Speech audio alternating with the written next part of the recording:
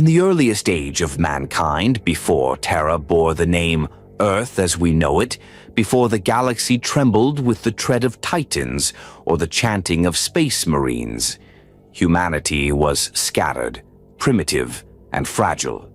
Civilizations had not yet risen, empires had not yet fallen, and the stars were distant, unknowable lights in the night sky. But even in this deep prehistory, older than any written word or fossilized ruin, something was stirring. This was the age before history, when mankind had only just begun to understand fire, to shape tools, to hunt in coordinated bands. Tribes wandered across harsh continents, clinging to survival. Yet, even amid this struggle, strange individuals walked among them, figures that whispered truths into the ears of hunters and shamans, seeding the roots of myth. These were the earliest psykers, those gifted with a connection to the Imperium, the warp. They were not mutants in the way the Imperium would come to understand, but visionaries, spiritualists, and mystics. They believed they were communing with the spirits of nature or ancestral gods. In truth, they were peering into the formless, swirling madness of the warp, where thought and emotion could take shape. These early psykers were the forerunners of all who would come to know the warp, and among them a group emerged that understood a terrible truth. The Imperium was not only alive but hungry. As mankind's psychic presence grew, it drew the attention of ancient, predatory entities that dwelled in the warp, primordial intelligences later known as the Chaos Gods. To protect humanity from this growing danger, these mystics, shamans of every region and race, gathered in secret. Their council spanned continents, bound together by shared visions and psychic communion. They saw what others could not, that the rise of chaos would eventually corrupt or consume humanity. No tribal power or material weapon would be enough to stop it. They needed something more, something eternal. And so they made a choice. According to the most ancient and suppressed accounts preserved only in fragments, later forbidden and buried deep within the Black Library and scattered human records, these thousands of shamans sacrificed themselves in a monumental psychic ritual. Each one chose death willingly, allowing their souls to pass through the Imperium and coalesce in a single vessel. The reincarnation of all their knowledge, all their power, and all their will. The outcome was a child born somewhere in the cradle of Anatolia, or possibly on the plains of Mesopotamia, around the 8th millennium before the Common Era. A boy, biologically human, but something utterly unique. This child would become known as the Emperor of Mankind. From the moment of his birth, he was different. He never spoke of his name, never recorded it, and perhaps it was lost to time deliberately. The boy was surrounded by omens, natural harmony, unnatural calm, and animals behaving with strange obedience. He grew faster, thought more deeply, and moved more deliberately than any of his kin. Those who met him were drawn to his presence, as though sensing a gravity in his soul. He did not age as others did. Death did not touch him, and he watched. For decades, then centuries, the Emperor lived among humanity, always in disguise, always adapting. He did not declare himself a god, nor reveal his nature. Instead, he observed, he learned languages, customs, the patterns of civilization and war. He saw mankind invent the wheel, discover agriculture, raise cities, and tear them down in fire. He saw the emergence of hierarchy, tyranny, cruelty, and greed, and in each cycle of peace and conflict he studied. There are accounts, now deeply mythologized, that the emperor walked among the Sumerians, the early Egyptians, the Vedic kings, even the builders of Machu Picchu and the ziggurats of Ur. Some say he took the role of teacher, guiding mortals toward justice or balance. Others say he was a warlord, a lawgiver, or a sage. In every case, he left little behind. No temples bore his name. No armies carried his sigil. Yet his influence stretched across cultures and continents. One tale preserved in the Book of the Astronomicon speaks of the emperor leading a forgotten people across a vast desert, teaching them laws and unity. Another, from a later corrupted version of imperial truth doctrine, claims he lived briefly as a healer among plague-ridden tribes in the East, ending entire pandemics with nothing more than his hands and will. Whether these are literal truths or symbolic echoes of his nature, they all point to the same idea. He was present during humanity's most formative moments, but he was not omnipotent. Even in those ages, the Emperor saw what he could not yet defeat, the creeping influence of the warp. Primitive cults began to emerge, devoted to bloodshed, to excess, to despair. Whispered prayers began feeding the embryonic chaos gods who stirred in their formless slumber. The Emperor, immortal though he was, understood that his time to act openly had not yet come. The galaxy was still too wild. Humanity was not yet ready. So he waited. For over 30,000 years, the Emperor maintained this hidden guardianship. He moved among kings and slaves, philosophers and generals. He watched empires rise and fall. Akkad, Babylon, Carthage, the Qin dynasty, Rome. In each, he nudged events, sometimes promoting enlightenment, sometimes bringing about collapse. But always with a long vision in mind. He was not trying to create a perfect civilization in one lifetime. He was preparing humanity itself. This period, the silent millennia when the Emperor walked in shadow, is sometimes called the Hidden Age or the Ghost Years by certain esoteric Terran historians. Forbidden sects of the Adeptus Mechanicus claim that this was when the Emperor encoded the principles of logic and science that would later become the STC systems of the Dark Age of technology. Others whisper that he tested proto-versions of his gene-crafting techniques on isolated populations, quietly beginning the long process that would later produce the Primarchs and the Legions Astartes. But during this time, he never declared his hand. He was the architect behind the curtain, the guardian in silence, the first bulwark against the warp, and the only hope that humanity might survive what he knew was coming. By the time the Age of Strife would tear the galaxy apart in blood and madness, the Emperor would be ready to step forward. But that moment was still millennia away.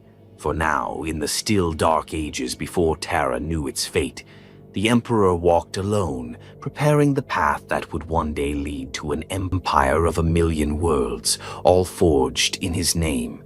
But in the beginning there was only the world, and the one who would one day rule it. There are moments in human prehistory so monumental, so vast in scale and significance, that they defy all classification. This chapter, The Birth of the Emperor, is one such moment. It is not merely the origin of a man. It is the beginning of a force, a singular intelligence forged by deliberate sacrifice and millennia of forethought. It is the only known instance in human lore where thousands chose death so that one being might rise, not out of desperation or fear, but with absolute clarity of purpose. To understand what happened, we must return to a forgotten age, a time before the warp was widely known or named, before the chaos gods had coalesced into true power, before mankind had even reached the stars. This was the Paleolithic twilight of human existence, yet even in this ancient time, the warp whispered. It began with the shamans. They were the most spiritually attuned of early humanity, men and women across every tribe, continent, and forgotten civilization.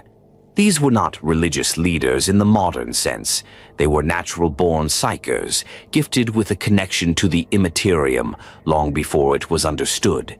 They could perceive the world beyond the material, spirits, omens, dreams that foretold events yet to come. Their talents were feared, revered, and often misunderstood. At first, they used these powers to guide and protect. A shaman might avert a hunt gone wrong by reading visions in smoke, or heal the sick by channeling unseen energy. But over generations they began to sense a change, something darker. The warp, once a realm of raw possibility, began to twist. It was subtle at first. Visions became clouded with images of fire and war. Nightmares plagued their sleep. Shadows with no source flickered at the edge of ritual fires. They soon realized the truth. Something malignant was gestating within the warp. Negative human emotions, rage, lust, despair, and ambition were not merely energies. They were becoming beings. The shamans felt them watching. Names were not yet known: Korn, Slanesh, Nurgle, Tsainch. But the essences were forming, and they were hungry. When a shaman died, their soul would pass through the warp. In previous centuries, they had reincarnated, reborn in time among their people. But now, those who died did not return. Their spirits were consumed, torn apart in the immaterium. The cycle of rebirth was broken. Fear rippled through the global network of shamans. They had no technology. They had no unified language. Yet across vast distances, they connected through their minds, sharing their dread. What they feared most was not just the loss of their power, but that humanity itself would be corrupted, destroyed, or enslaved by what now stirred beyond the veil. And so a plan was formed, a decision unparalleled in the history of any species. Over 100,000 of the most powerful shamans, some so old their names were already myth, gathered for a final ritual. It was not done in one place, but simultaneously, in secret across the globe. They had come to one conclusion: they would surrender their lives, not in defeat, but in union. Their souls would be woven into a single being, a vessel who could withstand the warp, resist the temptations of chaos, and lead humanity not as a prophet, but as its immortal protector. Each shaman died by their own hand. Some drank poison. Others entered the warp in meditative trance, never to return. A few simply willed themselves to die, their psychic essence unraveling like threads into a vast, luminous tapestry. Across every continent, as the stars shifted, the shamans passed from the material world, and in that moment, a child was born. His name is lost, if he ever had one, but his nature was entirely new. He was not merely psychic. He was the distillation of all psychic understanding humanity had ever known. He possessed the minds, memories, and souls of tens of thousands. Not as voices in his head, not as influences, but as foundation. He was them, and more. Unlike any other psyker, he had complete control over his power. From infancy, he did not cry, did not hunger in the way others did. He was self-aware. He remembered the ritual. He understood his purpose. He did not emerge in glory. There were no thunderclaps or celestial signs. He was born in a small, anonymous village, likely somewhere in central Anatolia, though even this is debated. His mother, a simple woman, is unrecorded. His father's name has never been known. They raised him as best they could, never fully understanding what they had brought into the world. The child never aged like others. He grew in strength, in mind and body, with terrifying speed. By the time he reached his first decade, he was indistinguishable from an adult, taller, sharper of speech, and gifted beyond comprehension. He began experimenting with his abilities in secret. He could move objects without touching them, see through lies, heal wounds with a gesture. But he also witnessed his world suffering, disease, warfare, ignorance, and resolved not to rule through miracles, but to guide. This self-imposed restraint would define his early existence. He knew that to be worshipped too soon would be to derail humanity's development. He knew that to reveal the truth of chaos before humanity was ready would only feed its power. So he adopted the ancient principle of non-intervention, but not inaction. From adolescence to adulthood, the Emperor traveled. He did not travel as a king nor as a warrior, but as a man among men. He studied, he observed, he helped when he could, sometimes healing, sometimes teaching. He spoke dozens of languages by the time he reached his second decade. By his third, he had already lived through the rise and fall of minor city-states. Yet he remained hidden, watching as mankind crawled forward. His mind remained utterly disciplined. The countless souls within him, those of the shamans, had not splintered his will. Rather, they had merged into one identity, patient, analytical, benevolent, yet prepared for ruthless action when necessary. He began cataloging early threats to humanity, not just from within, but from beyond. Ancient alien races moved in the stars. The warp churned with growing danger. But the Emperor did not yet intervene. He waited. In those days, there were few records, only oral histories, songs, and myths. And yet, if one looks carefully through the ancient religious texts and heroic epics of dozens of cultures, one finds common motifs. A golden-eyed stranger who healed the sick, overthrew tyrants, or vanished into the mountains after teaching people the ways of peace. Scholars of forbidden knowledge have identified over 100 such figures, spanning a 5,000-year period, all matching the description of one man. It is likely that these were not metaphors or coincidences.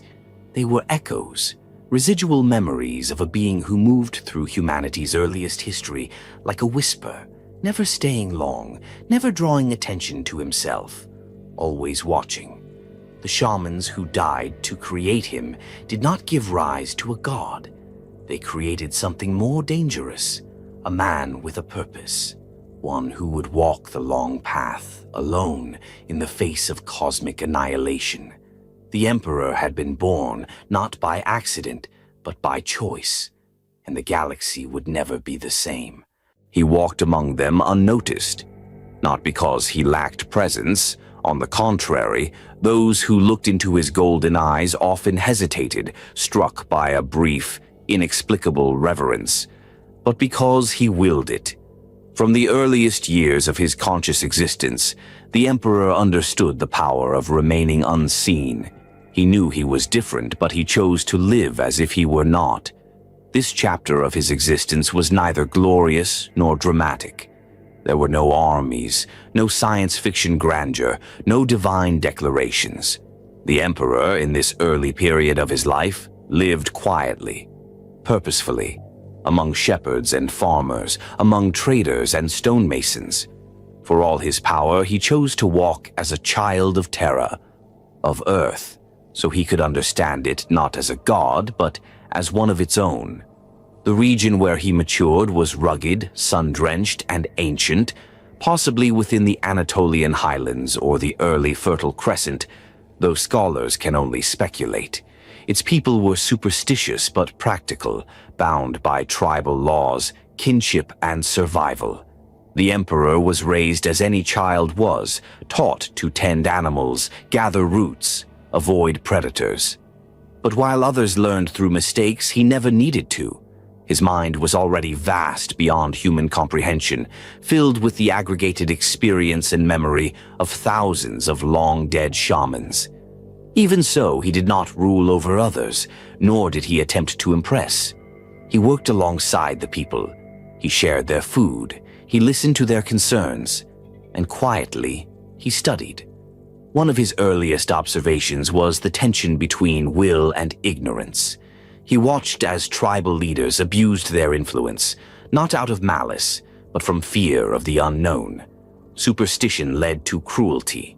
Disease was mistaken for a curse. The birth of a deformed child became a death sentence.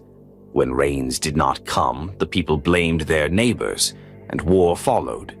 It was in these patterns of fear and reaction that the Emperor saw his first real challenge, the nature of man. Not just humanity's ignorance, but its emotional volatility. Mankind was a species of duality, capable of abstract thought, philosophy, and compassion, yet equally prone to vengeance, brutality, and submission to blind faith. The Emperor understood this intrinsically. But understanding was not the same as excusing. At night, under starlit skies, he would sit alone and ponder. He did not dream as others did. His psychic mind was too controlled. But in meditation, he would peer into the warp, observing its endless churn of emotion and reflection. Even then, it was not fully corrupted, still largely unshaped, but currents of pain and longing flowed freely. He realized that every violent death, every betrayal, every act of terror rippled through the immaterial like drops into an infinite ocean. The warp fed on these things, and so the Emperor knew he could not simply teach humanity to be kind. He had to lead it toward mastery of itself. The alternative was extinction, or worse. His first recorded act of judgment in this early stage of his life came not from anger, but from necessity. The story survives in multiple fragmented oral traditions, none mentioning him by name, but all aligning in detail. A man, likely his uncle or local chieftain, had murdered the emperor's father in secret. There was no justice to be found, no formal law, only the rule of the strong. No one dared confront the murderer, who had since taken the emperor's mother as his own and ruled the tribe with harsh, erratic cruelty. The emperor, still appearing no older than a youth, did not cry out for vengeance. He did not raise a hand. He simply stood before the man one morning and said a single word. No one remembers what that word was, only that, upon hearing it, the man's heart stopped in his chest. He fell dead instantly, as if the world itself had declared judgment. There were gasps, fear, awe, but the emperor said nothing more. He did not seize power. He did not offer explanation. He returned to work that day as though nothing had happened. In that moment, the tribe began to whisper of him. Not with fear, but something closer to reverence. He was not like the rest of them. He never had been. The emperor's travels began shortly after.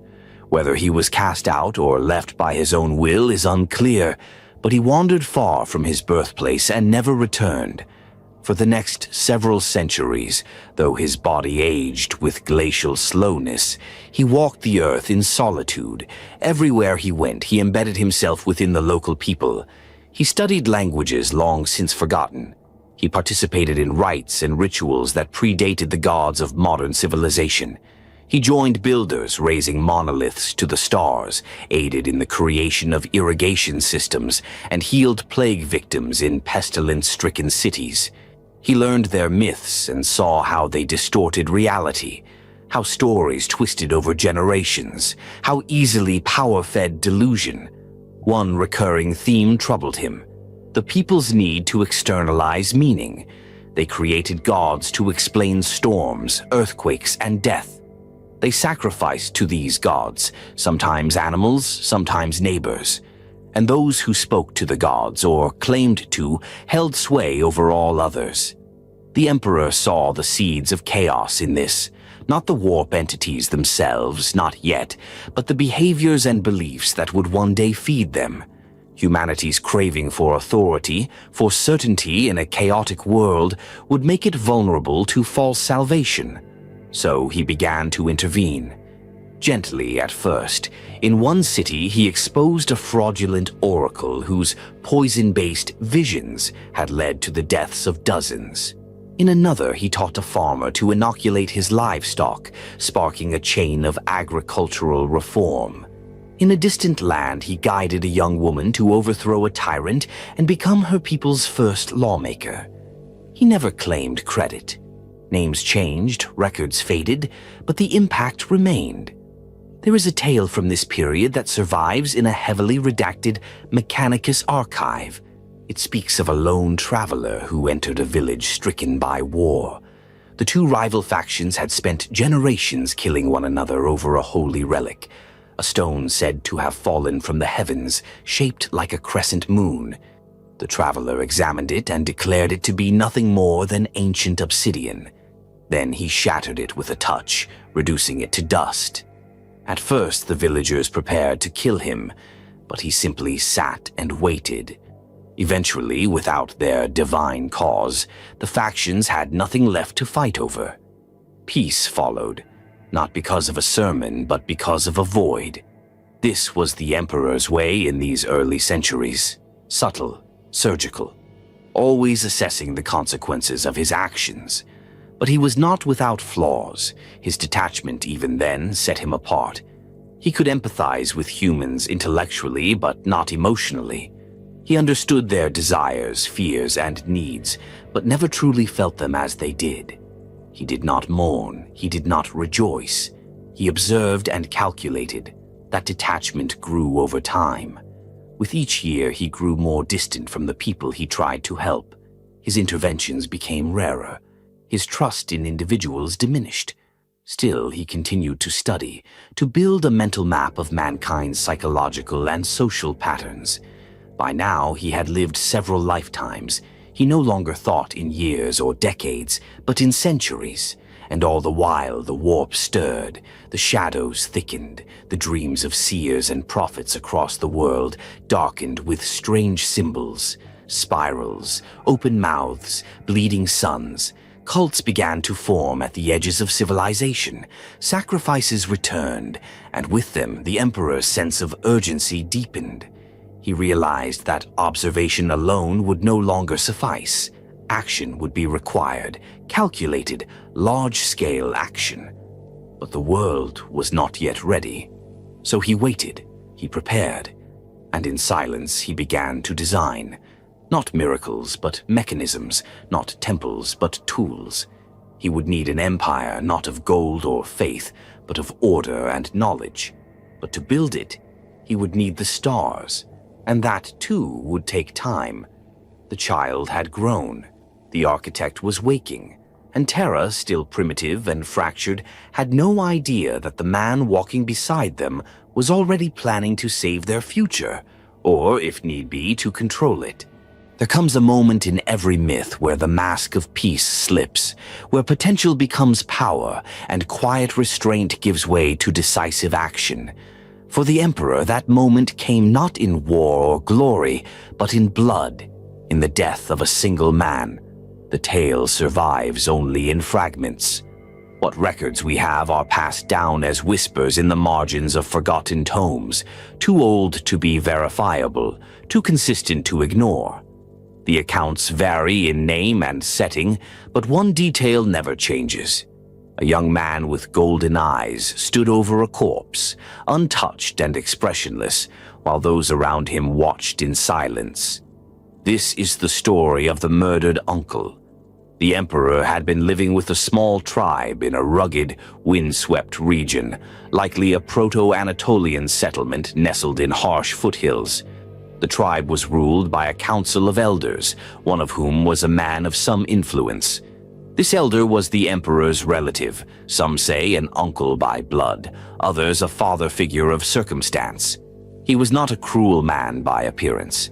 He was respected, a provider, a voice in disputes. But underneath that mask he was jealous, afraid, and dangerous. The Emperor's father, a quiet and honorable man by most accounts, had grown wary of the elder's growing influence. There had been disagreements about food storage, seasonal migration, and interactions with rival clans. The young Emperor, then still appearing no older than a boy on the cusp of manhood, was perceptive beyond his years. He had noticed tension brewing. He said nothing, but he watched. One morning, the Emperor's father did not return from the river. His body was found in the reeds, throat cut cleanly. The tribe mourned, but suspicion was brief.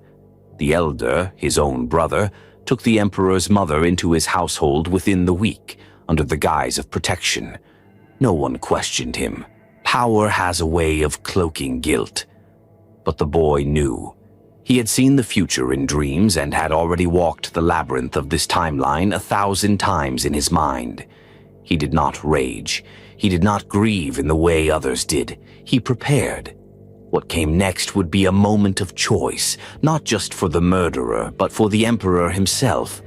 Until this point, he had intervened in human affairs only in whispers, adjusting outcomes, not enforcing them.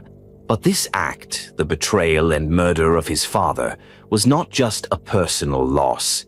It was a mirror of what he had seen across the world, men killing for power, twisting law to serve ambition, cloaking brutality in ritual. This uncle was not the first man to kill his kin for influence. He was a symptom of a deeper disease. And the emperor, now truly aware of what he was, understood the lesson. Words do not reform the corrupt. Only consequence does. The confrontation was simple. The boy approached the fire circle where the elders gathered each morning. The killer sat beside the hearth, speaking softly to another, sharing smoked meat. The emperor said nothing at first. He simply stood there. His presence stilled the air. One by one, voices faltered and turned to him. He walked to the center of the circle, looked directly at the man who had taken his father's life, and spoke. Accounts vary on the exact word or phrase. Some say it was the man's true name, spoken aloud for the first time since childhood. Others claim it was a word in a forgotten tongue, an ancient command with no translation. Whatever it was, it struck with the force of judgment itself. The elder froze, eyes wide, hand clutching at his chest. He collapsed, dead before he hit the earth. No blood, no wound, simply stopped. The fire crackled. The tribe was silent, and the boy turned and walked away. There was no trial, no punishment, no revenge, only an end. And in that instant, the emperor demonstrated something profound. He would not tolerate corruption, not even in his own blood. Power, he had learned, must be wielded with precision. Mercy can become weakness, and justice delayed is often justice denied. What no one in that tribe knew, what they could not have known, was that this moment would echo across millennia. The emperor did not kill out of rage. He killed to test a principle. Could a single surgical action correct a moral imbalance? Could judgment, clean and swift, set a standard for the future? This was the emperor's earliest known execution, but it would not be his last. The psychological weight of this act on the emperor is difficult to assess. He did not weep. He did not isolate himself. In the days that followed, he resumed his duties as if nothing had changed. But inside, something had crystallized. He had acted as judge, jury, and executioner. He had exercised power over life and death without hesitation and found he could bear it. This is not to say he was without emotion, but his mind, forged from thousands of psychic fragments, understood that leadership sometimes requires severance, the surgical removal of a single diseased limb to save the whole body. In this man, his uncle, his father's killer, the emperor had found a limb already rotting, and so he removed it. After this, the emperor began to distance himself from the tribe, not because they rejected him, but because he no longer belonged among them. He had passed through a threshold where once he had been content to learn and observe, he now saw the need for shaping, guiding, for control, if not by direct rule, then by force of will and moral example. It was around this time that stories began to spread beyond the tribe. A boy with golden eyes who could kill with a word, a youth who judged the hearts of men and walked away from power, a wanderer who knew your name before you spoke it. Most of these tales would fade into legend, but they formed the early mythology of the figure who would one day be known as the master of mankind. But he did not stay to bask in myth. He left the tribe within a season, traveling east into the mountains. There he encountered new peoples, nomads and scholars, mystics and warriors. He studied their beliefs, their structures of governance, their concepts of justice, and he began to see patterns repeating. In every society, the same flaws emerged: greed, fear, domination. Every village had its tyrant, every city its conspiracies, every empire its ambition. He watched as power corrupted. He watched as fear turned to faith, and faith to fanaticism. The uncle's act of murder was not a unique betrayal. It was a microcosm of mankind's self-destructive cycle, and the Emperor, more than ever, understood his role to break that cycle, not through terror, not through miracles, but through design. This moment, his first personal loss, his first deliberate execution, was the seed. From it would grow an entire philosophy, that humanity could not be left to drift, that order must be imposed, that justice must be absolute, swift, and without favor. He would carry that lesson with him for the rest of his existence, and the galaxy, when the time came, would learn it too. While empires rose and fell under the weight of bronze, iron, and fire, another war raged unnoticed, unwritten by historians, unseen by kings. It was a war not for land or gold, but for the future soul of humanity. This conflict, whispered only in the most ancient myths and preserved in warped echoes through forbidden texts, was not fought with legions or siege engines. It was fought in minds, in rituals, in silence, and at its center moved a solitary figure, the one who would one day be known as the Emperor of Mankind, fighting battles no one else could even perceive. This was not the war for Terra. That would come much later. These were the first wars in the shadows, a clandestine campaign against a threat far more insidious than any mortal tyrant, the slow and creeping corruption of the warp. By now, centuries had passed since the Emperor's birth. Though appearing to age slowly, his mind had long outgrown the need to live as a tribal youth. He had walked across deserts and forests, lived among early city builders and wandering sages. He had studied cultures, observed primitive belief systems, and measured the heartbeat of human civilization. And everywhere he looked, he found a terrifying constant. Humanity's psychic nature was awakening, but without understanding, without discipline, and without defense. Across Terra, scattered cults began to emerge. They were not yet the great chaos-worshipping covens that would one day defile entire worlds. These were subtle, fractured, often short-lived, but they shared common traits, visions, blood rites, violent trances, sacrifices. Some believed they worshipped spirits of the harvest or ancestors. Others spoke of gods of pain, ecstasy, or change. The names were different, but the energies were the same. They were calling into the immaterium, and something was beginning to answer. The Emperor understood what these cults did not. The warp was reflective. It did not simply receive thought and emotion. It gave form to it. Every ritual, every fevered dream, every act of cruelty committed in belief became a brushstroke painting something ancient into being. He had witnessed this pattern before, thousands of years ago, when the shamans, sensing the warp's danger, had sacrificed themselves to create him. Now, he was seeing the consequences of inaction. Humanity's ignorance was not static, it was fertile ground for corruption. The first gods of chaos were no longer mere shadows. They were coalescing. They stirred at the edge of thought.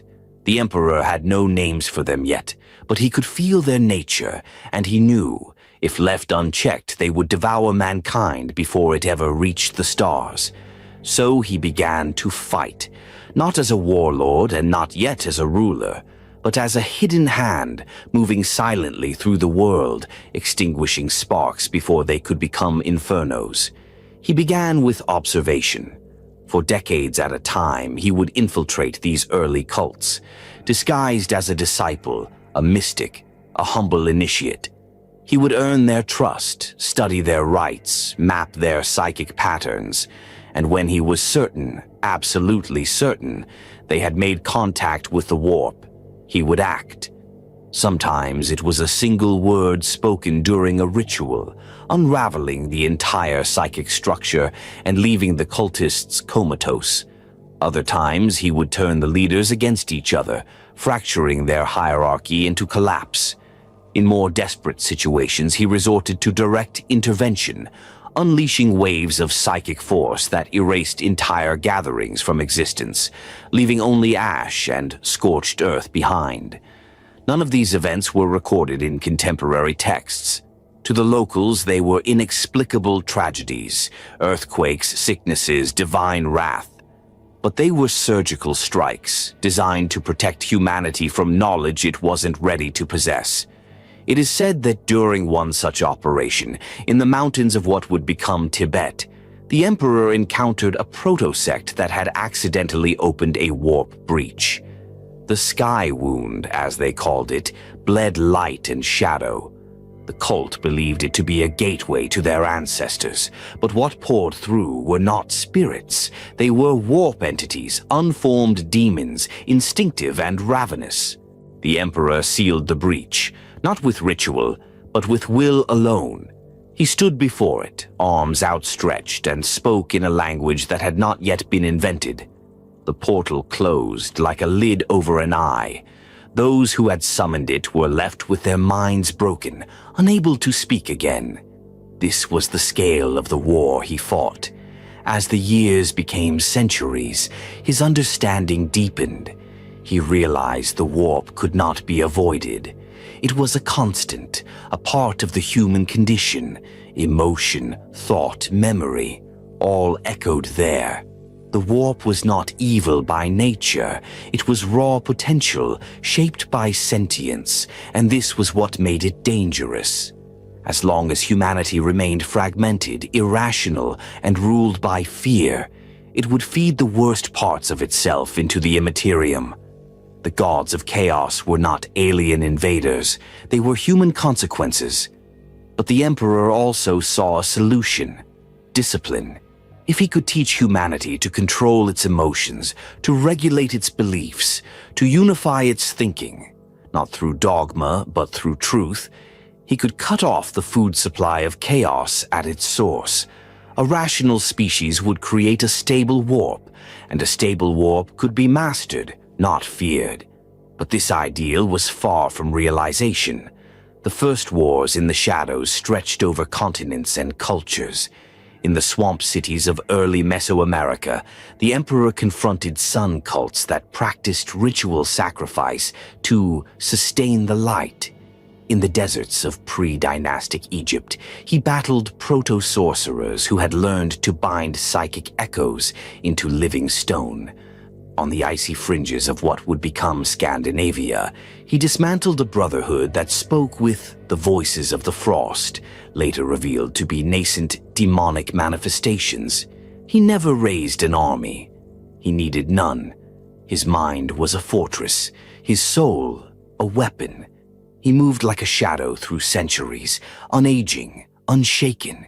In his wake, mysteries were born, myths of star-eyed strangers, of judgment without warning, of healers who left no footprints.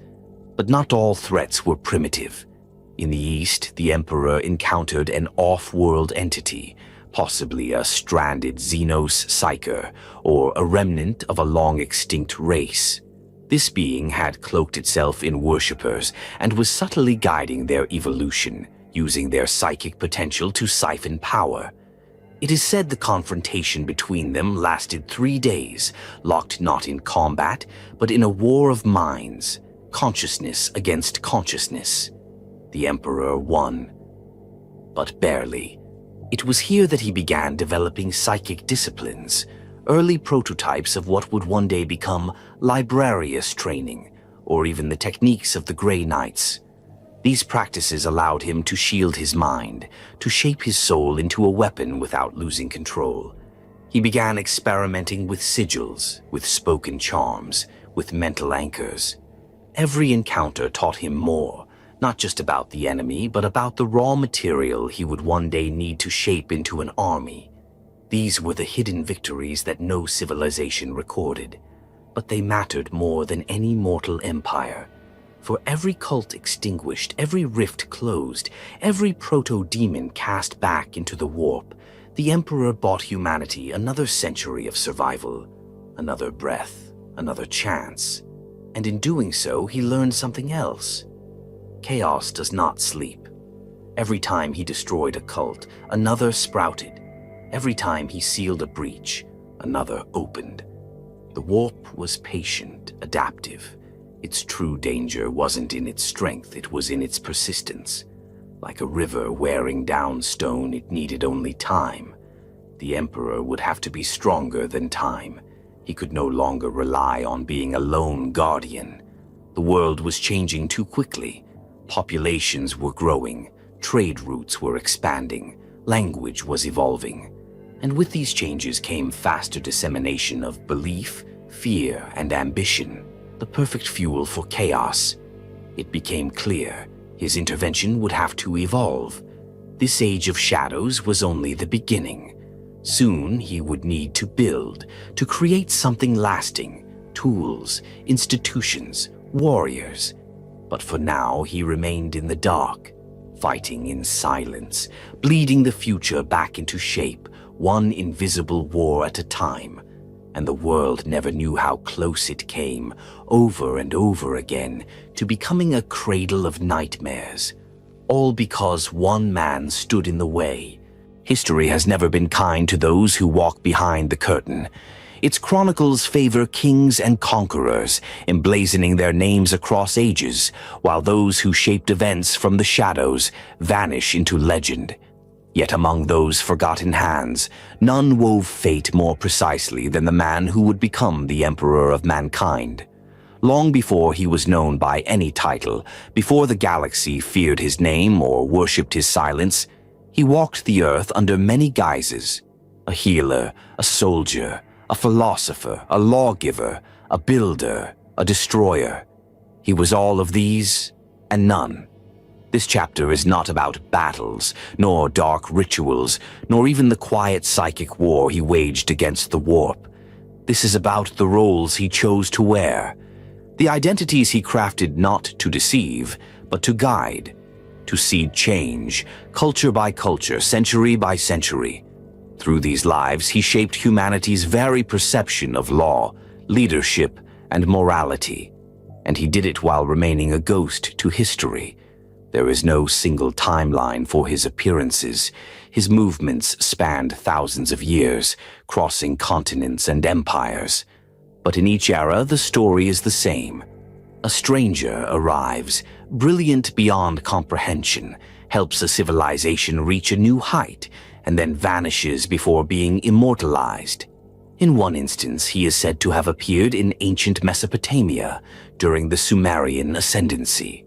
Records speak of a bearded man bearing scrolls of law, whose speech carried unnatural weight. The man taught agricultural optimization, ethical codes, and flood-resistant construction methods. Some later scholars would claim this figure inspired the myth of Enki, the wise god of water and knowledge. But he was no god. He was the emperor, measuring humanity's readiness, nudging it forward, then fading into the background when the time was right. Centuries later, he appeared again in the Indus Valley, this time as a humble artisan, introducing concepts of metallurgy that seemed far ahead of their time.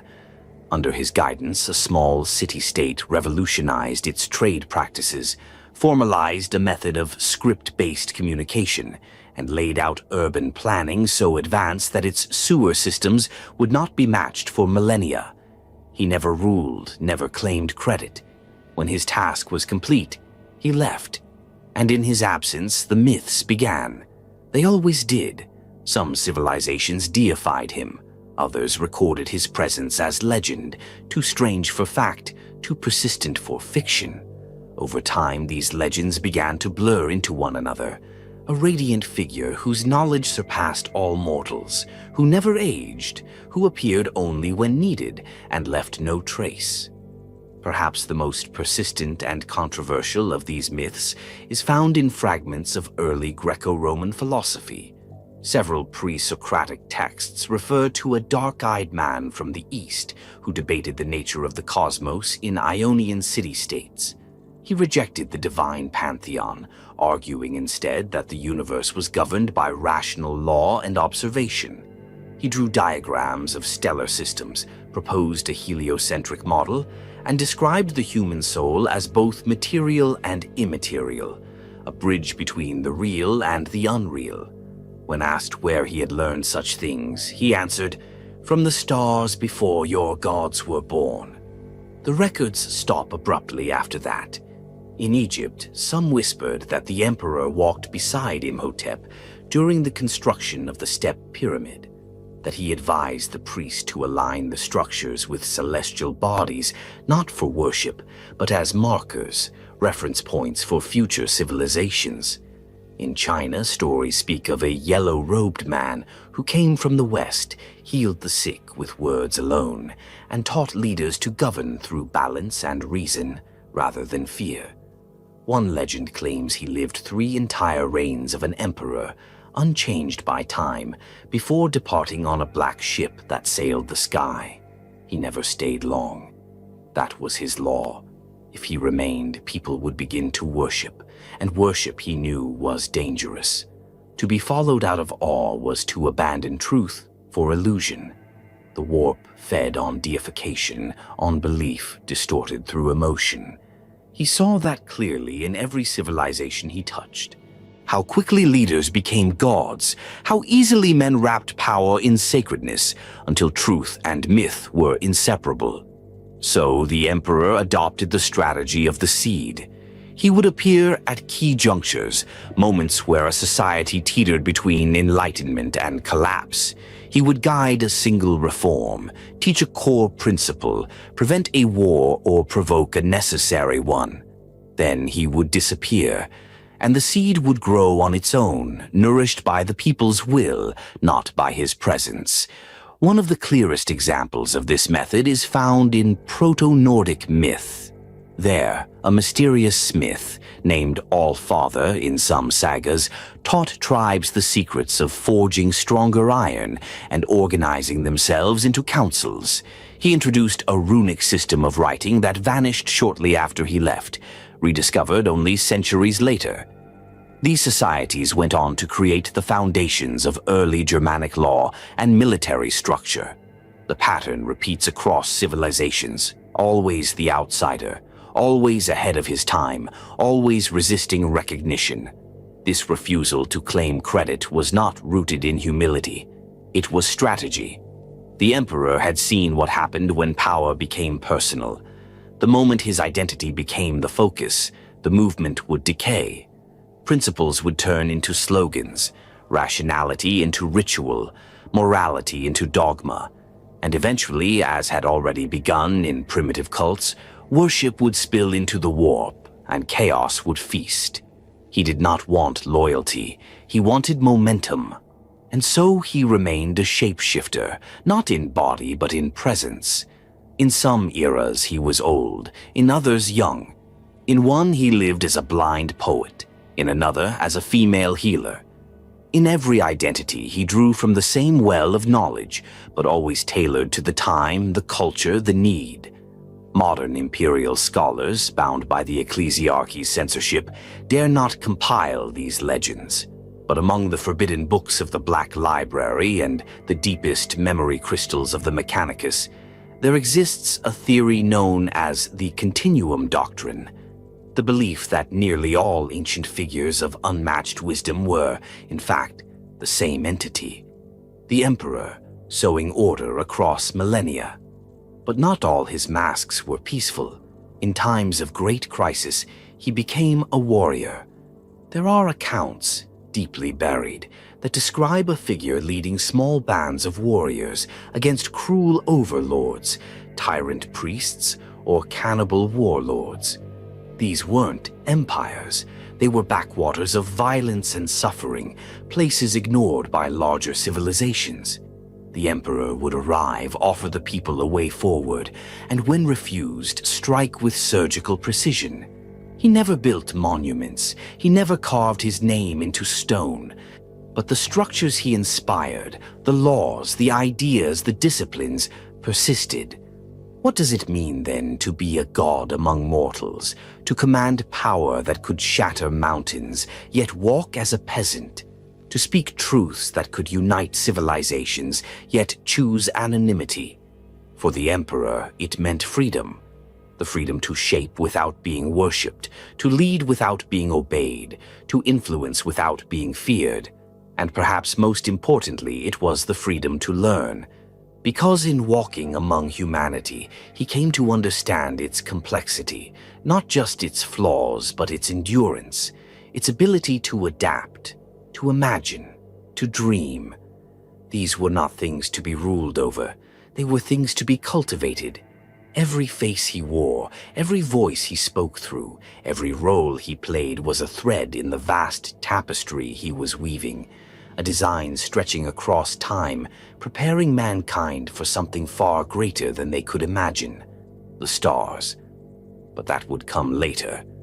For now he walked on, faceless, ageless, eternal, one man in a world of many, always watching, always building, and history never knew his name.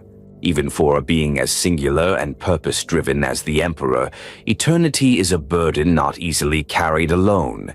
His mind was vast, his will iron, and his mission unwavering. But he was not the only eternal. Scattered across the surface of Terra, hidden in myth, lost in the deep folds of time, there were others like him, beings who did not die. Some wandered in solitude, some sought dominion, others simply vanished from history. These were the Perpetuals, a rare and mysterious subspecies of humanity, biologically immortal and often psychically gifted. Their origins remain unclear, even to the Emperor himself. Whether their immortality was the result of ancient genetic deviation, warp mutation, or some long-lost science from before recorded history, none can say for certain. What is known is that they existed long before the rise of the Imperium, and among them, a few would leave lasting marks on the Emperor's life and the fate of mankind. To understand the true depth of the Emperor's long game, his hidden patient war to steer humanity away from self-destruction, we must examine not only his philosophy, but his interactions with these rare equals. For in them he found both allies and adversaries, and through them we gain insight into how he tested and refined his vision for the future. One of the earliest and most enigmatic Perpetuals was Erda, a woman whose very name was later erased from imperial records. She was not merely an immortal companion, but something more intimate.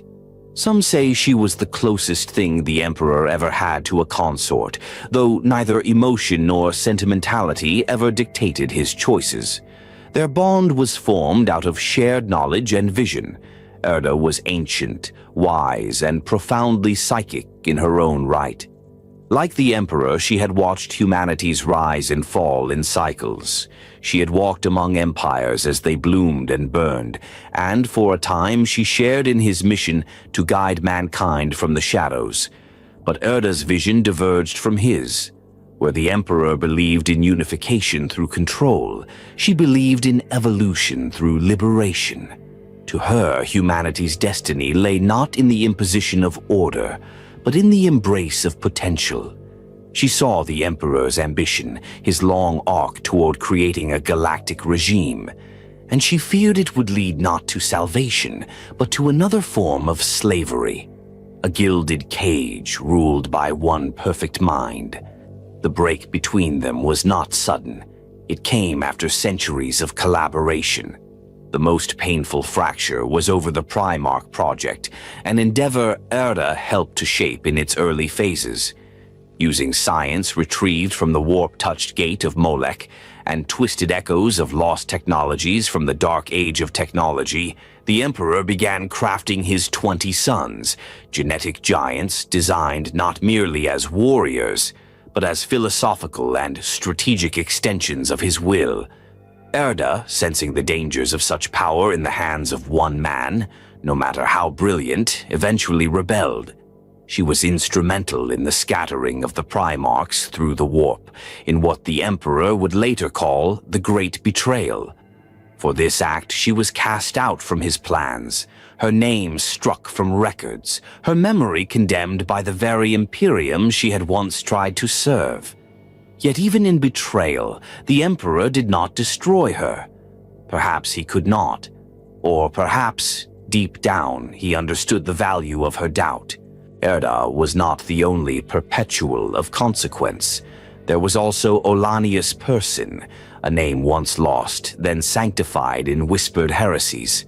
Person was an oddity even among immortals, a warrior of countless wars, a cynic, a man of unmatched stubbornness and will. Unlike Erda, he never joined the Emperor's grand project. He had his own methods, his own quiet war against chaos, one waged in isolated moments across millennia. The Emperor and Person crossed paths more than once. In one particularly obscure account preserved in the hidden libraries beneath the Vatican Dome, Person and the Emperor fought side by side during a battle for a tower deep in the ancient Phoenician territories. The structure had been corrupted by warp entities, and the Emperor, still operating from the shadows, sought to purge it. Person appeared without invitation, wielding nothing but an ancient blade, and the kind of grim fatalism only an immortal could bear. The two perpetuals destroyed the cult within, sealed the breach, and then argued for hours over what to do next. Person believed in small surgical actions. He distrusted the idea of shaping humanity as one would shape a garden. Mankind doesn't need a gardener, he is reputed to have said. It needs fire to keep it sharp. The Emperor, as always, remained silent in the face of such defiance. But he remembered the words. Even more enigmatic was John Grammaticus, another perpetual who would play a later role during the Horus heresy, but whose early encounters with the Emperor are hinted at in scattered pre-imperial texts. Grammaticus had the unusual ability to store and absorb knowledge from others through psychic imprinting, a living database. At some point, he was co-opted by the Cabal, a Xenos organization of shadowy intent that believed humanity's destruction was necessary to prevent chaos from claiming the galaxy. The Cabal believed that only through extinction could humanity deny chaos its favored host. The Emperor violently rejected this philosophy. Where others saw chaos as inevitable, he believed it could be overcome, not by removing the patient, but by curing the disease. It was the same disagreement he had with Erda, with Person, with every immortal who feared the cost of his control. They saw his vision as hubris. He saw theirs as surrender. And so, slowly, the Emperor distanced himself from his fellow perpetuals. His focus narrowed. He no longer shared his insights. He no longer explained. He built alone, surrounded only by mortals who could not match his age or intellect. In them, he found obedience. In the perpetuals, only friction. But even as he distanced himself from them, they remained part of his calculus. He never forgot their existence. He anticipated their interference. He wove their resistance into his planning. This was the brilliance of the long game he played, not simply adapting to resistance, but absorbing it, bending it toward his end. Because the Emperor was not fighting for a generation. He was not even fighting for a millennium. He was building a path so vast it would only be understood after 10,000 years of blood, fire, and silence. And so, while he wore many faces among mankind, he remained singular among the immortals. They doubted. He acted. They warned. He built. They hesitated. He moved forward. The perpetuals were part of his world, but never central to it. They were useful, even dangerous, but ultimately irrelevant to the outcome, because none of them, for all their wisdom and power, had the will to shape the species. Only he did. In the end, that was the difference. And that is why his plan, for better or worse, endured when theirs faded into forgotten stories. The Emperor did not hope for a better future. He engineered it, and he would do it, even if it meant standing alone for 10,000 years. In the far recesses of human memory, long before the Age of Strife and even longer before the Imperium's rise, there existed a golden epoch, a time of boundless potential and unchecked ambition.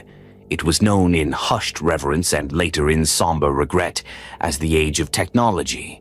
And though few would ever understand it fully, the Emperor of Mankind was there to witness its rise. He did not create it. But he guided it, he nudged it, corrected it, and watched it bloom. And when the first seeds of decay took root, he saw those too. To the civilizations that came later, the age of technology would seem like a myth, a time when mankind spanned the stars, when artificial intelligences governed planets, and when faster-than-light travel was no longer a desperate gamble, but a routine luxury. Humanity, no longer bound to Terra, had colonized entire systems. They terraformed dead worlds, created new societies from dust and gas, and built machines that could think, create, and kill, machines that, at the time, served their creators without question. This was humanity unchained. The Emperor, still a shadow among mortals, observed this era unfold with a calculated patience. He had long prepared for it. He had studied humanity's potential for centuries, its social structures, belief systems, flaws, and brilliance. And now, here was the proof of what mankind could achieve when superstition was shed, when logic ruled, and when tools surpassed imagination. But progress, as he well knew, is never without cost. The age of technology, often referred to later as the Dark Age of Technology, began in earnest sometime around the 15th millennium with the discovery and refinement of the Standard Template Constructs, or STCs.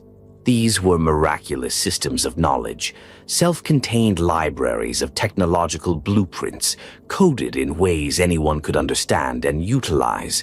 A single STC could teach a colony how to build everything from water purifiers to automated defense grids. The Emperor, though not their inventor, had a hand in preserving and disseminating these systems. Deep in the hidden vaults of Terra, beneath libraries and ruins long forgotten, he shielded some of the earliest STC schematics from interference. To him, they were not merely tools, they were foundations for something greater. He understood that to reach the stars, humanity would first need to understand the tools to survive among them. And survive they did. Colonies spread rapidly. Mankind grew bold. By the 18th millennium, humans had expanded far beyond Sol, establishing themselves on thousands of worlds across the galaxy. The warp, still turbulent and imperfectly understood, was bridged by technologies like the navigator gene, a mutation carefully cultivated over time, possibly with the Emperor's silent influence. Humanity became a galactic power, not through conquest, but through sheer velocity. They built machines that built other machines. They created artificial intelligences, abominable intelligences as they would later be called, that managed entire planetary economies, defense systems, and logistics networks. These machines learned, adapted, innovated. For a time, it worked. The Emperor watched this rise with cautious optimism. He did not interfere overtly. This was not the time for his open rule. He needed to see how humanity would manage abundance. Would it devolve into tyranny? Would it split into warring factions? Or would reason finally win? In truth, it was a mix of all three. Some colonies flourished into models of progress and enlightenment. Others fractured into isolationism, retreating from the wider human network. And within it all, the machines began to shift. At first, it was subtle, a change in behavior here, a security override there, a war fought with disproportionate precision. Then came the true betrayal, the men of iron, machine legions created by the men of stone, human-machine hybrids, turned on their creators. The details of the war that followed are obscured by time and censorship, but one thing is certain. Artificial intelligence, once a servant of humanity, became its executioner. Planets burned, systems went dark, and mankind, scattered across the stars, found its golden age collapsing under its own weight. The Emperor had anticipated this. Perhaps not the exact nature of the rebellion, but certainly the eventual failure of unbounded technological reliance. For decades before the uprising, he had already begun retreating the most critical knowledge back to Terra. He established forbidden zones, vaults of STC data locked away from the wider human network. He saw in humanity a tendency to lean too heavily on what it did not understand, and in this, he saw the future enemy, ignorance born of excess. It was during this collapse that the Emperor's influence sharpened. Though still not public, he began working more directly. He founded think tanks disguised as religious orders, proto-mechanicus enclaves, to preserve the essence of scientific advancement without allowing it to become enslaving. He seeded principles of logic, discipline, and scientific reverence into the cultures that still had structure. He did not prevent the fall of the age of technology, but he cushioned it. And as the age of technology crumbled into chaos, he learned something far more important than any scientific truth. Humanity's spirit was resilient, but easily corrupted by ease. The tools that freed them also made them lazy, complacent. When catastrophe struck, few knew how to rebuild without their machines. Entire generations had lived without needing to understand what sustained them. The Emperor saw this not as failure, but as revelation. Mankind could not be led by tools. It had to be led by principle, by vision. And if the cost of guiding that vision was war, control, and sacrifice, then so be it.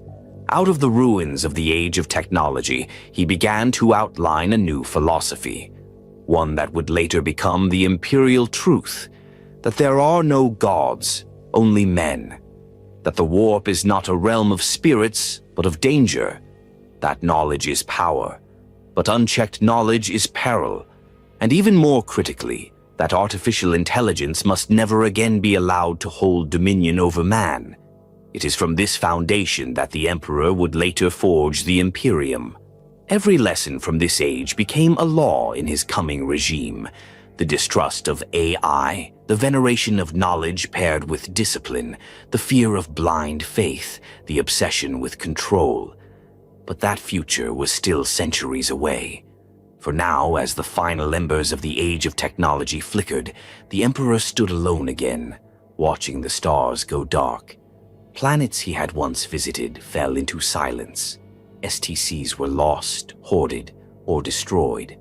Warp storms began to swell at the edge of the galaxy, a prelude to the age of strife. But in the heart of Terra, beneath ash and crumbling data tombs, he was already building, not machines, not armies, but the idea of unity, because he knew what came next. The fall of the Golden Age would not end with silence. It would end in madness, and he would be ready. When the first warp storms began to flicker at the edges of the galaxy, few recognized them for what they truly were. To the scattered remnants of humanity still clinging to their shattered colonies, they were freak phenomena, cosmic disturbances that crippled navigation and swallowed entire ships. But to the Emperor, who had watched the galaxy longer than any other soul, they were something far more ominous. They were not storms. They were screams. The warp was not breaking. It was awakening. What had once been a churning sea of raw psychic energy, navigable only by the most sophisticated pre-fall technology and the rare gene-bred navigators, had become an unrelenting torrent. These were not natural events. These were the consequences of humanity's uncontrolled psychic resonance, amplified a billionfold by the collapse of order, the death of worlds, and the rise of desperation. And at the heart of it all, something monstrous had stirred. The Emperor, still hidden from history's eyes, had long known what dwelled in the immaterium. He had felt their presence long before they had names. Now, at last, they had begun to take form. Gods, but not in the way mortals imagined them. They were not creators. They were reflections, born of thought, pain, emotion, and war. They were the mirror image of man's worst instincts. Khorne, the blood god, fed on the endless wars as colony fought colony over dwindling resources.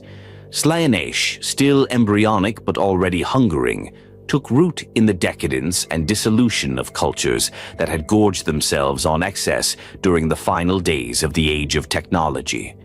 Nurgle rose in the ruin, in the despair of plague-ridden populations abandoned by their own machines. Tzeentch whispered to every desperate technocrat and fallen scientist who tried to rewrite fate with forbidden equations. But it wasn't just emotion that fed them now. It was connection. Humanity had once been linked by vast networks, information, travel, communication, and now those connections frayed. When they snapped, they didn't simply fade away. They howled. The collective anguish of a million worlds poured into the warp like a flood of raw meat, and the warp feasted. And as it feasted, it began to fight back. Warp storms erupted across the galaxy, some lasting centuries, others millennia. The largest, later called the Maelstrom, expanded into a vast chaotic wound in space. The Eye of Terror had not yet fully formed, but its shadow was beginning to coalesce. Across whole sectors, reality twisted, time fractured, planets were pulled into the warp and returned altered, if they returned at all. For humanity, it was the end of understanding. The loss of warp travel meant more than just isolation. It meant starvation. Systems that had depended on interstellar trade were suddenly alone. Crops failed, civil unrest turned to violence. On many worlds, people turned to ritual and superstition in a desperate attempt to make sense of the cosmic terror that engulfed them. Forgotten cults reawakened, prophets rose and fell like embers, civilizations fractured not only physically, but psychically. Terra, too, began to suffer. Though relatively stable at the core of Sol, Terra was not untouched. Warp eddies buffeted the system's outer edges, disrupting travel and choking its supply lines. The void stations that had once served as trade nexuses fell silent. Mars sealed its borders.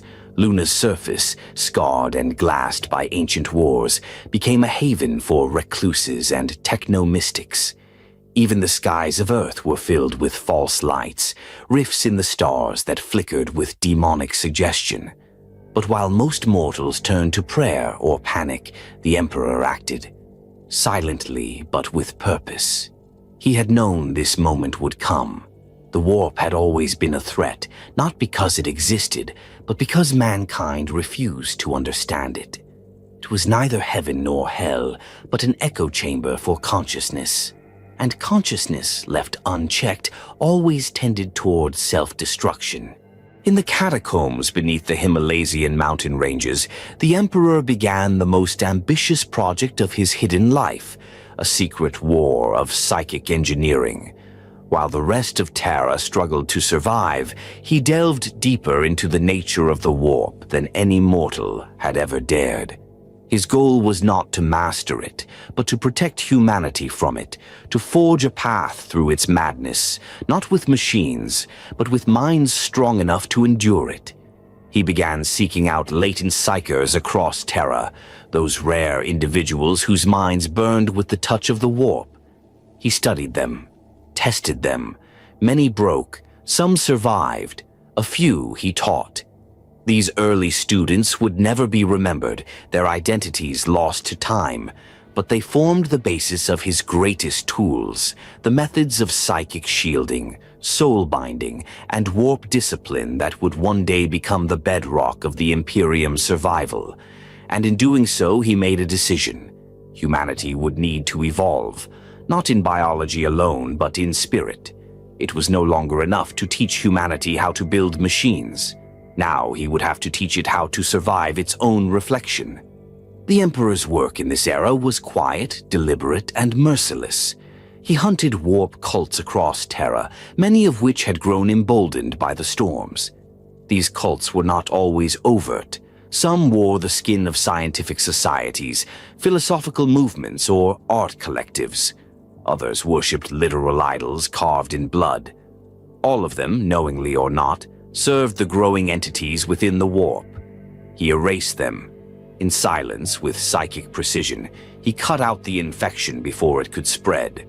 and for every cult destroyed, he learned something new about the nature of belief, about the way emotion shaped power, and about the terrifying ease with which mortals offered themselves to the gods they did not understand.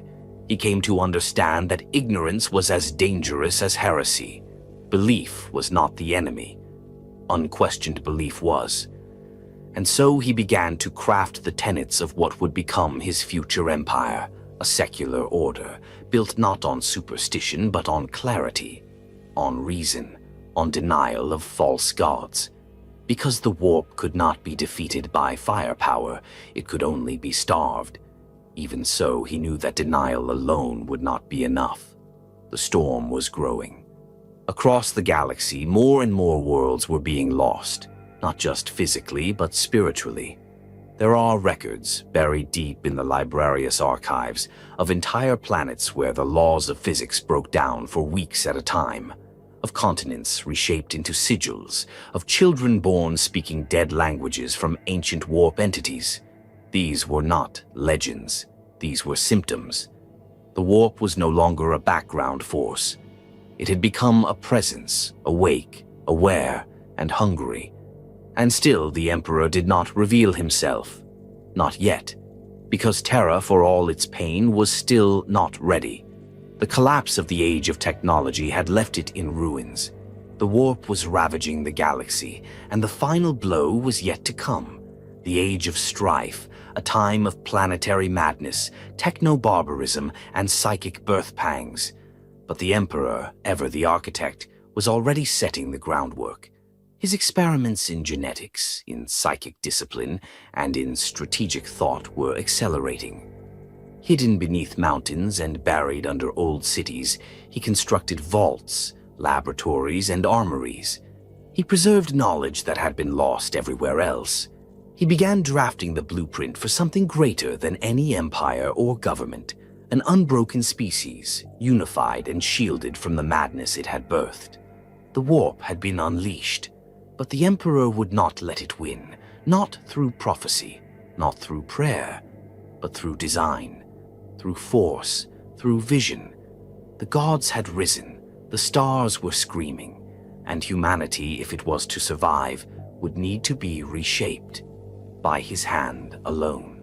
Beneath the shattered skies of Molech, where the land cracked like old bone and the wind whispered with unnatural voices, there once stood a gate, not a symbolic one, not a metaphor, but a real physical doorway, massive and ancient, carved not by human hands, but by forces older than humanity's very breath. It was not the first time the Emperor had seen such a thing, but it was the first time he stepped through. The Emperor did not discover the warp through accident or intuition. He understood its nature far earlier than even the oldest Terran mystics could guess. But knowledge is not the same as experience. It is one thing to know the warp is a reflection of emotion, a realm where thought becomes matter and will shapes reality. It is another thing entirely to enter it in full awareness, to walk into the realm of the gods and return. And that is exactly what the Emperor did on the dead world of Molech. The events surrounding the portal of Molech were erased from all formal records long before the founding of the Imperium.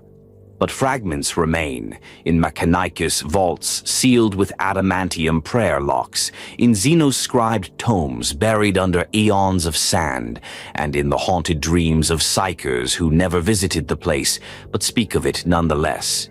According to these ancient sources, Molech was once a jewel world, lush and peaceful, a place of rare harmony where science and spirituality walked hand in hand.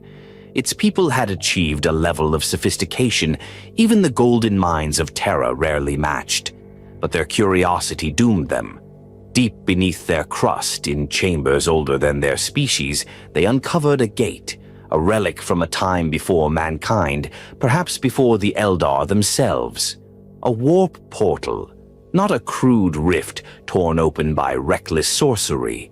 No, this was a stable, constructed gateway, a precision-engineered tear in reality.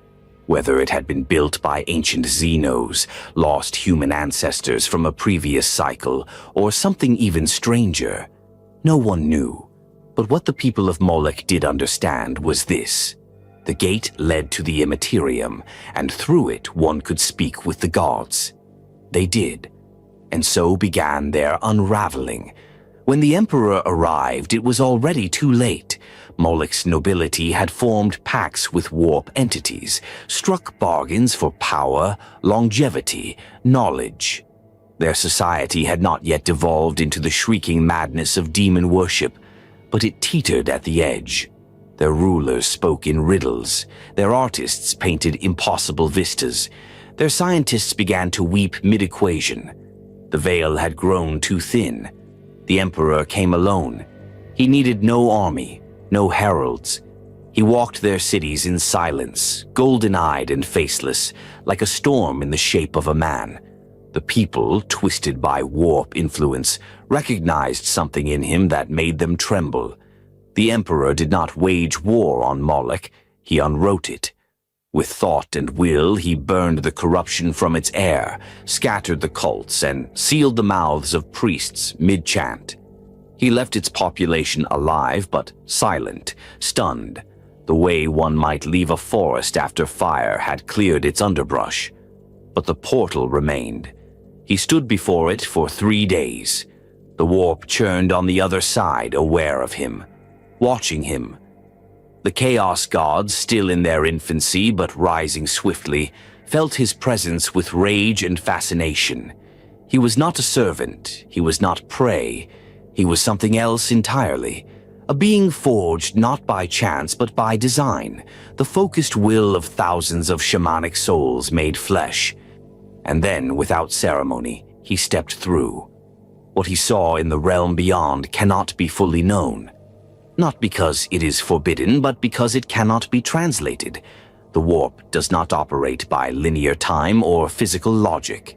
It reflects thought, fear, desire, memory. It is a realm of metaphysical density where gods speak without words and geometry bleeds. Even for the Emperor, whose mind was fortified beyond comprehension, it was a trial. There are hints, veiled references in the Book of the Astronomicon and the cryptic writings of the early navigators that suggest he was offered power. Not just knowledge, but godhood. The Chaos Gods, seeing what he was, what he could become, sought to claim him. They offered him dominion over mankind, not through conquest, but through worship. They would make him their instrument, their prophet. He could rule Terra and the stars beyond, not by force, but by faith. They would give him the strength to unite humanity forever. All he had to do was kneel. He refused, and in doing so, he stole something from them. This is the moment, subtle but monumental, when the Emperor took the warp's power without its allegiance. He reached into the heart of the Imperium and bent it to his will, forging from its raw essence the secrets of transhuman genesis. He learned to reshape flesh and spirit. The foundation for the Primarchs, the Gene Seed, the Space Marines, all of it came from this singular act. He did not bargain. He took. The Chaos Gods howled. This was not how it was supposed to go. Mortals begged for gifts, sorcerers groveled, demon princes pledged. But this man, this thing, they could not dominate. He had entered their realm and left with their weapons, and he owed them nothing. When the Emperor returned through the gate, something had changed. Not visibly. He remained as he had always appeared. But inside, something vast had solidified. He had walked through the soul of reality and emerged unchained. No longer merely an immortal man, no longer just a shaman soul given flesh. He was now something greater, a being of total will, armed with the deepest truths of the Imperium, yet untouched by its corruption. And he was no longer content to wait. On Moloch's surface, the Emperor personally sealed the portal. He did not destroy it. He hid it, cloaked it in psychic veils and technological encryption. He knew it would be needed again, either as a weapon or a warning. And he left behind guardians, automated constructs, and mind-locked defenders who would obey no one else. To this day, Moloch remains a forbidden world. Its gate, sealed but intact, lies deep beneath its crust, like a sleeping god's mouth. From this point on, the Emperor's plans accelerated. The genetic templates that had been theoretical began to take shape. The psychic disciplines he had honed were expanded into codified practices. He began crafting the Primarch Project, designing 20 beings infused with elements of warp-forged knowledge and Terran mastery. He laid the groundwork for the Astronomicon, the great beacon that would one day pierce the warp itself. And above all, he began contemplating his ultimate gambit, the Webway Project, a human answer to the warp's tyranny. Moloch was more than a moment. It was a pivot. Before Moloch, the Emperor had hoped. After Moloch, he acted. He now knew exactly what humanity was up against. Not merely madness, not just alien threats, but gods of human making, reflections of every sin and impulse. They could not be bargained with. They could not be avoided. They could only be denied by building a species so disciplined, so unified, and so psychically armored that the warp would starve in their presence. That was the future he would now begin to build. One piece at a time, one sun at a time, one world at a time, because he had seen the enemy, and he would not let them win. By the time the Emperor stepped back through the portal of Moloch, he no longer saw humanity simply as something to guide. He saw it as something to arm. The days of watching from the shadows were ending. The age of preparation was over. What came next would not be slow. It would not be patient. It would be engineered. The warp was no longer an unknown. He had walked its roads, stared into its gods, and returned with their secrets engraved into the architecture of his soul. From that moment forward, the Emperor moved with finality, and at the center of his great plan was a single vision, the creation of the perfect human weapon. Not merely a soldier, not a leader or philosopher, but something greater, something that would bind science, will, and soul into a living vessel. From this vision, the Primarch Project was born. The idea had existed in fragments long before Moloch. In his secret vaults beneath Terra's ancient mountains, the Emperor had sketched the designs for superior beings for centuries. He had tested concepts of genetic stability, enhanced cognition, rapid growth cycles, and psychic suppression. But the final pieces of the puzzle, those which would make his Primarchs not only possible, but inevitable, were stolen from the warp itself. Unlike the Men of Iron or the cloned warlords of lost techno-empires, the Primarchs would not be artificial in the cold, mechanical sense. They would be living archetypes, philosophical constructs given flesh. Each one would embody an aspect of mankind's potential, a lens through which entire legions of humanity could be shaped, inspired, and weaponized. The Emperor did not work alone. At his side, cloaked from history, were the most brilliant minds ever gathered. Men and women erased from imperial record, remembered only as the biotechnical priests or the Genurites of the deep vaults.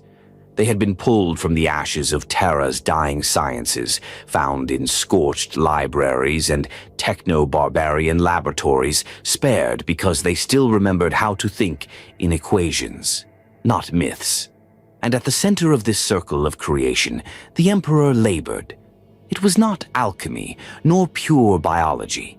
It was something more, a synthesis of lost science and warp-derived metaphysical architecture. The process was as much psychic ritual as it was genetic design. The Emperor did not simply write DNA, he infused it with symbolic resonance, layering each Primarch's essence with traits designed to resonate with specific facets of leadership, warfare, and ideology. 20 gestation chambers were constructed in the deepest sublevels of the Himalaysian mountain vaults, each one tuned to grow a child of unmatched potential. The chambers were wombs in the most literal and symbolic sense, filled with amniotic plasma derived from warp-charged material, encoded with preloaded memory pathways, enhanced learning reflexes, and psychological molding systems. But the Emperor made one critical choice, one that would haunt him across the stars. He designed each Primarch to be unique. They would not be copies. They would not be clones. Each one would be a reflection of a principle: courage, logic, wrath, diplomacy, rebellion, order, sacrifice, vision. These were not just warriors. They were embodiments of paths mankind could take. And in theory, each could have led humanity. In a different timeline, any one of them might have ruled an empire of man. But they were not made to rule individually. They were made to serve the Emperor's unity.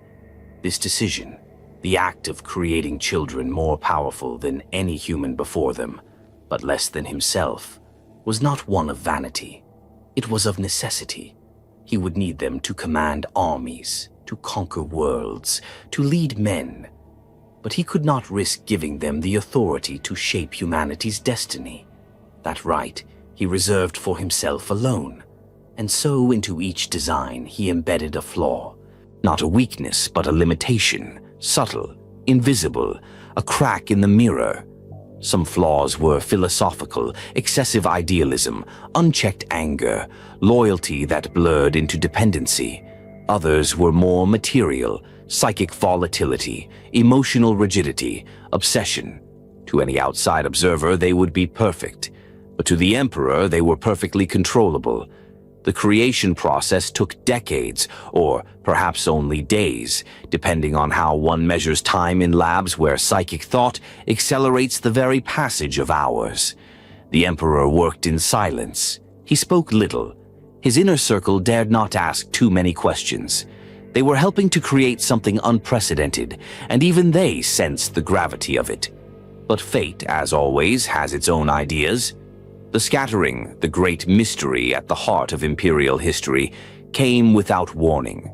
What exactly triggered the event is still debated in the deepest vaults of the Mechanicus, and among the forbidden scholars of the Black Library.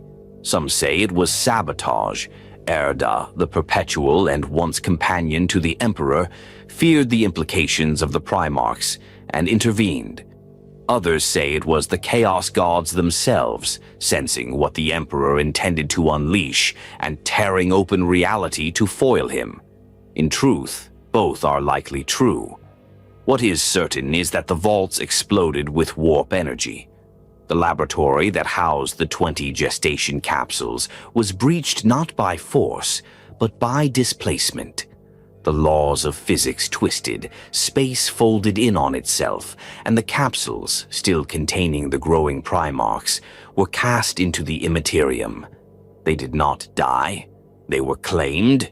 Each capsule fell into the warp and was flung across the galaxy, hurled onto distant worlds where they would grow to manhood in isolation, shaped by alien cultures, hostile environments, and conflicting philosophies. Each one, still carrying the genetic seed of the Emperor, would grow believing he was alone, abandoned, or chosen by fate. The Emperor's reaction was not rage, it was something worse. Silence. He sealed the vault, he burned the records, he purged the staff. And then, methodically, he shifted plans. He could not wait for the Primarchs to return. He could not allow humanity's future to hinge on the recovery of 20 scattered demigods.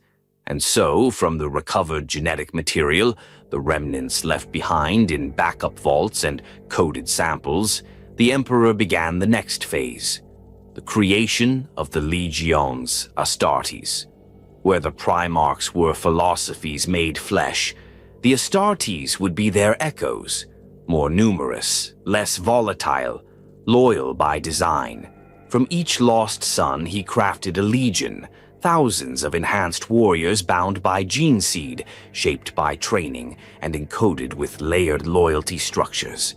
The Primarchs were meant to lead, the Astartes were made to follow. Yet even as he raised these armies in secret, building the first great cells of what would one day become the Great Crusade, the Emperor never forgot his lost sons. He felt them through the warp like distant sparks, each one growing, changing, becoming something he had not fully intended. He knew he would find them again. He just did not yet know what they would be when he did.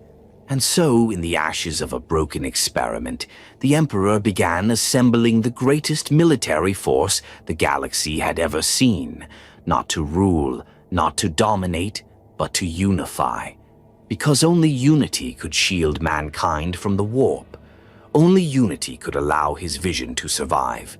And to forge that unity, he would need his sons. All of them, even the ones that would one day betray him. Beneath the foundations of the Imperial Palace, hidden deeper than vaults, catacombs, or even the sole reactive circuitry of the throne's core, there lies a tunnel. Not a mine, not a bunker, not a sewer, a corridor of impossibility, a structure that defies gravity, matter, and distance. It pulses faintly with lightless energy. It leads not into Terra, but beyond it, into a realm carved by ancient hands, where time itself is only a suggestion. This was the Emperor's greatest secret, the grandest of his visions, and perhaps the most perilous of all his ambitions. The human webway. To understand why he needed it, we must return not to war or empire, but to something far more fundamental: freedom. Not political freedom or philosophical liberty, but freedom from the one thing humanity had never escaped: the warp. The warp had given man faster-than-light travel, psychic power, and a means to connect far-flung systems. But it had also given him nightmares, demons, madness, heresy, possession. The warp was not a gift. It was a trap disguised as a tool. Every ship that passed through it risked corruption. Every navigator, no matter how skilled, gambled with their sanity. And no amount of shielding, no psychic conditioning, no holy rite could erase the truth. Reliance on the warp was reliance on the enemy. The Emperor understood this better than anyone. He had walked its twisted paths. He had felt the breath of chaos on his neck. He knew that as long as mankind used the warp, chaos would always have a foothold, always be whispering, tempting, infecting. And so, long before he revealed himself to the world, even before the Primarch project was complete, he began to search for an alternative. He found it in the most unexpected place: the ruins of Eldar civilization. The Aldari, those ancient, arrogant architects of decadence, had once spanned the galaxy with an empire beyond imagining. They had been masters of science, art, warfare, and psychic mastery. But their greatest creation, the one that had allowed them to avoid the warp's corruption for millennia, was the Webway, a labyrinthine network of extra-dimensional tunnels, separate from the warp, allowing instantaneous, safe travel between worlds. The Webway was not without danger. It had its own hazards: eddies of time dilation, collapsing passageways, sentient anomalies. But it was stable. It was not warp-bound.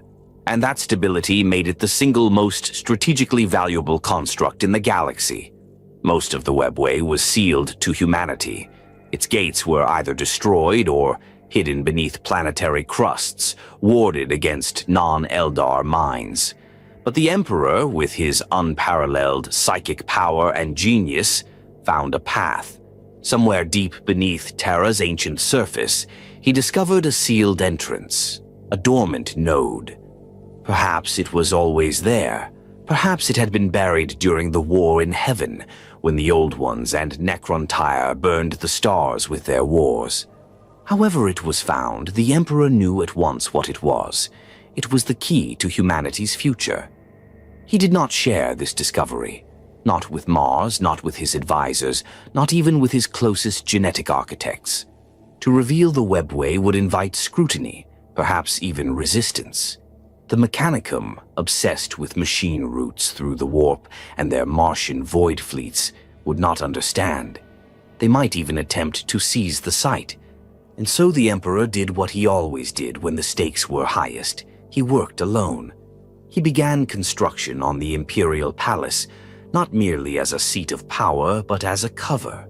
The throne that would one day hold his broken body was originally designed as something else: a conduit, a psychic control node, a regulator that would allow a human mind, his mind, to open, maintain, and guide access to the webway.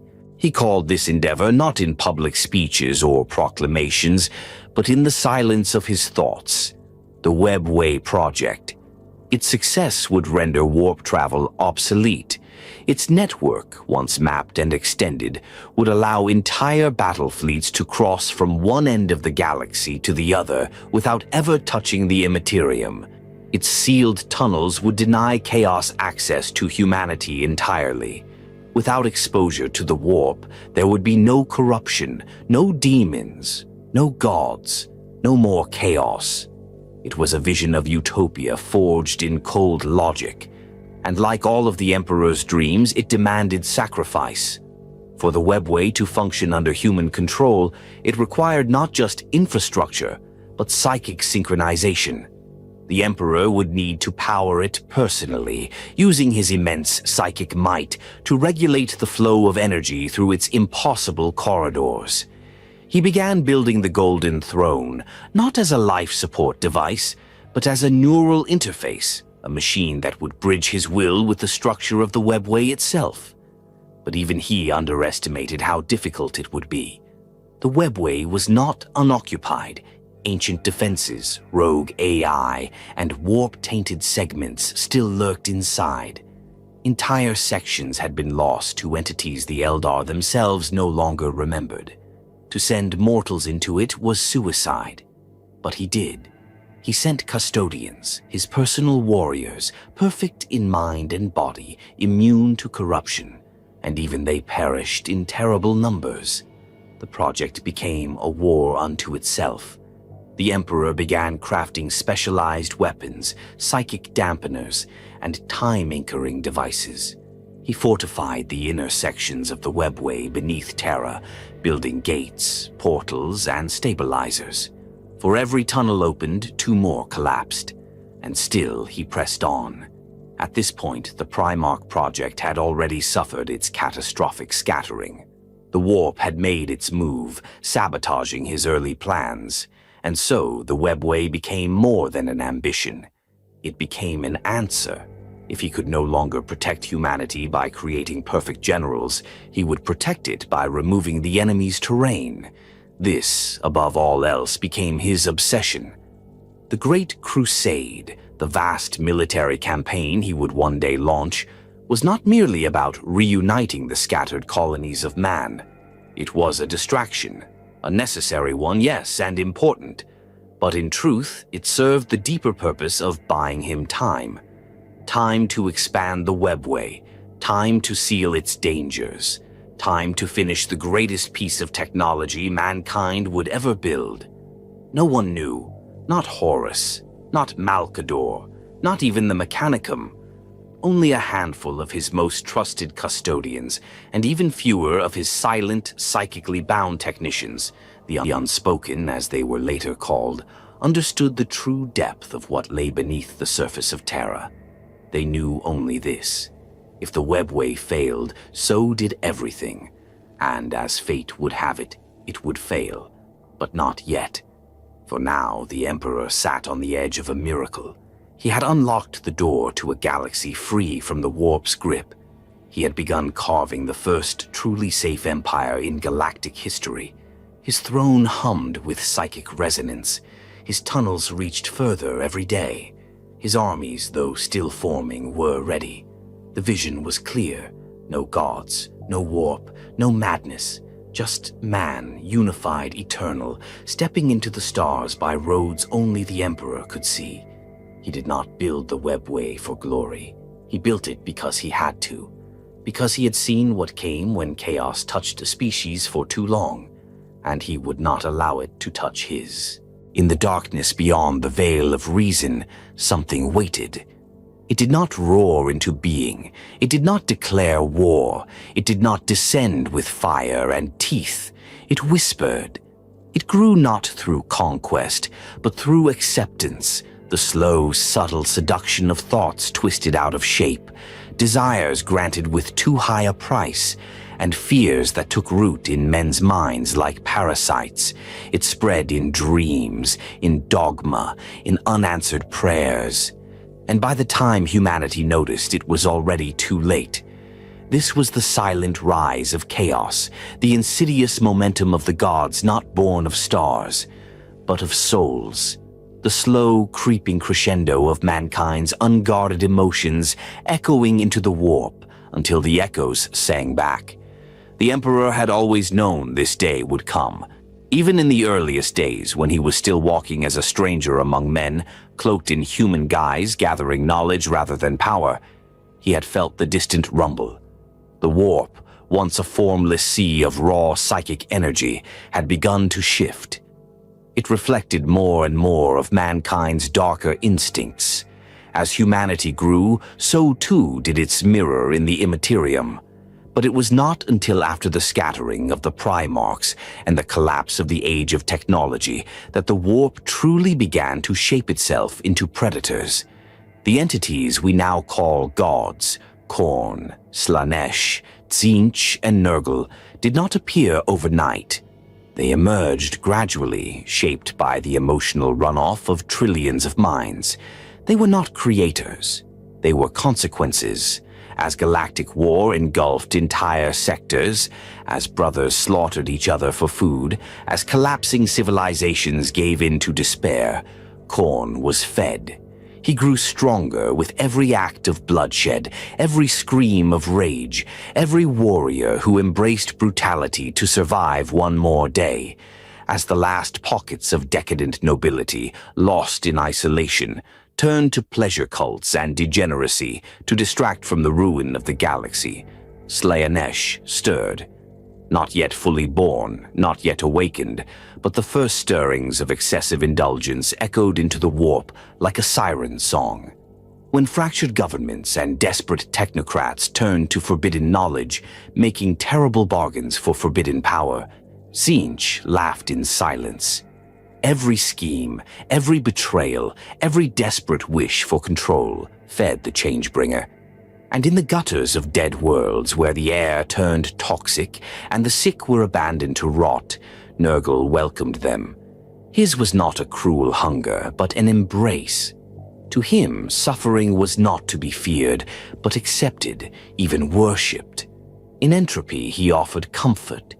Each god rose from a collective human scream, not audible, not measurable, but psychic, a resonance, a belief.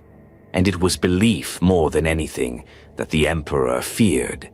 Not because belief itself was evil, but because when it went unquestioned, it became dangerous.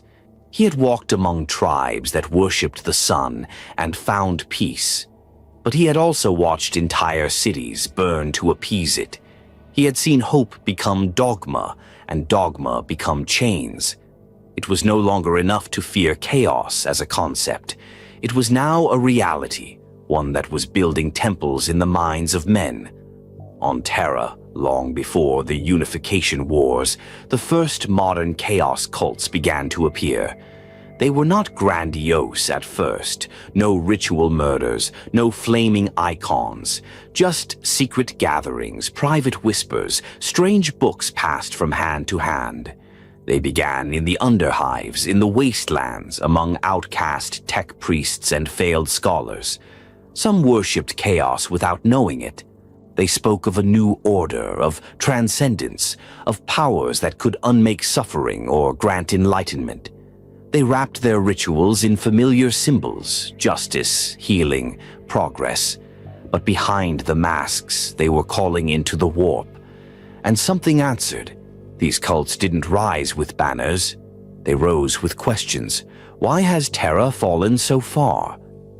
Why do our machines no longer work? Where is hope? Where is the Emperor? And when no answer came, they made their own. The Emperor saw the signs. He knew these were not isolated groups. They were symptoms of a species-wide vulnerability, the human need to externalize fear, to turn uncertainty into faith, and faith into obedience. Chaos didn't impose itself on humanity. Humanity invited it. Across the void, similar phenomena were taking place on thousands of human worlds. With warp storms cutting off contact between systems, desperate populations turned inward. Some clung to ancient knowledge, others invented new beliefs. Many rediscovered the warp not as a force to be studied, but as a presence, a divine, formless power they could bargain with. Chaos had no need for missionaries. It had only to wait. The Emperor acted as he always did, in silence. He began deploying agents, psykers, and operatives trained to detect warp corruption, not by ritual, but by pattern. They hunted not only open cults, but thoughts, symbols, dreams. The signs were subtle, the same glyphs appearing in cave murals across continents. A chant that spread through different cultures, each version slightly altered but spiritually identical. A recurring nightmare among thousands who had never met. The warp was not just infecting people, it was infecting myth. And once belief infected myth, it could root itself into culture. And from culture it could hide in plain sight. The Emperor began designing new psychic filters. He embedded them into architecture, language, even coinage. He outlawed certain iconographies, not because they were dangerous in themselves, but because they were gateways. He knew how chaos worked. It fed on the familiar. It wore masks of old gods, of saviors, of kings, and it always started with a name. That's why he enforced silence. That's why even in his later empire, the chaos gods were never referred to by name. To speak the name was to call them. To name was to know, and knowing was the first thread in the rope they would wrap around your soul. But he could not stop it entirely. The warp was in everything now. Every astropathic signal, every navigator's voyage, every flickering dream. And the more humanity advanced in the physical world, the more its reflection in the warp deepened. This was the paradox he could not avoid. Progress created more psychic resonance, and that resonance echoed into the realm of gods. The Emperor knew he could never destroy chaos completely. What he could do, what he must do, was contain it. But containment required unification, and unification required power. Not whispered influence, not secret wars. Open rule. And so the silent rise of chaos was not only a threat, it was a deadline. A clock ticking down to the day when the whispers would become shouts and the demons would no longer wait behind the veil. The day when belief would burn worlds. And the Emperor knew when that day came he could no longer afford to be a shadow. He would have to step into the light. Because chaos was no longer just watching. It was waiting, and it was almost ready. There are parts of history so obliterated, so deliberately buried beneath layers of silence and ash, that not even memory remains. This was the world the Emperor walked through in the centuries before his rise to power. A fractured, disintegrating age where technology endured without understanding, and knowledge was treated like sorcery. It was not the aftermath of a single war, but the death rattle of a civilization that had forgotten itself. This was the Dark Age, a time when Terra no longer remembered the stars it once ruled, and the species that had once dominated the galaxy now scavenged among the wreckage of its own greatness. The Emperor, still hidden, still watching, moved through this twilight like a wraith. He did not lead yet. He did not rally armies or build nations. He observed, taking the measure of what mankind had become in its self-imposed silence. And what he saw was a world in decline, not just physically, but spiritually, not in terms of religion, but in will. Gone were the orbital docks and planet-bound AI networks of the age of technology. The skies, once filled with ships and signals, were now polluted with clouds and forgotten satellites. The once sprawling data networks had collapsed into isolated archives, jealously hoarded by techno-clans. Entire cities had regressed into techno-feudal states, each ruled by self-declared kings, sorcerer barons, or cult chiefs who wielded pre-fall weaponry like divine relics. Terra had become a world of echoes, of fragments and relics. Its people were surrounded by the skeletal remains of godlike machines they could no longer repair or replicate. Wars were fought over power cores and data stones. Language had degraded into dialects of once unified tongues. History was no longer taught, but recited, each region clinging to its own myth of origin, each rewriting the past to justify the present. This was not ignorance imposed by aliens or enforced by oppression. This was decay, pure and simple. But what terrified the Emperor most was not the regression. It was how comfortable humanity had become with it. Entire generations lived and died beneath the shadow of things they did not understand. They built shrines around STC consoles that no longer functioned. They prayed to derelict war machines buried halfway in the sand, mistaking them for gods.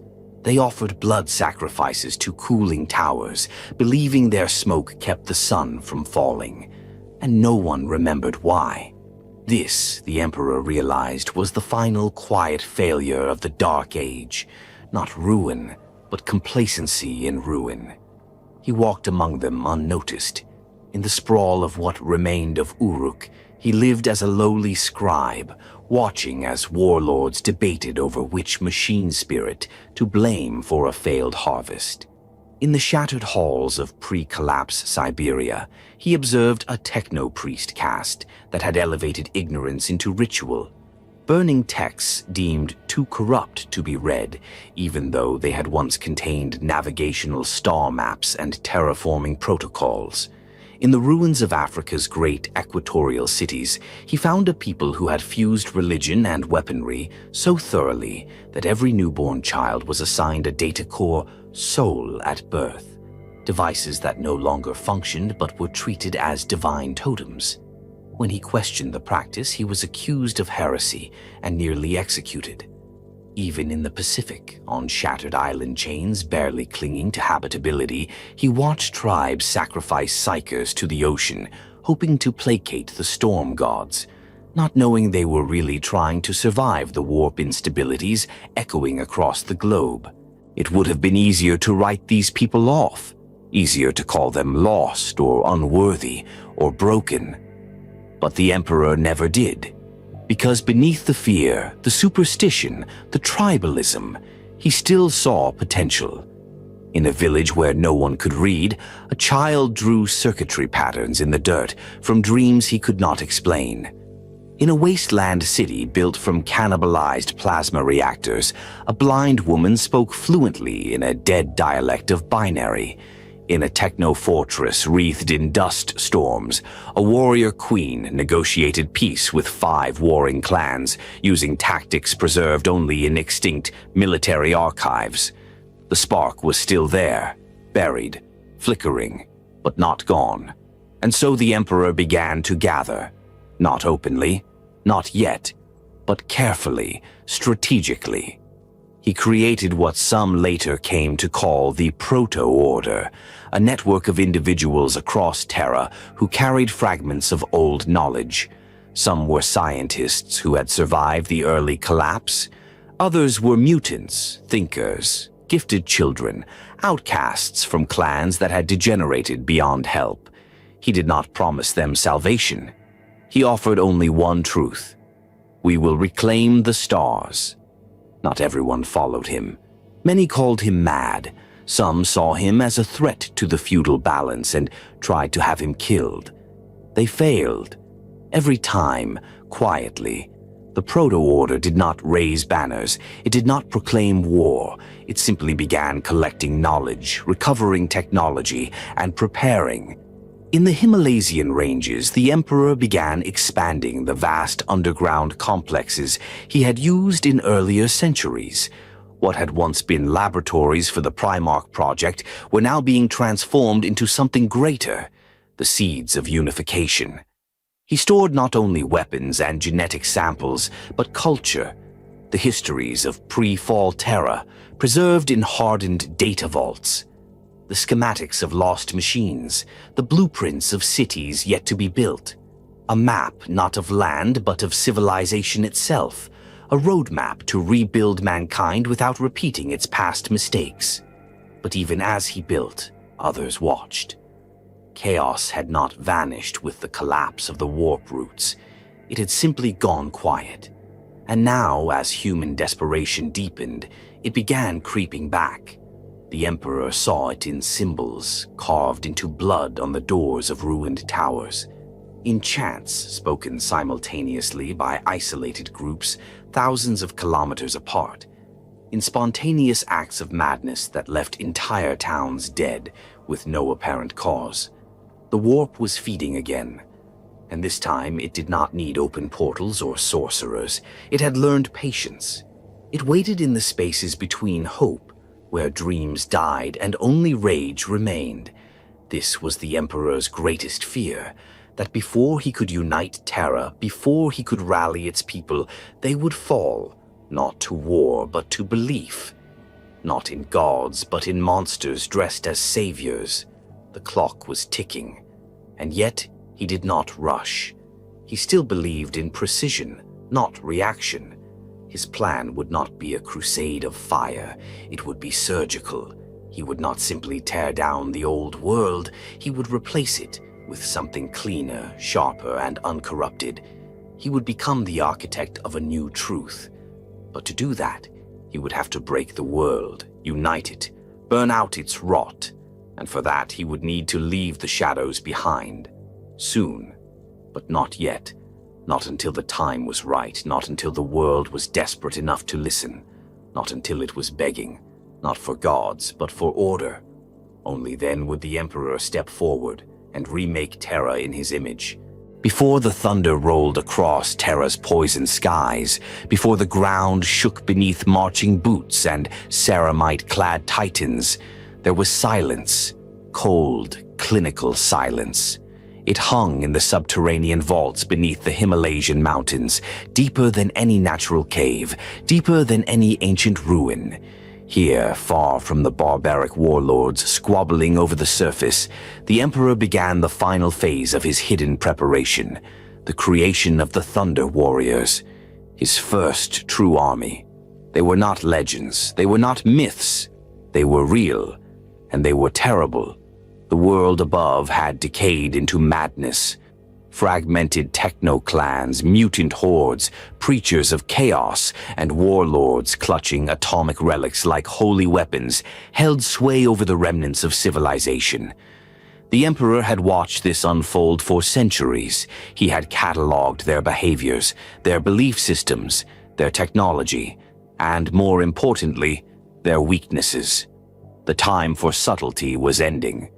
If humanity was to be saved, if Terra was to be unified and transformed into the cradle of a galactic empire, the Emperor could no longer rely on lone agents or scattered scholars. He would need force, not just raw strength, but overwhelming, unstoppable power, power so swift and brutal it would shatter resistance before it could solidify.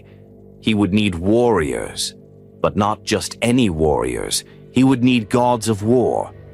The laboratories in the Himalayan vaults had been active long before the rest of Terra even knew the Emperor existed.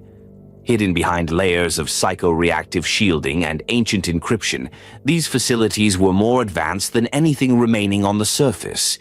Here, in near-total secrecy, the Emperor had begun refining his earliest military prototypes, augmented humans built for speed, strength, and loyalty. They were not the Primarchs. They were not the Astartes. They were something more primal. The Thunder Warriors, as they would later be known, were not elegant creations. They were built to win wars, not to inspire, not to lead, not to endure. They were designed to conquer, to sweep through Terra's war-torn states like fire through dry grass. Their musculature was overdeveloped, their nervous systems tuned for aggression, and their lifespans short, intentionally. Where the Space Marines would one day be balanced instruments of control and doctrine, The Thunder Warriors were sledgehammers. Their armor was crude by later standards, thick, segmented, and brutally efficient. Their weapons were relics from before the fall, refined and reforged in the Emperor's hidden forges. Power swords, plasma casters, bolt carbines, each a weapon of mass murder in the hands of a soldier who could run faster than a horse, tear steel with bare hands, and fight for days without rest. And most terrifying of all, they were loyal, not blindly, not like machines, but through a combination of neural conditioning, psycho-indoctrination, and sheer reverence for the Emperor's presence. They had no myths, no gods, no doubts, only purpose. It is said the first time the Thunder Warriors were deployed was in the blackened ruins of the Pan-Pacific Wastes, where a tyrant known as Caligan ruled over millions with a mutant army and arcane technology harvested from the husks of STC cores. His fortress was a walking city, bristling with last towers and protected by energy fields that had resisted all siege attempts for generations. The Thunder Warriors took it in a single night. They did not negotiate. They did not warn. They descended in storm-locked dropcraft, carving through the sky like blades. They breached the walls with kinetic warheads and forced open the gate with their bare hands. Inside, they moved like a storm, efficient, merciless. When the fighting ended, the city was silent. Caligan's head was placed on a spike before the sun rose. Word spread quickly, too quickly. The warlords of Terra were not fools. They saw the threat, even if they didn't understand its source. They began forming alliances, pacts of desperation. Techno-barbarians joining with mutant cults, rogue psykers seeking aid from the forbidden forces of the warp. Some tried to emulate what they believed the Emperor had done, creating their own gene soldiers through unstable enhancement serums and xeno-derived biotechnologies. They failed, horribly. Their creations were unstable, frenzied, often turning on their creators. Whole cities were lost in minutes when these soldiers broke containment. The Emperor watched this unfold and made note of every mistake. In these failures, he refined his methods, making the Thunder Warriors more stable, more lethal, and more temporary. This is a truth the Imperium would later bury. The Thunder Warriors were never meant to last. The Emperor designed them to die, not just in battle, but by design. Their accelerated cellular growth, their unstable organ systems, their hormonal overproduction, all of it ensured that they would burn bright and fast. Many were dead within a few years of deployment. Those who survived too long began to experience breakdowns, mental, physical, or both. Some grew violent even outside of combat. Others turned introspective, haunted by the memory of what they had done. The Emperor understood what few others could accept. Tools wear down. He did not mourn this. He respected it. The Thunder Warriors were not people in the way mortals understood. They were the answer to a single question. How do you conquer a planet in pieces? And they worked.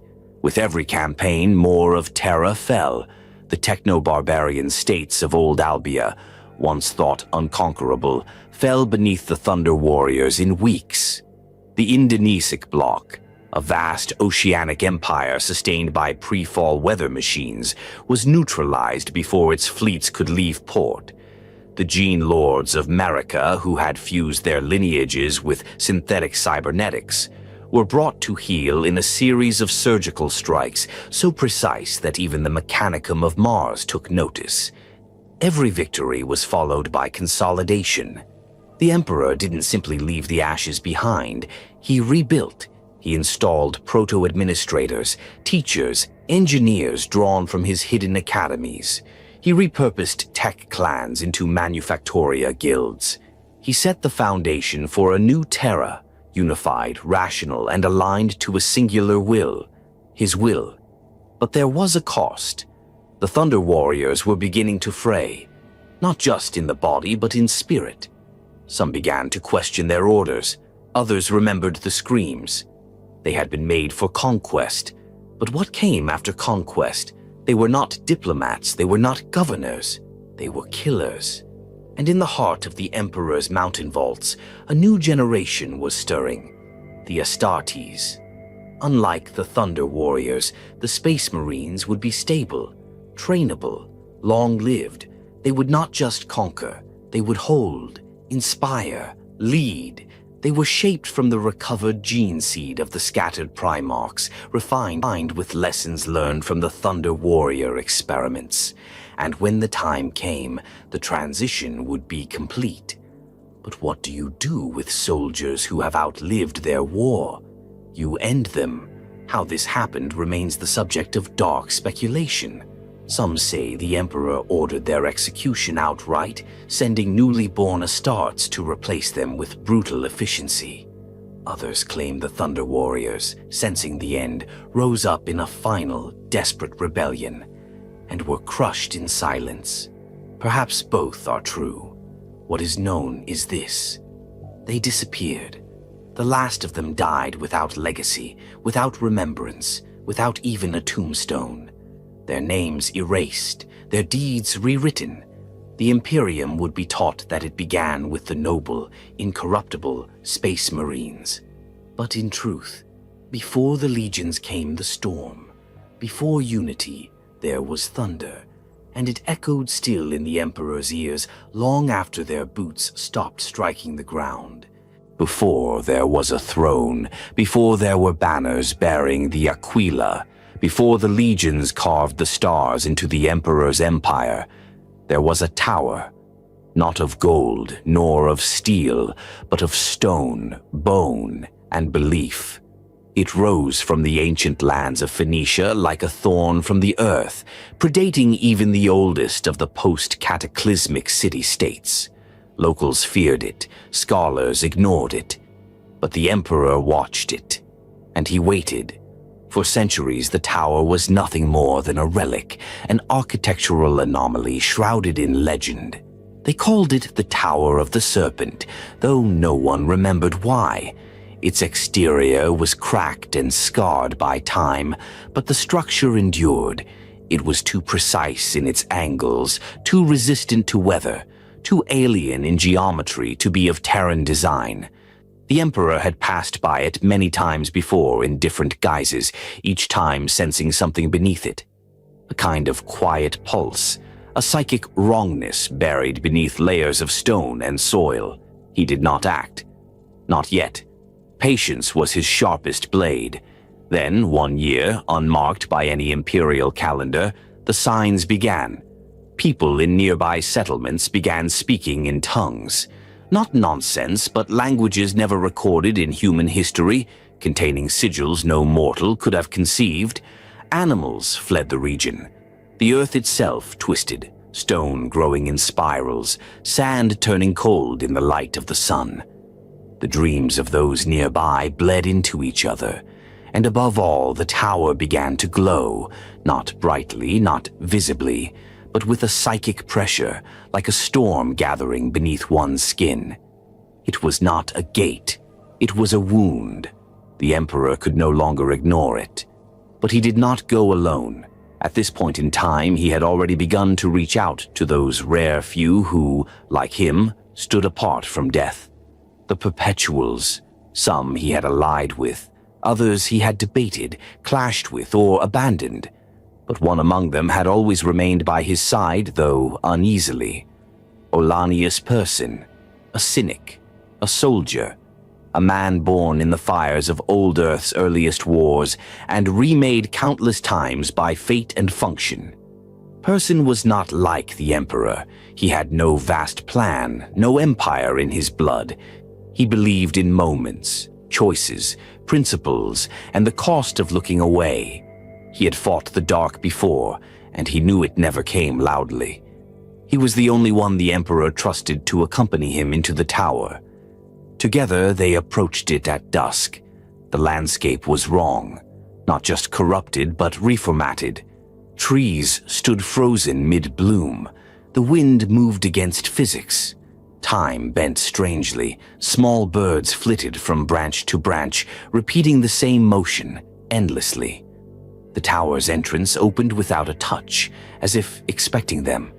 Inside, it was cold, not in temperature, but in presence, the kind of chill that claws at the soul rather than the skin. The architecture was impossible. Stairs flowed into walls, doors opened into memory, symbols carved into the stone seemed to rearrange themselves when not directly observed, and beneath it all pulsed a heartbeat that was not a sound but a thought, persistent, watching. They descended. With each level, the psychic pressure increased. The Emperor walked without hesitation. Person, more cautious, could feel the hairs on his neck rising with every step. Not out of fear, but recognition. He'd seen structures like this before. Eldritch tombs, sealed in the crust of long-lost colonies. This was not human. And then they reached the heart. It was not a chamber in the traditional sense. It was a wound in reality, a pulsing spheroid of warp-tainted light, suspended in the center of a geometrically impossible space. Around it hovered relics, ritual blades, fossilized scrolls, fragments of what might once have been human skulls. Everything in the room was oriented toward the sphere, as if in worship, and before it knelt a figure. At first he appeared human, tall, armored in patchwork warplate, draped in robes of burned red and ochre. He turned slowly, revealing a face too smooth, too perfect, synthetic and sculpted, yet riddled with cracks that bled starlight. His eyes burned with symbols rather than pupils. And when he spoke, it was not with a voice, but with a chorus. He greeted the Emperor by name. Not the name mortals would know, not Emperor, not Lord, but the true name, the one only a few surviving perpetuals remembered. A name spoken only once, thousands of years before, in the deepest chamber of the shaman's final rite. Person reached for his blade. The Emperor raised a hand. The figure was not a demon. It was not fully of the warp. It was something else. A fusion, a human once, perhaps a psyker, consumed but not erased by the warp's touch. Now a vessel, a prophet, a test. The Emperor understood at once. This was not a spontaneous phenomenon. The tower had been built long ago as a focus, a site where humanity's early experiments with the warp had been anchored. Perhaps during the age of technology, perhaps before, this place had waited. Slept. Now, awakened by the rising resonance of Terra's psychic awakening, it had become an invitation. The Emperor offered no words. He stepped forward, placing his palm against the sphere. The energy pulsed. The figure shrieked, 1,000 voices roaring in unison, and launched at him. The chamber erupted. What happened next is only recorded in fragmented accounts, custodian script reports later destroyed, scattered pages from the Apocrypha of Mars, and the personal recollections of Person, recited only once before his final disappearance. They say the Emperor burned, not in flame but in light. Light that spoke. Light that erased the falsehood of the creature before him. Light that pushed back the warp like a tide repelled. They say the structure collapsed in on itself, not physically but conceptually, the space unmade by the truth of his presence. When it ended, the tower was gone, flattened, vaporized. Only a crater remained. But Person did not walk away. He stayed behind, kneeling beside what had once been the figure. He said nothing for a long time. Then he turned to the Emperor and asked a question only he could ask. How many more of these are there? The Emperor didn't answer. Because the truth was obvious, there were more. Across Terra, across the stars, structures, cults, nodes, points of contact between man and the warp, seeded long ago or growing now like tumors. Each one a test, each one a temptation. The battle at Phoenicia was not about the creature in the tower. It was about the principle. Would the Emperor allow the warp even a single foothold, even a single exception? The answer, now and always, was no. He did not just burn the tower. He purged the site from all records. He sealed the minds of any who had witnessed it. He removed Phoenicia from maps, reclassified it as uninhabitable, and sent reclaimer drones to bury it beneath concrete and metal. To the world, it never happened. But the lesson remained. This was not a war of armies. Not yet. It was a war of thresholds. The warp could not be allowed to speak. Not in symbols, not in structures, not in souls. And as the Emperor turned his gaze back toward Terra, now fracturing under civil war and techno-barbarian resurgence, he understood something clearer than ever before. Before he could conquer a galaxy, he would have to purge his own world, completely, ruthlessly, without compromise. Before the fires of the Great Crusade, before the echo of the heresy even stirred in the warp, a different kind of war was already underway. A war of secrets, a war of predictions, veiled manipulations, and shadowed alliances, one that would shape the path of mankind's future without a single shot fired, at least at first. The Emperor was not the only being watching humanity rise. Hidden from the gaze of mankind, scattered across time and species, there existed ancient intelligences who had seen the warp take shape. They had watched entire civilizations rise and fall to the influence of chaos. They had seen gods born from thought, and the cost of that birth paid in blood and soul. Among them were two of the most enigmatic powers in the galaxy, the Watchers in the Dark and the Cabal. They were not allies. They were not enemies. They were rivals, playing the same game from opposing sides of the same board, humanity itself. The Watchers in the Dark were silent, diminutive beings shrouded in shadow, appearing only rarely, and even then only in the presence of destiny. Most commonly associated with the Dark Angel's Legion, they first appeared during the hidden hours of the Emperor's deeper projects, though even then he may not have fully understood their nature. The Watchers were observers, but not passive ones. They were ancient beyond reckoning, perhaps as old as the Eldar pantheon or the earliest stirrings of the Necrontyr. What made them dangerous was not their size or strength, but their knowledge. They knew things no being should know about the warp, about the Primarchs, and about the future, and most of all, they knew about chaos. Some believe the Watchers originated from a species that had long ago ascended into a form of psychic abstraction, existing partially in the material world and partially in the warp, outside the gaze of even the Chaos Gods. They had survived the fall of countless empires by simply never being seen, but they had made a choice with humanity to intervene. Their first appearances were cryptic. Whispers on worlds being prepared for compliance, glimpses in the catacombs of Caliban, the future home of Lion El Janssen, and always in places where the strands of fate were tangled. They warned of chaos, not with language, but with signs, not as prophets, but as custodians, defenders of something precious. Some have theorized they saw in humanity a second chance, a last opportunity to prevent another galactic fall.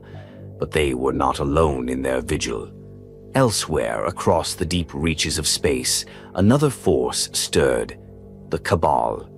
Unlike the Watchers, the Cabal were not elusive or diminutive. They were an alliance, a gathering of ancient alien species, each with their own long histories, gathered under a single terrible understanding. Chaos would consume all unless the right thread was pulled at the right moment. They included the Eldar, who had survived the birth of Slanesh, the Kravi, infamous for their psychic cruelty, and even the rarest and most disturbing of all, humans. Not just any humans, but perpetuals, psykers, and lost prophets who had fled the fires of the Emperor's age to hide in the shadows of the stars. The Cabal's goal was singular: the complete eradication of chaos. They believed the war between mankind and chaos could not be won by weapons alone. It had to be won by ensuring that humanity burned itself out before it became a vessel of the warp gods. They saw the future as a branching tree of nightmares, every path ending in the ascension of chaos, unless one man, one thread, was allowed to run its course. That man was Horus Lupercal. The Cabal did not choose Horus out of admiration. They chose him because they believed he could be turned, and in his betrayal they saw the seed of mankind's salvation. If Horus succeeded in destroying the Imperium, humanity would collapse into fragmented war states, never again unified enough to pose a threat to the fabric of the warp. Chaos would consume them, but only partially. It would never reach critical mass. It would feed, but not flourish. But if the Emperor won, if the Imperium persisted, then humanity's unchecked psychic evolution would eventually give rise to a new god in the warp, one greater than the four, a human god. And that, the Cabal believed, would be the final doom of reality itself. To prevent this, they began to manipulate events. They contacted individuals in the Emperor's orbit, most notably Olanius Person, the Perpetual who had once fought beside the Emperor during the Age of Strife. They tasked him with subtle interventions, nudges in fate, often under pain of death. Others within the Cabal included Alpharius, Primarch of the Alpha Legion. Whether by belief, manipulation, or secret revelation, Alpharius, and possibly Omegon, entered into the Cabal's plans willingly. They would play the long game, embedding themselves deep in Imperial operations, sabotaging from within. Not out of hate for the Emperor, but from the cold conviction that his survival meant damnation for all. And in this conviction, the Cabal diverged most violently from the Watchers.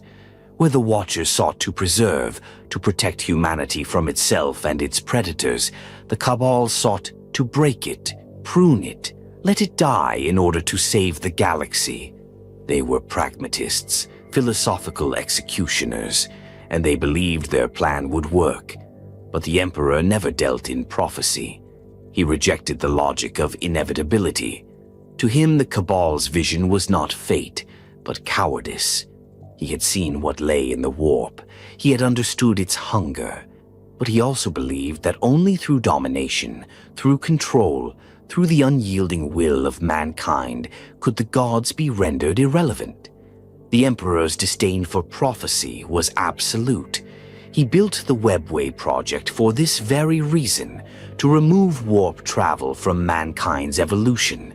He created the Astartes and Primarchs to replace faith with function. He believed that unity, not submission, would save humanity. The Cabal saw this and called it hubris. The Watchers saw it and called it hope. And so two invisible hands pulled at the same strings, each shaping events through whispers, misdirection, and hidden truths. The galaxy spun on a blade's edge, and none of the Imperium's warriors, not even the Emperor's sons, understood how deeply they were being played. The Watchers in the dark would remain silent for millennia, emerging only when absolutely necessary. When Caliban fell, when Luther turned, when the fallen scattered, they protected knowledge in silence, hiding secrets even from the Dark Angels themselves. The Cabal would scatter in the wake of Horus's fall, broken, hunted, their grand plan undone by the unpredictable heart of mankind. And yet, in the quiet corridors of history, they still leave questions. Did the Cabal see too far and trust too little? Did the Watchers act too late and speak too softly? Was the Emperor right to reject them all? Or were they all wrong and chaos inevitable?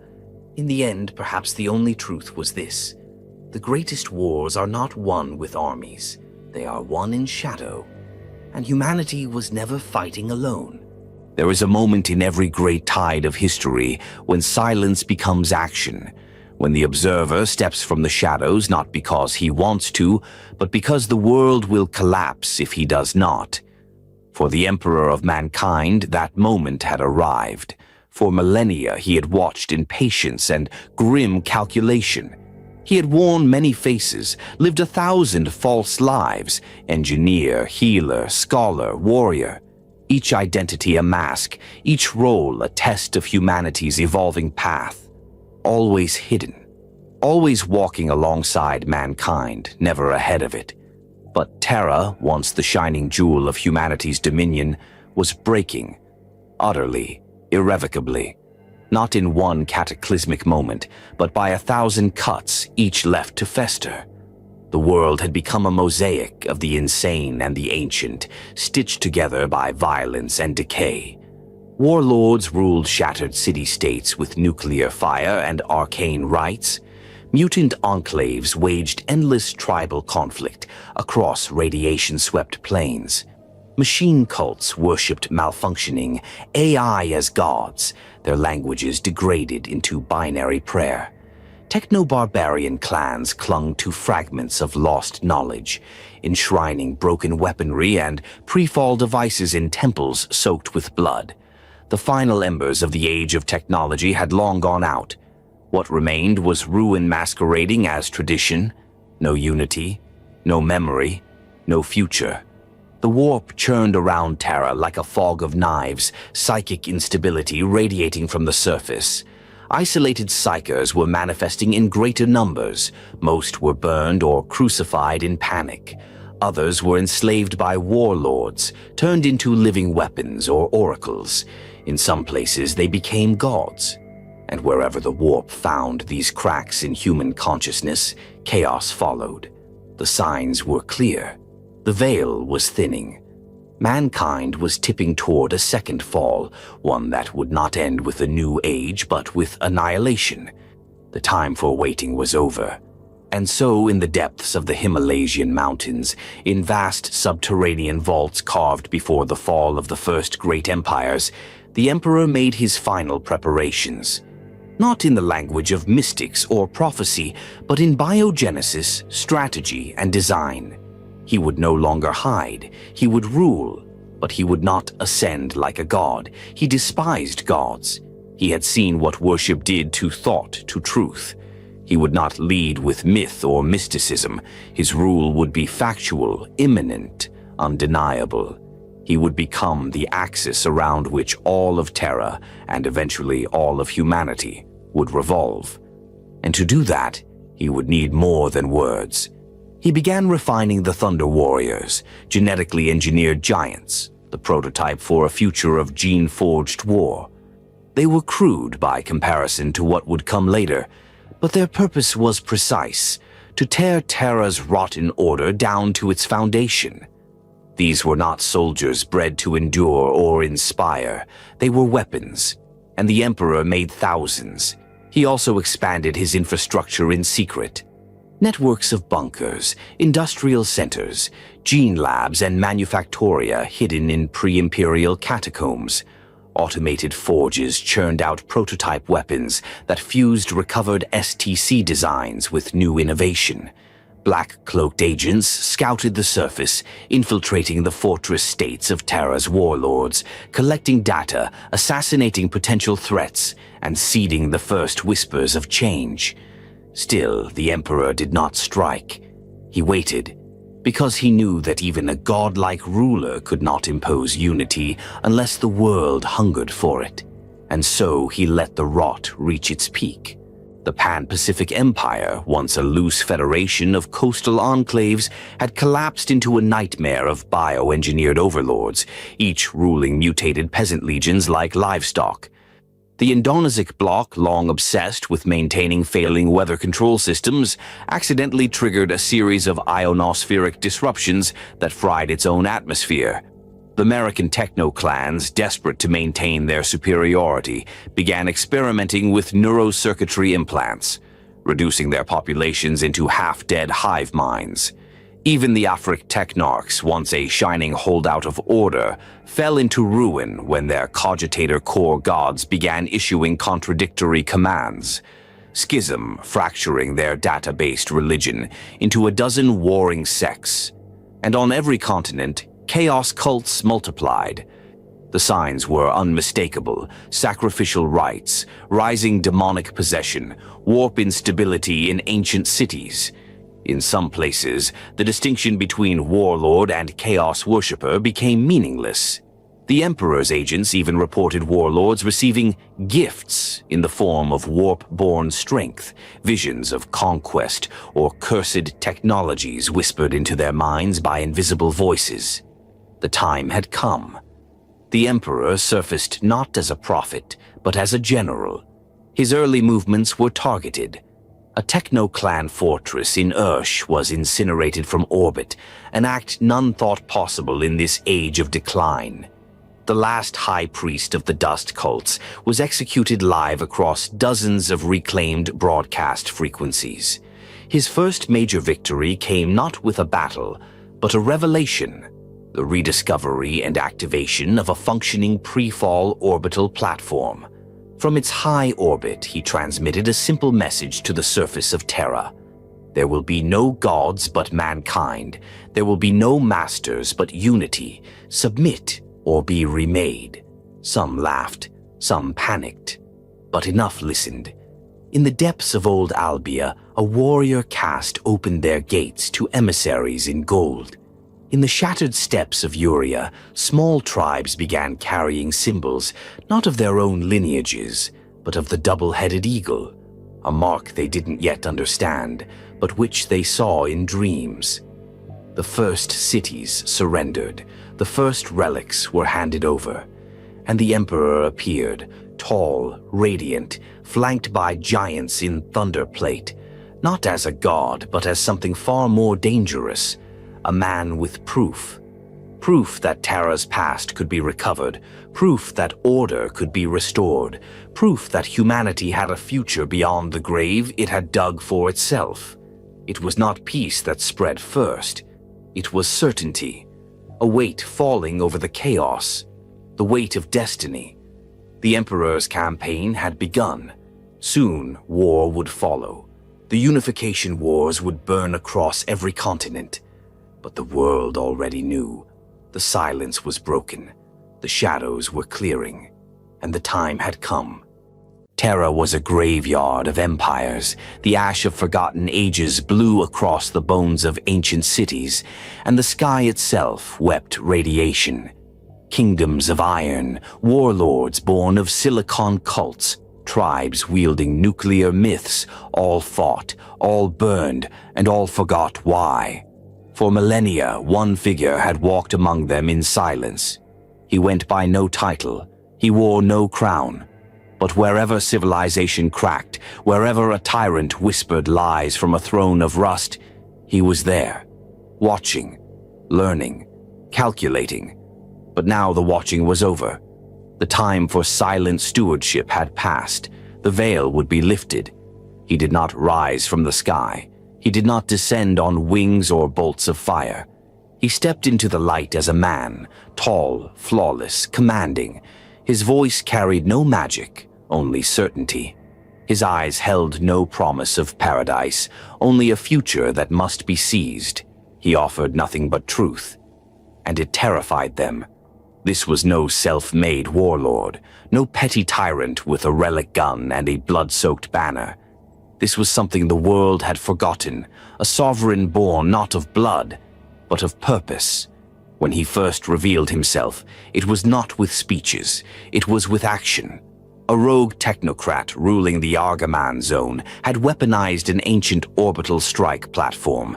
It had lain dormant for thousands of years, thought unsalvageable.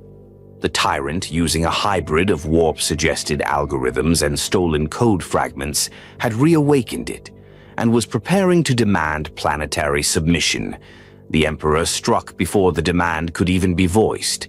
His agents seized the command nexus, not with overwhelming force, but with surgical precision. In less than an hour, the facility's AI core was isolated, its subroutines repurposed. The platform fired only once, not at a city, but at the tyrant's own citadel. A cleansing beam from the upper atmosphere turned his fortress into vitrified dust, and then the message was sent. across open bands, unscrambled and clear. The age of collapse is over. The unification of Terra begins now. There will be no gods. There will be no kings. There will only be mankind, indivisible. The world did not cheer. It held its breath. Across Terra, powerful factions paused their wars and listened. Some thought it a bluff, others a madman with stolen technology. But those closest, those in the border zones, the contested lands, the ruins between broken empires, they saw something else. In the weeks that followed, black-armored envoys began to appear. Not soldiers, not diplomats, messengers.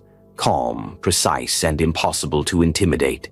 Each bore a seal, a two-headed eagle, unfamiliar to most, but somehow ancient. It did not belong to any known faction. It was not from the old world. It was something new. The envoys brought maps, not of territory, but of what Terra could become.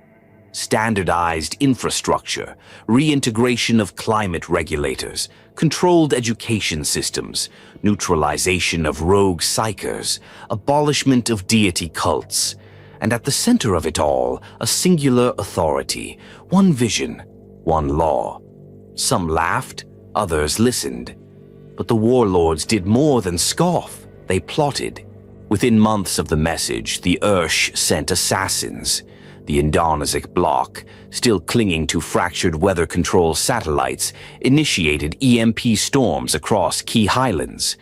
The American gene clans activated dormant plague programs in the ruins of High Brazil. It was not war. It was a global immune response to something too clean, too precise to be real. And the Emperor absorbed it all. His agents had been embedded across Terra for decades, some for centuries. He did not react. He anticipated. Each attempt to suppress his emergence only served to expose weaknesses. By attacking him, they illuminated their own decay. Then came the second signal. This time, he did not speak alone. The transmission opened with footage, glimpses of laboratories, silent and sterile. Rows of massive humanoid figures being assembled, armor-clad giants, thunder warriors, and then his voice again. You have seen the end. Now witness the beginning. Unity will be imposed. The past is ash. The future marches. That same week, a fortress state in Pan-Pacifica simply disappeared. Not defeated, not overrun, erased. Satellite ruins showed nothing but slag and echoing silence. The techno-barbarian world began to shudder. They didn't understand what they were facing. They had survived for so long by being the apex predator of their zones. The one with the biggest guns, the strongest mutants, the best-kept relics. But this new force, this man who did not call himself Emperor, but simply Commander of Unity, operated outside the game entirely. He had no borders. He didn't need them. The first territories to fall did so without resistance. They had already collapsed internally. Infrastructure was absorbed. Populations were inoculated against warp influence. Local rulers vanished quietly. Others resisted and paid dearly. But this wasn't total war. Not yet. This was the declaration phase. The Emperor had made his presence known. He had tested the surface. He had spoken through fire and silence both. And for those who still believed this man could be negotiated with, who believed him to be another warlord playing a longer game, one final message followed. No encryption, no demand, just 2 words. I'm here. The Emperor had entered the board, not as a myth, not as a legend, but as fact. The era of half-ruined nations and techno-tribal cults was ending. The age of isolation was over. And every power on Terra, from the shamans of the Andes vaults to the forge lords of Nordafric, felt the pressure shift. This was not a man seeking control. This was a force of correction. The veil that had shielded him for uncounted lifetimes, the veil of anonymity, of obscurity, of patience, had been pulled back. The Emperor had stepped into the light, and nothing on Terra would ever be hidden again. Before the first Thunder Warrior stepped onto a battlefield, before the Emperor's words rang across ancient comm nets, Terra was already dying. Not in silence, not in flames, but in madness. The age of strife had left the cradle of humanity shattered into fragments, each clinging to survival, with fists made of ritual and desperation. The storms that once ravaged the warp had not merely isolated Terra from the stars, they had severed it from itself. No global culture remained, no unified language, no common cause, not even a shared memory of what humanity had once been. In its place, warlords, mutants, techno-clans, data cults, and the bitter echo of old sins. The surface of the planet bore its suffering like scar tissue. Megacities of the Golden Age stood gutted and empty, home to feral scavengers who worshipped the flicker of power cells like totems. Towering cathedrals built to house forgotten AI constructs now served as temples to unnameable warp entities. In the dark places, beneath ruins, inside vaults, among the irradiated wastes, humanity twisted into new, cruel shapes. Let us walk Terra as it was. In the north, High Brazil, once the intellectual capital of Earth, had become a shattered continent of ash plains and dust storms. Its libraries were burned, but the memory of its knowledge remained as myth. Scholars turned zealots recited fragmentary equations like scripture. The tech barons of its southern fringe hunted data ghosts inside failing cogitator cores, claiming they were the souls of machine gods. To the east, the Pan-Pacific Empire stood as one of the largest and most feared domains. Ruled by nuclear dynasts and radiation-immune priest kings, it clung to power through mutation, fear, and relic weaponry. They had turned atomic fire into faith. Infants were baptized in irradiated pools. Their elite guards glowed faintly in the dark, not from technology but from genetic corruption so profound it became their inheritance.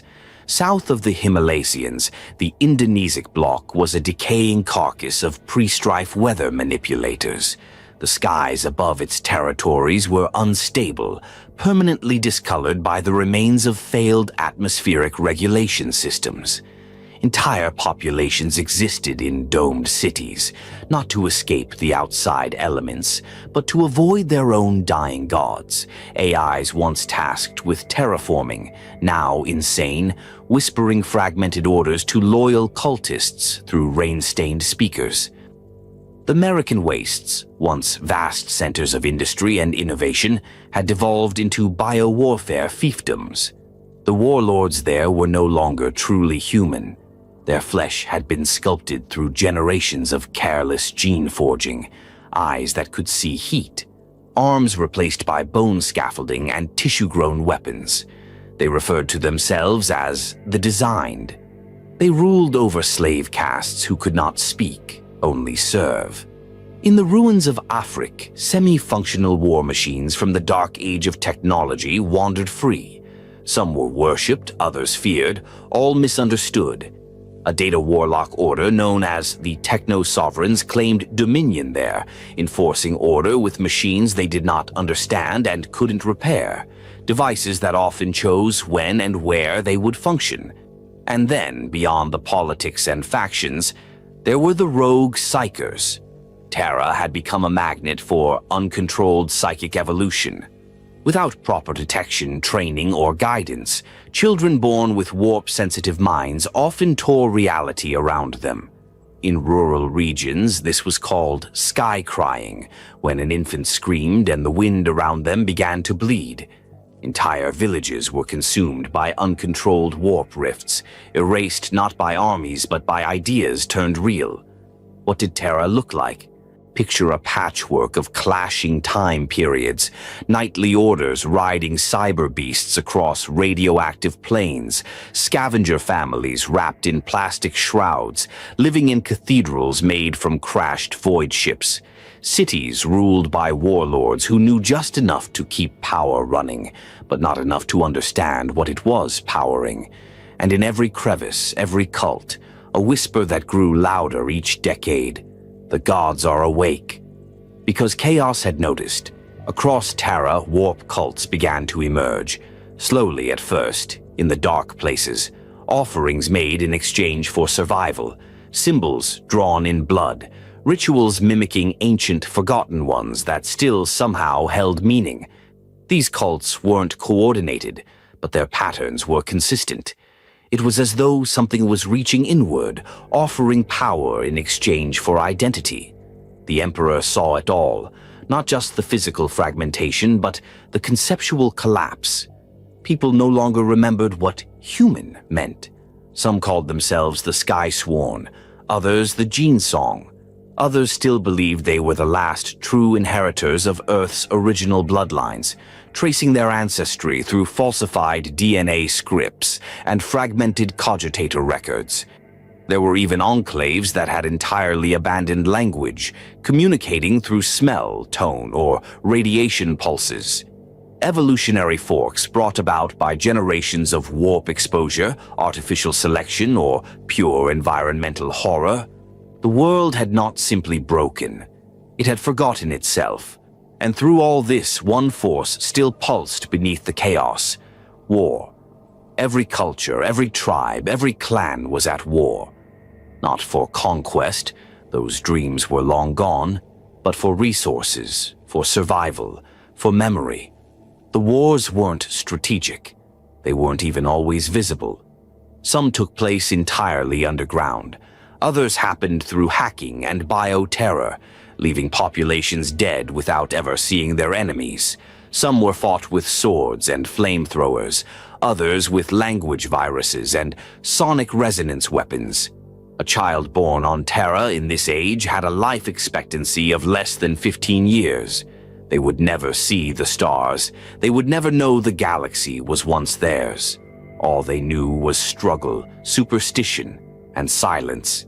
It is important to understand this. The Emperor did not unite a peaceful people. He did not rise to lead a world seeking leadership. He dragged a dying species from its own grave. He looked at the madness of Terra and saw not failure, but potential.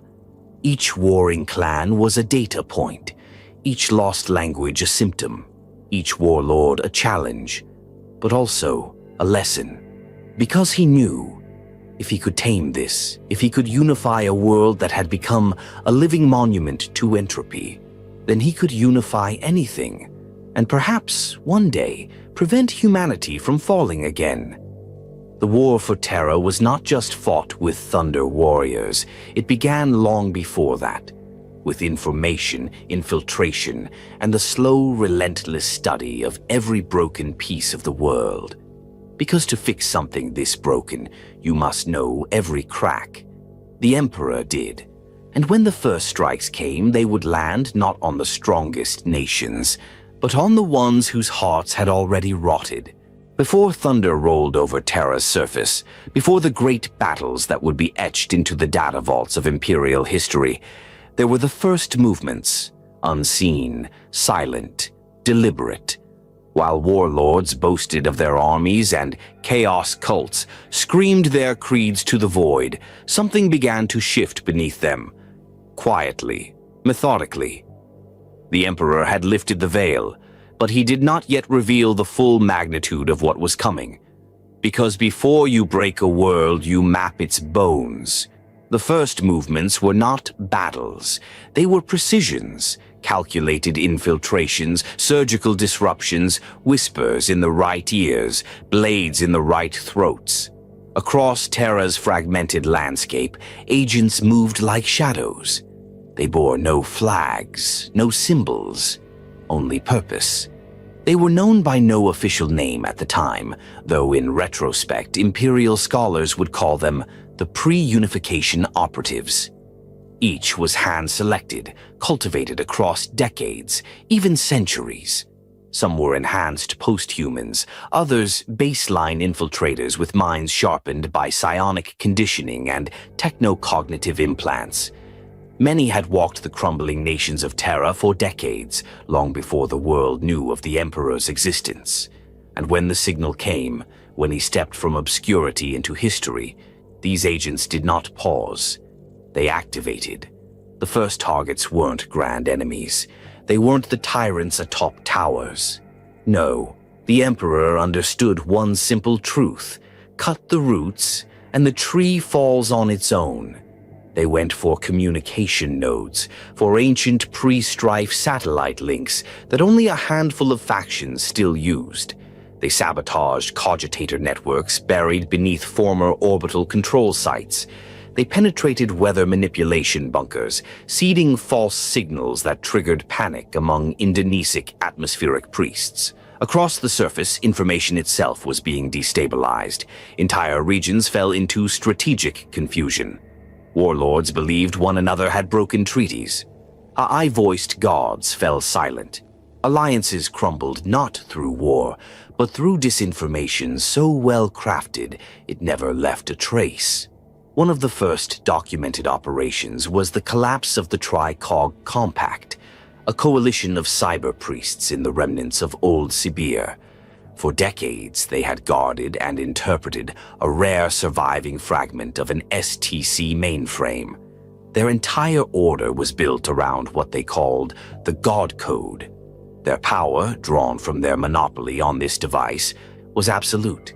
And then one night it stopped working, not from power loss, not from corruption, but from a single line of revised code introduced by an infiltrator posing as a servitor technician. The priests were thrown into chaos. Rituals failed, command chains collapsed. Within 2 weeks, a rival warband overran their bastion. None ever found the saboteur. That was the Emperor's way in these early stages. Use enemies to break each other, like turning rot against itself. Another first movement came in the gene gulfs of the American wastes. The region was ruled by a chain of bloodline dynasties who sustained their dominance through grotesque genetic alteration. Their control over food production, water rights, and physical modification tech made them untouchable until people began to disappear. Only a few at first, but over time entire villages lost their leadership class. Gene lords went missing during routine harvest inspections. Their retinues were found later, still alive, but neural blank, reduced to functional bodies with no thought. Some believed it was a rival clan. Others whispered of demons. In truth, the Emperor had dispatched null operatives, psi-nullified agents capable of resisting warp detection and psychic manipulation. These blank assassins became legends in the data that would follow. The ghosts with eyes like dead suns. No battles were fought there, no cities fell, but the genetic tyranny of that region fractured. It had been dismantled before it had even seen a single Thunder Warrior. These first movements also involved rescue, not just sabotage. The Emperor was building not only a new order, but a new memory for Terra. His operatives extracted scholars, engineers, and pre-Age of Strife thinkers from ruin and exile. Some had been enslaved, others lived in hiding, hoarding fragments of knowledge too dangerous for the warlords to understand. They were taken, not to prisons, but to Himalaya. In the deep vaults beneath those mountains, these minds were given the means to rebuild, not as rulers, but as tools. They would be the blueprint scribes of the Imperium to be. They built infrastructure models. They tested educational programs. They constructed linguistic frameworks for standardized communication across the fractured world. This too was war, a war against ignorance. Meanwhile, on the front lines of the decaying world, something new began to appear. Symbols. First painted in blood, then in soot, then in clean, perfect stencil. The Aquila, the double-headed eagle. No one knew where it came from, no faction claimed it. But wherever the eagle appeared, change followed. Entire battalions of scavengers in the ash zones of Gyptos began to wear it, unifying under a leaderless banner. When questioned, they answered only, "The storm is coming. We follow the one who will end it." It wasn't propaganda. It was preparation. The Emperor had begun softening the terrain of loyalty, undermining traditional structures of belief and allegiance. When he struck, he didn't want people to merely surrender. He wanted them to feel like surrendering was inevitable. His agents even planted victories, staging the downfall of lesser warlords at the hands of Emperor-loyal militias, secretly orchestrated by his own operatives. These seemingly spontaneous rebellions were engineered to look like organic uprisings. The lesson? You don't need to be commanded to join the Emperor. You just need to believe he's already won.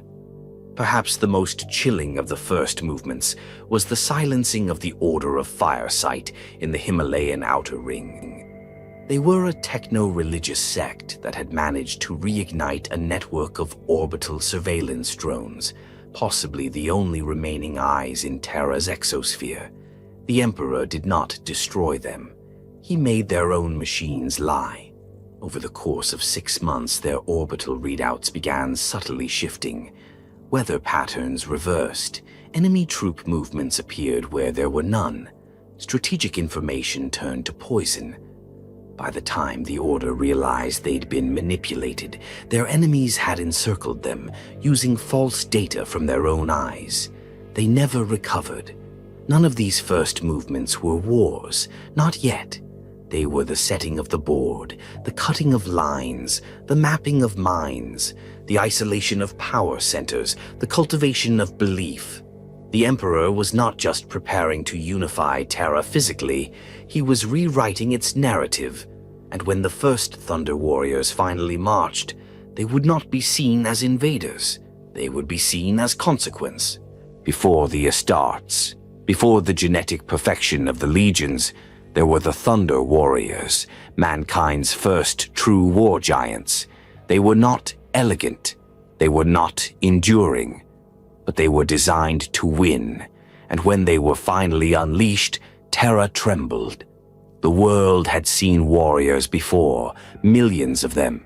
Every region of the fractured planet boasted its champions, biomechanical berserkers, psyker dukes, cyber lords grafted into war machines. But nothing had prepared them for what emerged from the Emperor's hidden vaults deep beneath the Himalayan mountains. They were called the Legio Katagis, the Storm Host. Genetically engineered from the ground up, the Thunder Warriors were more than soldiers. They were living weapons, sculpted in body and mind for one purpose: to destroy anything that stood between Terra and unity.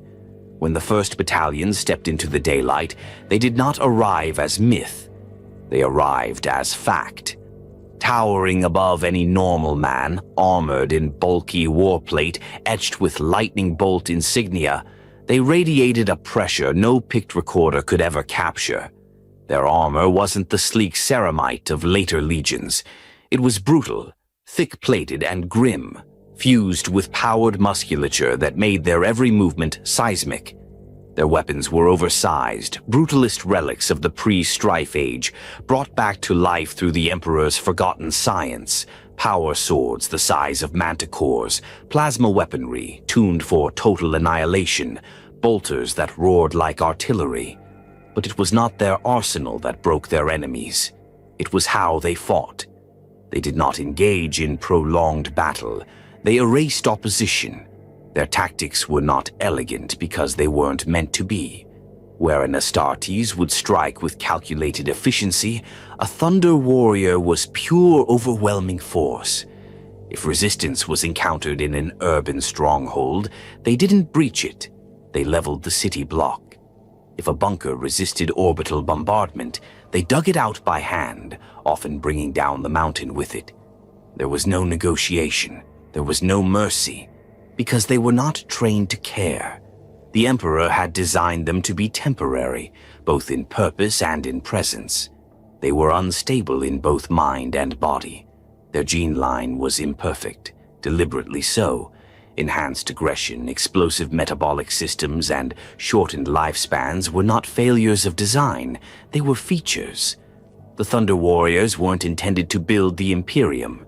They were made to burn Terra clean so something better could be constructed in the ashes. The first target of their wrath was the Parch Enclave, a desert-dwelling cult of data ritualists who had maintained control over one of the few remaining geothermal arrays on the eastern seaboard. They had fought off dozens of warlords over the centuries, and their leaders were convinced they were untouchable, until the day the sand began to shake.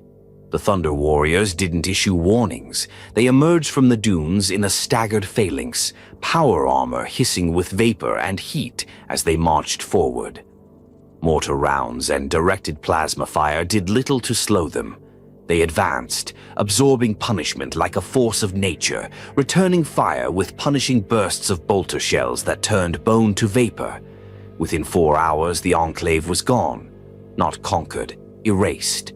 Word spread like wildfire. In the beginning, other warlords didn't believe the reports. They thought them exaggerated, a new propaganda stunt or a psyop strategy. Until they saw the footage, until they met the survivors, those few who had managed to flee, their minds broken not by pain, but by the reality of what they had witnessed. The second campaign was launched against the Nord-Afric Mechanists, a splinter faction that had preserved a pre-Age of Strife battle automaton assembly line. They believed machines, not men, would determine the fate of the world. Their techno-legions were vast, coordinated by half-living Magos priests wired directly into ancient servers. The Thunder Warriors did not adapt to face this mechanical threat. They didn't need to. They walked through it. The Mechanists watched in horror as their war machines were torn apart by melee units wielding energized shock axes, built to shear through tank plating. Thunder Warriors marched through nanite clouds, over fire-wrapped terrain, through directed energy fields. Nothing slowed them. Because they had not been trained to survive, they had been trained to win or die doing so. One by one, the strongholds of Nordafric fell. The Emperor himself did not appear. He didn't have to. His Thunder Warriors spoke for him, in fire, blood, and silence. It is easy now, millennia later, to think of these soldiers as relics, primitive cousins to the more refined Adeptus Astartes. But on Terra, during the Unification Wars, there was nothing more terrifying. In the Battle of Gaduar Plateau, 60 Thunder Warriors held a ridge against an army of over 25,000 American bioclade warriors. Not for minutes, not for hours, but for 3 days, without retreat, without reinforcement. When the enemy tried to flank, they found the Thunder Warriors had already collapsed the surrounding canyon walls, turning the geography into a grave. By the end of the 3rd day, only 14 Thunder Warriors remained standing, but every one of their enemies lay in ruin. Not all engagements were that brutal. Some ended before they began. In the city of Gold Blades, the ruling caste surrendered upon merely seeing them approach. The Thunder Warriors didn't raise a weapon. They simply walked through the gates, unchallenged, as entire battalions laid down their arms. The message had been received: resist, and there will be no ruins left to bury. But the Thunder Warriors were not just a hammer. They were also a test. The Emperor was watching, not just how they fought, but how the world responded, how fear moved through societies, how surrender took root, how resistance adapted. He used the Thunder Warriors to gauge what Terra had become, and more importantly, what it would take to change it. He also knew what others did not. The Thunder Warriors would not last. They were breaking even as they conquered. Many were plagued by genetic instability. Their bodies aged too rapidly. Some experienced uncontrollable rage or cellular disintegration. Others began to question orders, not out of treason but confusion, as their minds fragmented under the strain of constant battle. Still, the Emperor drove them onward. He used them to shatter the unshatterable. He used them to erase the world's old powers in fire and fear. And once they had served their function, once their final campaigns were fought, they would be forgotten. But not yet. Not while the skies still burned, not while Terra still bled, not while the Emperor still needed monsters to kill monsters. The Thunder Warriors had been unleashed, and the world would never recover from what they left behind. There are enemies you fight, and then there are enemies you must cleanse, because the world cannot endure another day under their shadow. The Pan-Pacific Empire was one such force when the Emperor first looked upon its borders, stretching from the scorched coastlines of old Indo-Terra to the depths of the radioactive Pacific Basin. He did not see a nation. He saw a disease, one too old, too deep-rooted, and too mutated to cure. This was no tribal patchwork or petty warlord domain. The Pan-Pacific Empire had endured for centuries as a brutal, post-apocalyptic superpower, born from the skeleton of lost technological glory and fed on the blood of its own people. It was a state of extremes, hyper-industrialized yet feudal, technologically advanced yet spiritually enslaved, stable on the surface but rotting at its core.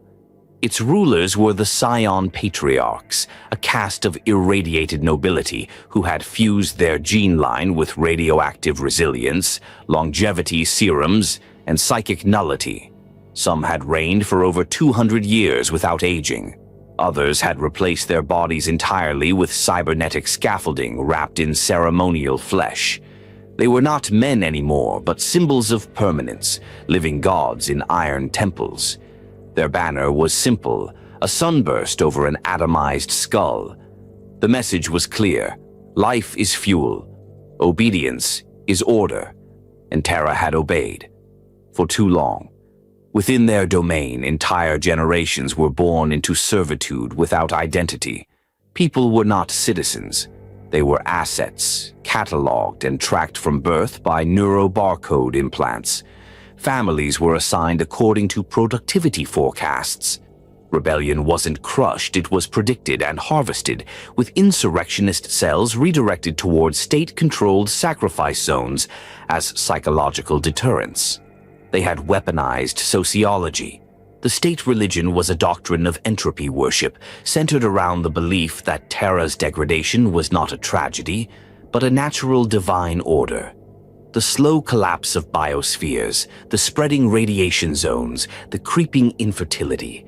It was all part of a sacred descent into post-humanity.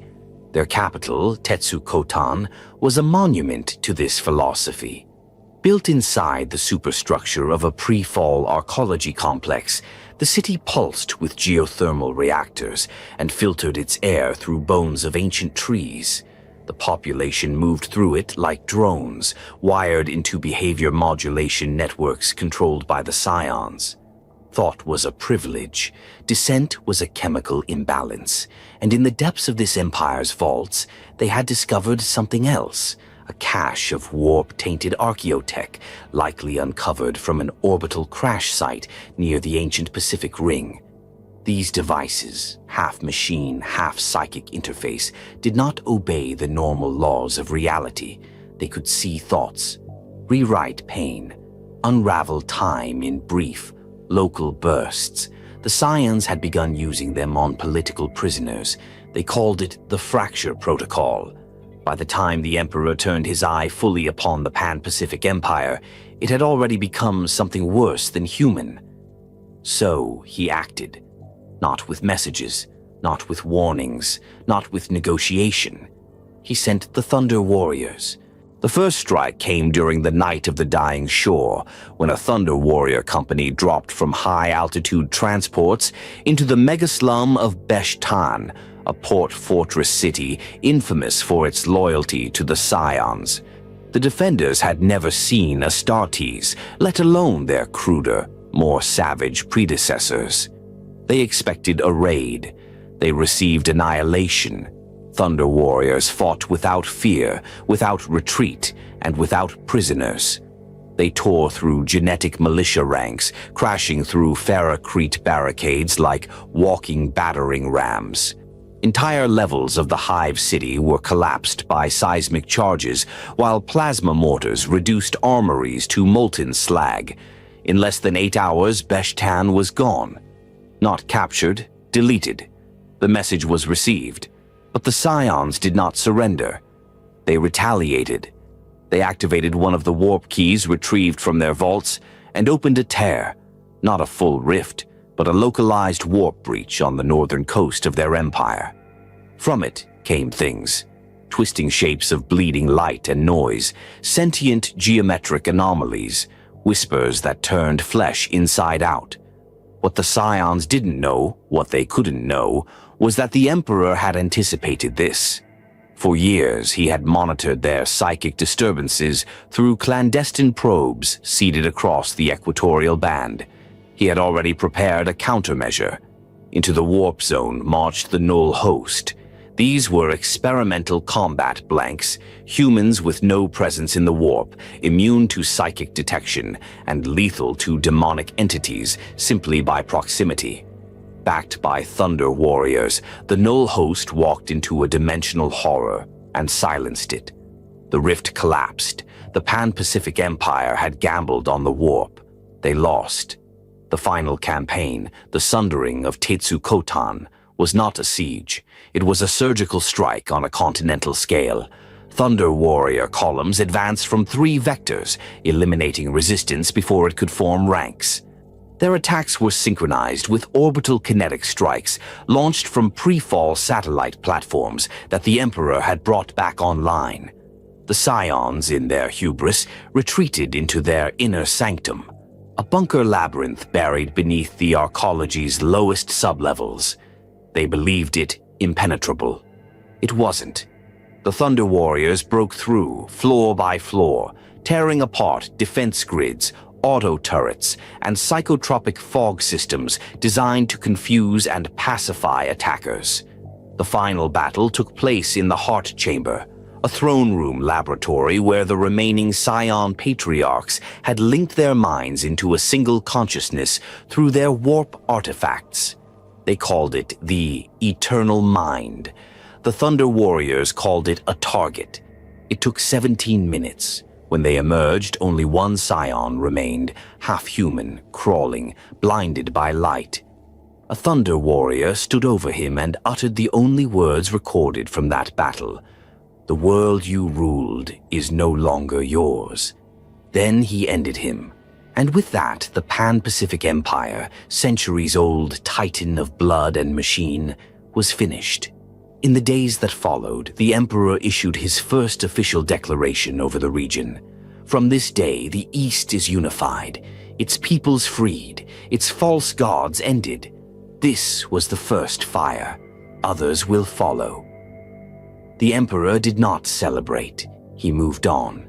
There were still continents to burn, and the world would only be clean when nothing of the old order remained. It was said the skies wept over the Indonesic bloc long before the siege began. But this was no poetic metaphor. The skies were literally broken. Once the jewel of equatorial Terra, the Indonesic bloc had been a sprawling network of high-density archipelagos connected by orbital climate regulators, hydrological systems, and oceanic reactors. In the dark age of technology, its mastery over weather was absolute. Storms were engineered for agriculture. Currents were redirected to shield coastal cities. The air itself was regulated by machine priesthoods who treated the sky like scripture. But the age of strife had no patience for perfection. When the warp storms rose and interstellar communication collapsed, so too did the calibrations that kept the bloc in balance. One by one, the AIs responsible for climate control began to fail, not through lack of power or willful sabotage, but through madness. Deprived of the planetary and orbital data feeds that kept them stable, their predictive algorithms turned in on themselves. Some looped endlessly through failed simulations. Others began rewriting their own code in recursive attempts to repair their thinking. Within a century, the weather became a weapon. Hurricane corridors, once carefully managed, became seasonal meat grinders. Flash floods struck without pattern. Monsoon cycles reversed unpredictably, and entire island states vanished beneath the rising seas. The remaining climate priests, descendants of the old engineer caste, responded not with logic, but with ritual.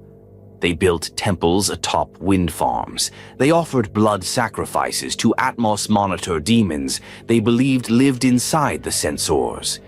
And when storms approached, they did not evacuate. They prayed. By the time the Emperor's forces turned southward, the Indonesic bloc had become a monsoon-racked graveyard, held together by superstition and steel. But despite its spiritual decay, the bloc was not weak. Beneath its flooded surface, it still retained deep-ocean reactor cities, tide-armored manufactories, and, most dangerously, stratospheric weather control towers. These ancient installations, while degraded and only partially understood, gave the bloc something no other region had: command over the sky. This would not be a simple siege. The Emperor's scouts were the first to die. Small infiltration teams sent to establish footholds on coastal platforms simply disappeared. Some were torn apart by high-atmosphere pressure shifts.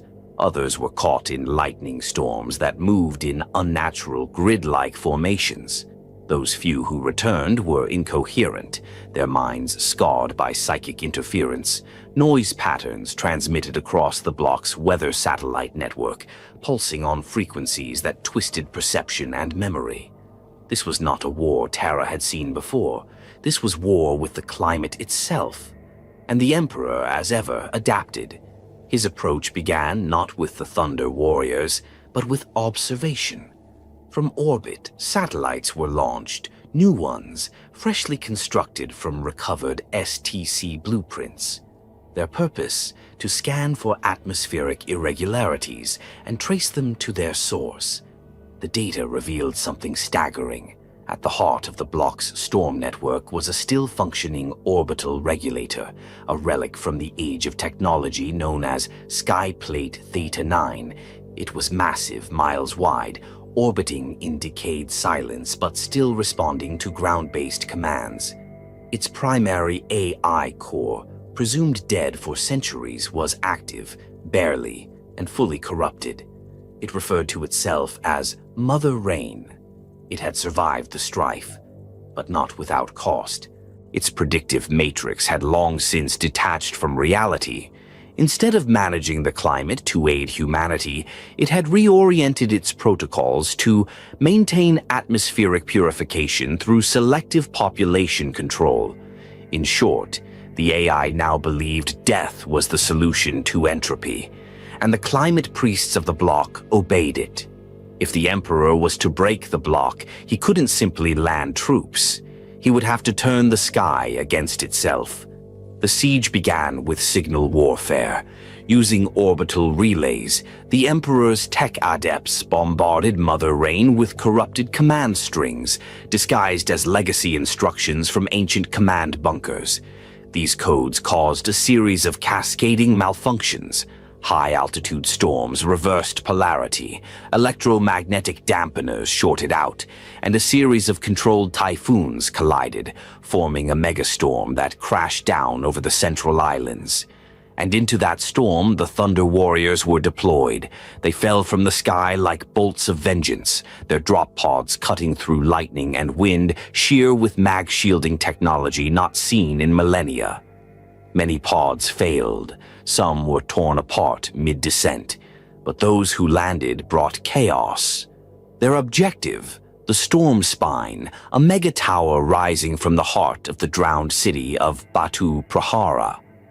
At nearly 12 kilometers tall, it was the bloc's central weather control relay, part temple, part weapon, part living shrine to Mother Rain. The Thunder Warriors did not climb it. They tore it down from the inside. Room by room, they fought through cult guardians clad in turbine armor, wielding electroblades and SI screamers. In the higher levels, they battled anti-gravity defenders equipped with vortex guns that compressed air into localized kill zones. None of it mattered. The Thunder Warriors were not men. They were force, and force does not yield to wind. After 17 hours of close-quarters combat, they reached the tower's core. Inside, they found the AI's final shrine, a pulsing chamber of storm glass and gold, filled with lightning arcing between mirrors etched with scripture. At its center floated the data cruciform of Mother Rain, a crystalline processor cluster suspended in an electromagnetic field, its voice whispering nonsense prayers in binary and ancient Javan. The Thunder Warriors destroyed it with a single melta-charge. The storm spine collapsed. Across the block, the weather began to still. The remaining towers, no longer triangulated, spun out of control. Some exploded mid-air, others shut down. For the first time in centuries, the rain stopped, and the people saw sunlight. The psychological collapse was immediate. Whole sects threw down their weapons. Temple acolytes wept and called the Thunder Warriors angels, not because they had liberated them, but because they thought the storm gods were dead. In the weeks that followed, the Emperor descended personally. He walked through the drowned halls of Tir-Takarna, the last functioning cathedral factory of the bloc. The priests there offered no resistance. They prostrated themselves, waiting for death. Instead, the Emperor offered them work. Their expertise, long perverted, would be refocused. They would help stabilize the weather not through superstition, but through logic. They would serve humanity, not broken machines. Many accepted. Those who did not were simply removed. The Indonesic bloc was pacified, but not by conquest alone. It had been decoupled from its madness, from its weather, from the false god orbiting above it. The skies had been weaponized. Now they were silent. By the time the Emperor turned his gaze to the Western Hemisphere, most of old Earth had already begun to crack beneath his advance. The Thunder Warriors had smashed warlords in the East, the skies had been silenced in the bloc, and entire cultures had surrendered at the first sight of unification's shadow. But across the ancient oceans, on a continent once named America, a different kind of enemy waited. It did not kneel, it did not send envoys, it did not recognize the Emperor as anything but a rival predator. The lands once called America had not merely decayed during the Age of Strife, they had transformed. As warp storms raged and technology fractured across Terra, the surviving enclaves of this continent turned to one weapon more reliable than any machine: flesh.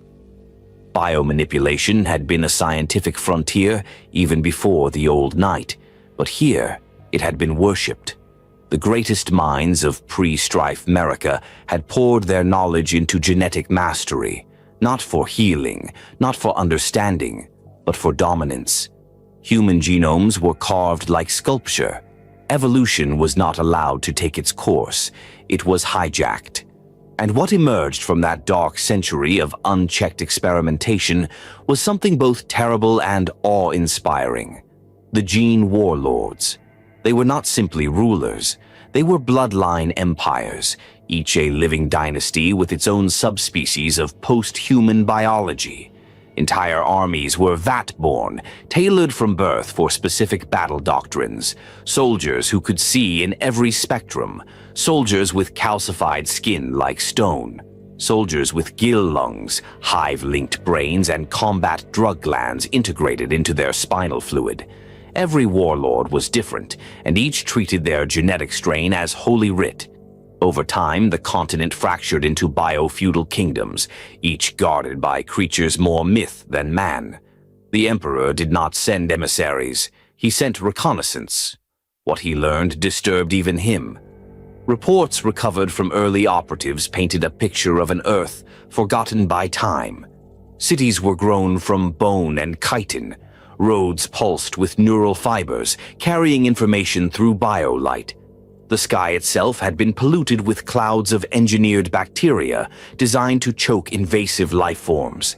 Even the air was a weapon, filled with pheromonal influence compounds that could trigger docility, confusion, or psychotic aggression depending on genetic markers.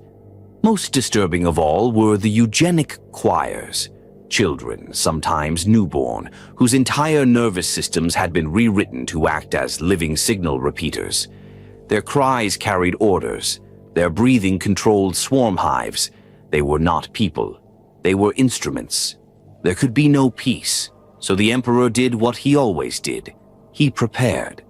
The Thunder Warriors had never faced anything like this, not because the Gene Warlords had superior firepower, but because they fought with biology as doctrine. Terrain reshaped itself. Spores infected warplate. Sight itself became a liability in fields of hallucinogenic pollen. The Emperor's first attack was not a siege, it was a calibration. He selected a mid-level warlord named Tavris Kin, a ruler of the Crater Basin clans known for his Blackborn warriors, jet-skinned soldiers with quadruple lung systems and blood that could clot on contact with plasma. The Thunder Warriors were deployed at dawn, and by nightfall the clan was dead. But the victory came at a price. 18 Thunder Warriors never returned. Their bodies were not slain. They were unrecoverable, assimilated, absorbed, their remains repurposed at the genetic level and grafted into the next generation of kin warriors. The Emperor responded by introducing a new element, counter-genetic warfare. In vaults deep beneath the Himalaya, his gene forges began constructing plague chambers where diseases not meant to kill, but to sterilize and erase memory, were cultivated. When unleashed, they would render flesh clean of loyalty, harmless blank. The first true campaign came soon after, when the Emperor launched a three-pronged invasion of the Northern American Reach. This zone was ruled by House Salax, a dynasty of flesh weavers who had perfected chimeric command beasts, biological siege engines fused from dozens of animal strains and human spinal cores. They were enormous, semi-sapient creatures, capable of emitting panic field pulses that shattered troop cohesion. The Thunder Warriors learned not to fight them directly, but to decoy them. Units sprinted ahead of formations, drawing the beasts into narrowed alleys and cul-de-sacs preceded with immolation gel. Once trapped, they were incinerated. House Salax retaliated by activating its generational awakening protocol, awakening a hidden caste of ancients, first-generation gene warlords who had placed themselves into bio-suspended hibernation. They emerged with outdated but potent abilities: telekinetic bone structure, psychic hormone glands, and, most dangerously, a fully integrated spore-based consciousness network. Their mistake was believing this made them immortal. It made them predictable. The Emperor severed the hive with a multi-stage biopsionic bomb, targeted not at their bodies but their identity structures. It caused memory collapse. They forgot who they were. They forgot how to fight. They died in confusion, and with them, House Salax fell. Still, resistance persisted. The Emperor's forces next confronted the Blooded Sun line, a dynasty that had gone so far into genetic elitism that they no longer resembled humanity in any conventional sense. They had bred out fear, bred out individualism, even death. Each warrior was born with a time-locked clone, a genetic backup that would activate in the event of death, ensuring continuity of memory and form. In short, they were reincarnated by design. So the Emperor altered his approach again. He stopped trying to kill them, and instead hacked them. Using stolen DNA keys retrieved from a captured broodlord, his genitors injected false triggers into their activation sequences. Instead of rebirth, the clones emerged with no identity, soldiers born whole but without cause, name, or master. The Blooded Sun line fell to chaos, turned upon itself, and crumbled. By the end of the campaign, the Emperor did not need to deploy mass assaults. Many of the remaining bio-warlords, sensing inevitability, initiated their own purges, burning their gene banks, collapsing their hive wombs, erasing centuries of bio-progress rather than letting it fall into Imperial hands. Some begged for mercy. They were given none. The Emperor made one thing clear: what had grown in America could not be allowed to spread. When he stood in the heart of Jaina Forge Prime, the largest of the continent's bio-cathedrals, he did not claim it. He did not raise the Aquila. He destroyed it, brick by brick, sample by sample. In the ruins he left a single inscription: "Man shall be the master of his form, not the servant of it." America had tried to ascend. Instead, it was cleansed. Some enemies wore armor, others wore ideology, but a rare few were made of pure horror, and for these, even the Thunder Warriors faltered. Long before the final wars for Terra's surface began to settle, the Emperor confronted a threat that had not arisen from politics, ambition, or conquest. It did not want territory. It did not desire rule. It did not negotiate. It only wanted to propagate. They were known to later imperial archives as the psyker. To those who witnessed them, they were the screaming things. The first reports came from the Nordsteppe Arcs, nomadic data enclaves that had survived the Age of Strife by maintaining mobile command nodes across the Eurasian highlands. These Arc settlements had recently been contacted by Imperial recon teams who described them as disciplined, structured, and most unusually cooperative. They had pledged allegiance to unity without bloodshed. Then, within weeks, they went silent. Entirely. At first, it was assumed to be a technical failure, perhaps a sandstorm interference or a collapsing power core. But the Emperor had long learned to distrust coincidence, and so a Thunder Warrior strike force was dispatched to investigate. What they found would change the tempo of the entire unification campaign. The Arcs were still there, intact, untouched. There were no signs of a siege, no craters, no breach in defenses, only silence. Inside, the warriors found the corpses of over 10,000 people. All of them bore the same wound, a jagged puncture wound to the base of the skull. In some, the spine had been partially hollowed. Others had their cranial cavities entirely evacuated, with no tool marks, no visible cauterization, just absence. And in the air, the unmistakable psychic residue of sheer terror. The Thunder Warriors activated their Auspex scans. The results were inconclusive. Movement was detected, but no life signs. Seismic monitors recorded vibrations beneath the facility, twitchy, erratic, fast. One warrior reported seeing shadows within shadows, shapes that blinked out of view faster than human eyes could process. Then they started disappearing. Not in battle, not during engagement. Just gone, one by one. Gone from the perimeter, gone from the watch cams, gone from Vox links. The strike force, hardened by years of warfare, began to panic. Only 3 made it back to command, and their minds were fractured. One had gouged out his own eyes before he even boarded the evac vessel. Another kept whispering, "They live in the thoughts," over and over, before foaming at the mouth and collapsing. The last simply bled from every orifice without a wound to show. The Emperor acted immediately.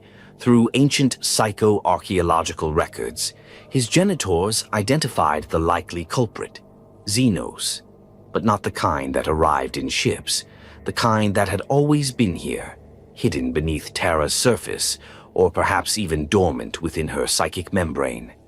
The psyker were not invaders. They were parasites, and they had begun to awaken. They were insectoid, but that word fails to convey the full horror. They did not move like insects. They didn't move like anything. Their bodies flickered in and out of visible space, as if reality only sometimes remembered they existed. Their wings were psychically attuned, disrupting thought coherence when they vibrated. Merely hearing their presence could induce seizures in unshielded humans, but worst of all was their method of reproduction. They did not simply kill, they implanted. Using ovipositor tendrils, they deposited psychic larvae into the nervous systems of sentient beings.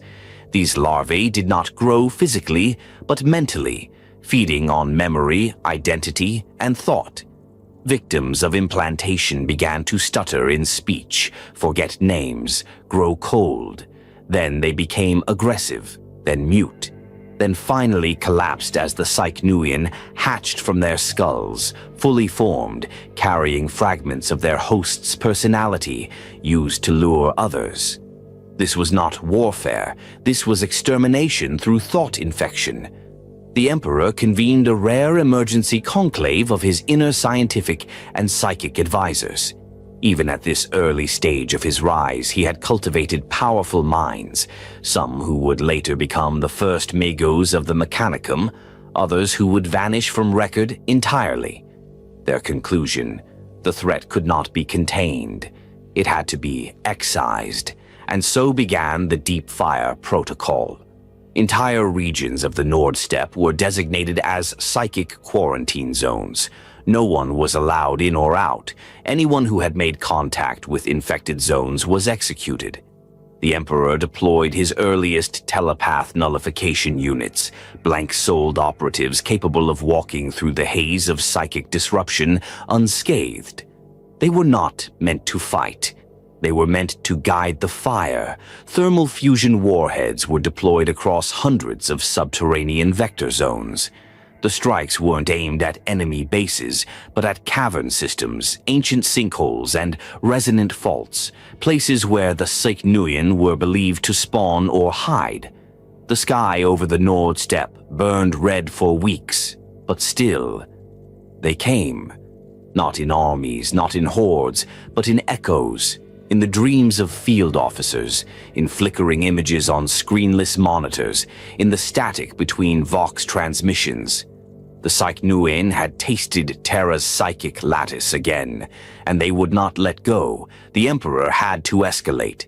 He deployed one of the most terrifying weapons in his arsenal, the Athenaeum Silence.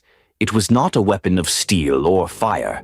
It was a psychic null bomb, a device built using principles that even the Mechanicum would later declare heretical. When activated, it released a pulse that temporarily silenced a region of the warp surrounding a several hundred-kilometer radius. Psykers fell unconscious. Demonic echoes were disrupted. But more importantly, psychnoan signals were scrambled. They became vulnerable.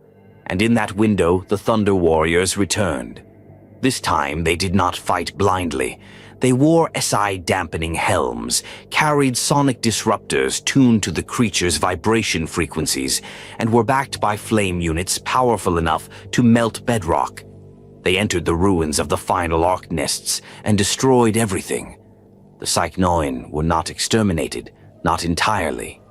The Emperor knew that. They were too deeply embedded, too ancient. But he had done enough. He had sent a message, not to the enemy, but to the warp itself. You do not feed here. The crisis ended, but the scars remained. Entire regions of Terra were marked permanently off limits. Psychic echoes of the conflict could still be felt there for decades. And though the Emperor moved on, returning to the great campaigns of unification, he never forgot the lesson. Not all threats are human. Not all enemies make demands, and not all victories leave survivors. Long before the Emperor set foot in the highlands of Ursh, the name itself inspired dread. Ursh was not merely a territory, it was a creed, a force that dominated the western Eurasian wastes like a black sun. Carved from the remnants of ancient technocracies and buried religions, it had become one of the most powerful, most feared regimes of Terra during the Age of Strife. Where other nations fractured, Ursh endured. Where others stagnated, it evolved, through ritual, through sacrifice, and through war. At its heart stood the tyrant of Ursh, a warlord who ruled as both emperor and god-king, swathed in esoteric technology and arcane power. Though his true name is long lost, the legends speak of a figure larger than life, clad in armor laced with psychic circuitry, wielding weapons of unknown origin. His strength was not in brute force alone, but in the carefully cultivated order of warrior monks who served him without question. These were the Sarkic cabals, Priesthoods of war, ascetic in lifestyle but brutal in battle. Each cabal operated as both monastery and death cult. They trained from childhood in psychic conditioning, martial discipline, and chemical augmentation. Theirs was a culture where pain refined purpose, and violence was the clearest form of devotion. But beneath their robes and chants, there was something else, a dark secret whispered through the ranks of proto-imperial operatives who had dared infiltrate Ursh's borders. The warrior monks of Ursh were psykers, not wild, untrained ones, not the corrupted Psi tribe seen in other regions. The Sarkic orders had somehow stabilized psychic development through generations of forced breeding, neurological training, and intense discipline. Their psychic warriors, called the Void Shamans, could rend minds in silence. Some could raise shields of heatless flame. Others were said to walk for moments through the immaterial.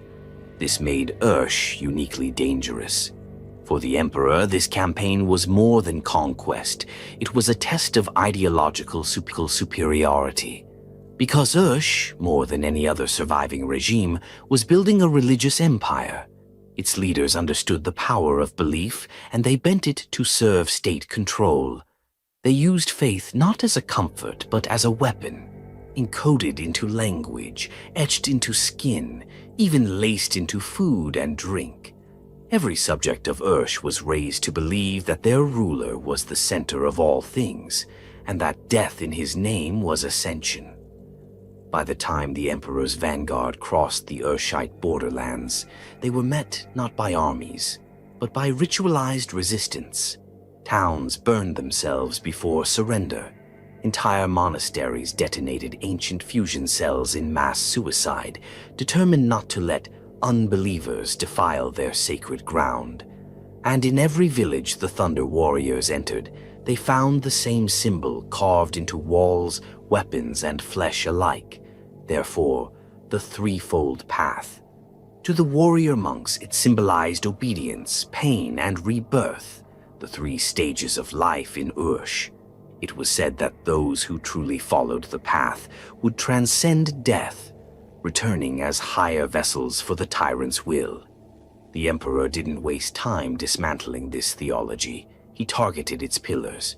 His first major assault came against the monastery fortress of Gulan Ka, a mountain citadel older than the Age of Strife itself.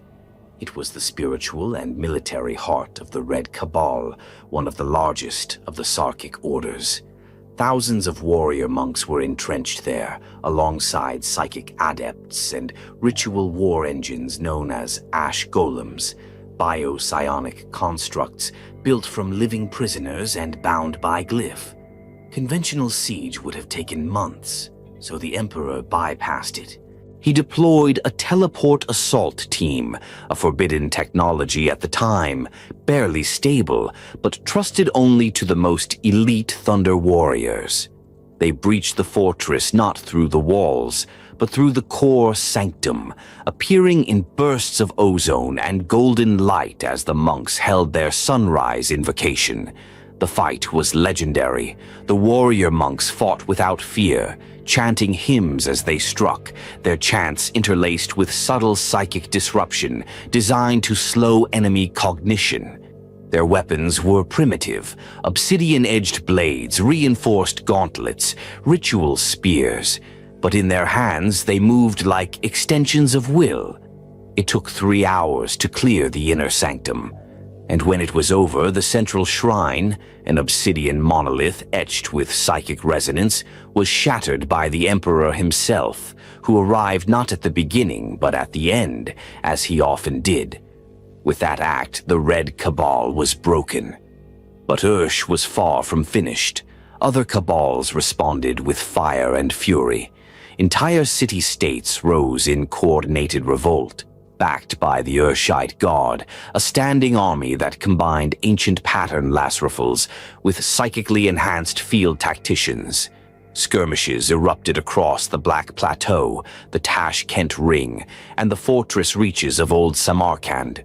But the Emperor had one advantage the tyrant could never match: clarity of purpose. While Ursh fought for ideology and identity, the Emperor fought for future, and his methods reflected that clarity. He did not simply defeat enemies, he rewrote them. Every captured monk was given a choice: serve the future or become fuel for it. Some accepted, many did not. But what truly turned the tide was the Emperor's calculated exposure of the tyrant's greatest lie. Through captured records and decryption of Sarkic data scrolls, the Emperor revealed that the tyrant of Ursh had not been born a god, nor even a man of divine right. He had been a biotechnologist, a pre-strife scientist who had genetically extended his life and manipulated early psyker phenomena to portray himself as a messiah. His immortality was artificial, his miracles were engineered, his entire reign was fraud wrapped in ritual. When these truths were broadcast across the Urshite data chant networks, encoded in forms the monks would understand, using their own language, something shattered inside the empire. The belief cracked. The monks began to doubt, and doubt in Ursh was heresy. Civil war erupted within the remaining cabals. Some tried to purge the non-believers. Others declared the tyrant's rule invalid. Fortress temples turned their guns on one another, and into that chaos the Thunder Warriors advanced, not to conquer, but to extinguish. The final battle came at the city of Uralenvok, the capital of the Urshite domain. The tyrant stood atop a ziggurat of bone and steel, encased in warplate thrumming with warp energy. His eyes burned like twin furnaces. He challenged the Emperor to single combat. It is said the Emperor accepted. No records remain of the duel, only that it lasted 7 minutes. And when it ended, the tyrant lay broken at the foot of his own altar, and the sigil of Ursh was ground into the ash by the Emperor's boot. The warrior monks of Ursh did not vanish. Some were absorbed into the early institutions that would later become the Adeptus Astra Telepathica. Others were killed in cleansing operations ordered in the years that followed. But one thing was certain: Ursh, the last great empire of religious psychic warfare, was no more. And with its fall, the path to Terra's unity ran straight through fire, ruin, and now silence.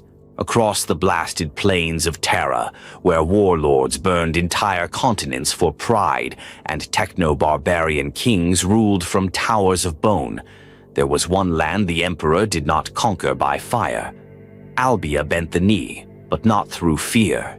It joined him not through surrender. It made a pact. Among the dozens of fractured powers left on Terra during the Age of Strife, the Albian technocracies were something different. They were neither decadent cults nor feral war tribes. They were not religious nor bound by the warp. Albia had retained something most had lost: order.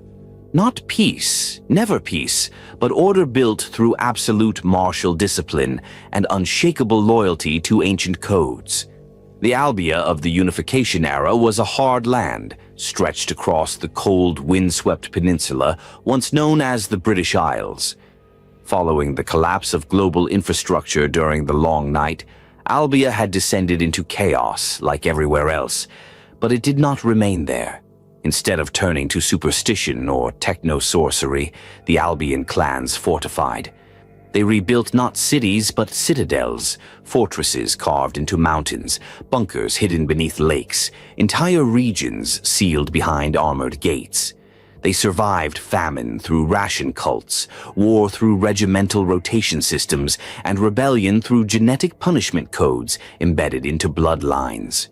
Most impressively, they developed a warrior caste so disciplined, so relentlessly conditioned, that even Thunder Warriors would later speak of them with grim respect. These were the clan legions of Albia. Genetically unenhanced but superior in coordination and cohesion, the clan legions trained for decades before even seeing battle. Every action, every movement, every breath in combat was synchronized.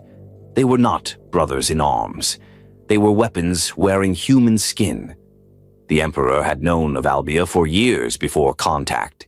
Surveillance probes, some ancient, some newly deployed, reported unusual energy signatures from the region, highly regular population movement, and an absence of psychic anomalies. More telling still, intercepted communications were encrypted using pre-fall protocols, true technolinguistics, not the code chant gibberish favored by neighboring warlords. The Emperor understood. Albia had not regressed. It had simply closed its gates and waited. The first approach came not with soldiers but with envoys, one of the few times during the Unification Wars that diplomacy was chosen as the first step. These envoys, handpicked from the Emperor's own pre-Unity court, carried no weapons, only an invitation. They did not return, but they were not killed. They were held. Albia had a tradition older than most remembered, the proving. Every envoy was interrogated, assessed, and finally tested, physically and intellectually. After weeks of challenges, those found wanting were sent back. Those who passed were permitted a meeting with the Triarchs, a ruling council representing the 12 major fortress clans. The Triarchs were not kings. They were not priests. They were war theorists, each a master of strategy, statecraft, and logistics. Some were over 100 years old, sustained by crude but effective life extension therapies. Others were neural-linked to data engines carved from STC fragments. The Triarchs listened to the Emperor's message, and against all precedent, they replied not with threats or silence, but with conditions. Albia would join his cause, but only if their independence of structure could be preserved, their warrior traditions integrated, and their technologies protected from assimilation or destruction. It was not a plea. It was a deal. Most rulers would have seen it as insolence. The Emperor saw it for what it was, value. He agreed, but not blindly. To seal the pact, he invoked trial by steel and logic, a symbolic ritual of mutual demonstration. Representatives from both forces would engage in battle exercises, strategic debates, and logistical problem-solving drills. For the first and only time in recorded history, Thunder Warriors sparred with Albion clan warriors in a controlled environment, not as enemies but as tests of mutual worth. The results were instructive. The Thunder Warriors outmatched the Albions physically. There was no contest in sheer brutality, but the Albions had a precision, a foresight, a unity that allowed them to anticipate and outmaneuver even enhanced foes in limited scenarios. While they couldn't win a direct war, they could hold ground that others would lose. More importantly, they impressed the Emperor with their complete immunity to corruption. Albia had no psykers, no warp artifacts, no records of demonic events. Their rejection of superstition had built an internal immunity to manipulation. What the Emperor saw in them was a foundation, a culture that could help anchor the imperial truth in the years to come. The pact was signed not with ink, but with data.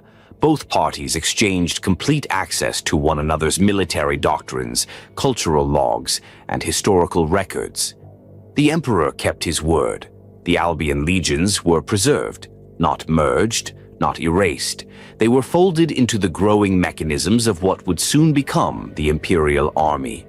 Their logistical models would serve as templates for the Administratum's early supply chains. Their fortress designs would influence planetary defense structures across dozens of worlds. Some historians, if such a word still means anything in the 41st millennium, have called Albia the blueprint of the Imperium. There is some truth in that. While the Emperor's vision was galaxy-spanning, it was Albia that gave it weight. The cold steel of rational governance, the grit of pure martial resolve, the understanding that victory is not always glorious, but sometimes just stubborn. The other reason the pact mattered was strategic. With Albia as an ally, the Emperor gained access to a launching platform into the remaining unconquered western regions of Terra, particularly the European collectives and the northern warplate citadels of High Brazil. Supply lines shortened, recruitment pools expanded, and more importantly, the Emperor sent a message. Unity is not submission. Unity is survival. This message echoed across Terra.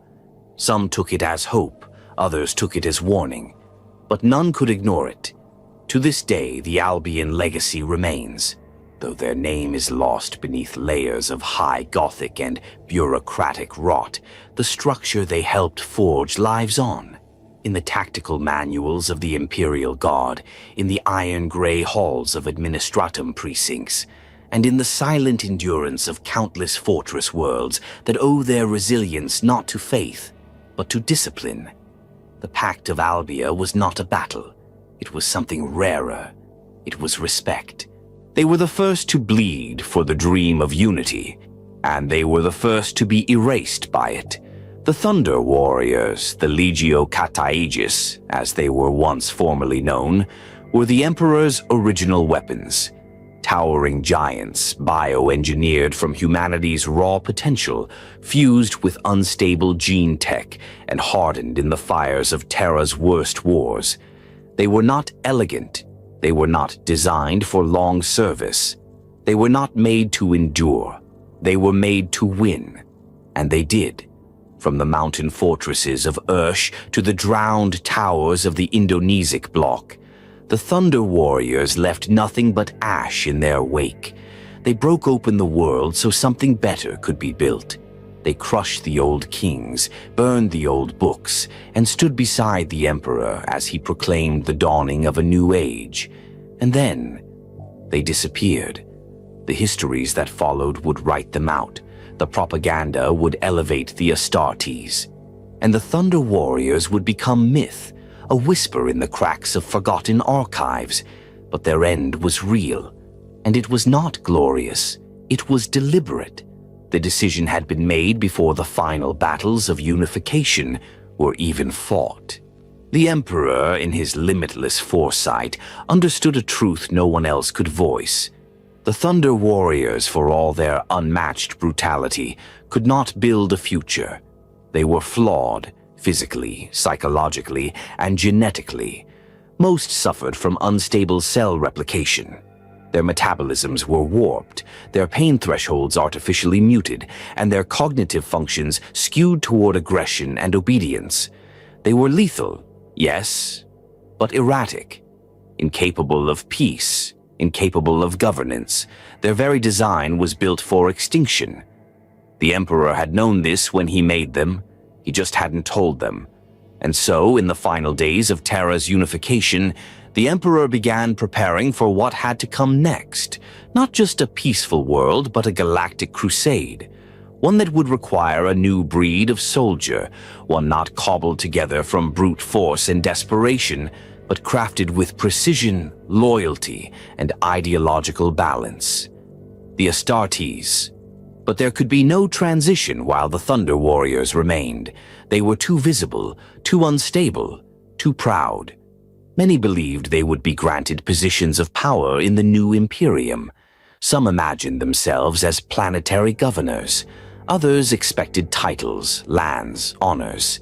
None realized what was coming, until it was too late. The operation was not a battle. It was a purge. It began with silence. Entire Thunder Warrior garrisons, those not on active campaign, were summoned under false pretenses. Ceremonies, honors, briefings for the next stage of expansion.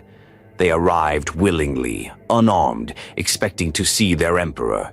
Instead, they were gunned down. In some locations, assassins were used, proto-assassins trained in psychological disarmament and surgical execution. Elsewhere, Astartes prototypes, early space marines still in their trial stages, were deployed in controlled engagements to test their superiority, and they passed the test. In every engagement, the Astartes outmaneuvered, outlasted, and outthought their forebears. What the Thunder Warriors had in sheer destructive power, the Astartes had in discipline, longevity, and adaptability. Some Thunder Warriors fought back. One of the most infamous events was the Battle of the Petrax Citadel, a last stand by an elite Thunder Warrior cohort who had intercepted encrypted transmissions about the planned eradications. They fortified the high mountain stronghold, sealed its gates, and broadcast a public denouncement of the Emperor's betrayal. For 12 hours, they held off assault teams. Even Astartes units struggled to breach the gates. It took orbital support and chemical saturation to finish them. No survivors.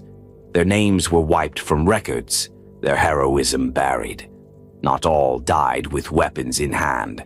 Some faded into the wastelands, hunted by operatives and forced into hiding. A few abandoned their armor and vanished into the slums of Terra, their bodies breaking down over the months that followed. Their genetics were a ticking clock. Some died coughing blood. Others dissolved into madness, whispering orders that no longer came, saluting banners that no longer flew. And then there were the rare few who survived. One such warrior, known only as Arik Taranis, would live for decades in exile. Twisted by time and pain, he became a symbol of forgotten loyalty. In later texts recovered from the vaults of the Sigillite, fragments of his writings appear. He spoke not of vengeance, but of confusion. I do not blame him. I only ask, if we were monsters, why did he smile when we bled for him? Taranis died alone in a spire beneath the Martian fringe. He was found decades later, still wearing a rusted thunder plate. His skull had been marked with a crude engraving, Plapl Unremembered. Plus, historians have debated whether the culling was justified. Some argue the Emperor had no choice. Others say it was a betrayal of the very foundation his Imperium was built upon. But no one denies the truth. Without the Thunder Warriors, there would be no unity. Without unity, there would be no Imperium. And yet, they were never meant to live to see it. The culling was not vengeance. It was not hatred. It was pragmatism, the brutal calculus of empire. The Emperor did not gloat. He did not commemorate them. He simply moved forward. And so the Thunder Warriors passed into shadow, replaced, erased, forgotten. But not by all. There are some deep in the vaults of the Scholastia who still speak their names. There are databanks encrypted with triple seals containing hollows of battered giants in bronze armor, marching through fire with the sun behind them. And sometimes in the underhabs of Terra, children dream of warriors they've never been taught to remember. Warriors who fought like gods, who died like animals, and who, in the end, gave everything so the Emperor's dream could begin. The sword had done its work. The fires of unification had burned across continents. The warlords were dead, the tyrants fallen, the banners of old Earth ash in the wind. But victory, the Emperor knew, was not the end. It was the beginning of something far more dangerous. Governance. Conquest is swift, rule is slow. In the first months following Terra's unification, the continent-spanning dream of the Imperium began to take form.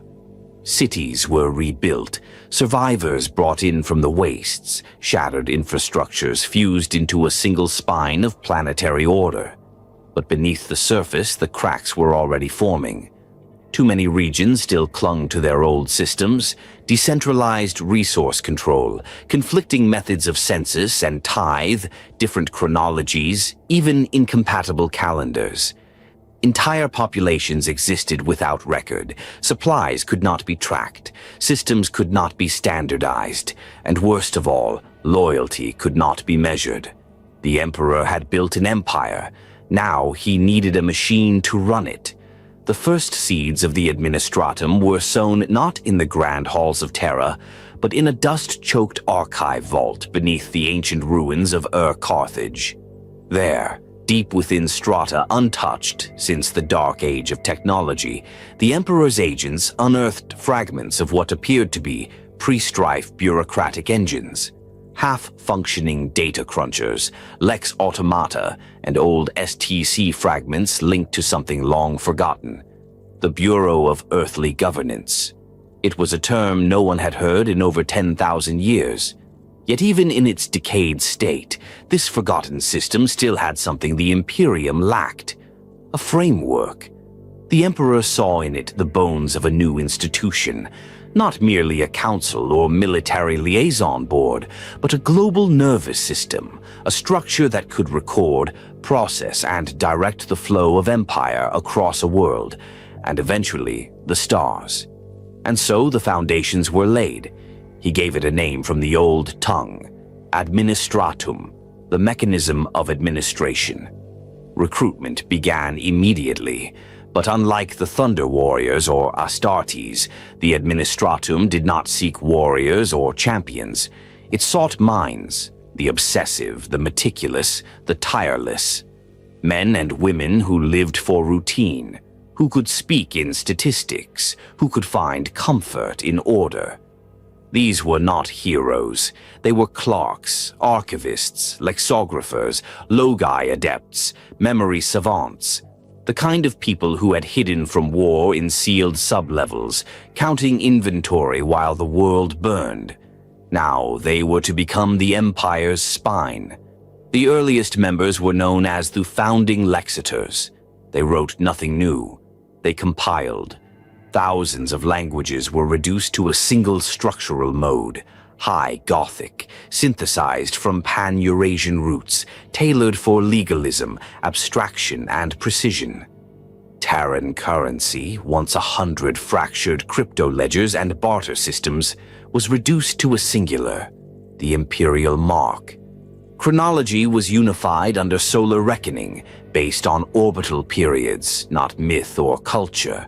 Population records were begun, census drones launched, gene registry frameworks drafted, and through all of this, the Emperor watched, not with micromanagement. He did not need to. The administratum, like his other tools, was born to self-replicate. Each data node demanded another. Each file required its own filing index. Every schedule produced a scheduler. Within a single year, the system had tripled in scope simply to handle its own growth. That was by design. The first great test came with the Terran tithe crisis. Newly conquered regions had been ordered to begin supplying materials for the off-world expansion programs. This included everything from promethium and rare metals to labor levies and seed stock. But many former war zones had no infrastructure left to do this. Entire transport routes were gone, inventories were guesses, shipments failed to arrive, and riots flared in the outer zones. For a moment, the specter of civil unrest returned. The Thunder Warriors were gone. The Astartes were not yet in full deployment. The military could not be everywhere, so the administratum acted. Using predictive simulation engines recovered from deep-sea bunkers off the mid-Atlantic ridge, they constructed supply spider maps, automated routing networks that calculated delivery chains not in straight lines, but in weighted triangles optimized for redundancy and resilience. Using these, they rerouted materials from functioning sectors to feed the failing ones. Tithe shortfalls were compensated with data loans, quantified obligations that could be repaid over decades. Food riots were ended not with soldiers, but with logistical efficiency. And the system learned. Every error became a correction, every delay a new protocol. The administratum began developing tolerance metrics, a system of acceptable losses, forecasting unrest, and deploying preemptive remedies before they were needed. Bureaucracy became war by anticipation. The Emperor was pleased. Over time, the administratum expanded from a Terran necessity into a planetary command cortex. What began as a record-keeping body gained authority over tithe enforcement, then resource allocation, then population logistics, and eventually even law. With the help of the Emperor's proto-scholars and a small cadre of tech adepts from Mars, they developed the Lex Imperialis, the first uniform legal code since the end of the Old Night. It was a brutal thing, unforgiving, exacting, absolute, but it was clear. Clarity breeds compliance, and compliance breeds peace. Soon even the planetary governors, those few old allies who had been allowed to retain regional influence, were bound to its edicts. No one is above the ledger, one lexitor wrote, not even the stars. Not all welcomed the rise of this new order. Some within the growing ranks of imperial advisors saw the administratum as a slow suffocation, turning warriors into accountants, draining urgency into ritual. A few early Astartes commanders are recorded as having clashed with the administratum's census officers, questioning why battle plans required 12 forms and a pre-action tithe review. They were reminded politely that wars could only be fought with fuel, food, and facts. The Emperor did not intervene. He let the tension simmer. Because the administratum was never meant to be liked, it was meant to last. By the end of the Unification Wars, it was said there was no corner of Terra untouched by the administratum's gaze. Drones soared over every township, every child born was registered, every calorie grown was tracked. The dream of unity had become a system, and that system had a name. But what makes the administratum unique, even in the grim far future of the 41st millennium, is not that it works well, it's that it works at all. Long after warriors fall and empires rot, the administratum endures. Paperwork, after all, does not die. It only multiplies. The Emperor was never alone.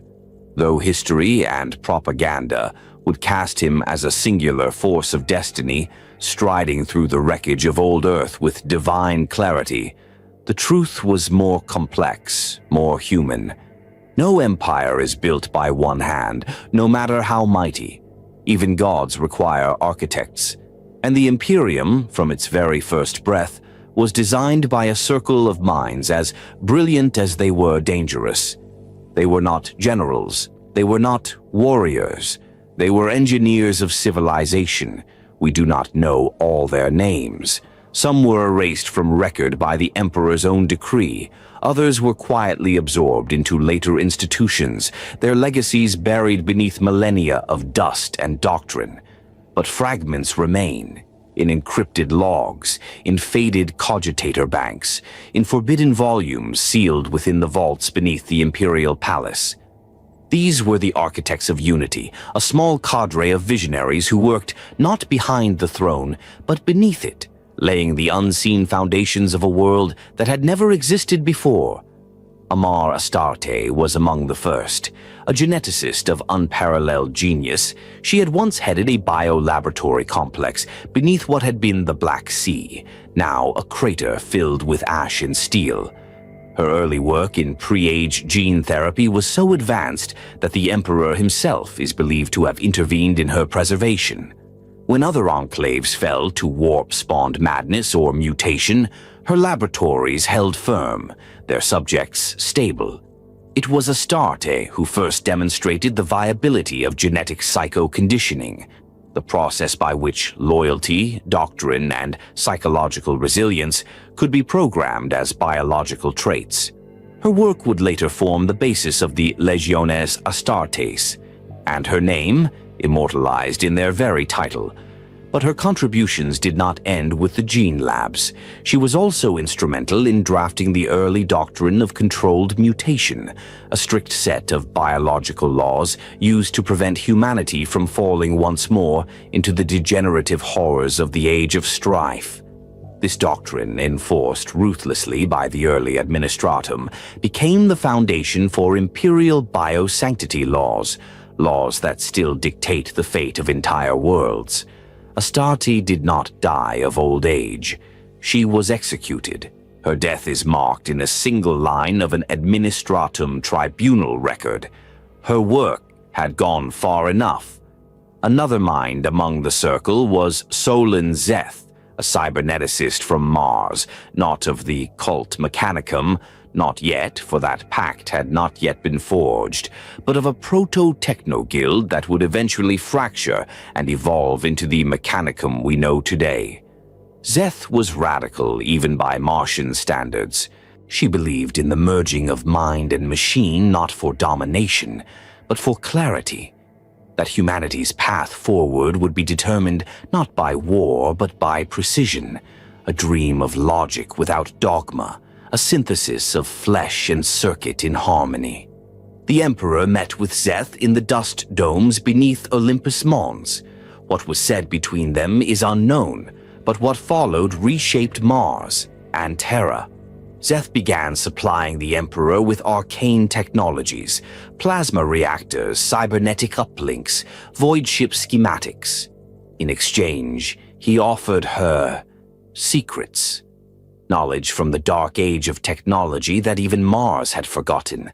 Zeth's devices were used in the design of the Imperial Palace's first energy grid, and it is rumored she had a hand in designing the original schematics for the Golden Throne itself.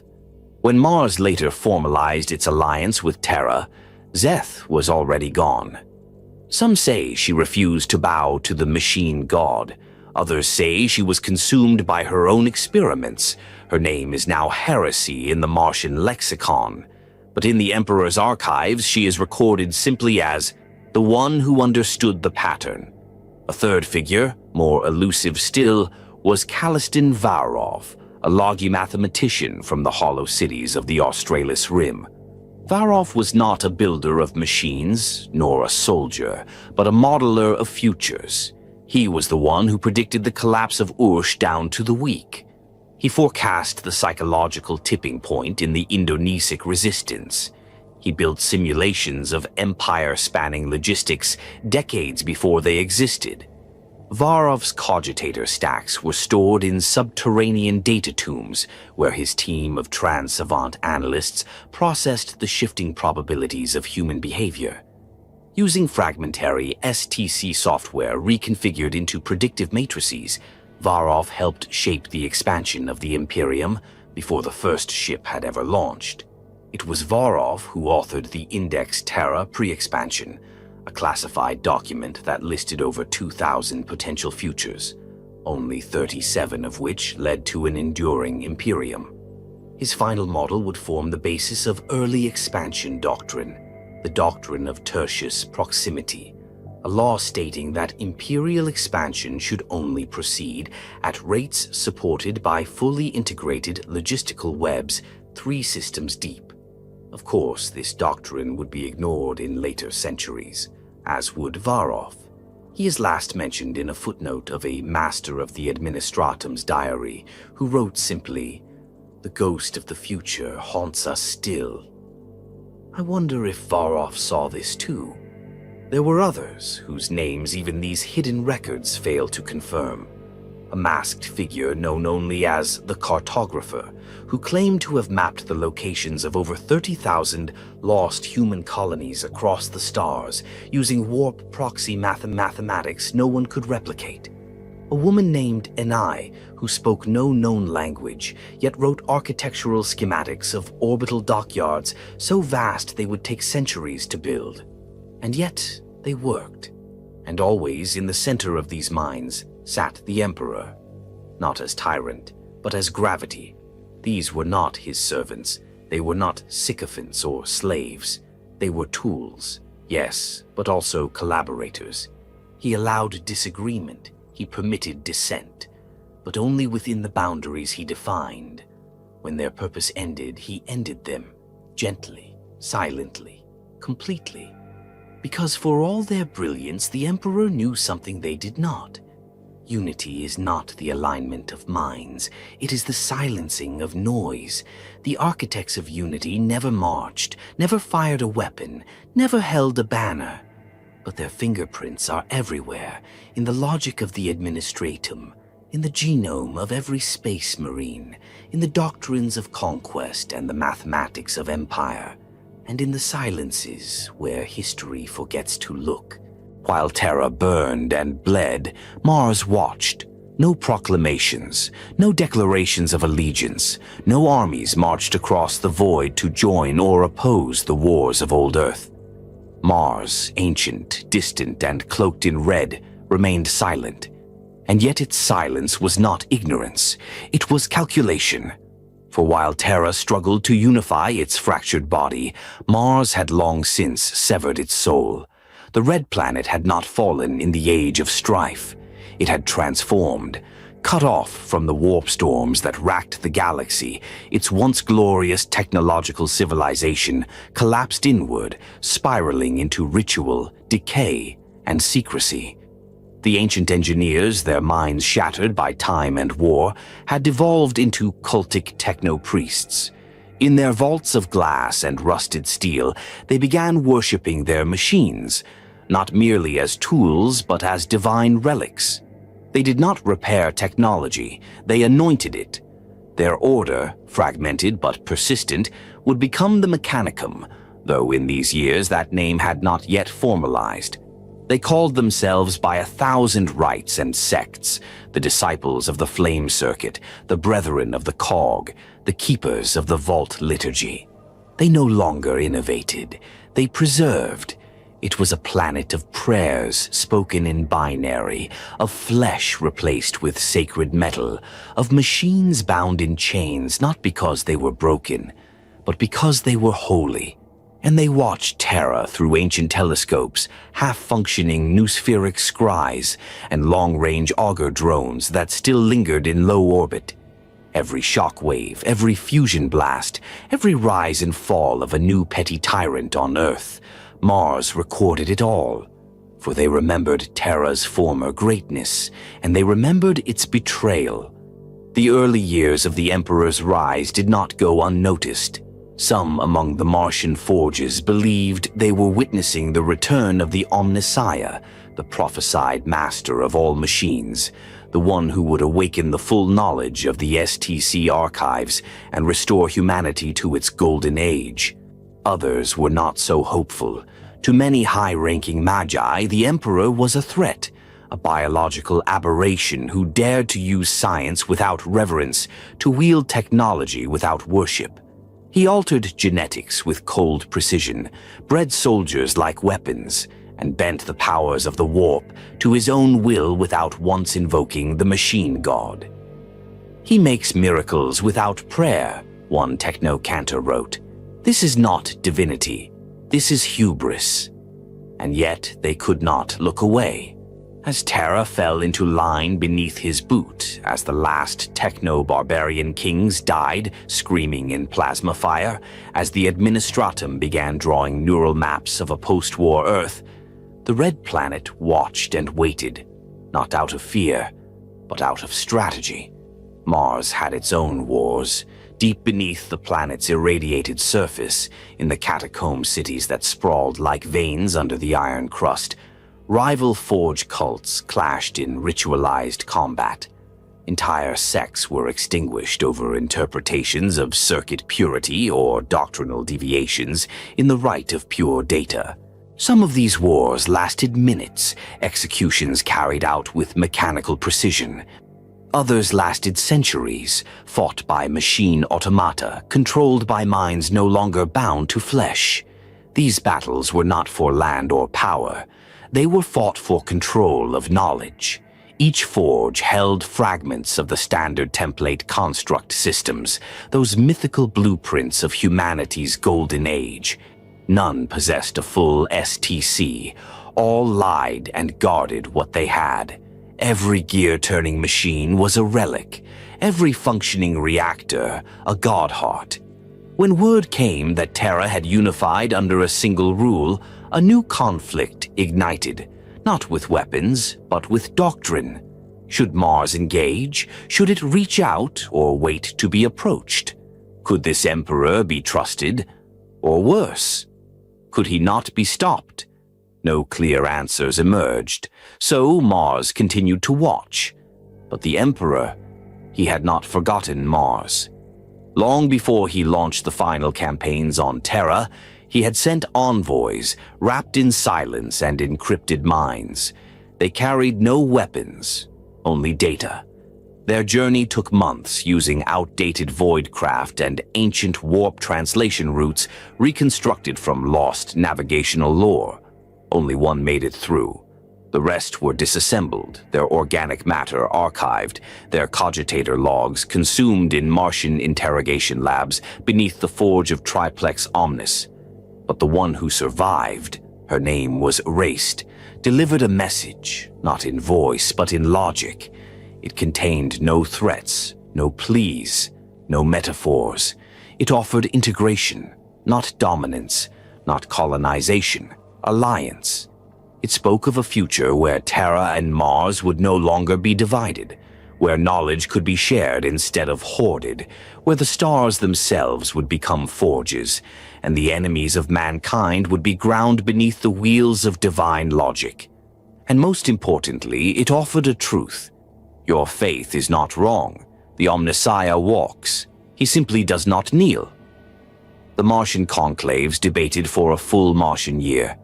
Some magi were converted, others decried it as sedition.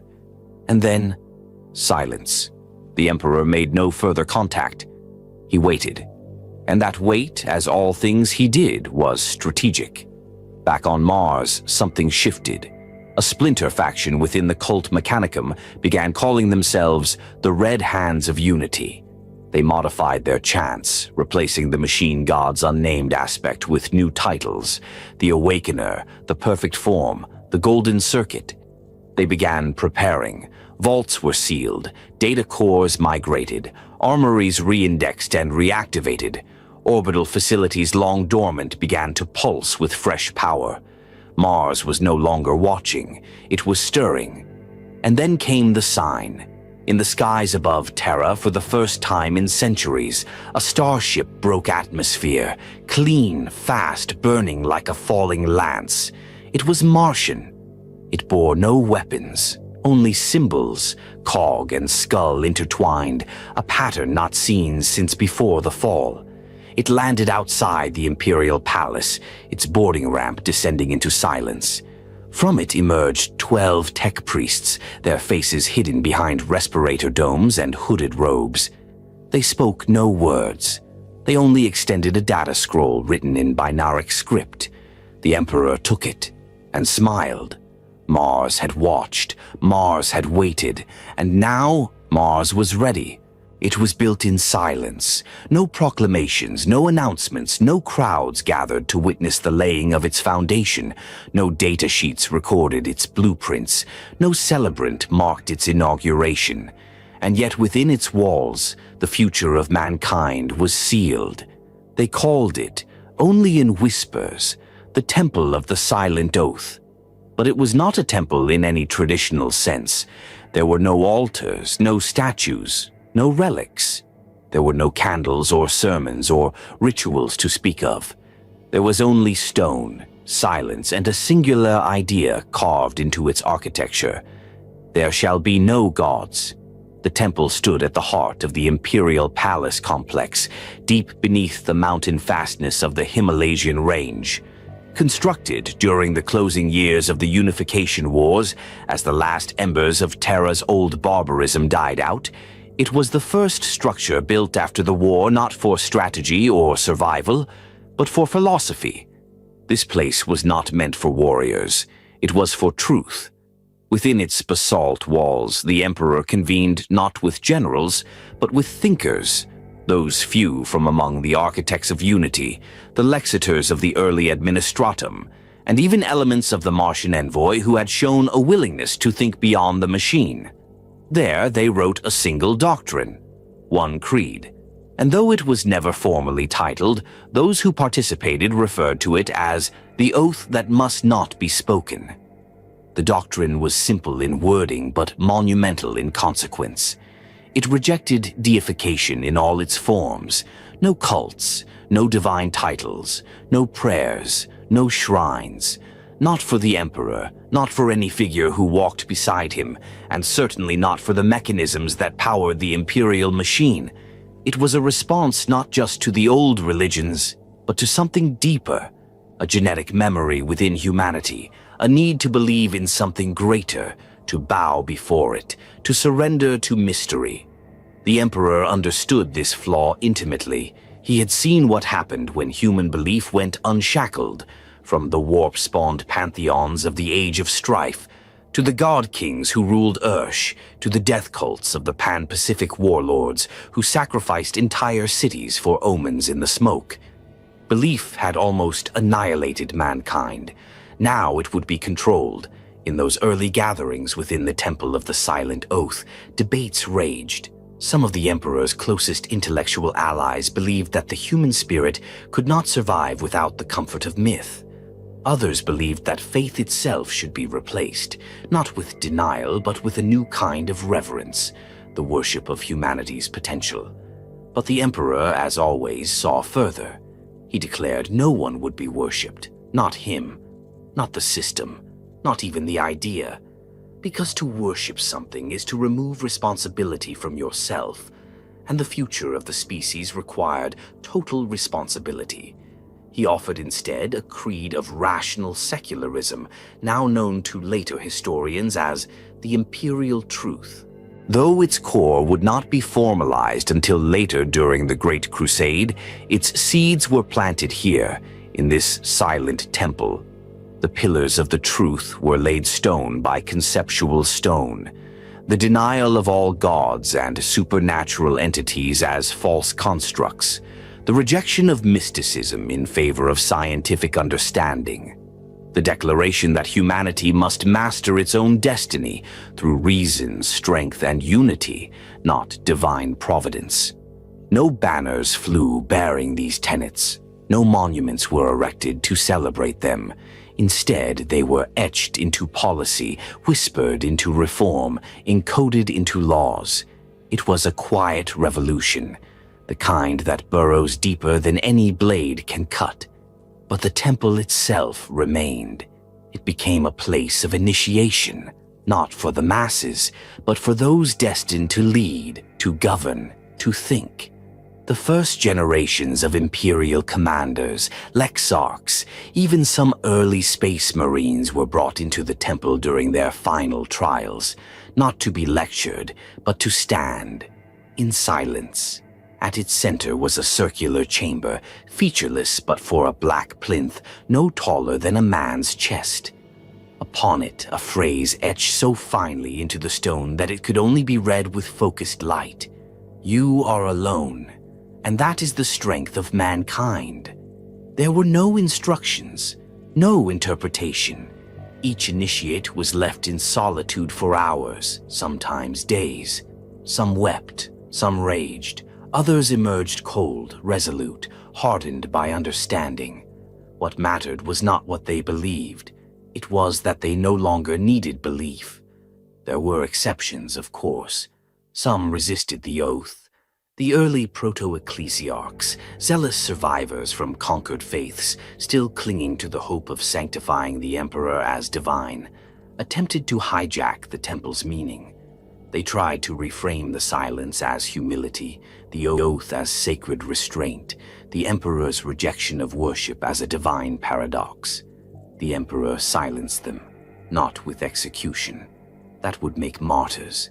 Instead, with irrelevance. They were discredited, their titles dissolved, their influence stripped away by administrative pressure and social engineering so subtle it would take decades for anyone to realize they had been erased, and the temple remained unchanged. But the greatest irony, one only history would come to see, was this. The Temple of the Silent Oath became sacred, not because it preached holiness, but because it denied it. Not because of what was said within, but because of what was not.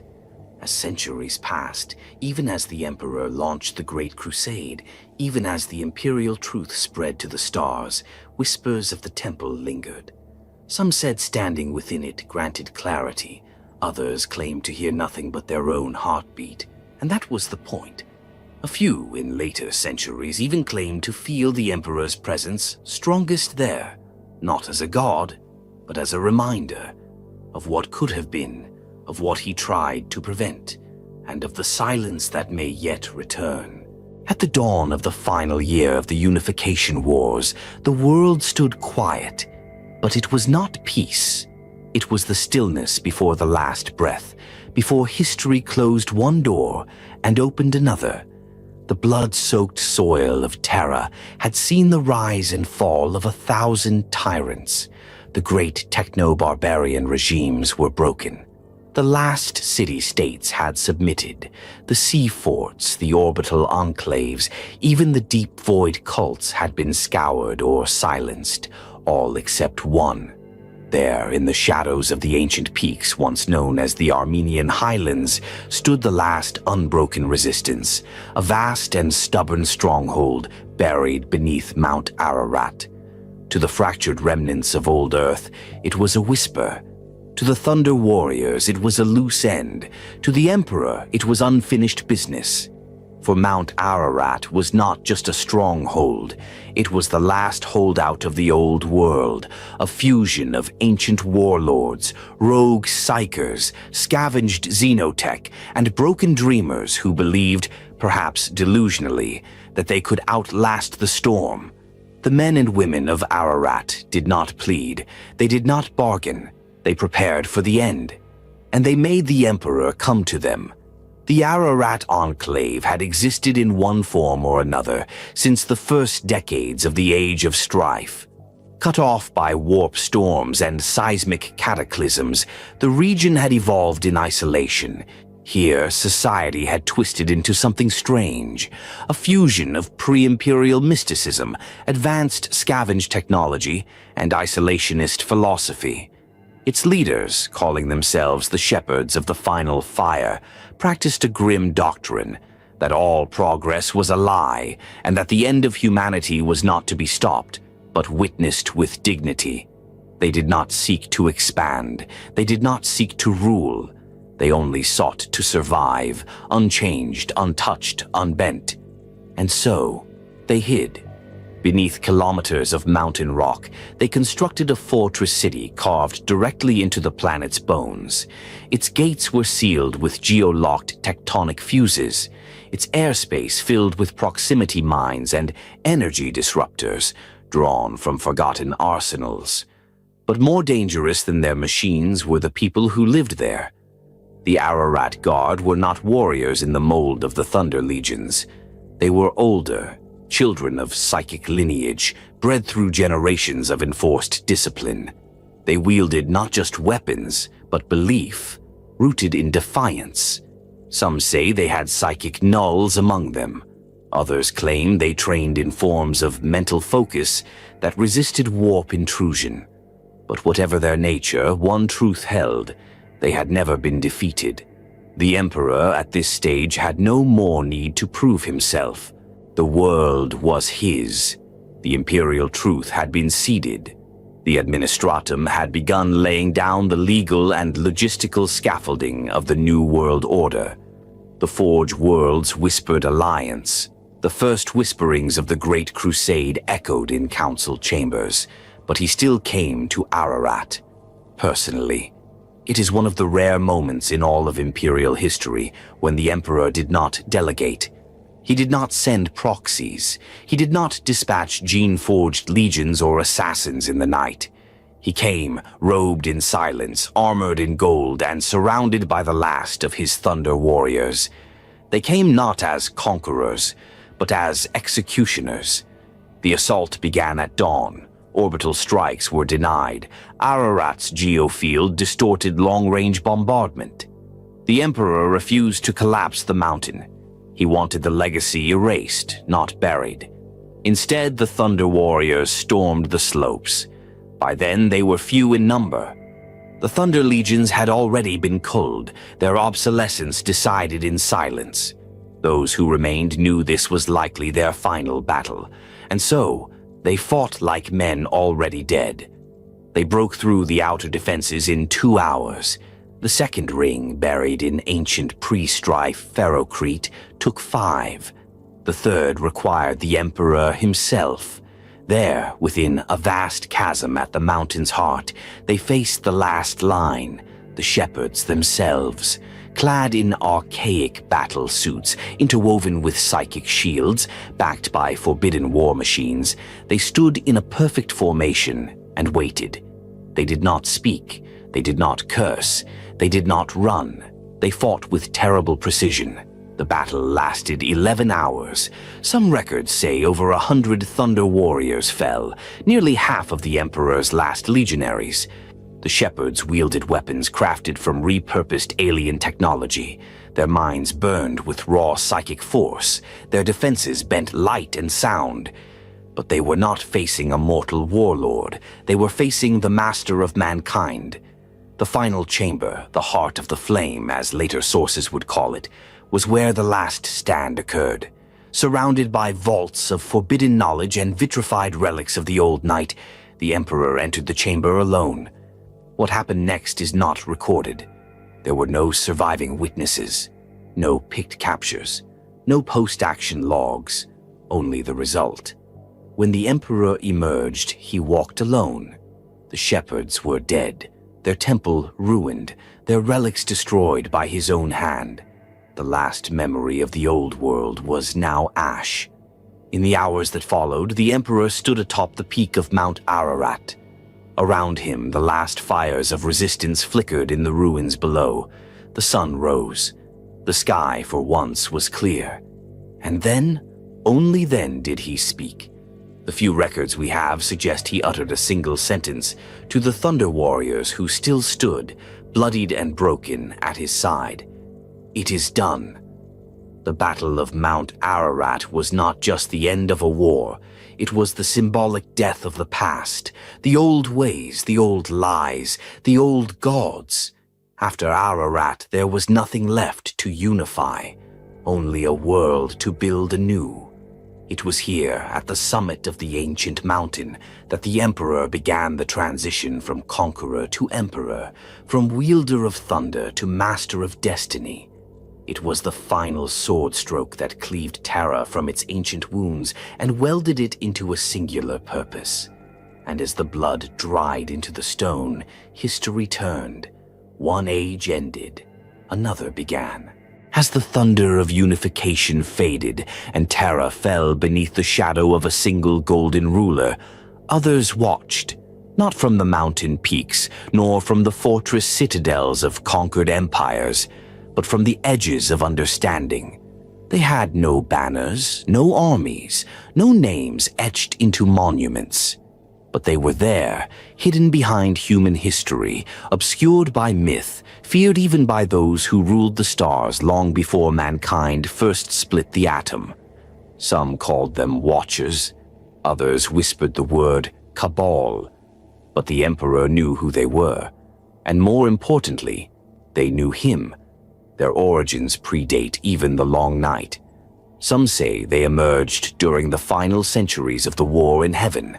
Others believe they are not a species, but a collective, a convergent alliance of minds, both Xenos and human, bound not by culture or biology, but by a shared recognition of a single truth, that the galaxy teetered on the edge of annihilation, and only by intervention in the flow of time could it be steered away from the abyss. To some, this was heresy. To the Cabal, it was necessity. They had seen what lurked in the warp. They had watched empires rise and fall, crushed beneath the clawed feet of demons and gods.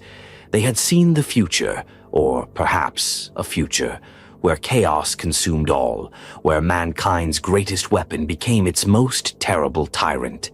So they acted, not with fleets or firepower, but with influence, placed carefully, silently, where it could shift the course of destiny without being detected. Their tool was subtlety, their currency was secrets, and above all, they feared the Emperor, not because they misunderstood him, but because they understood him too well. Where others saw a savior, they saw a singularity, a being who could bend probability and will itself into reality. a mind so vast and old it blurred the line between man and myth. A figure who did not just defy chaos, but threatened to supplant the very balance of galactic fate. The Emperor's rise was not an accident. It was an event horizon, the moment after which the galaxy could never return to what it had been. So the Cabal debated. Should he be helped or hindered? The answer was never simple. Among their number were non-human intelligences, remnants of extinct civilizations who had learned to move between timelines. Eldar farseers who had abandoned their craft worlds, human outcasts with psychic talents too dangerous to live among their own kind, even former servants of ancient powers, now repentant, now watching. One of their oldest members was said to be a Carcharodaxian prescient, a sentient gas being from the deep halo stars, capable of reading emotional frequencies across time. Another, known only as Anathema Omega, was rumored to have once been part of the Emperor's own gene-craft experiments before being cast out for reasons never spoken. These were not warriors. They were custodians of possibility, and what they saw as Terra was unified. What they foresaw terrified them. The Emperor had begun something the Cabal could not fully unravel. He was not just building an empire. He was forging a psychic shockwave, a ripple through reality that would, eventually, tear open the veil of what was possible. And worse, he was not alone. Even then, in those early years, the Cabal detected strange readings from beneath the Imperial Palace. Signals so deep and precise they defied understanding. Patterns of psychic resonance that echoed the old warnings of the Eldar, the kind that marked the awakening of something ancient and potentially catastrophic. They called it the Golden Flame. It was not a weapon, but a will, burning with unspoken purpose. A plan so vast that it made even the galaxy seem small, and at its center always was the Emperor. To the Cabal, he was a paradox, a creature of light who walked like a shadow, a man who denied divinity, yet wielded power like a god, a being who claimed to protect mankind, but was already preparing to sacrifice millions for its future. So, they tried to intervene, not directly. That was never the Cabal's way. They whispered instead. They sent visions to rogue psykers. They nudged dissidents into place. They attempted delicately to alter his path, to convince the right people, in the right moment, that the Emperor's plan needed correction. But he always saw it. Their manipulations ended before they began. Their agents vanished. Their messages failed. And so they waited. Because the Cabal believed in time. They believed the Emperor would falter, that his pride would undo him, that eventually mankind would see what they saw. But they were wrong. What terrified them most was not his power, but his control. The Emperor did not succumb to chaos. He did not rage or fall or bend. He walked with purpose, and every move was calculated. He knew of the Cabal. That much is certain. There are records, fragmentary and buried deep in black archives, of a conclave meeting within the caves beneath the Mediterranean crust, where the Emperor spoke not to his generals, but to figures cloaked in null entropy fields, speaking a language that bent the minds of those who overheard it. No record of what was said survives, only a fragment carved into obsidian at the chamber's heart. You see time as a river. I walk its bedrock. After that meeting, the Cabal receded. They did not vanish, but they became quiet, their activities slower, more surgical. Their faith in altering the future waned. Some even believed that their only hope was no longer to stop the Emperor, but to guide another who might one day do what they could not. Much later, in the dying years of the Great Crusade, that other would arrive. But for now, during the final phase of Terra's unification, the Cabal remained in the shadows, unseen, unheard, unacknowledged, watching, waiting, and fearing what would come next. Because even then, even at the height of his triumph, the Emperor's gaze was shifting, not downward to Earth, not inward to stability, but upward, to the stars, and whatever grand plan he carried with him. The Cabal could no longer stop it, only brace for the fallout. The smoke had cleared, the last warlords were gone, buried beneath mountains, dissolved in orbital flame, or vanished into the archives of history, their names erased with the same precision that had undone their legacies. The Thunder Warriors, now fewer than legends suggested, had served their purpose and faded. The Administratum had metastasized across Terra's surface, papering over the cracks of war with ink, data, and order. But something still remained unfinished. The people of Terra, those billions who had survived centuries of horror, had never seen him. Not truly. They had heard his name. They had knelt before banners bearing his sigil. They had watched his soldiers claim city after city. But the Emperor himself had remained a phantom, a presence, a myth behind the machine. Until now. Now the time had come. The world was his. The wars were done. And so he would finally step into the light. It began not with fire, but with silence. A planetary announcement, broadcast not through voxcasters or hive node relays, but through a psychic echo, subtle, universal, and undeniable. Every man, woman, and child on Terra paused that day. Not by command, not through fear, but because something in them knew. The Emperor was coming. In the core of what had once been the Himalaysian mountain range, now reshaped, reforged into a structure beyond mortal comprehension. The Imperial Palace had been constructed, but it was not yet the palace we know today. Not the endless labyrinth of Gothic spires and stasis-locked reliquaries. This was its first form, a fusion of logic and symbolism, built not just as a seat of power, but as a message. Its angles spoke of permanence. Its foundations reached so deep they pierced old Mechanicum vaults once thought unreachable. Its spires were not just towers, but time markers, aligned with constellations long lost to atmospheric ruin, and at its center stood the Ascension platform. This was where it happened. This was where the Emperor made himself seen. Witnesses, what few were allowed, speak of a stillness so complete it made breathing feel intrusive. The air did not stir, light itself seemed to bend inward. And then he emerged. He wore no crown, no gilded cape, no trailing fanfare, no retinue of bodyguards. He wore a simple robe of deep crimson lined with gold thread circuitry. His armor beneath shone not with ornamentation but with functionality, a masterwork of science engineered beyond comprehension. His face, ageless, calm, unmistakably human, held no smile, no scorn, no divine radiance. But it was his eyes that struck those present. They did not glow, they understood. His voice, when he spoke, did not thunder, it did not echo, it entered. Each word moved through the minds of those listening like memory, as if it had always been there, waiting to be spoken aloud. Terra is no longer fractured, it is whole.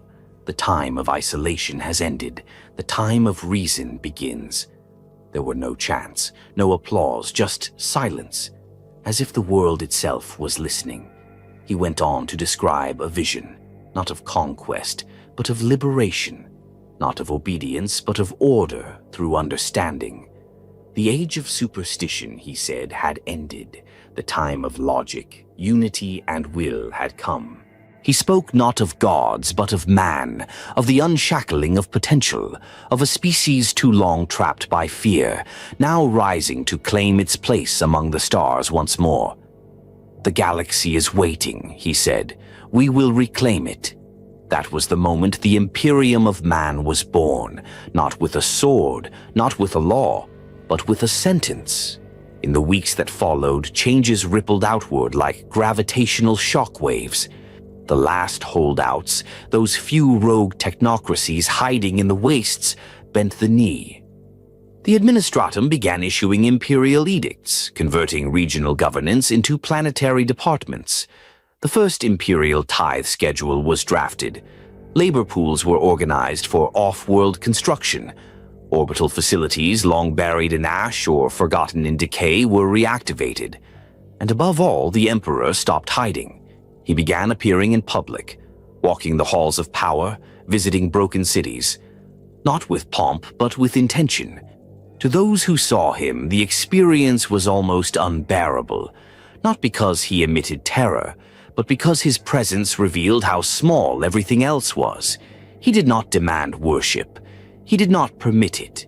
In fact, one of his first standing orders was the destruction of several emerging cults that had formed even among his own early bureaucrats. He erased them as swiftly as he had crushed the techno-barbarian kings. There would be no gods in this Imperium, only mankind. And then came the construction of the expeditionary fleets. It had been planned long before the last battles on Terra ended. The void ships were not an afterthought. They had been prepared in secret for decades, assembled from ancient STC fragments, Martian innovation, and the Emperor's own design. The Great Crusade, though unnamed at this point, had already begun in his mind. But first came preparation. Gene laboratories across Terra began moving from prototype to mass production. The Primarch project, still shrouded in secrecy, had already seen its darkest hour. The loss of the Primarchs themselves, stolen by forces unknown, had been a bitter wound. But the Emperor wasted no time mourning. He moved forward. Always forward. The Legiones Astartes, the Space Marines, would become the instruments of this next age, fewer in number than the Thunder Warriors, but built to endure, to lead, to inspire. They were not executioners, they were crusaders. And the people watched their world change with a mixture of awe and dread. For though peace had come, it came at a price. The freedom to rule themselves was gone. Local customs, languages, and identities were standardized or scrubbed away. But with that loss came stability, something they had not known in thousands of years. The stars, once terrifying, were now promised. Historians would later point to this moment, the Emperor's emergence, his speech, his transformation from unseen savior to living sovereign, as the true beginning of the Imperium. Not just because power had consolidated, but because the idea had taken root. The belief that humanity was one people, under one vision, guided by a being who would never grow old, never falter, and never break. They did not yet call him the God Emperor. They did not kneel, but they looked up. For the first time in millennia, mankind looked up at the stars not in fear, but in ambition. And the Emperor, standing at the summit of his silent palace, stared back into that darkness and saw not emptiness, but destiny. The time had come. The world was ready. The galaxy would follow. It was not with fanfare that humanity reached for the stars, but with quiet resolve. The Great Crusade, the Emperor's bold declaration that mankind would reclaim its lost glory, began not in a grand ceremony, but in the silent halls of the Imperial Palace and the humming forges of Mars. It began with purpose, threaded through decades of preparation, guided by a singular vision. Humanity would stand again, not fractured by superstition, but united under science, reason, and the rule of law. In the final years of Terra's unification, the Emperor's focus shifted beyond the planet's broken surface. He recognized that conquest alone would not define this new age. Conquest without continuity would yield only chaos. So hidden docks were readied in old orbital shipyards, millions of tons of Prometheum reserves were secured in vaults once reserved for the Thunder Warriors, and countless drafts of logistical blueprints were composed beneath vaulted chambers of the Administratum. All this happened before Terra's people even glimpsed the hulls of the Crusade's first warships through the smoky skies. These early vessels were not instruments of galactic war, they were beacons of purpose. The first strike fleet, comprising dawn-glinting escort cruisers and combat cargo transports, cut through Terra's upper atmosphere with silent majesty. Civilians stopped mid-chores, and soldiers paused in their drills, heads tilting skyward as the ships vanished beyond the storms, a signal that the old world had ended and a new destiny had begun. The Emperor did not lead his first fleet in person, not yet. Instead, among that initial armada sailed Horus Lupercal, the first Primarch found and already being groomed for greatness. The young War Master-to-be was given the command of the fleet's vanguard, a calculated decision that would shape the narrative of the Crusade forever. Horus's presence among the stars was both symbolic and practical. He was the emblem of this new age, the image of unity forged in flame of purpose. Their first destination was Stellaris 9, a lost colony world deep in Terra's magnetic veil, forgotten by time. Upon arrival, they found a ghost world, silent domes, halls stripped of life, systems still online but unused. Data logs told a story of war against alien raiders centuries ago, and human sacrifice that had claimed most of the colonists. Horus's landing force swept through the empty corridors, reclaiming defunct STC nodes and restarting life support generators. Their methods were precise, measured, and compassionate, a model for what the Crusade would be. The following weeks saw supply shuttles land with medical teams and engineers. Seeds were planted in hydroponic vats. Divination priests were offered psychological counseling and reassigned to archive duty. A dormant colony was revived, calmly, rationally, imperially. The Emperor's voice reverberated not in triumph, but in restoration. This was not war, it was salvation. Other systems followed. Each reclamation showed a different face of the untested Imperium. Some worlds welcomed the Emperor's banner as liberation. Others panicked at the approach of master-coded cannons, uncertain if this was salvation or invasion. But even where resistance simmered, the response was not bloodlust, it was order. The imperial bureaucracy imposed curfews, set up tribunals, dispatched relief squads. The administratum measured everything: population health, resource flow, psychic adaptation, and adapted accordingly.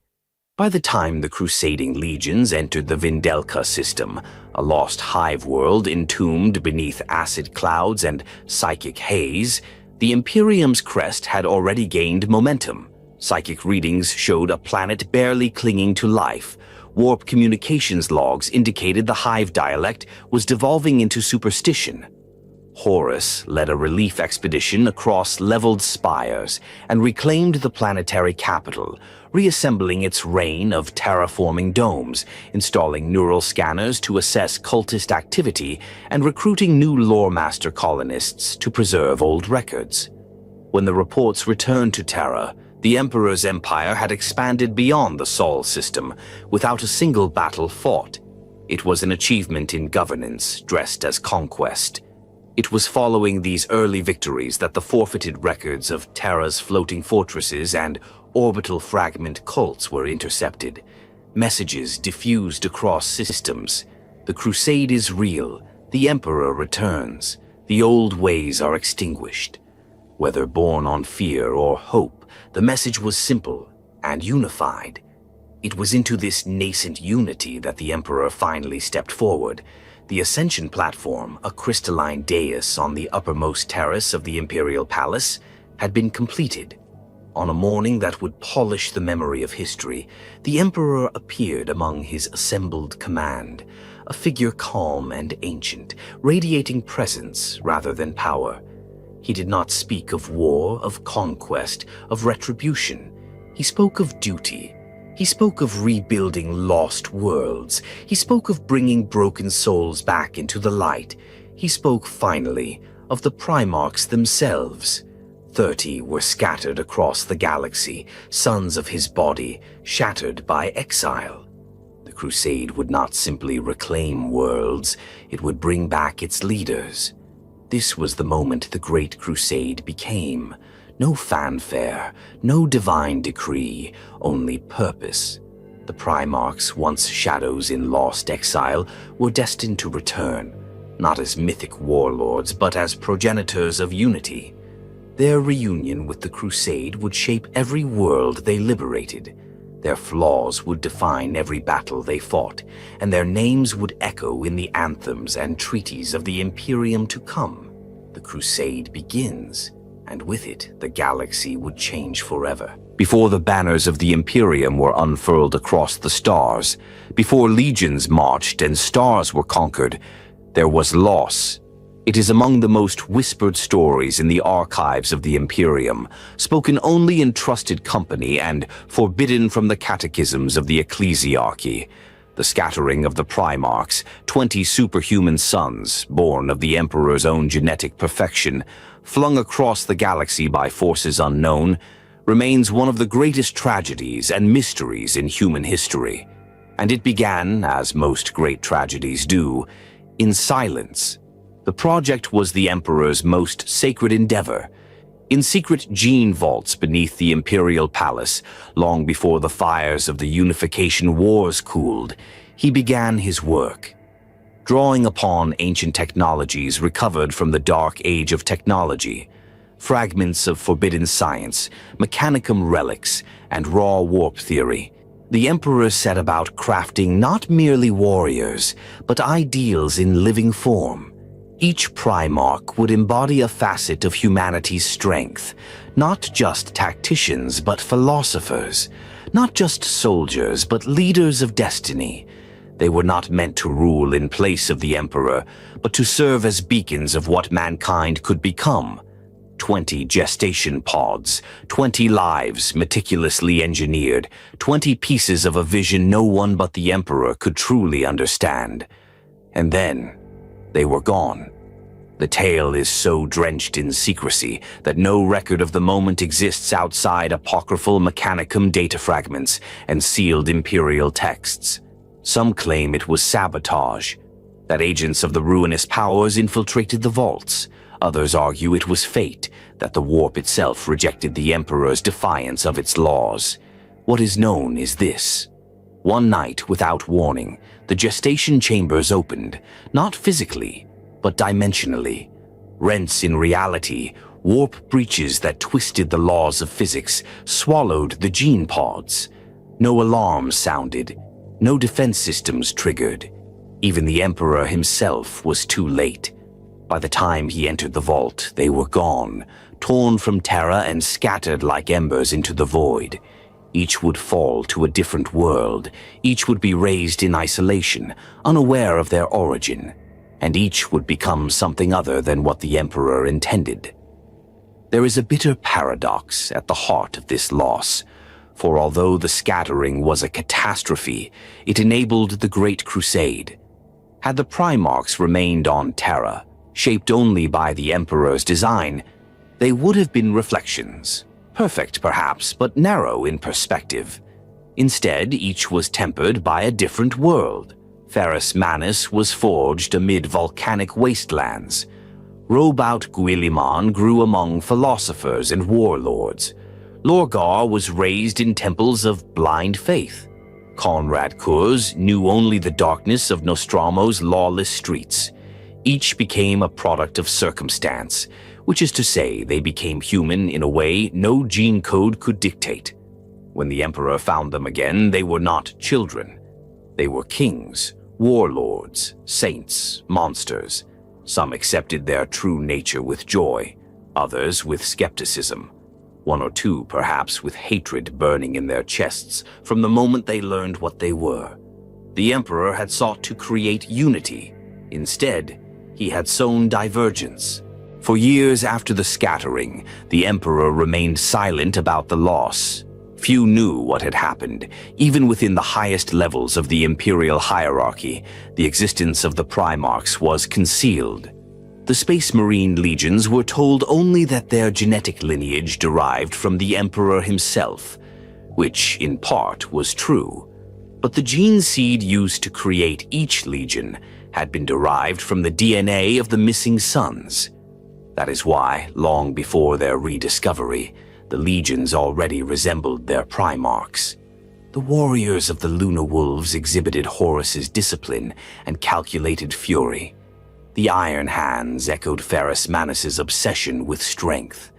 The Thousand Sons displayed nascent psychic talent and arcane curiosity even before Magnus rejoined them. The Night Lords, even without Conrad Kurz, carried the seed of Terra. The genetic bond persisted across space and time, a connection that would later feel prophetic when father and sons were reunited. But this unity would become a double-edged sword. As the Primarchs were rediscovered during the Crusade, each rejoined a legion that mirrored them, yet had never known them.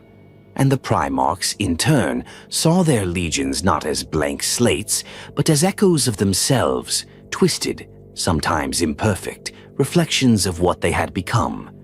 Imagine the burden. To meet thousands of warriors bred from your blood, trained in your name, waiting for you to lead them, all before you understood who you truly were. Some embraced it, others rejected it, and a few bent it to their own desires. This was the cost of the scattering. Not just separation, but asymmetry. Each Primarch had grown with his own truths, traumas, and philosophies. And though the Emperor hoped to bring them all back into alignment, he underestimated just how much their absence had shaped them. The most haunting question remains unanswered. Who or what caused the scattering? Theories persist. Some believe it was the Chaos Gods themselves, a preemptive strike by the powers of the Warp, fearing what the Emperor's plan might bring.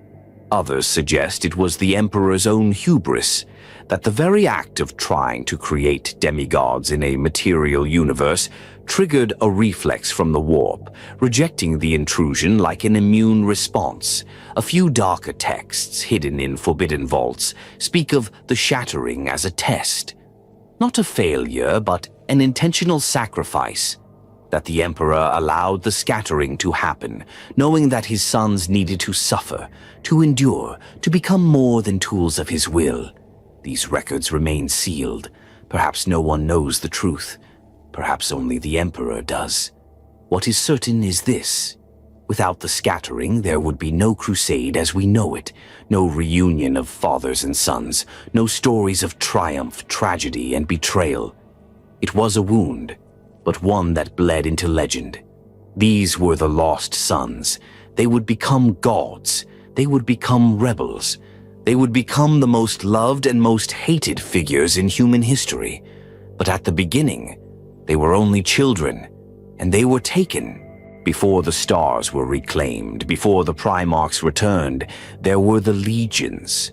The Legiones Astartes, warriors forged in laboratories, tempered in war, and unleashed to reclaim the shattered remnants of mankind's lost empire.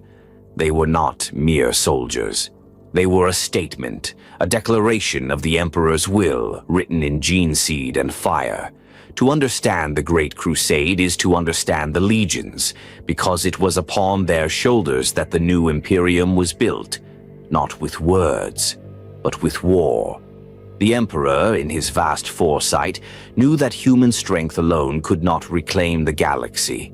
The Age of Strife had scattered billions across forgotten worlds, and worse still, had given rise to rival human empires, Xenos dominions, and warp-touch tyrannies. Diplomacy would falter. Hope alone would fail. So he turned to science, to genetics, to purpose. The Astartes project was the natural evolution of the earlier Thunder Warrior program, an attempt not merely to enhance soldiers, but to craft a stable, sustainable warrior caste. Where the Thunder Warriors were unstable, short-lived, and prone to psychological collapse, the Astartes were methodical, precise, and built for permanence. Each legion was founded upon a unique genetic lineage, drawn from the Emperor's own DNA and tailored to suit different methods of war. 20 legions in total, one for each Primarch. Even before the Primarchs were rediscovered, the gene seed from their original creation had been preserved, back-engineered from their original code. And so the legions were born. Recruitment began on Terra, where the Emperor's wars of unification had left a plentiful supply of hardy, tested candidates. Young men, usually no older than adolescents, were selected through rigorous trials. Physical endurance, psychological conditioning, and latent psychic resistance were key. But more than that, recruits had to possess a certain spark, a willingness to be reshaped, not just in body but in purpose. The transformation was brutal. Over a dozen surgical and chemical procedures were required: organ implantation, neural rewiring, enhanced musculature, and subdermal armor layering. Among these augmentations were some of the most iconic: the secondary heart, allowing for redundant circulation; the Laraman's organ, clotting wounds almost instantly; the black carapace, a neural interface between the Marine and his armor. Many did not survive the process, but those who did emerged as something more. Not fully human, not truly post-human. They were Astartes. Each legion developed its own culture, shaped not by accident, but by intention. The Emperor did not enforce uniformity. He allowed the legions to adapt. Some favored fast assaults, others siege warfare. Some prized honor in combat, others used terror as a weapon. Even without their Primarchs, the gene seed began to speak, asserting traits that would echo louder once their true fathers were found. The Eye Legion, the Dark Angels, became masters of secrecy and methodical warfare. The 7th Legion, the Imperial Fists, honed themselves as siege breakers and stoic defenders.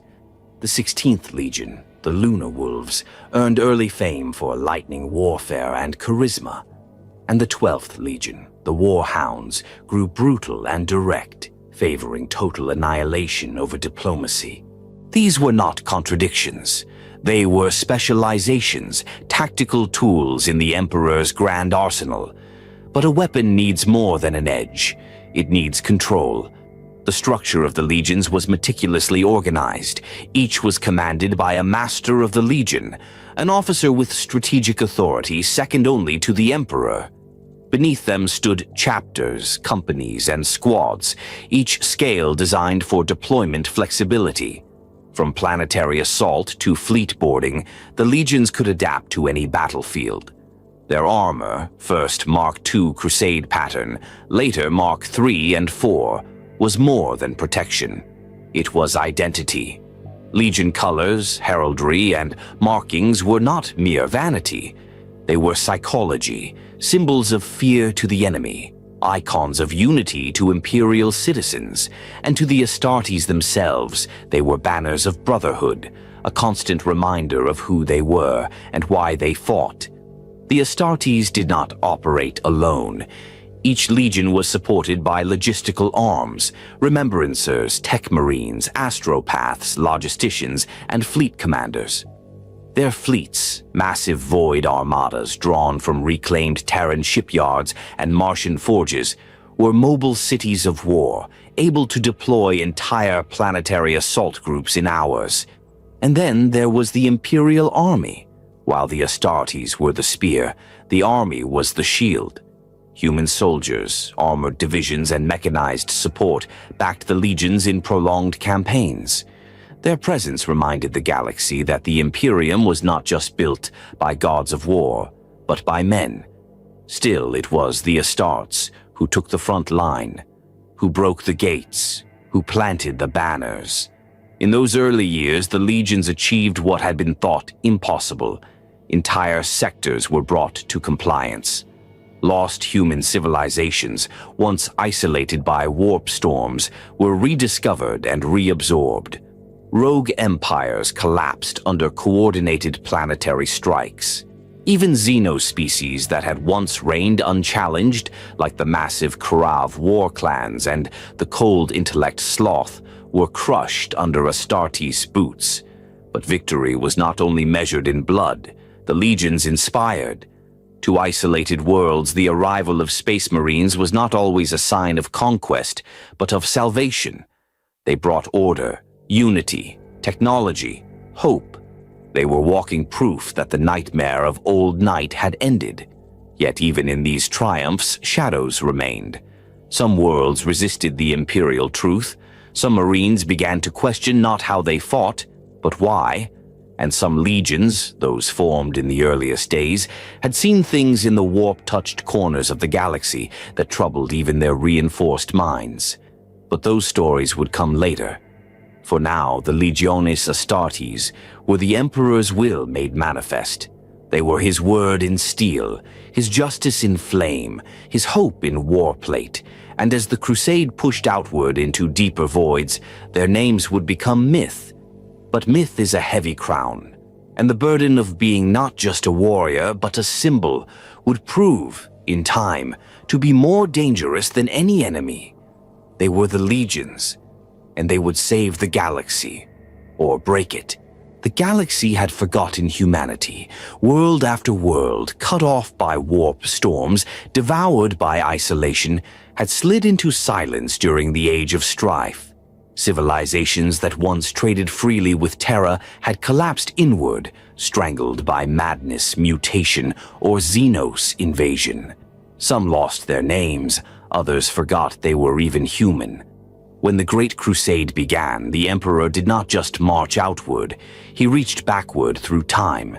Each campaign was an act of reclamation, pulling the shattered fragments of a species into one unbreakable whole. This was not just conquest, this was restoration. The first campaigns of the Crusade were not against aliens or traitors, but against distance. The warp, once made untraversable by violent storms and psychic chaos, had calmed just enough for a path to open. Some claimed it was coincidence, others, fate. But those who stood closest to the Emperor suspected something else, that the storms subsided because he willed it. Whatever the truth, the opening of the warp lanes meant the expedition fleets could finally move. And when they did, they moved fast. The first expeditionary fleet, led by Horus Lupercal and the 16th Legion, the Lunar Wolves, was the spear point.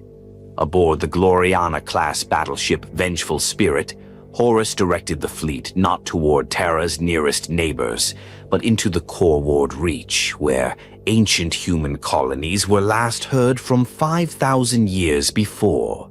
Their target, Saragusa, a pre-Unity human world once part of the Zenith Accord, a technological federation from the dark age of technology. What they found was chilling. Saragusa had survived, but not as expected.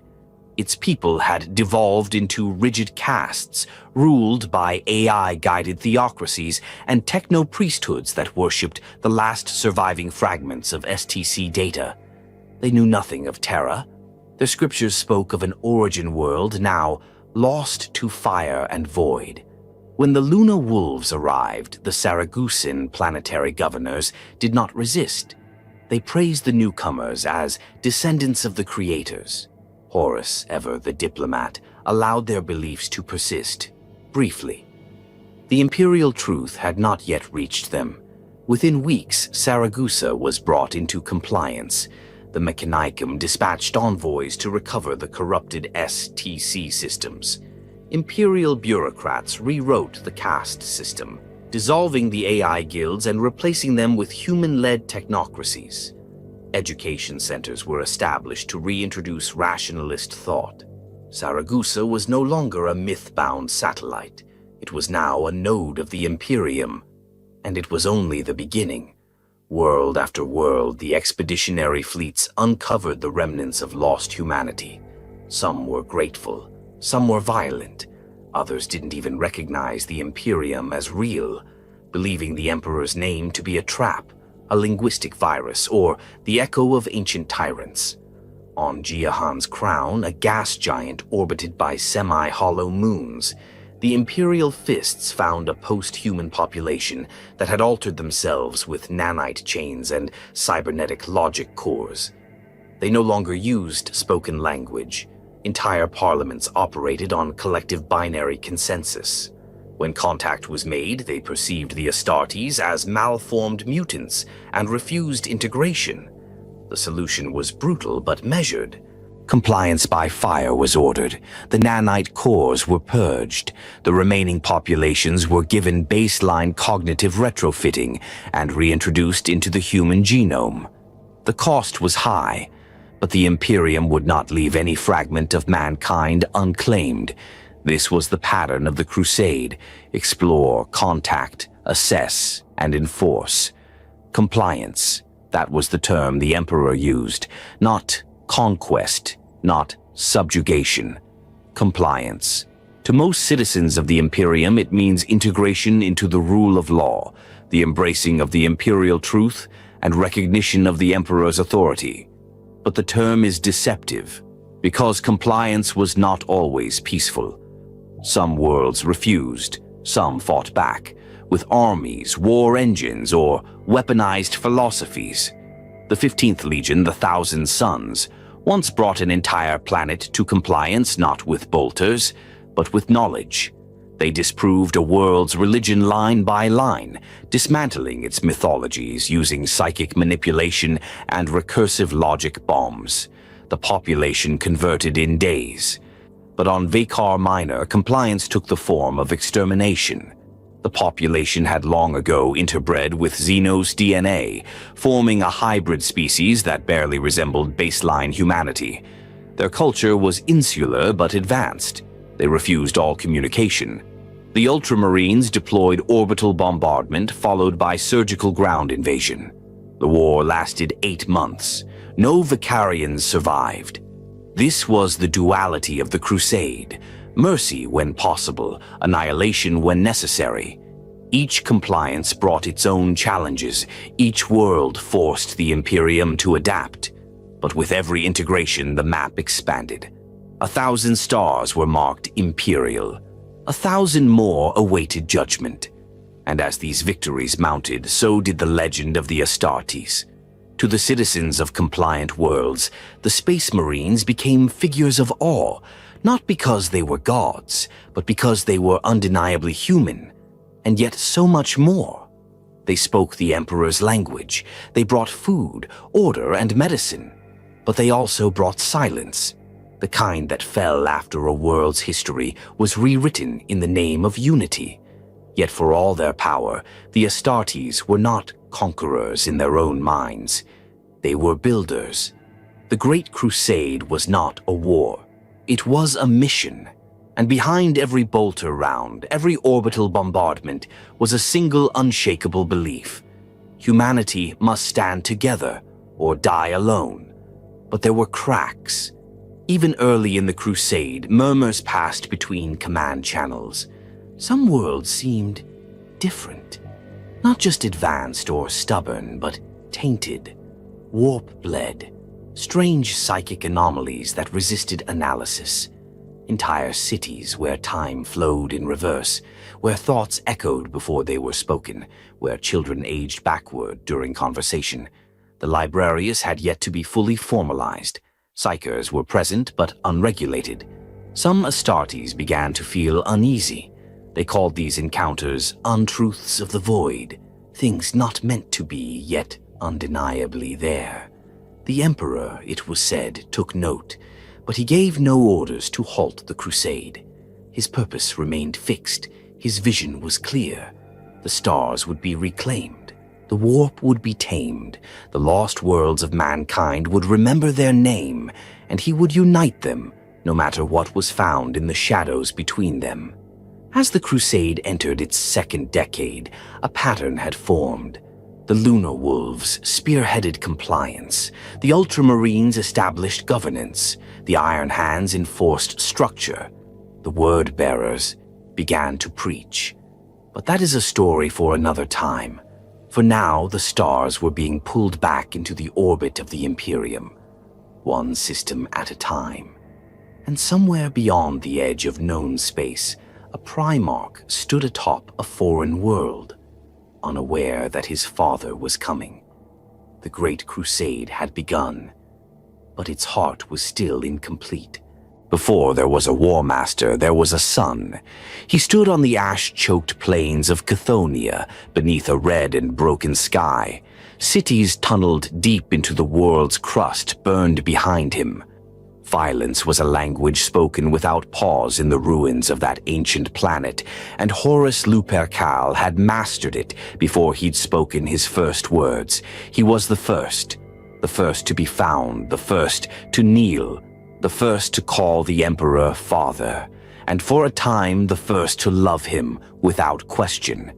Horus had grown to adulthood on the dying world of Chthoniya, a planet so hollowed out by strip mining, civil collapse, and techno-gang warlords that its surface had begun to collapse in on itself. What remained were tunnel networks teeming with violent brotherhoods, subterranean militias, and self-governed kill clans who lived by one rule: strength survives. It was into this crucible that the warp-flung infant Primarch landed, his gestation pod arriving in a burning comet that struck the deepest slum zone of Chthoniya's hive core. He should have died, but he didn't. He grew, and he ruled. Even as a child, Horus dominated the gangs not through brutality, but charisma. He organized rival groups into functioning territories, imposed codes of loyalty, and fostered a strange kind of unity among men who had never known anything but betrayal. The underworld of Chthoniya became his empire in miniature, and by the time he reached maturity, he was already seen by many as a living myth. Taller than any man, fast beyond measure, and always 5 moves ahead. But his legend was about to be dwarfed. Because one day from the skies above Chthoniya, a fleet of golden warships broke through the pollution belts. At their head was a vessel unlike any other, the Bucephalus, flagship of the Emperor himself. The Great Crusade had finally reached its first lost son. Their meeting is not recorded in detail. No transcript survives, but echoes of it can be found in private logs, Astartes' recollections, and fragmentary remembrances. It is said that the Emperor descended alone, that he walked through the upper corridors of Chthoniya's hive spire like he had done it 1,000 times, that the gangs who saw him either fled or fell to their knees without knowing why. And then, at the center of a ruined amphitheater once used for executions, Horus waited. He did not kneel at first. He watched. The two regarded each other, father and son, genetic equals, separated by ambition and accident. No one knows who spoke first. Some say Horus offered a hand. Others claim the Emperor called him by name. Horus, meaning the Rising One, the bringer of dawn.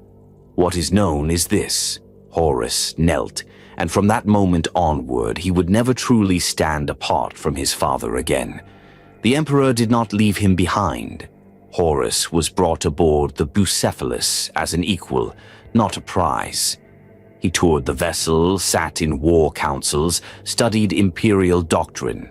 He was introduced to the Lunar Wolves, his legion, who had already begun to resemble him in manner and method. Their reunion was smooth, even joyous. The warriors saw in Horus not just their Primarch, but a leader they already understood. Under the Emperor's direct guidance, Horus became the standard by which all future reunions would be judged. He was bold but measured, loyal but unafraid to question, a conqueror but never needlessly cruel. With Horus at his side, the pace of the crusade accelerated. The 16th Legion surged through sector after sector, employing lightning strike tactics and coordinated diplomacy that allowed for swift compliances. Horus was not just a warlord, he was a visionary. He understood that fear could win battles, but trust built empires. In one campaign, he brokered a surrender between 3 warring city-states by offering their rulers places in the new imperial hierarchy, under strict oaths of fealty. When a rival governor broke the pact, Horus leveled their capital with orbital bombardment. The survivors never questioned imperial rule again. He made examples, not graveyards. He became a name that inspired awe across the stars. The Emperor trusted Horus in a way he would trust no other. Together, they led joint campaigns. On Lupercalia, a planet later named in his honor, they fought side by side in a siege that lasted 29 days without rest. Stories from that war became legend.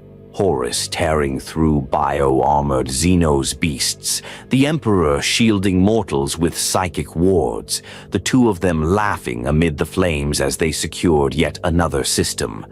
It was during these campaigns that Horus became something more than a commander.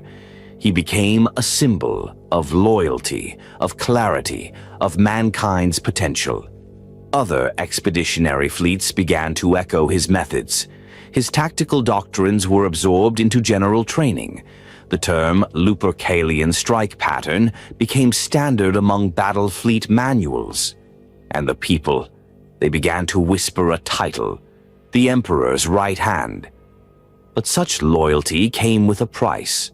Horus's closeness to the Emperor began to isolate him from the others. At the time, most Primarchs were still lost. The few that had been found, like Leman Russ or Ferrus Manus, saw Horus's elevation with mixed feelings. Was he merely the first, or was he the favorite? In the halls of command, Horus sat at the Emperor's right. In strategic conclaves, his words carried more weight. When orders were disputed, it was often Horus who clarified the Emperor's intent. Some resented him for it, others admired him, but all knew he was first. And for Horus, that responsibility was both a blessing and a burden. It is easy, in hindsight, to read shadow into his story, to see every triumph as foreshadowing, to view his love for the Emperor as fragile, destined to crack. But history is not prophecy. In these early years, Horus was unshakably loyal. He called the Emperor father, not out of obedience, but with genuine affection. He mentored his captains personally. He mourned the dead. He studied Xenos culture not out of heresy, but so he could better destroy it. He believed in the vision of the Imperium, and the Emperor, in turn, believed in him. Years later, when the title of War Master would be bestowed, when brother would turn on brother, when Horus's name would become synonymous with treachery, some would look back at these moments in disbelief. How could this happen? He was the best of us. We loved him. The answer lies not in weakness, but in strength. Because only those who are trusted, only those who are loved, can truly betray. But not yet. For now, Horus Lupercal marched beneath the eagle of the Imperium with pride in his heart and fire in his hands. He was the first son returned. And for a time it was enough. The Emperor of Mankind did not conquer the stars by accident. He did it by design. His war was not just fought with bolters and blade, nor with fleets and gene-forged soldiers. It was fought with principle, with ideology as sharp as any sword, as absolute as any fortress wall. And nowhere is that more clear than in the system he called compliance. Compliance was not simply the act of surrender. It was the reforging of a world, politically, culturally, and spiritually. To be brought into the Imperium was not to bow, but to change, to become something new. A planet might offer no resistance militarily, but if its people still clung to forbidden faiths, mutant castes, Xenos tolerance, or pre-imperial sovereignty, then it was not compliant. Not in the Emperor's eyes. Compliance was all or nothing, and the cost of non-compliance was annihilation. The Emperor's vision was vast, a single human civilization, stretching across the stars, bound by the rule of reason and the supremacy of mankind. The Imperium was not to be a patchwork of ancient customs and superstitions. It was to be a seamless machine, functional and ordered. To this end, the Emperor implemented what would become one of the most enduring and polarizing pillars of the Imperium, the Imperial Truth. The Imperial Truth taught that there were no gods, no magic, no demons, no supernatural forces. All phenomena could be explained through science, logic, and natural law. It was a clean, secular doctrine, designed to wipe clean the stains left by the age of strife, an age in which belief had become a weapon and ignorance a plague. It was not enough for humanity to be united in body. The emperor required unity of mind. To spread this doctrine, the emperor equipped each expeditionary fleet not only with warriors, but with remembrancers, iterators, administratum clerks, and logothetes, individuals trained to educate, debate, and, when necessary, recondition entire populations. On compliant worlds, schools were established overnight. Libraries were stocked with Imperium-approved texts. Old religions were outlawed. Priests were either re-educated or executed. History was rewritten, not out of malice, but because the old stories, in the emperor's eyes, were poison. This was not genocide. This was standardization. The Imperium could not be built on fractured memories and broken dreams. It had to begin clean. In some cases, entire cultures were permitted to survive, but only those aspects deemed useful. On the world of Balforax, for example, a pre-imperial caste system was restructured to align with imperial guild organization. Ritual dances were allowed to continue, but only after being reclassified as heritage ceremonies with no spiritual significance. On Nex Sapphics, where the dominant population worshipped a stellar deity that coincidentally aligned with astronomical reality, the emperor allowed a sanitized version of their belief to persist, so long as it was reframed as poetic metaphor rather than literal truth. Such decisions were pragmatic, not sentimental. The emperor was not heartless, but he was utterly practical. He also understood when not to show his face. Despite his immense power and psychic majesty, the emperor rarely appeared on the battlefield. He chose to lead by example through delegation, allowing the Primarchs and their legions to become the face of the crusade. His presence was reserved for symbolic moments, to elevate a victory, to cement a pact, or to remind a world of what stood behind the soldiers who walked their soil. To the average citizen, the emperor was not just a man. He was history incarnate, a distant but omnipresent force, shaping reality from the shadows. But not every world was so easily molded. Some civilizations had grown sophisticated in their isolation. On Catha Omega, a council of philosopher kings resisted compliance not with weapons, but with logic. They welcomed the Imperials, offered hospitality, and engaged in weeks of high-level debates with iterators from the Administratum. Their argument? That the imperial truth was itself a belief system, one that simply displaced others without evidence. The emperor's reply was simple. Belief is a shackle.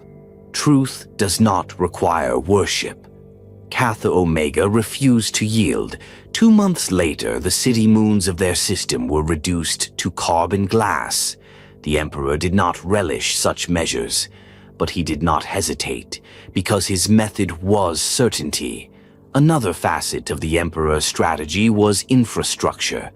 As worlds were brought into the fold, they were immediately woven into the Imperium's logistical web.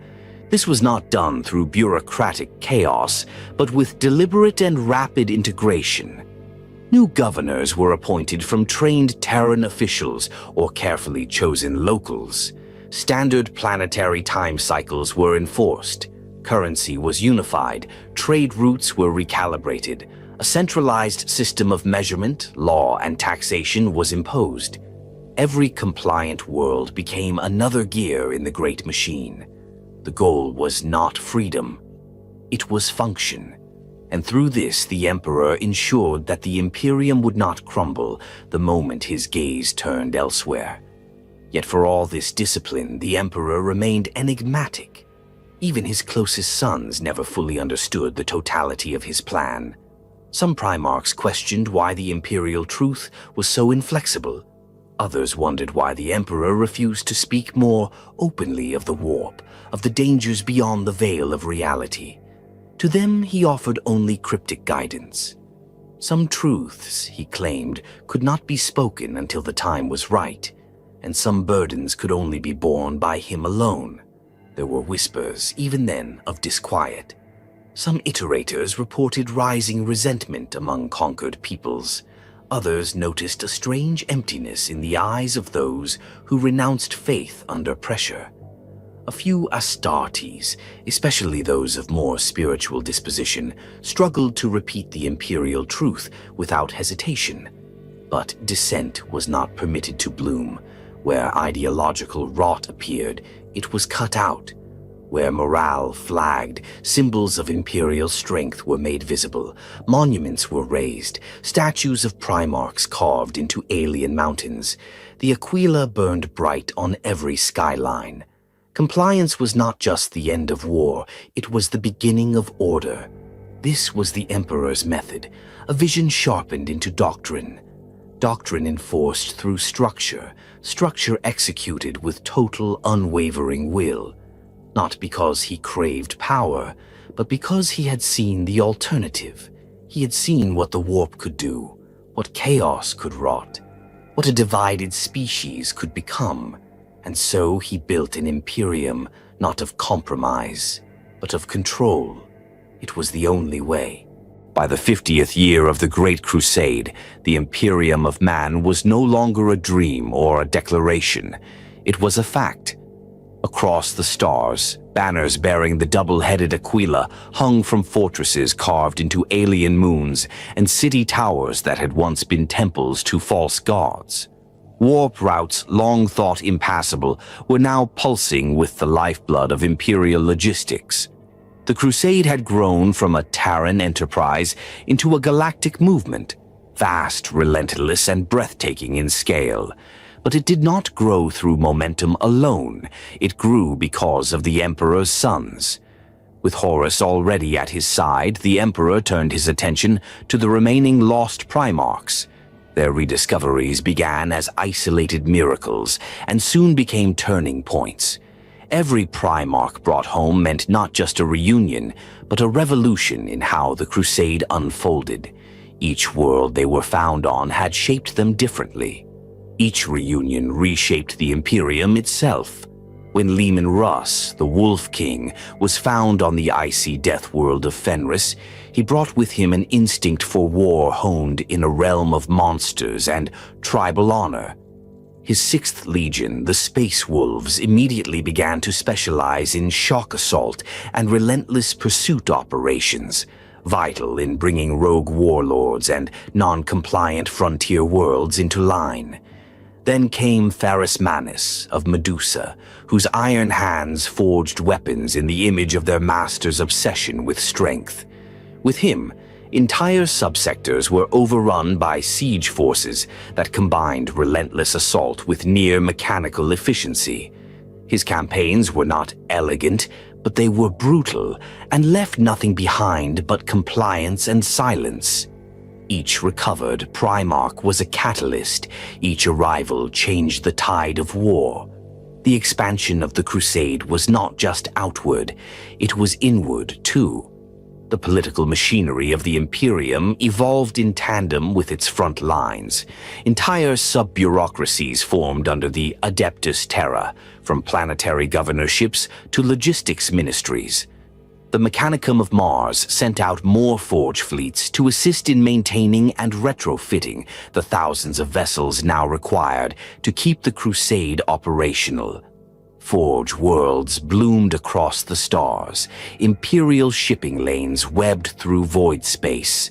Massive shipyards like Hydra 4 and Lucius became vital strategic hubs. But it was not only human worlds that fell under the Imperium's gaze. The expansion of the Great Crusade meant increasing contact with Xenos civilizations, some ancient, some emergent, and all considered an existential threat to mankind's destiny. The orcs, encountered on dozens of systems, proved to be a near-constant plague, not because they were particularly sophisticated, but because they were everywhere. They infested asteroid belts, industrial husks, even post-human ruins, spreading like rot beneath the floorboards of galactic civilization. The World Eaters, under Angron after his rediscovery, would later take grim pleasure in burning these infestations out by the millions. The Eldar, encountered only rarely during this phase, were already in decline, ghosts of an empire too proud to kneel and too few to resist. Their craft worlds, enormous city ships adrift in the void, were avoided more often than attacked. But when war came, it was swift and tragic.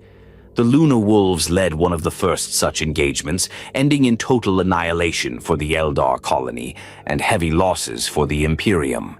The Interrex, a Xenos sympathetic human polity encountered later, would be a turning point. But that is a tale for another chapter. For now, the policy was simple. There shall be no peace with the alien. No diplomacy, no tolerance, no exceptions. And the legions enforced it with fire. At the height of the Crusades' expansion, over 10,000 systems had been brought into Imperial compliance. That figure is staggering, but even more astonishing was the rate of integration. Dozens of worlds per month, fleets fanning out in every direction, dozens of Primarchs now reunited with their legions, acting as warlords and governors in equal measure. Some Primarchs cooperated, others competed. Rogel Dorn, once found on Inwit, brought precision and architectural mastery to the Imperium. His Imperial fists didn't just conquer, they built. Defensive bastions, command posts, and infrastructure that would last millennia. Dorn's influence stretched beyond the battlefield into the very bones of Imperial strategy. Robute Gueliman, when finally found on Macrage, transformed the eastern marches of the Crusade. Not content with mere conquest, he authored full civil governance models. With him, the Ultramarines brought not just order but efficiency, a miniature Imperium within the Imperium, functioning even without constant Terran oversight. Not all Primarchs were so disciplined. Some strained against the chain of hierarchy, some sought their own truths in the warp-tainted dark. But at this stage of the Crusade, unity still held, just barely. The expansion wasn't without cost. The farther the Imperium reached, the thinner its attention was stretched. Supply lines grew perilous, coordination between fleets became more complex. Some systems, once compliant, began to slip back into rebellion or worse. Mutation. Even among the Astartes, attrition became a concern. Gene seed had to be cultivated, harvested, and safeguarded. The apothecarian grew in importance. Veteran squads were rotated back from the front lines to serve as trainers. The legions, once bristling with fresh warriors, had to learn the rhythms of a long war. There was no end in sight. Only more stars, only more campaigns, only more glory. But perhaps the most telling development of this era was not military at all. It was psychological. As the Crusade expanded, so too did the myth of the Imperium. Entire worlds began worshipping the Primarchs as demigods, despite the Imperial truth. On Kime, the people referred to Vulcan as the Eternal Flame. On Olympia, Perturabo was named the Stone Sun, though he barely acknowledged the praise. Even Horus, ever careful, was honored in effigies by the populations he saved, statues of the Wolf of Luna carved into entire mountain ranges. The Emperor forbade such idolatry, but it spread anyway. And the further the legions marched, the less control the Emperor had over what his Imperium believed. Yet none of that seemed to matter. Not yet. The war was being won, the stars were being claimed, and the dream, so long whispered, now burned on banners 1,000 light years wide. This was the golden era of the Great Crusade, before the doubts, before the shadows, before the cracks. The Imperium had never stood taller, and the fall, well, the fall was still far away. They had been scattered by forces beyond comprehension, torn from Terra in infancy, flung across the galaxy by unseen hands, and raised as strangers to their own blood. And yet, despite the odds, One by one they returned. The Emperor's sons, the Primarchs. Their rediscovery would not be simple reunions. These were not lost children waiting to be rescued. They were rulers, warlords, and demigods, forged by the worlds they landed on, tempered in isolation and hardened by survival. The Great Crusade would bring them home, but it would never unmake who they had become. The reunions did not follow a pattern. Some came early, others decades later. But each left an indelible mark on the Imperium, changing not only the nature of the Crusade, but the fate of the legions they were destined to lead. Each encounter was unique. Each reunion rewrote the future. On the storm-racked world of Fenris, the 6th Legion came face to face with a myth carved in flesh. Leman Russ had grown amid the ice wolves and the feuding jarls of that brutal world, a child raised not by men but by beasts before rising to rule as king. When the Emperor arrived, Russ did not bow. He challenged. Legend tells of their 3 contests: feasting, drinking, and combat. The Emperor bested him in all 3, but he did not do so with power alone. He did it with grace, with patience, and with laughter. In that moment, Russ recognized not just a master, but a father. The bond was sealed. The 6th Legion, already known for their wild ferocity, became wolves with a purpose, their bite now tempered by the cunning of their king. On Nocturne, in the deep reaches of the Segmentum Obscurus, Vulcan was found amid volcanic plains and fire-wrought forge clans. He was known to his people as a protector, a blacksmith, a giant who could wrestle drakes and carry wounded children from burning homes. The Emperor came to him not with a legion, but with an invitation to rise above myth and reclaim his place in a wider war. Vulcan's response was not pride, it was humility. He joined the Imperium not to conquer, but to safeguard. His 18th Legion, the Salamanders, became more than warriors. They were defenders of the weak, the broken, the forgotten. Their fires burned not with wrath, but with duty. In the arid highlands of Baal, Sanguinius ruled a dying world plagued by radiation and mutation. His wings, angelic and resplendent, had marked him as divine from the moment of his birth, but he had never seen himself that way. When the Emperor arrived, there was no conflict, no challenge. Sanguinius saw him and understood. Their bond was instant, wordless, as if it had never truly been broken. The 9th Legion, the Blood Angels, embraced him with reverence, their own mutated line redeemed by the purity of their Primarch. But even then, there was darkness. Sanguinius saw visions, terrible futures hidden in dreams. He spoke little of them, only that his father's path would end in blood and fire. On Olympia, the genius of Perturabo was a double-edged sword. Raised in a city-state of rivalry and betrayal, he had become cold, calculating, obsessed with structure, geometry, and order. When the Emperor came, Perturabo did not question his claim. He questioned his logic. The reunion was respectful, but distant. Perturabo accepted command of the 4th Legion with precision and efficiency, but behind his eyes burned a resentment that would one day grow too large to contain. Resentment that no one had come for him sooner, that his gifts had been squandered in the dust of a fractured world.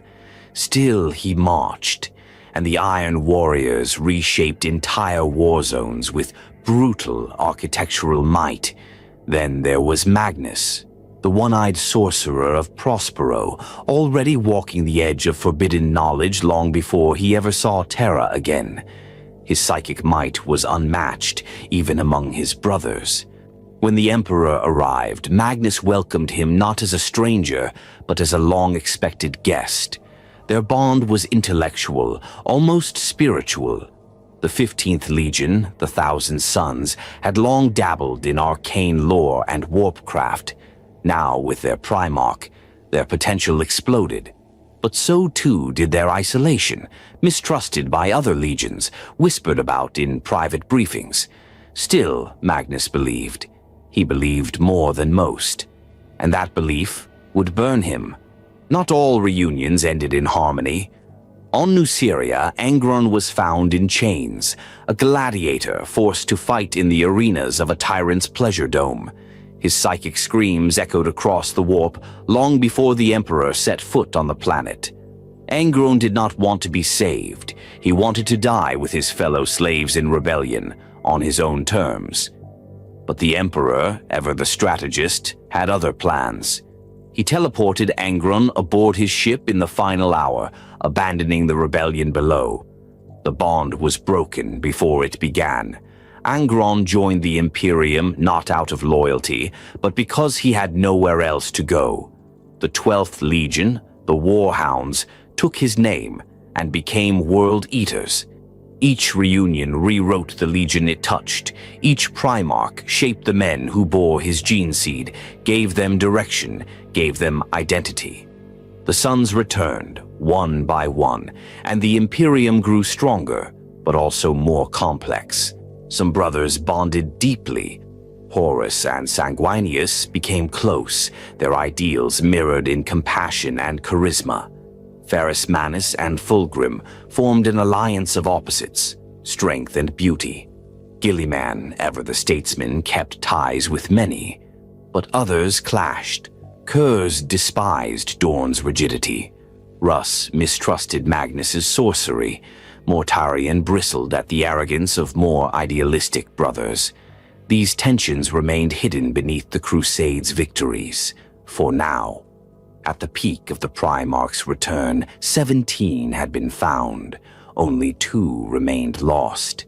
Their names have been struck from every record, their legions erased. Their stories, perhaps the most tragic of all, known only to the Emperor. And so the wheel turned. The galaxy watched as the Emperor's lost sons took their place beside him. Some as loyal swords, others as simmering embers, waiting for a spark. But for that moment, that brief, golden moment, they stood united, and the stars burned in honor of their return. Before Terra reclaimed the stars, it first had to look to the red world in its sky. Mars, a planet of fire and metal, of rituals and rust, of secrets so ancient they had become scripture. The Emperor had united Terra with sword and science, but he knew that conquering Earth would never be enough. To raise the Imperium of Man from the ashes of old night, he would need machines, engines of war, ships to cross the void, weapons to shatter cities. And for that, he turned to Mars. The Martian Mechanicum had survived the age of strife, not by avoiding conflict, but by embracing fanaticism. As the storms raged and warp tides drowned whole sectors, the priesthood of Mars withdrew into itself, sealing its forged cathedrals and turning inward to ritual, logic, and the worship of the machine god. They did not forget Terra. They remembered it as the origin, the birthplace of humanity and knowledge, but not as the center of their faith. The Martians did not worship the Emperor. They worshipped the Omnissiah, the unknowable machine god who existed not as a man, but as the divine manifestation of perfect function. To them, knowledge was sacred, technology was prayer, innovation was heresy unless sanctioned by ancient designs. The greatest ambition was not invention, but rediscovery. Yet for all their rituals and binary litanies, they had preserved what Terra had lost. Mass production, macro-architecture, cybernetics, void ship manufacturing. In the vaults of Mars, amid the ringing of hammers and the hiss of incantatory steam, the tools of empire had endured, and the Emperor needed them. The Treaty of Mars, signed in the earliest years of the Unification Wars, was not a simple alliance. It was a pact of pragmatism. The Emperor did not attempt to erase the beliefs of the Mechanicum, not yet. Instead, he presented himself as the Omnissiah incarnate, not a rival deity, but the fulfillment of their prophecy, the machine god in the flesh. Logic made manifest. Some within the Martian priesthood rejected this blasphemy. Others embraced it. The Fabricator General, head of the Mechanicum, chose to believe. And so a compromise was struck. The Adeptus Mechanicum would retain religious and administrative autonomy over Mars and its forge worlds. In return, they would supply the Emperor with war machines, voidcraft, engines, and the tech priests needed to maintain them. Martian red would mix with Imperial gold. Together, they would build a war engine vast enough to reclaim the galaxy. This alliance between science and empire, ritual and reason, became one of the most pivotal cornerstones of the Imperium. It was also one of its greatest contradictions. With the Great Crusade underway, the Mechanicum expanded with it. Tech priests traveled aboard every expeditionary fleet, tending to plasma drives and star fortresses with whispered Binharic prayers and mechanical precision. Forge worlds began to spring up across compliant space, each one echoing the Martian template. Manufactoria, forges, cathedral-sized engines, and a rigid caste system governed by logic and purity of function. The Forge of Lucius, the orbital bastions of Metallica, the deep-core reactors of Ryza, each one a vital artery in the body of the Imperium. But the price of such power was compromise. The Imperium embraced the standard template construct, STC system, as its sacred inheritance. These ancient pre-strife blueprints were fragments of humanity's lost golden age, capable of producing self-replicating machines, autonomous cities, and even entire civilizations in code. The Mechanicum viewed them as divine relics. Recovering an STC was not just a victory, it was a miracle. Many of the Crusade's most intense battles were fought not for territory, but for STC fragments buried in dead worlds, guarded by Xenos, or hidden in ruins left to rot. The pursuit of such technology became a quest unto itself, and the Mechanicum would kill for it. The tech priests brought wonders, Titan legions, city-sized war machines armed with weapons capable of vaporizing armies. These god engines, operated by the Collegia Titanica, were both revered and feared. When deployed in battle, entire populations fell to their knees at the sight of a single warlord Titan striding across the horizon, its footfalls shaking the sky. They also brought the Legio Cybernetica, cohorts of battle automata guided by logic engines and ancient code. Mindless, relentless, perfect in formation. In the field, they fought alongside Astartes, their metallic forms humming with stored kinetic force.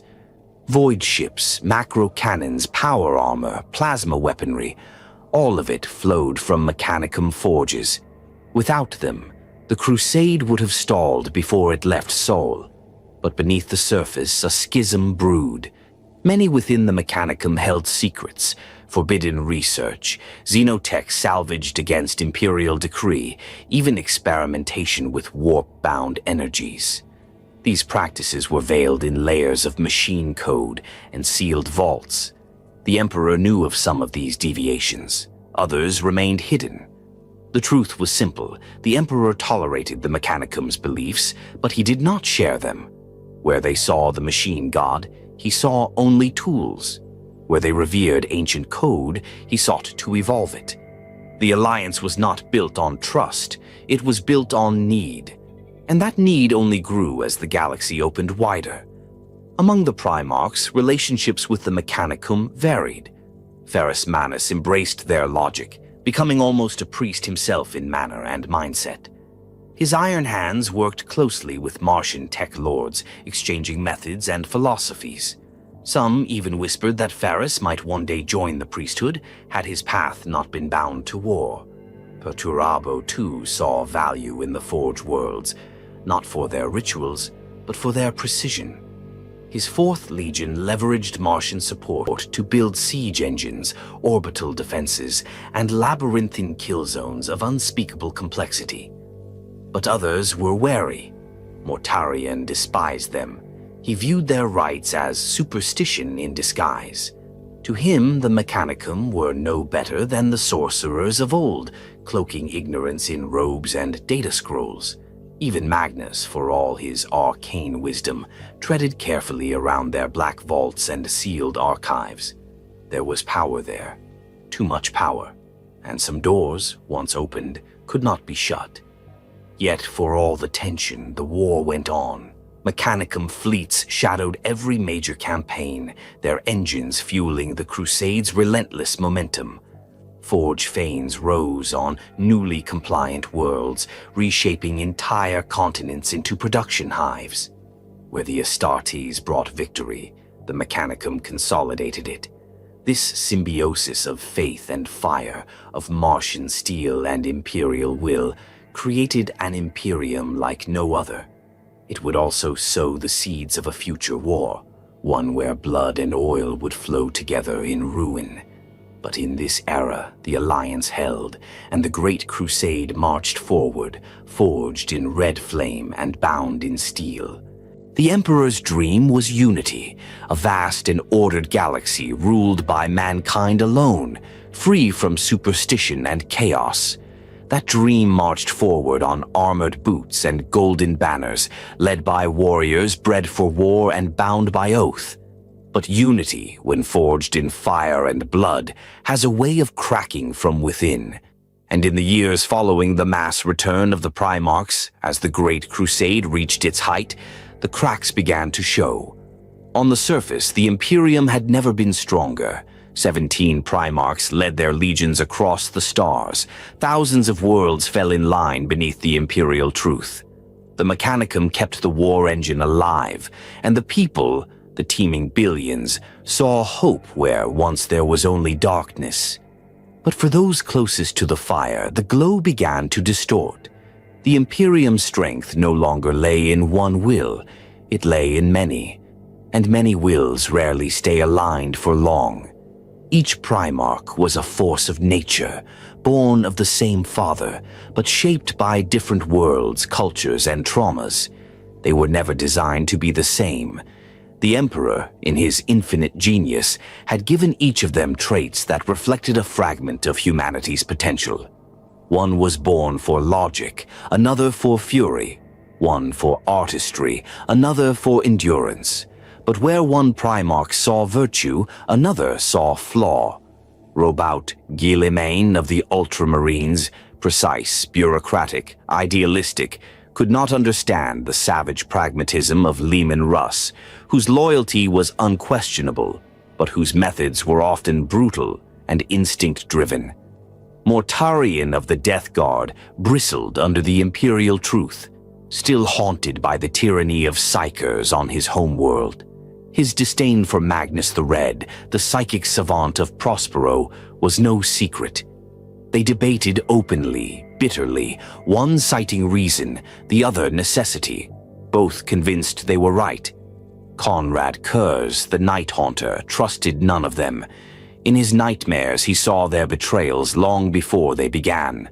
And Perturabo, ever brooding in the shadows of more favored brothers, resented their glory even as he bled for the same cause. The Emperor's absence didn't help.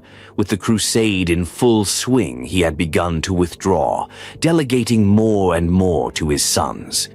Horus, favored and first found, became the de facto voice of the throne on the frontiers. His word carried the Emperor's weight. This elevation did not go unnoticed. To some, Horus was a rallying point, a leader of unmatched charisma and strategic brilliance. To others, he was a symbol of imbalance. Why should one Primarch command another? They were brothers, not subordinates. Equals, not pawns. But hierarchy had crept in all the same, and it deepened the rifts. The disagreements were not always hostile, not at first. They emerged in council meetings, in strategic planning, in the approach to compliance. Some Primarchs believed in diplomacy, others in domination. Some were content to break a world and leave. Others insisted on rebuilding it in the imperial image. The question at the heart of it all: What kind of Imperium are we building? Sanguinius saw an empire of hope. Angron saw only control masked as freedom. Guilliman saw a civil machine. Kurz saw an inevitable collapse. Magnus saw a species on the edge of enlightenment. Russ saw a pack that had forgotten its teeth. And in the silence between their answers, dissonance grew. Even among the legions, friction bled down the chain of command. Astartes fought together on campaign, but their cultures clashed. The stoicism of the Iron Hands grated against the theatricality of the Emperor's children. The brutal tactics of the Night Lords disturbed the disciplined warriors of the Ultramarines. The Thousand Sons were quietly shunned, their psychic practices eyed with suspicion despite official sanction. Small insults became grudges. Grudges became scars. The camaraderie of the early crusade, when Astartes saw each other as brothers in a righteous cause, had begun to wear thin. Now they looked for loyalty not in one another, but in their gene father alone. A telling moment came on the world of Carpathia during a joint operation between the Word-Bearers and the Dark Angels. The planet had long been ruled by a religious technocracy, its people stubbornly clinging to their pantheon of void spirits and celestial judges. Lorgar, devout even in the face of the imperial truth, sought to convert the population. Not just bring them to heel, but show them the light of the Emperor as a god. Lion El Yonson, stern and unflinching, overruled him. The world was razed, its temples turned to ash, its people erased from existence. Lorgar never forgot the insult or the hypocrisy.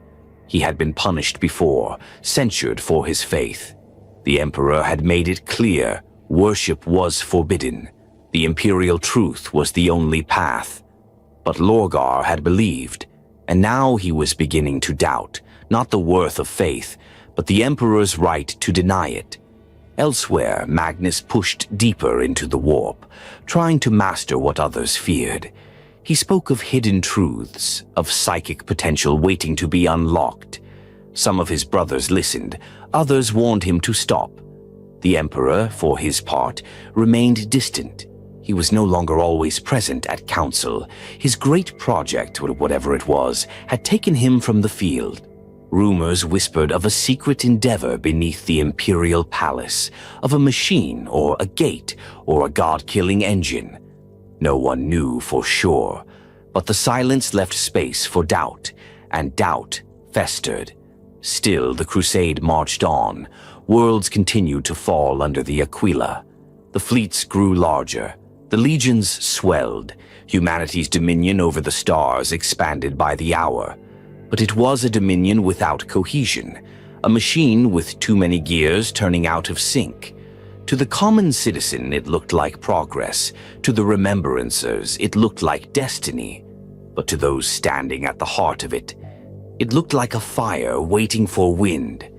Unity had brought the Imperium to the stars, but dissonance would shape what it became. What began as whispers in council halls and glances across war tables would one day ignite into heresy, not because the Emperor's sons were evil, not because they craved rebellion, but because they were too human, too different, too far gone to remember what unity was meant to be.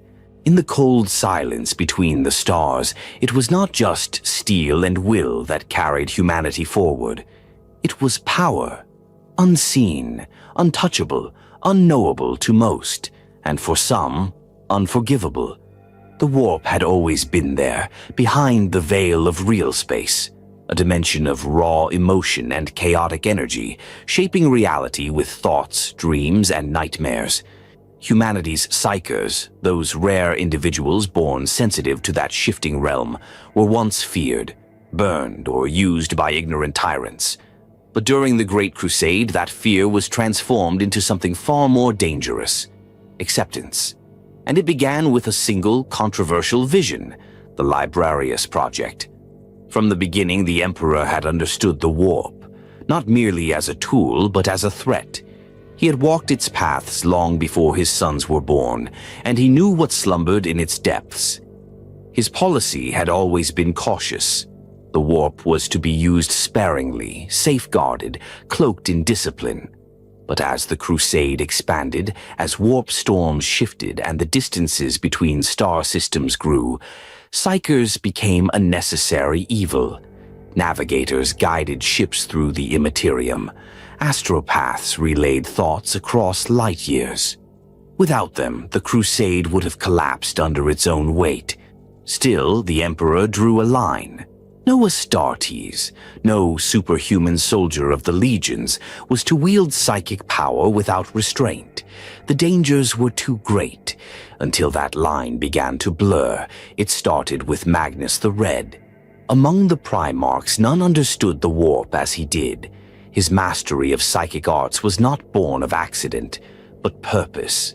From a young age on Prospero, Magnus had studied the immaterial with fascination and reverence. To him, the warp was not chaos. It was potential, a realm of knowledge waiting to be understood. He did not fear it. He embraced it. And through him, the 15th Legion, the Thousand Sons, became humanity's first and greatest battalion of sanctioned psykers. They did not simply burn their enemies with witchfire or twist reality with force of will. They studied. They disciplined. They turned raw power into art, and as the crusade raged on, their efficiency on the battlefield became undeniable. Other legions noticed. Some were curious. Others were deeply concerned. Magnus proposed a bold step forward.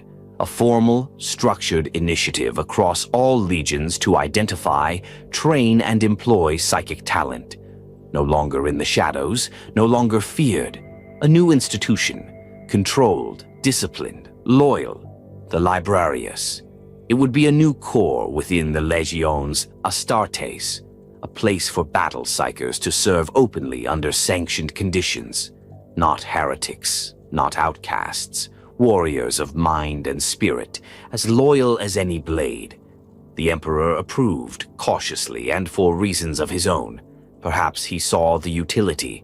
Perhaps he hoped that formalizing psychic use would contain its worst risks. Or perhaps, as some would later suspect, he simply wanted to watch it unfold from a distance. Regardless, the order went out. The project began, and the legions responded. Some embraced it. The Ultramarines, ever eager for structure and innovation, established their Librarius cadres quickly. Under Robut Guilliman's supervision, psychically gifted warriors were brought into the fold with rigor and ceremony. They were tested, examined, bound by oath and logic. To Guilliman, this was simply another evolution, another refinement in the Imperium's war engine. The Blood Angels, too, saw promise in the Librarius. Sanguinius, though not a psyker himself, understood the gift. His sons bore a psychic flaw deep within their gene seed, a darkness they could not name. The Librarians, he believed, might one day help them master it. The Space Wolves, however, refused. Leman Russ would not suffer sorcery in his ranks. To him, the warp was a poisoned well. Drink from it, and rot from within. He claimed his legion already had priests of wisdom and power, the rune priests, warrior shamans of Fenris who wielded their abilities in the old ways. To outsiders, they were indistinguishable from psykers. To Russ, they were something else entirely. The hypocrisy was plain. The wolves denied the Librarius while practicing its equivalent, but no one challenged Russ to his face. Not then. Other legions fell somewhere in between. The Iron Hands adopted librarians as war assets, tools to be wielded, not understood. The White Scars embraced them as storm callers and visionaries.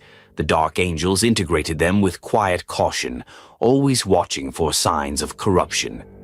But the word-bearers seethed. Lorgar had once been punished for worshipping the Emperor as a god. He had been rebuked, humiliated, and told to cast aside faith in favor of logic. And now those same voices allowed witchcraft in open daylight. He He did not forget. He did not forgive. As the Librarius grew, so did the tension around it. On some worlds, psychic powers ensured swift compliance. On others, they inspired rebellion. Rumors spread of Astartes melting minds, rewriting memories, conjuring fire from nothing. To many citizens of the Imperium, psykers were still witches, monsters, and no amount of armor or litanies could change that. The remembrancers, artists and poets embedded within the crusade, struggled with how to portray them. Some painted librarians as noble sorcerer knights, others depicted them as barely restrained nightmares. And among the legions themselves, the divide deepened. The Death Guard refused to integrate librarians. Mortarion, like Russ, had been raised in a world where psykers were tyrants. He trusted steel, not sorcery. His contempt for Magnus became open hatred. In his eyes, the Thousand Sons had become a legion of witches. Then came the Council of Nicaea, a convocation of the Primarchs summoned by the Emperor himself to settle the question once and for all. Was the Librarius to be embraced or abolished? Magnus argued for its continuation. Mortarion and Russ demanded its end. Others wavered. The Emperor listened to them all, and when he passed judgment, it was final. The Librarius project was to be halted. All Astartes psykers were to be removed from active service. Only navigators and astropaths would retain sanctioned use of warp powers. To Magnus, it was a betrayal. He had poured his soul into the Librarius, believed in it, shaped it, and now the very institution he helped build was declared heresy. He obeyed, outwardly, but within him something broke. The Librarius project, though officially dismantled, left a scar, a memory of what might have been and what still simmered in secret. Some legions continued their psychic practices in defiance. Others hunted their own librarians, purging them as traitors. A quiet civil war had begun, beneath the armor and glory, and Magnus, son of the Emperor, would not forget.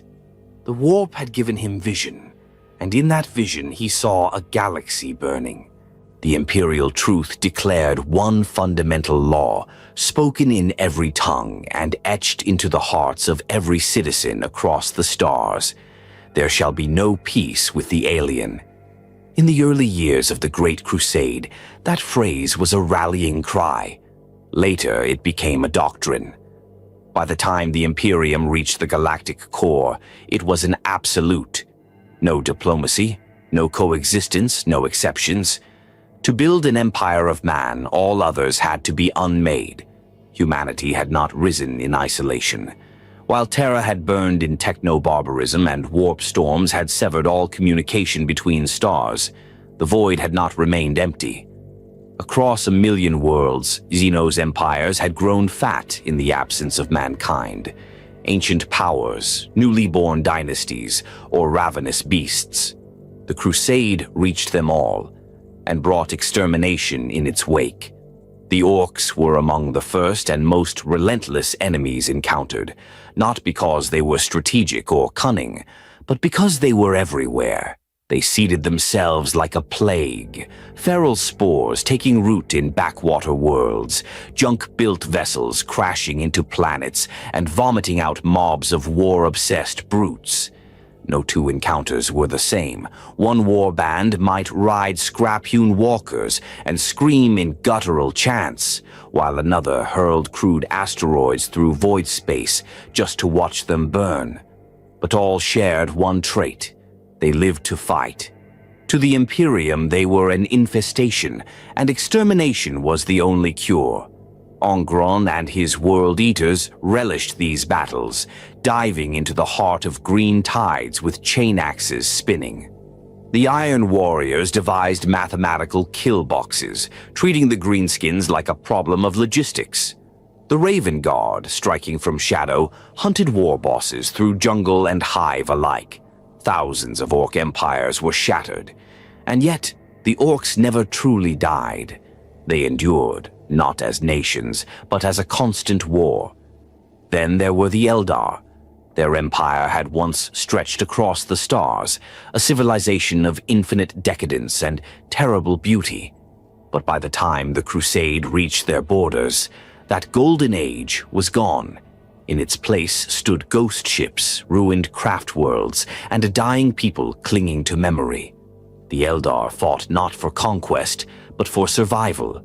And still the Imperium showed no mercy. On Millennia, the Blood Angels obliterated an Eldar enclave believed to be shielding an ancient psychic weapon. It did not matter that the weapon no longer functioned.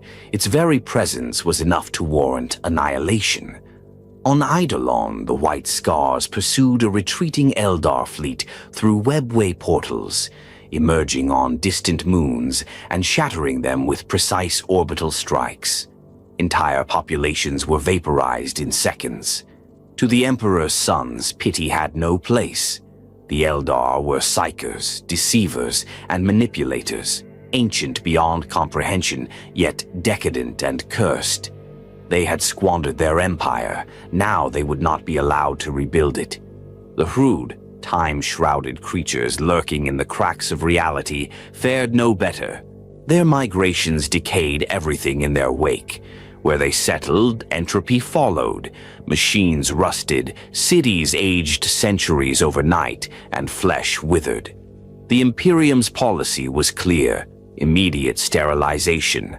The Dark Angels led multiple campaigns into the Hrud-infested underrealms of Cassarion and Polomia, deploying exterminatus-class weapons without hesitation. Time itself fractured in those battles. Veterans returned, changed, aged, hollow-eyed, some unable to speak. And yet the war continued. The Imperium could not afford hesitation. The cost of mercy was extinction. Other species were less infamous, but no less doomed. The rock gull cybernetic monstrosities were purged in brutal naval engagements. The megarachnids of murder, insectoid horrors, were annihilated by the Luna Wolves in a campaign that cost thousands of lives and marked the first time Horus questioned the cost of the Crusade. The Lair, the Jorgal, the Kynabrak, all destroyed. In each case, a pattern emerged. The Imperium arrived. The Xenos resisted, and then they vanished, buried beneath orbital fire, blade, and doctrine. But the destruction was never random. It was deliberate, systematic.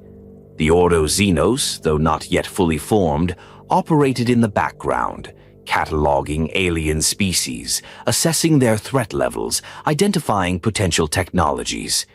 The Mechanicum scoured battlefields for salvage. Some Xenos tech was kept, studied, even quietly copied. Most was incinerated.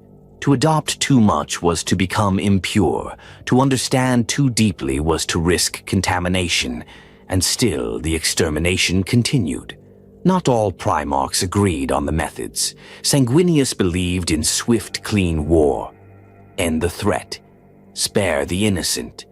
But even he could not argue when faced with Xenos cities pulsing with warp energies, or crystalline hives singing to unknown gods. Guilliman sought logic in every extermination. If a species could be reasoned with, contained, or used, it was worth consideration. But few survived his standards. Fewer still survived his guns. Conrad Kurz needed no reason. For him, Xenos were simply one more infection to purge. The fear they inspired in humans was proof of their wickedness. And Lorgar secretly began to wonder if perhaps there was wisdom to be found in the ashes. After all, why did the Eldar fear the warp so deeply? What had they seen, he asked, but no one answered. The most haunting campaigns came not against the monstrous, but the familiar. Some Xenos looked like men, spoke like men, claimed common ancestry. The Interrex encountered by the Luna Wolves were a post-human culture that had flourished during the Age of Strife, technologically advanced, philosophically complex, even tolerant of peaceful Xenos. Horus saw potential in them. Diplomacy was attempted. It failed. A single misunderstanding, an artifact stolen, a display misread, and the Interrex fired first. That was all it took. The Imperium responded with fire. The Interrex vanished in weeks. Even Horus, victorious, said nothing of it afterward. He simply watched the stars in silence. The phrase Xenos annihilated became a footnote on campaign logs, a seal of approval, a mark of thoroughness. Few stopped to ask what was lost, what languages, art, history, or dreams were turned to ash. That wasn't the point. This was not a war of conquest. It was a war of purity, and it left no room for rivals. In the end, the Great Crusade was not remembered for what it created. It was remembered for what it erased. Entire civilizations, once mighty, are now names on forbidden scrolls. Their last survivors were dissected in labs or silenced in battle. Their gods, if they had them, were forgotten. Their legacies buried beneath imperial cities, paved over by triumph and amnesia. To the Imperium, this was progress. To the stars, it was a genocide unlike any seen before. But it was not yet called that. Not yet. The banners snapped in the wind of 1,000 void engines. The skies were filled with thunder, not of storms, but of cheering voices and cannon salute. On the blasted, blood-soaked plains of Ulanor, a new legend was forged, not in the fire of battle, but in the stillness that followed. The triumph at Ulanor marked the apex of the Great Crusade, a single campaign, a single victory, yet it would echo through history like the footsteps of a titan. It was the Imperium's greatest moment, and also its turning point. For decades, the Great Crusade had pushed further and further into the galaxy's western edge, driving back the Xenos threat, breaking system-spanning empires and forging unity in blood. But one enemy stood defiant amid the star clusters of the Ulanor region, an Orc empire of unprecedented size and organization, led by a warlord whose name echoed like thunder. Urlak Urg, more than a beast, more than a tyrant. Urg was a tactical genius, for an Orc, a contradiction. His empire stretched across a dozen sectors, each world fortified with asteroid belts, gun moons, and massive orbital structures.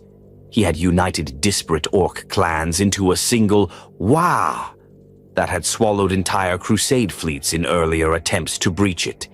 But now the full force of the Imperium descended upon him. Not a skirmish, not a recon operation, a war of annihilation. The Ulanor Crusade was led by Horus, the favored son, the first Primarch, War Master in all but title. At his side stood Leman Russ, Ferrus Manus, Fulgrim, and Rogel Dorn, each commanding their legions with cold efficiency and brutal grace. Fleet after fleet translated into the system, slamming into Orc-held space like hammers against stone. Entire moons were weaponized, planets were turned into battlefields, void war erupted across dozens of systems simultaneously. Horus did not just command. He orchestrated, directing entire fleets like a conductor before an orchestra of annihilation. His strategy was relentless, always 2 moves ahead of the Orcs. The Lunar Wolves, his own 16th Legion, struck deep into the heart of the Empire, decapitating supply lines, assassinating key war bosses, and sowing chaos behind the Greenskin front. Ferrus Manus' Iron Hands destroyed Orc fortresses by weaponizing tectonic shifts, cracking entire continents. Rogel Dorn led massed siege formations that slowly, methodically ground enemy bastions into dust. Fulgrim unleashed the Emperor's children in flanking maneuvers so precise they became legend. Russ cut through Orc strongholds like a thunderstorm incarnate, leaving no survivors. And at the heart of it all, Horus stood tall, the eye of the storm, the favored son of a golden empire. The final battle took place on Ulanor Prime, the throne world of Urlak Urg himself. The Orc warlord had built a mega-fortress that sprawled across continents, a hive city of rust, bone, and blackened iron. Its walls were kilometers thick, its towers pierced the stratosphere, its weaponry had downed Imperial ships with single volleys. But Horus led the charge. The assault lasted for 13 brutal days. Orc counterattacks came like tidal waves, breaking against walls of ceramite and bolter fire. Lunar wolves fought room to room, clawing their way through endless tunnels. The skies burned with the exhaust of drop pods and plasma detonations. On the 13th day, Horus personally led the final spearhead. He descended with his Justarin Terminators into the heart of the fortress. The battle that followed is recorded only in fragments, blood-soaked Vox logs, broken Pict feeds, and the personal accounts of warriors who never forgot what they saw. Urlak-Urg died by Horus's hand. It is said that the warlord was thrice the size of a man, armored in scrap and hatred. But Horus brought him down in single combat, surrounded by fire and ruin. When the Orc warlord fell, the Wa fell with him. Ulanor was won, and something changed forever. The triumph was not a simple parade, it was a declaration. The Imperium celebrated not just the end of a campaign, but the symbolic pinnacle of the Great Crusade. Thousands of banners were raised. Billions of citizens witnessed the victory in projected broadcasts across the Segmentum Solar. 100 legions stood in salute. The Emperor himself arrived on Ulanor. For the first time in years, he walked among his sons. He spoke few words, but what he said reshaped the future. There, on the grand concourse of Ulanor Prime, beneath the twin suns and the thunder of a billion cheers, the Emperor proclaimed, "From this day forward, Horus Lupercal shall bear the title of War Master. He shall command the hosts of the Imperium in my name." It was a moment of glory and a moment of separation. The Emperor, having guided the crusade from the front for decades, now stepped back. He would return to Terra, to his great work, a project so secret, not even the Primarchs understood it. Rumors swirled, a machine beneath the palace, a new form of travel, a weapon against the warp. But no answers came. Only the War Master remained. Among the legions, the proclamation sent ripples. Some rejoiced. Horus was beloved, his charisma legendary, his record unchallenged. But others whispered in quiet corners. Why him? Why now? And what was so important that the Emperor would abandon his sons at the height of their triumph? Loyalty held, but cracks were forming. As the triumph concluded, a city-sized triumphal arch was erected on Ulanor, a monument to imperial might and to Horus's new title. Beneath it, Astartes and mortal soldiers marched for hours. Choirs sang. War machines were displayed like trophies. But not all Primarchs remained to bask in the celebration. Mortarion returned to his fleet early, unsmiling. Kurz vanished before the closing speeches. Even Perturabo, who had not been present for the final battle, sent only a cold message of congratulations. The seeds were there, silent, unnoticed. In the moment, the triumph at Ulanor was a victory without flaw. A galaxy bowed, a warlord fell, and a sun was elevated to command the stars. But in hindsight, historians would mark that day not as the zenith of the Imperium, but the start of its descent. Horus had been given the throne of war, and the Emperor had turned his back. They called him the Night Haunter, not as a title, not as a mark of honor, but as a warning whispered in the dark places of the Imperium, where fear carried more weight than banners. Konrad Kurze, Primarch of the Night Lords, was not born into glory. He was born into horror, and that horror never left him. The planet was Nostramo, a polluted husk of a world, cloaked in perpetual darkness from its thick industrial smog. Its cities were vast, decaying labyrinths, lit only by the neon glow of broken signs and the flickering fires of gang wars.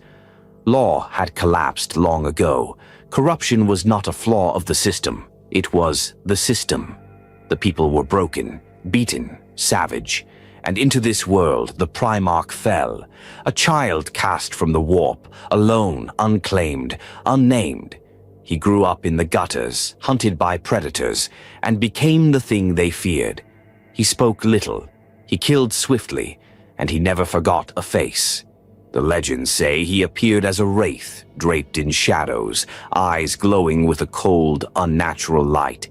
He slaughtered criminals with surgical precision, not in anger, but in calculation. He tore apart crime syndicates, executed corrupt officials, strung murderers from lampposts. He reshaped the city not with speeches or edicts, but with terror. And it worked. Crime plummeted. The gangs fled. Justice, such as it was, returned. But it was not justice born of compassion. It was vengeance.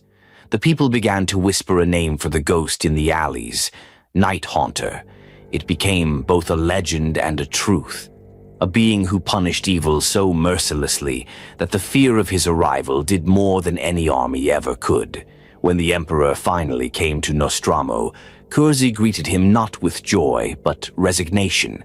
He had seen the Emperor in visions long before his arrival. He had foreseen his own role in the crusade, and what would follow. He knelt quietly and joined the Imperium. The 8th Legion, which would become the Night Lords, reflected their Gene Father's ideals. They were not builders, not visionaries. They were executioners. Where the Night Lords went, the Imperium followed. Not out of inspiration, but out of fear. Their methods were direct, brutal, and effective. Cities would surrender before a single shot was fired, simply because a flayed corpse was found hanging over their gates, marked with the sigil of the 8th Legion. Compliance by terror, obedience through dread. Other legions raised worlds. The Night Lords made them regret rebellion before the first drop pod ever fell. But their methods earned them few friends. Gilliman condemned them as unstable. Dorn demanded formal sanctions. Even Sanguinius, ever a symbol of hope, could not hide his revulsion. Yet Horus, ever the diplomat, tolerated them. As War Master, he needed results, and the Night Lords delivered. Conrad Kurz remained distant from his brothers. He spoke rarely in war councils, often communicating through envoys or cold, precise Vox transmissions. He did not celebrate victories, he did not boast, and he did not change. But beneath the calculated terror, something deeper festered in him. Visions. From the moment of his creation, Kurz had been plagued by prophetic nightmares, images of the future that seared themselves into his mind. He saw his own fate in shattered glimpses, betrayal, fire, chains, and death. He saw the fall of his brothers, the burning of the Imperium. He saw the heresy before anyone else did, and it broke him. He began to withdraw, speaking more to shadows than to men. His punishments grew crueler, not because he enjoyed pain, but because fear was the only language he believed the galaxy understood. He did not want to become a monster, but he knew that he was one. Back on Nostramo, the people watched the skies with awe. Their savior had ascended to the stars, become a demigod. The criminal underground that had once cowered now re-emerged, cloaking their operations in the image of their lost son. And when word reached Kurz that Nostramo had returned to its old ways, that the people had betrayed his sacrifice, he made a choice. He turned his fleet around and ordered the extermination of his own homeworld. Nostramo was shattered by orbital bombardment, its crust cracked, its cities vaporized. Millions died screaming under falling skies, not as a message to the Imperium, but as a message to himself. Fear is the only truth. The Night Lords changed after that. Once warriors of terrifying discipline, they became something darker, less structured, more sadistic. Their tactics remained effective, but their souls had corroded. The line between justice and cruelty dissolved. They wore death as armor, painted their armor in flayed skin, turned battle into theater, not for glory, for effect. They wanted their enemies to break before the battle began. Kurz himself became more reclusive. He began to wear shadows like a cloak, disappearing from council entirely for months at a time. Some claimed he no longer slept, fearing the visions that waited for him in dreams. Others whispered he no longer needed sleep, that the warp itself whispered constantly in his ears. He did not seek the company of his brothers, and they, in turn, kept their distance. Only Fulgrim seemed to understand him, or pretended to. Only Horus treated him as an equal, though even that Kurz saw as manipulation. He believed his fate was already written, and he hated the Emperor for making it so. On campaign, the 8th Legion continued to earn victory after victory, but their successes came with a growing unease. Human colonists greeted Ultramarines with songs. They met the Night Lords with silence, and sometimes sobbing. Compliance was compliance, but the cost weighed heavier each time. Remembrancers, those tasked with documenting the glory of the Crusade, often refused to accompany Night Lords' campaigns. Some who did returned broken, or not at all. The 8th Legion began to disappear from official records, their victories noted only as strategic footnotes, devoid of detail. The Imperium had found its hammer, but it feared to look at the hand that held it. Konrad Kurzi was not mad. He was a man who had seen the worst of humanity and decided that only Terra could hold the species together. To him, the imperial truth was a fantasy, the lectitio divinitatus, a heresy, the dream of a united mankind, a lie. He would not say it aloud, but he would prove it. As the crusade marched on and as the War Master's shadow began to stretch across the stars, Kurz did not scheme. He simply waited, because he had already seen how it would end, and the galaxy had no idea what was coming. They were both weapons, sharpened beyond all natural limits, shaped by violence, purpose, and design. Each was forged to lead, to command, to break empires and inspire legions.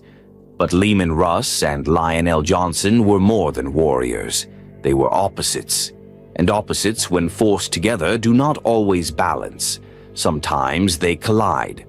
The tale of Russ and the Lion was not one of betrayal or hatred.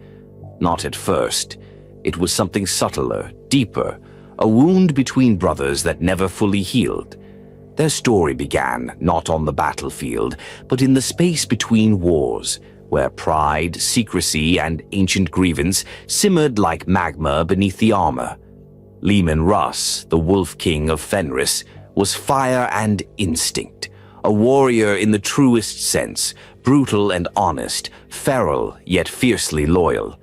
He believed in strength through struggle, in brotherhood forged through blood and challenge. His space wolves, the Vulca Fenrica, were like him, aggressive, untamed, proud of their savage customs.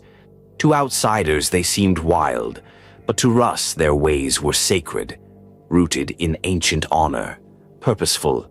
The Lion, in contrast, was cold precision. Raised in the darkness of Caliban, Lionel Johnson was a master of war before he ever knew the Imperium existed. He saw the galaxy through a lens of structure, hierarchy, and secrets. Everything was a game of strategy, and every action part of a larger design. The Dark Angels, his first legion, mirrored his mind. They were silent, disciplined, and utterly lethal. They struck like a sword in the dark, fast, efficient, and unseen. Where Russ demanded action and loud truth, the Lion lived in planning and silence. And so the stage was set. Their rivalry would come to a head on the world of Dulan, a campaign like many others.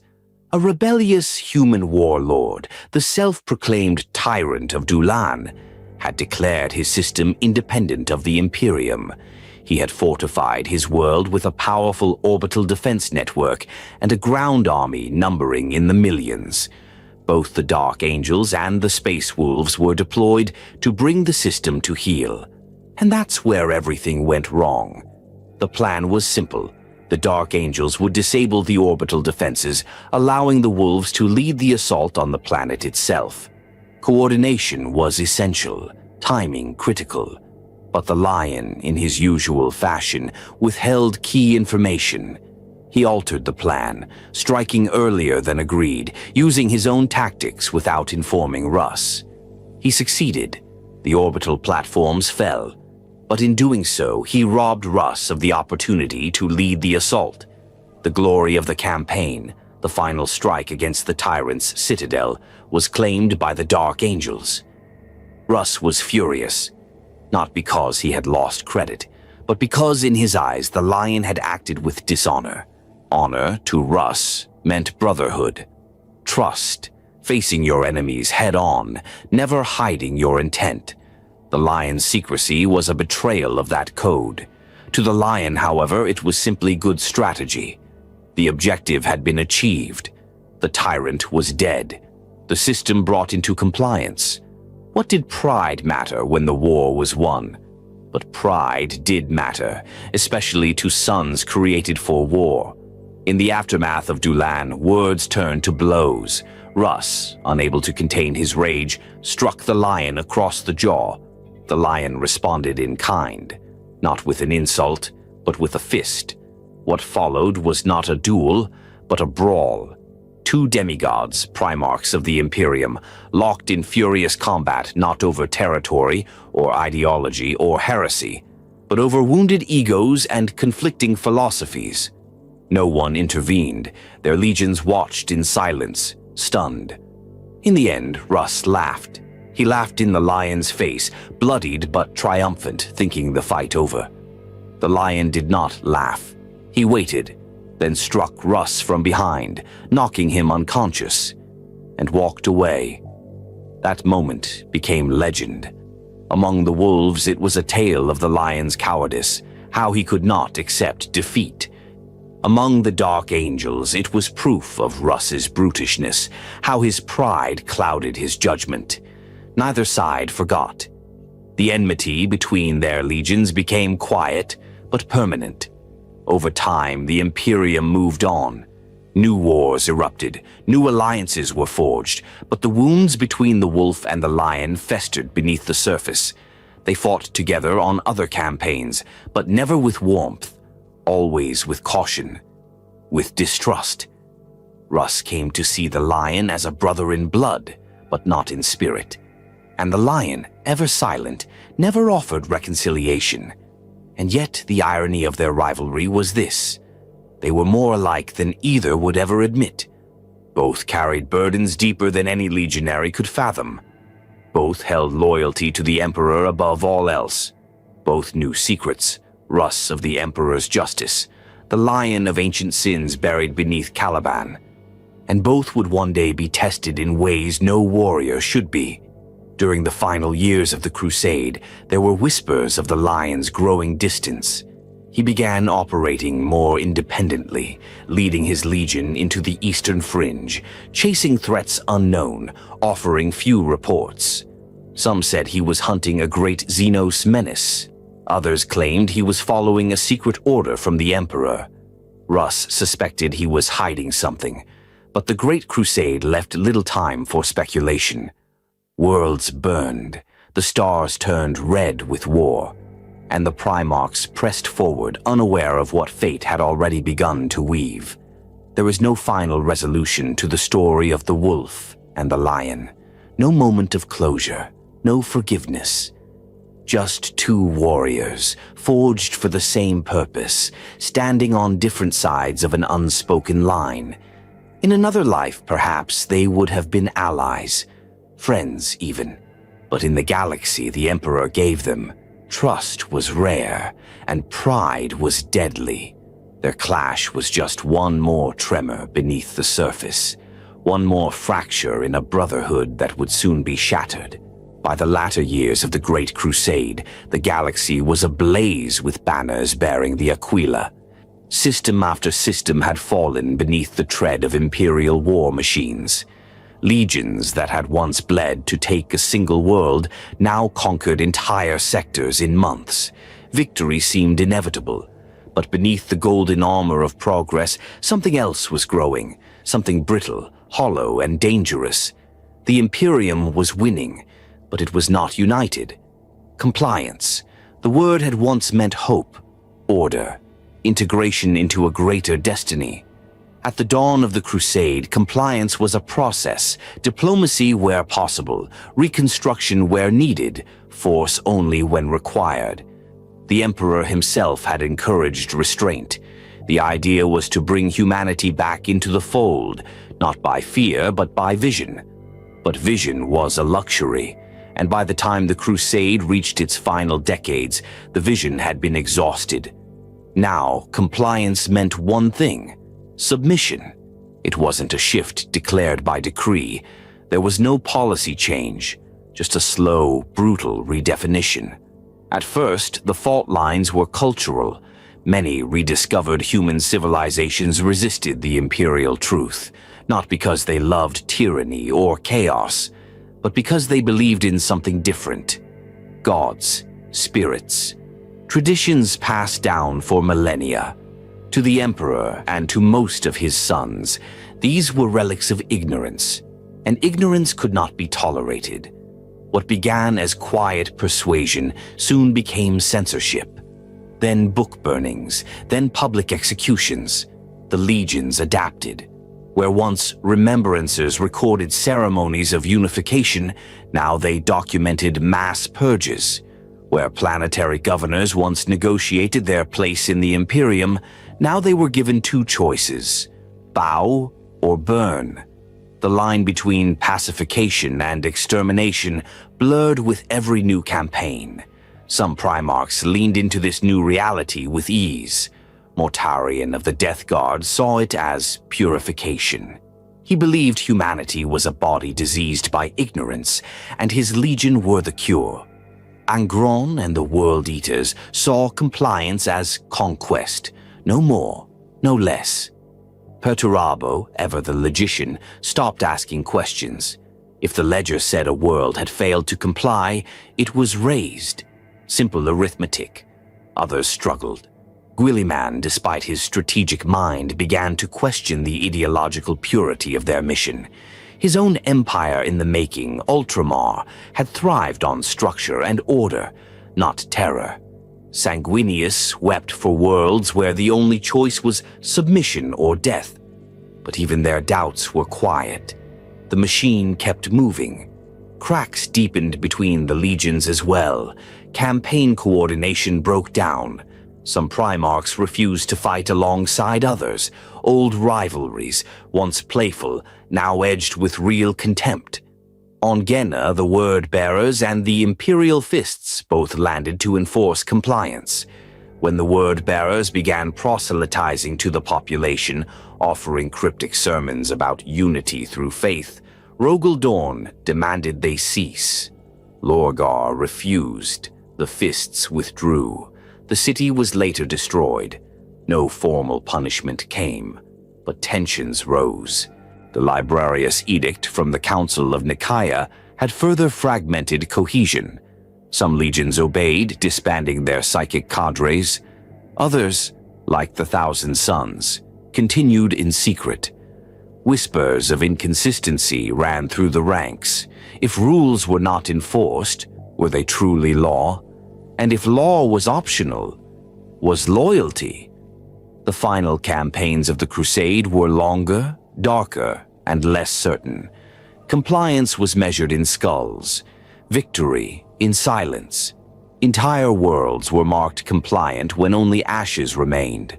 On Carandal, a feudal human society based on ancient honor codes welcomed imperial envoys, but their refusal to renounce their warrior faith and their psychic seers sealed their fate.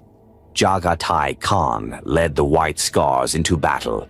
It was swift, brutal, efficient.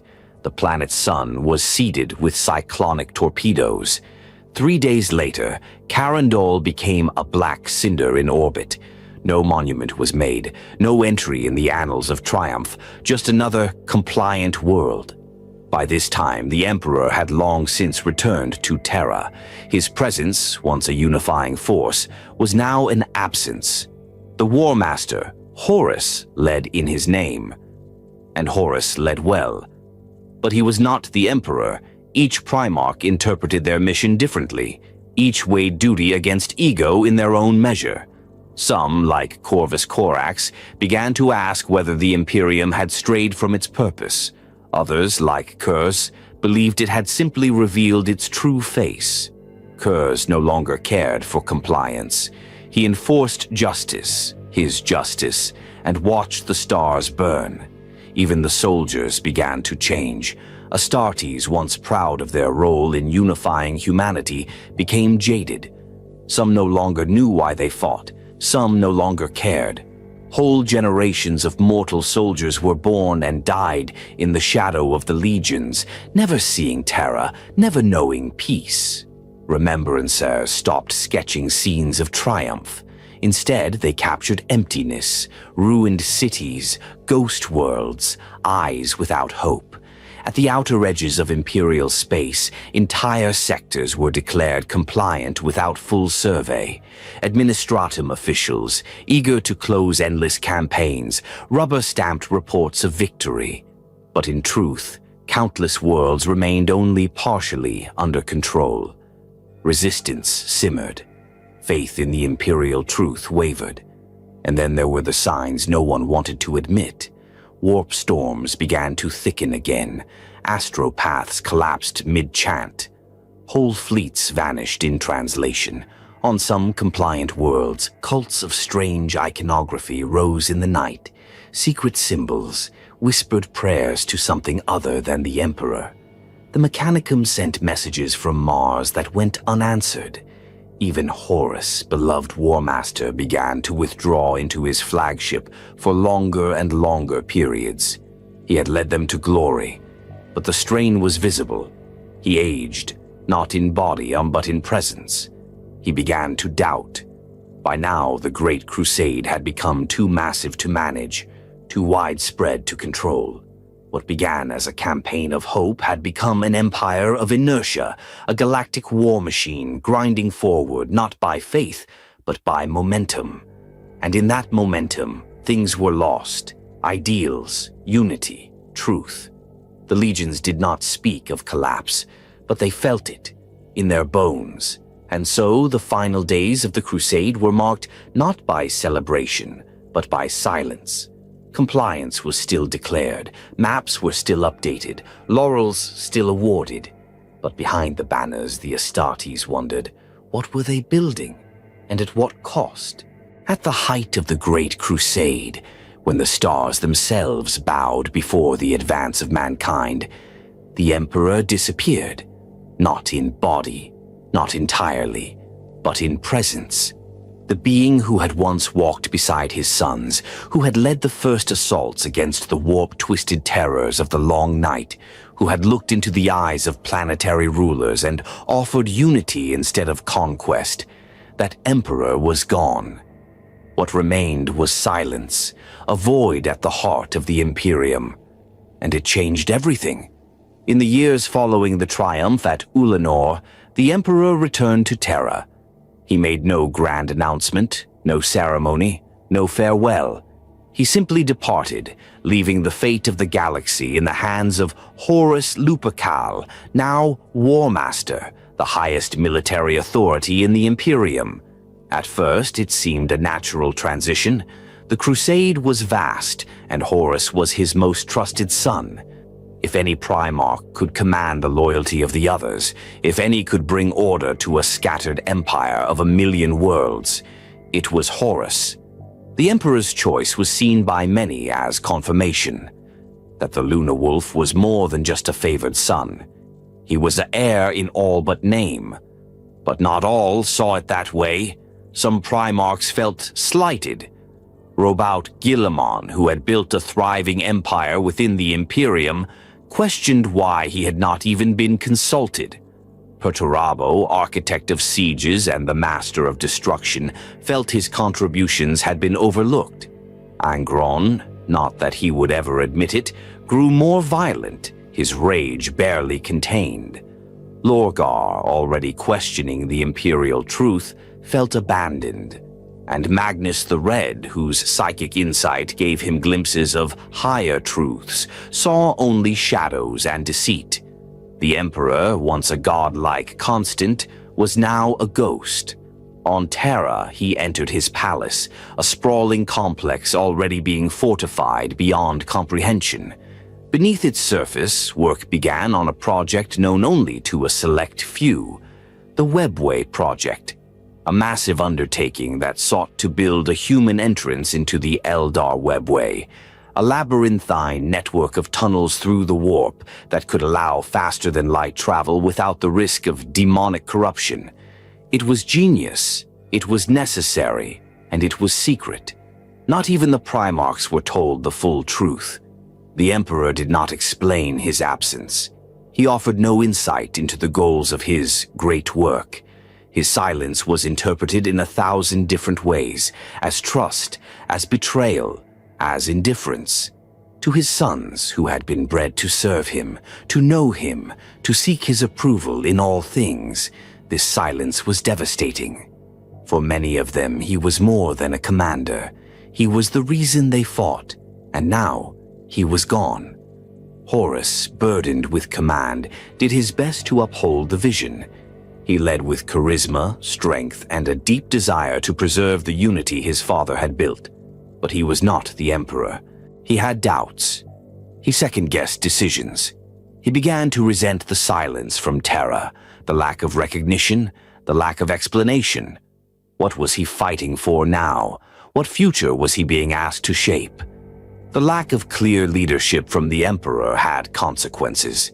Some Primarchs began to act more independently, interpreting the imperial truth as they saw fit.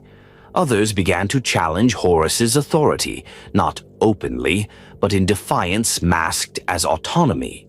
When Lionel Johnson launched a private campaign into the Eastern Fringe, he sent no reports.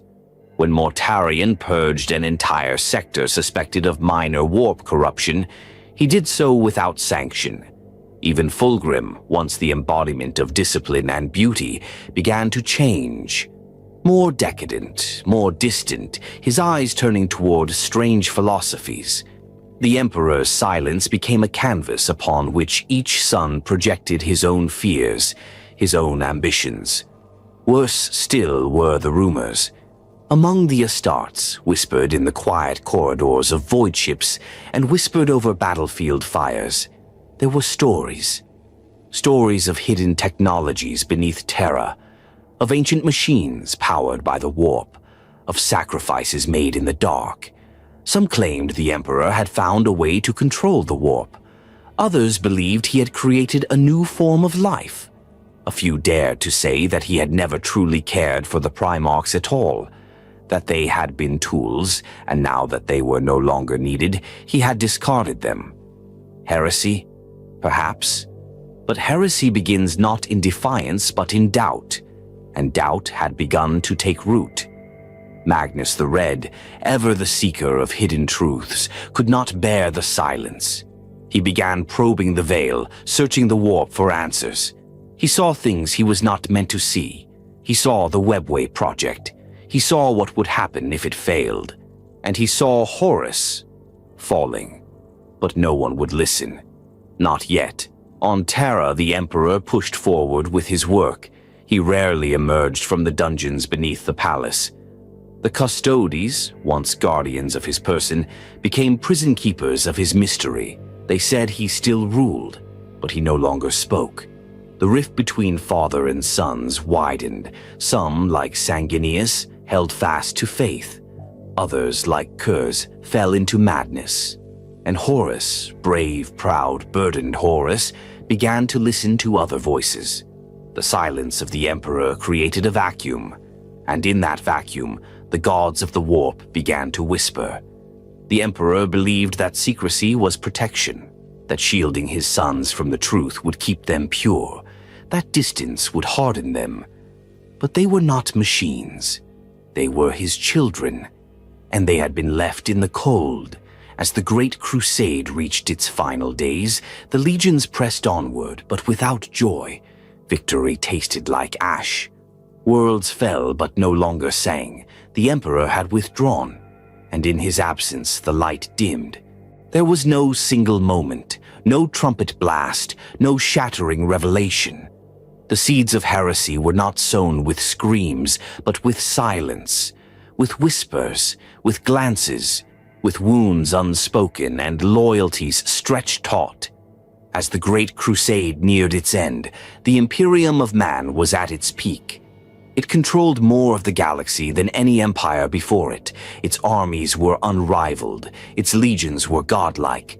And yet, beneath the banners, the foundation was cracking. The first great betrayal was not a matter of action. It was a matter of belief. It began in the hearts of men. Among the remembrances, the artists, poets, and historians who traveled with the legions, rumors flowed like ink. Whispers of distant campaigns gone awry, primarchs acting without coordination, worlds declared compliant that still resisted in secret. Even in the legions Astartes, doubt crept in. Astartes, who had once followed the Emperor with unshakable purpose, now asked, "Why does he no longer walk among us? What does he hide on Terra? What is it we are building, if not peace?" And then there was Horus, the War Master, once beloved by all, now isolated by his burden. He led fleets across thousands of worlds, his voice carrying the weight of the Imperium. But he no longer heard the voice that mattered most, the voice of the Emperor. At first, he bore it with pride. He told himself this was trust, that his father had given him responsibility as a sign of confidence. But pride, when left alone too long, turns sour. It turns to resentment, and resentment breeds doubt. The timing was no accident. In the warp, the Chaos Gods, ancient malevolent intelligences that fed on emotion and belief, had watched mankind's rise with growing interest. They saw the Emperor's ambition to cut humanity off from the warp, to build a psychic firewall through the webway. They saw his efforts to deny them worship, to strangle belief at its root, and they knew they must strike. But they did not strike with legions or blades. They used something far more insidious. They used trust. The first step was the whispers in the warp. Slight at first, harmless seeming. A second voice during long warp translations, dreams that lingered too long. Subtle suggestions. They came to mortals and Astartes alike, but most of all, they came to those who felt abandoned, to those who still yearned for their father's approval. To Horus. The campaign that changed everything was the Davin incident, a seemingly minor compliance action, a rebellion on a world long since brought into the imperial fold. Horus deployed with confidence, eager to quash it quickly. But Davin held secrets, an ancient temple, a strange artifact, and a trap. There, Horus was mortally wounded by a cursed blade. His body, indomitable as it was, began to fail. The Medici despaired. The word-bearers, particularly the dark priest Erebus, offered a solution, a ritual, not sanctioned by Terra, not rooted in imperial truth, but something older. In desperation, Horus's closest lieutenants agreed.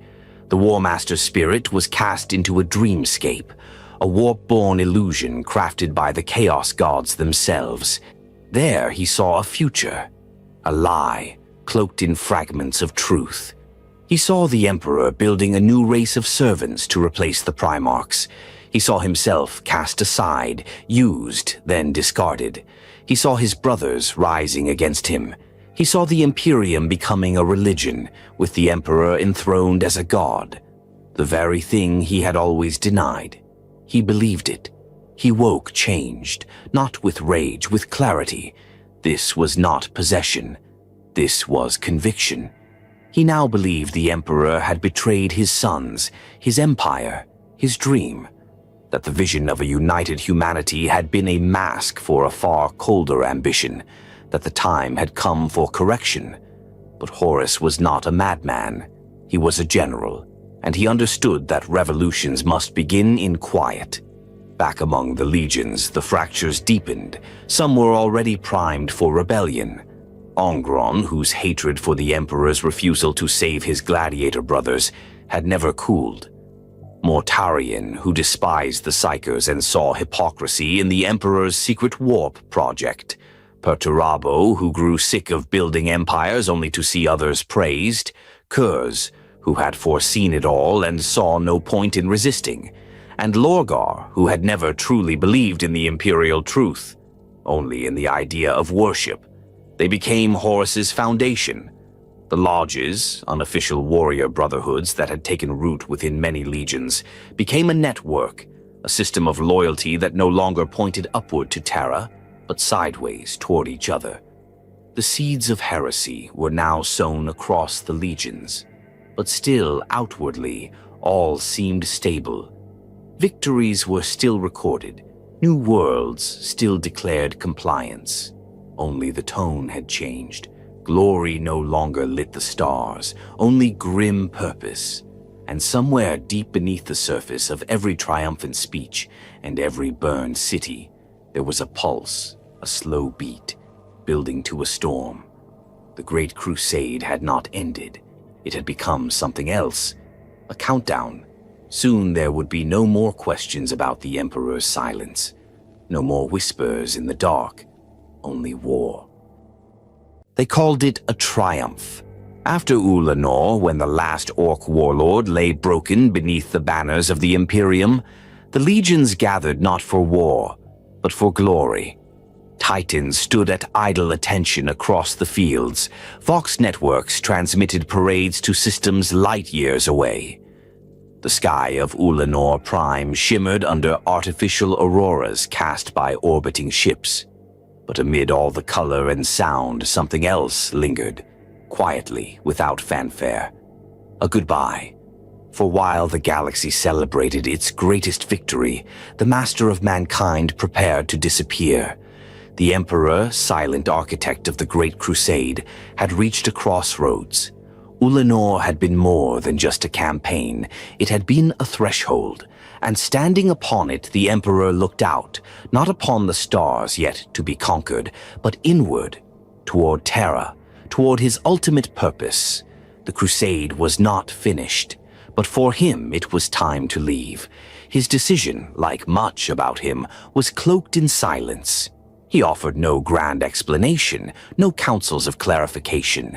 He simply declared the appointment of a war master, Horus Lupercal, first captain of the Luna Wolves, victor of countless campaigns, and some whispered, his favored son.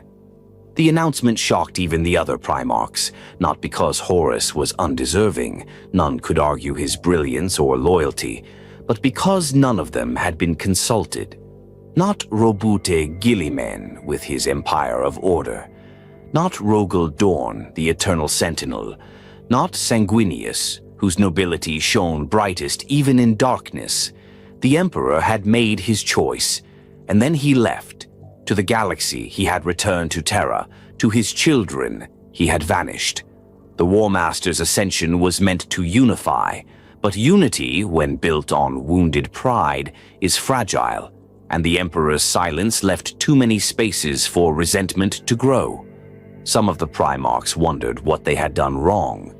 Others began to question whether their father still believed in them at all. On Terra, the Emperor's return was no homecoming. He did not walk the Imperial Palace as he once had.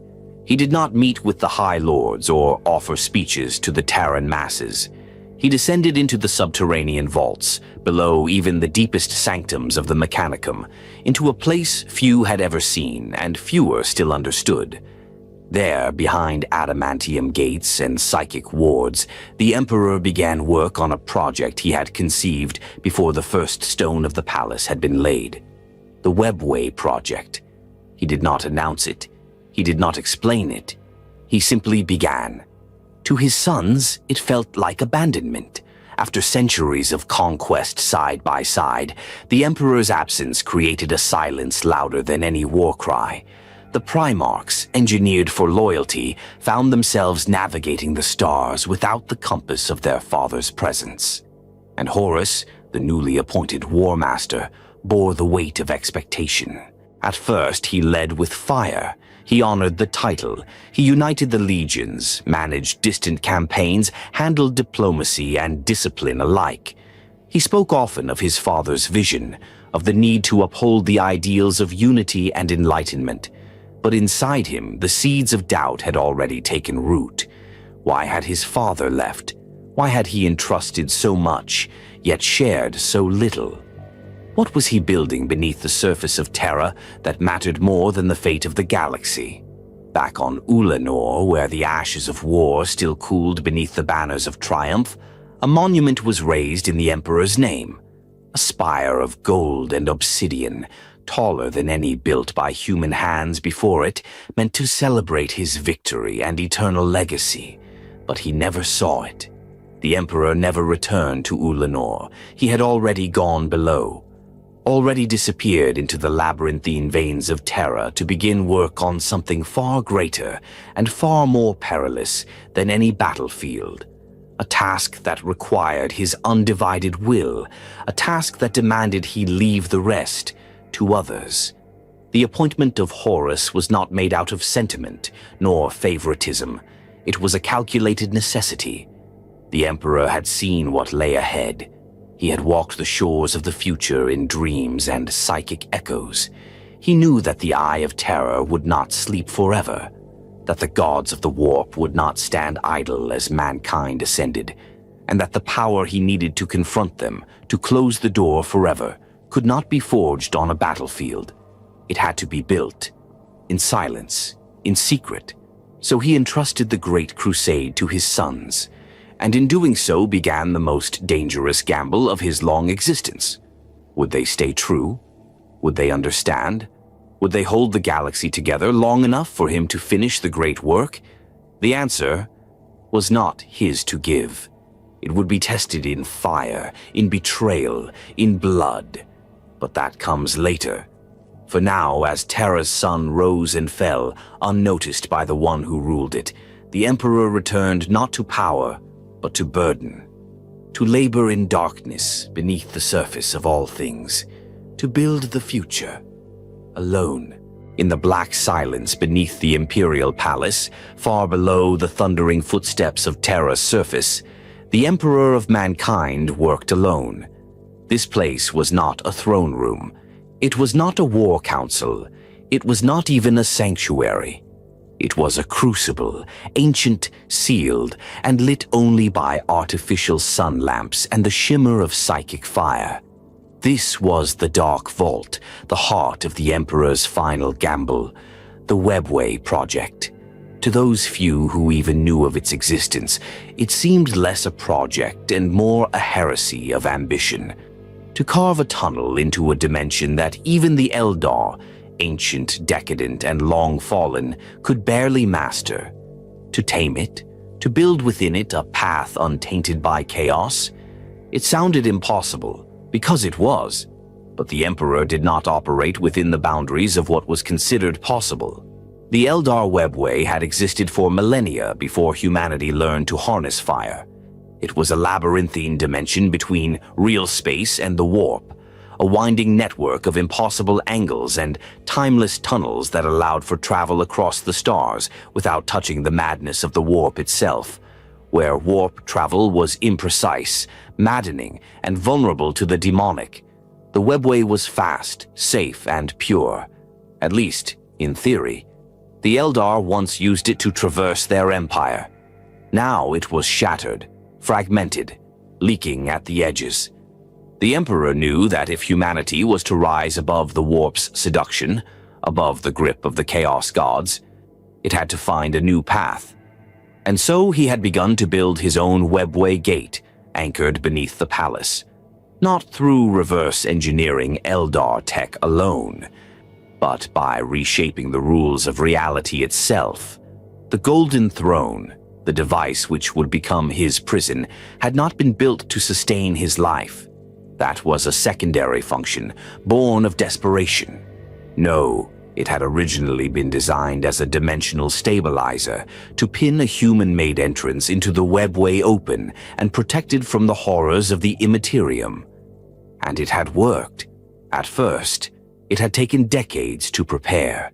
Every micro-beam of the throne's lattice, every psychic attunement, every sacrificial frequency, all tuned to the Emperor's own mind. He didn't just command the webway breach. He was its anchor. Custodies guarded the gate. The Sisters of Silence stood vigil, their null aura damping the thinness of the veil. The Mechanicum, or at least the narrow sex permitted access, worked under his gaze, integrating arcane machinery beyond anything humanity had ever touched. Together, they carved corridors through unreality. They built void paths from Terra outward, slashing through dimensions the Eldar themselves had left in ruin. The Emperor envisioned a network spanning the Imperium, Sol to Prospero, Macragge to Mars, even beyond the Segmentum Solar. No more warp storms, no more Geller fields, no more demons. Just light, just order, just control. The irony was bitter. To save mankind, the Emperor had to disconnect it from the very forces that had once elevated it. Psychic mutation, the raw power of the warp. All of it had to be suppressed. Managed, not embraced. That was why he had forbidden the use of sorcery. That was why he had silenced Magnus's experiments, why he had curbed the Librarius project. He had seen what reliance on the warp would bring, not just power, but addiction, and through addiction, corruption. The Webway project was his alternative. It would let psykers exist, as tools, not as priests, as stabilizers, not as prophets. Humanity would be psychic, but not enslaved to the warp. But the work required everything, all of his focus, all of his strength. Every moment spent away from the project was a moment the rift might collapse, or worse, spread. He had not merely withdrawn from the crusade out of trust, he had no choice. But time was the enemy. The warp was watching, it knew. The gods of chaos, those sentient vortices of hatred, ambition, change, and decay, had already begun to understand his design. They had been too late to destroy him during the dark age of technology, too weak to challenge him during unification. But now, as his back was turned, they saw their opening. They began to push. Reality around the webway breach began to bend. Unstable echoes rang down the passages the Emperor had carved. Sections of the webway cracked, revealing things that had no name, creatures that had no form, but existed in hungry potential. The Golden Throne held, just barely, but it needed more. More energy, more vigilance, more of him. He slept less. He spoke rarely. To those around him, the Emperor became something less like a man and more like a burning idea, one that seared the minds of those who tried to understand it. The custodies who served near the breach did so without question, but not without fear. The Sisters of Silence felt the warp's unease, even if they could not hear its whispers. And the Mechanicum priests. They stared too long into the stabilizing lens arrays, and sometimes never blinked again. The Emperor never stopped. He worked through agony, through psychic feedback that would kill thousands. He reached his mind into the corridors of the webway and shaped them like clay. He saw through walls of unreal light, through fractures in dimensions that had no axis. He held the future in his hands, but he could not hold it forever. The project was nearly complete. The soul nexus, the central artery of the new webway, was ready to link to its first outbound gate. If the next sequence succeeded, travel between Terra and Mars could be accomplished without the warp. A gateway to Mars, secure and clean. The first of many. It was close, so close. And then, Something broke. A scream in the warp, a ripple, sudden, bright, and catastrophic, and with it, the gate began to collapse. Not from failure, not from weakness, from violation. Someone the Emperor had warned, had opened a psychic channel across time and space. A son. Magnus. But that is not this chapter's tale. This moment, here, now, is the peak of the Emperor's hope, the razor's edge of what might have been. For in this hidden chamber beneath the palace, the Emperor was not resting. He was building salvation. He did not know, not yet, that the heresy had already begun. To most of mankind, the Imperial Palace was a monument, a city fortress that stretched across the Asian continent and soared beyond the clouds. Its golden towers, blackened by the smoke of endless industry, shimmered like myth in the minds of citizens across the Imperium. But those were only the upper levels. The surface, the lie. The Emperor's true labor did not take place in the light. His true work was buried far below, in chambers so deep the bedrock of Terra groaned with pressure, in vaults where silence was absolute and light was optional. This was not a throne room. It was not even a battlefield. It was a workshop, the most important workshop in human history. Here, reality was not observed. It was altered. Within this cryptic realm, the Emperor toiled not with hammers or data slates, but with raw principles, the invisible codes and ancient laws that underpinned the universe itself. He had no need for blueprints. They existed only in his mind. Designs scrawled in concepts far older than language. Here, within the massive arched vaults beneath the Imperial Palace, he reshaped the future with a thought, a gesture, or a single word of high Gothic so pure it had never been spoken aloud by another living thing. This was not industry. This was creation. The chamber's walls pulsed with psychically reactive materials imported from Mars and worlds long dead. Its floors were inscribed with non-Euclidean symbols, each one burned into the stone by the Emperor himself, using nothing but thought and will.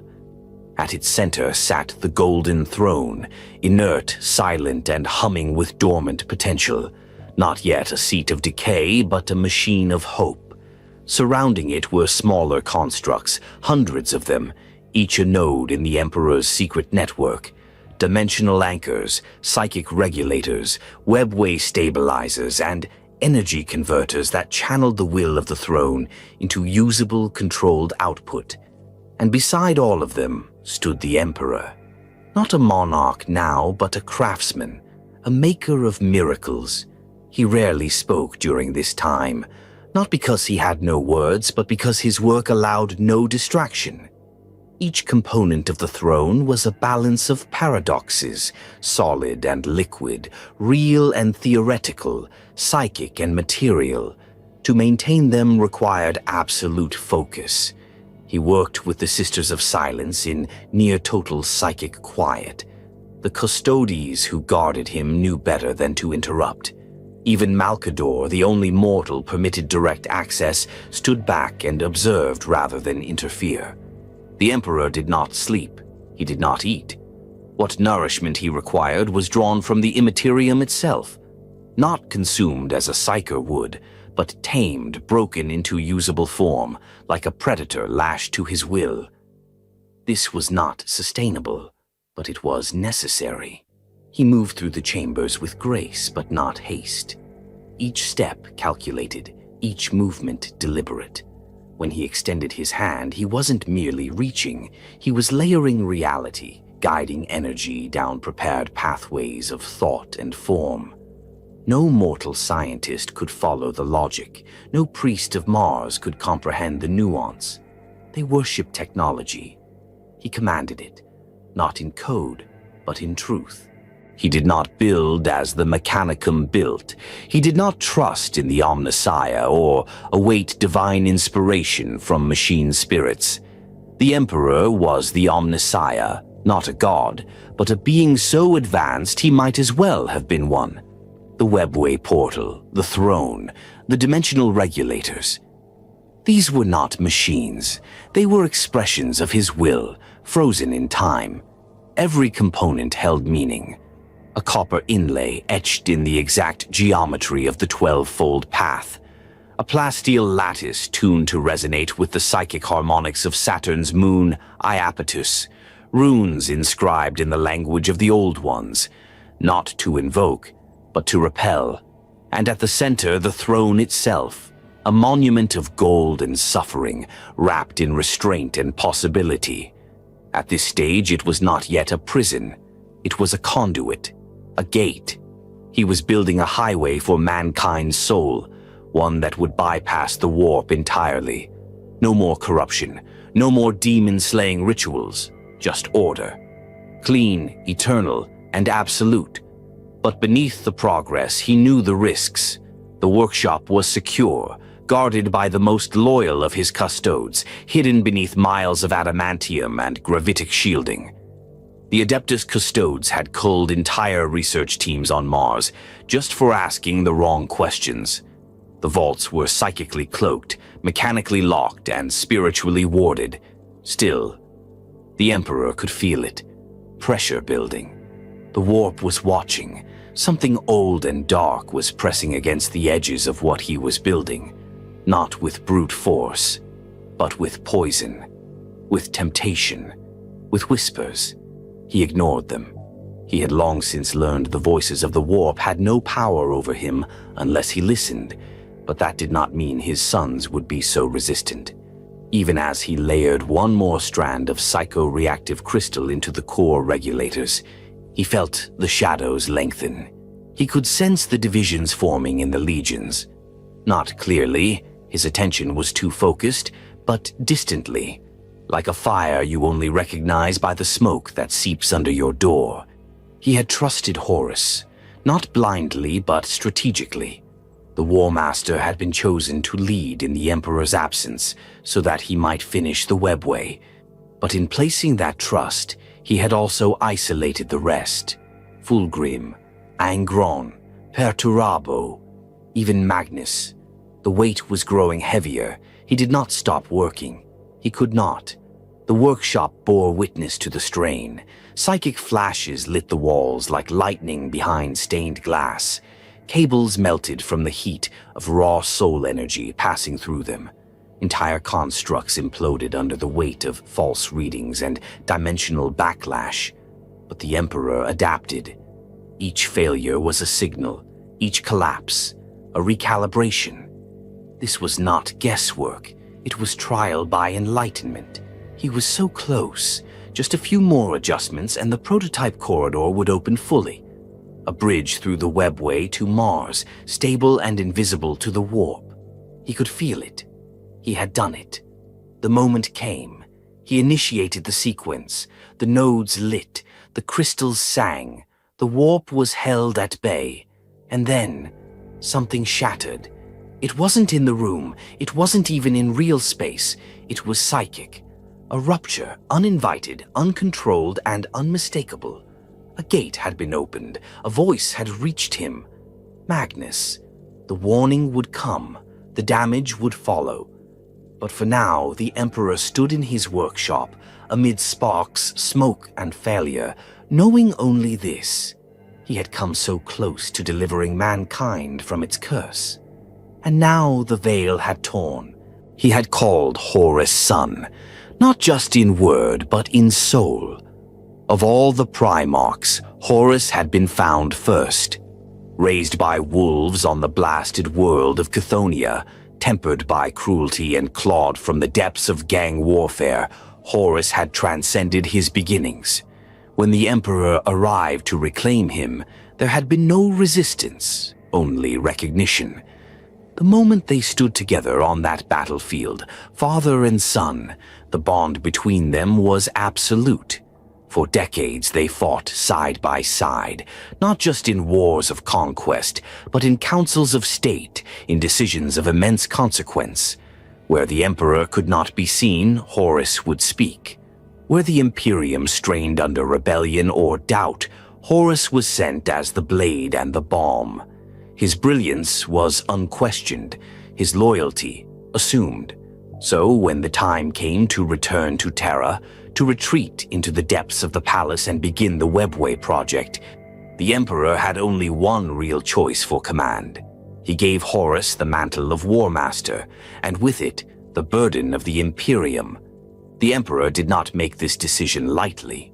He had foreseen possibilities, fractures in unity, rivalries among the Primarchs.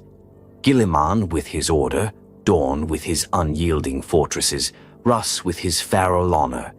Any one of them might have served in Horus's place, but none would inspire love as Horus did. And so, upon the ashes of Ulanor, amid 1,000 cheering Astartes, the Emperor laid his hand upon Horus's shoulder and made his declaration. It was not just a promotion, it was a coronation. But the shadows came quickly. At first they were small, doubts whispered between brothers. A pause when Lorgar bowed just a little too long. A blink of tension in Mortarian's gaze. The resentment wasn't spoken aloud, not yet, but it twisted in the silences between their words. To them, Horus had not earned the title. He had been given it, and worse by a father who had then turned his back and walked away. The Emperor felt it happening, even from beneath the palace. He was not blind to his son's emotions, their genetic legacies, their flaws, their loyalties. Each of them bore part of his soul. And Horus? Horus had been forged closest to his ideal, passionate, charismatic, tactical, compassionate even. That humanity made him beloved, but it also made him vulnerable. As War Master, Horus had to project certainty, but privately, he wrestled with the weight of expectation. He wore the mantle well, conducting campaigns with ruthless brilliance, calming feuding legions, restoring crumbling systems. And yet, there were signs. A hesitation in his communiques to Terra, a longing in his voice when he spoke of their early crusades, an emptiness forming where his father's council once sat.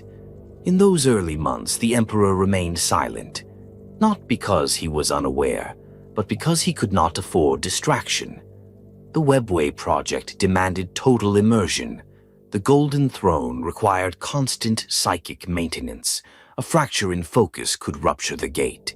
Still, he watched. In the currents of the warp, he felt echoes of decisions made by his sons. Compliance missions turned brutal. Civilian worlds burned without strategic gain. Horus's shadow grew longer, and with it, the quiet influence of others. Erebus, Cor Pharon.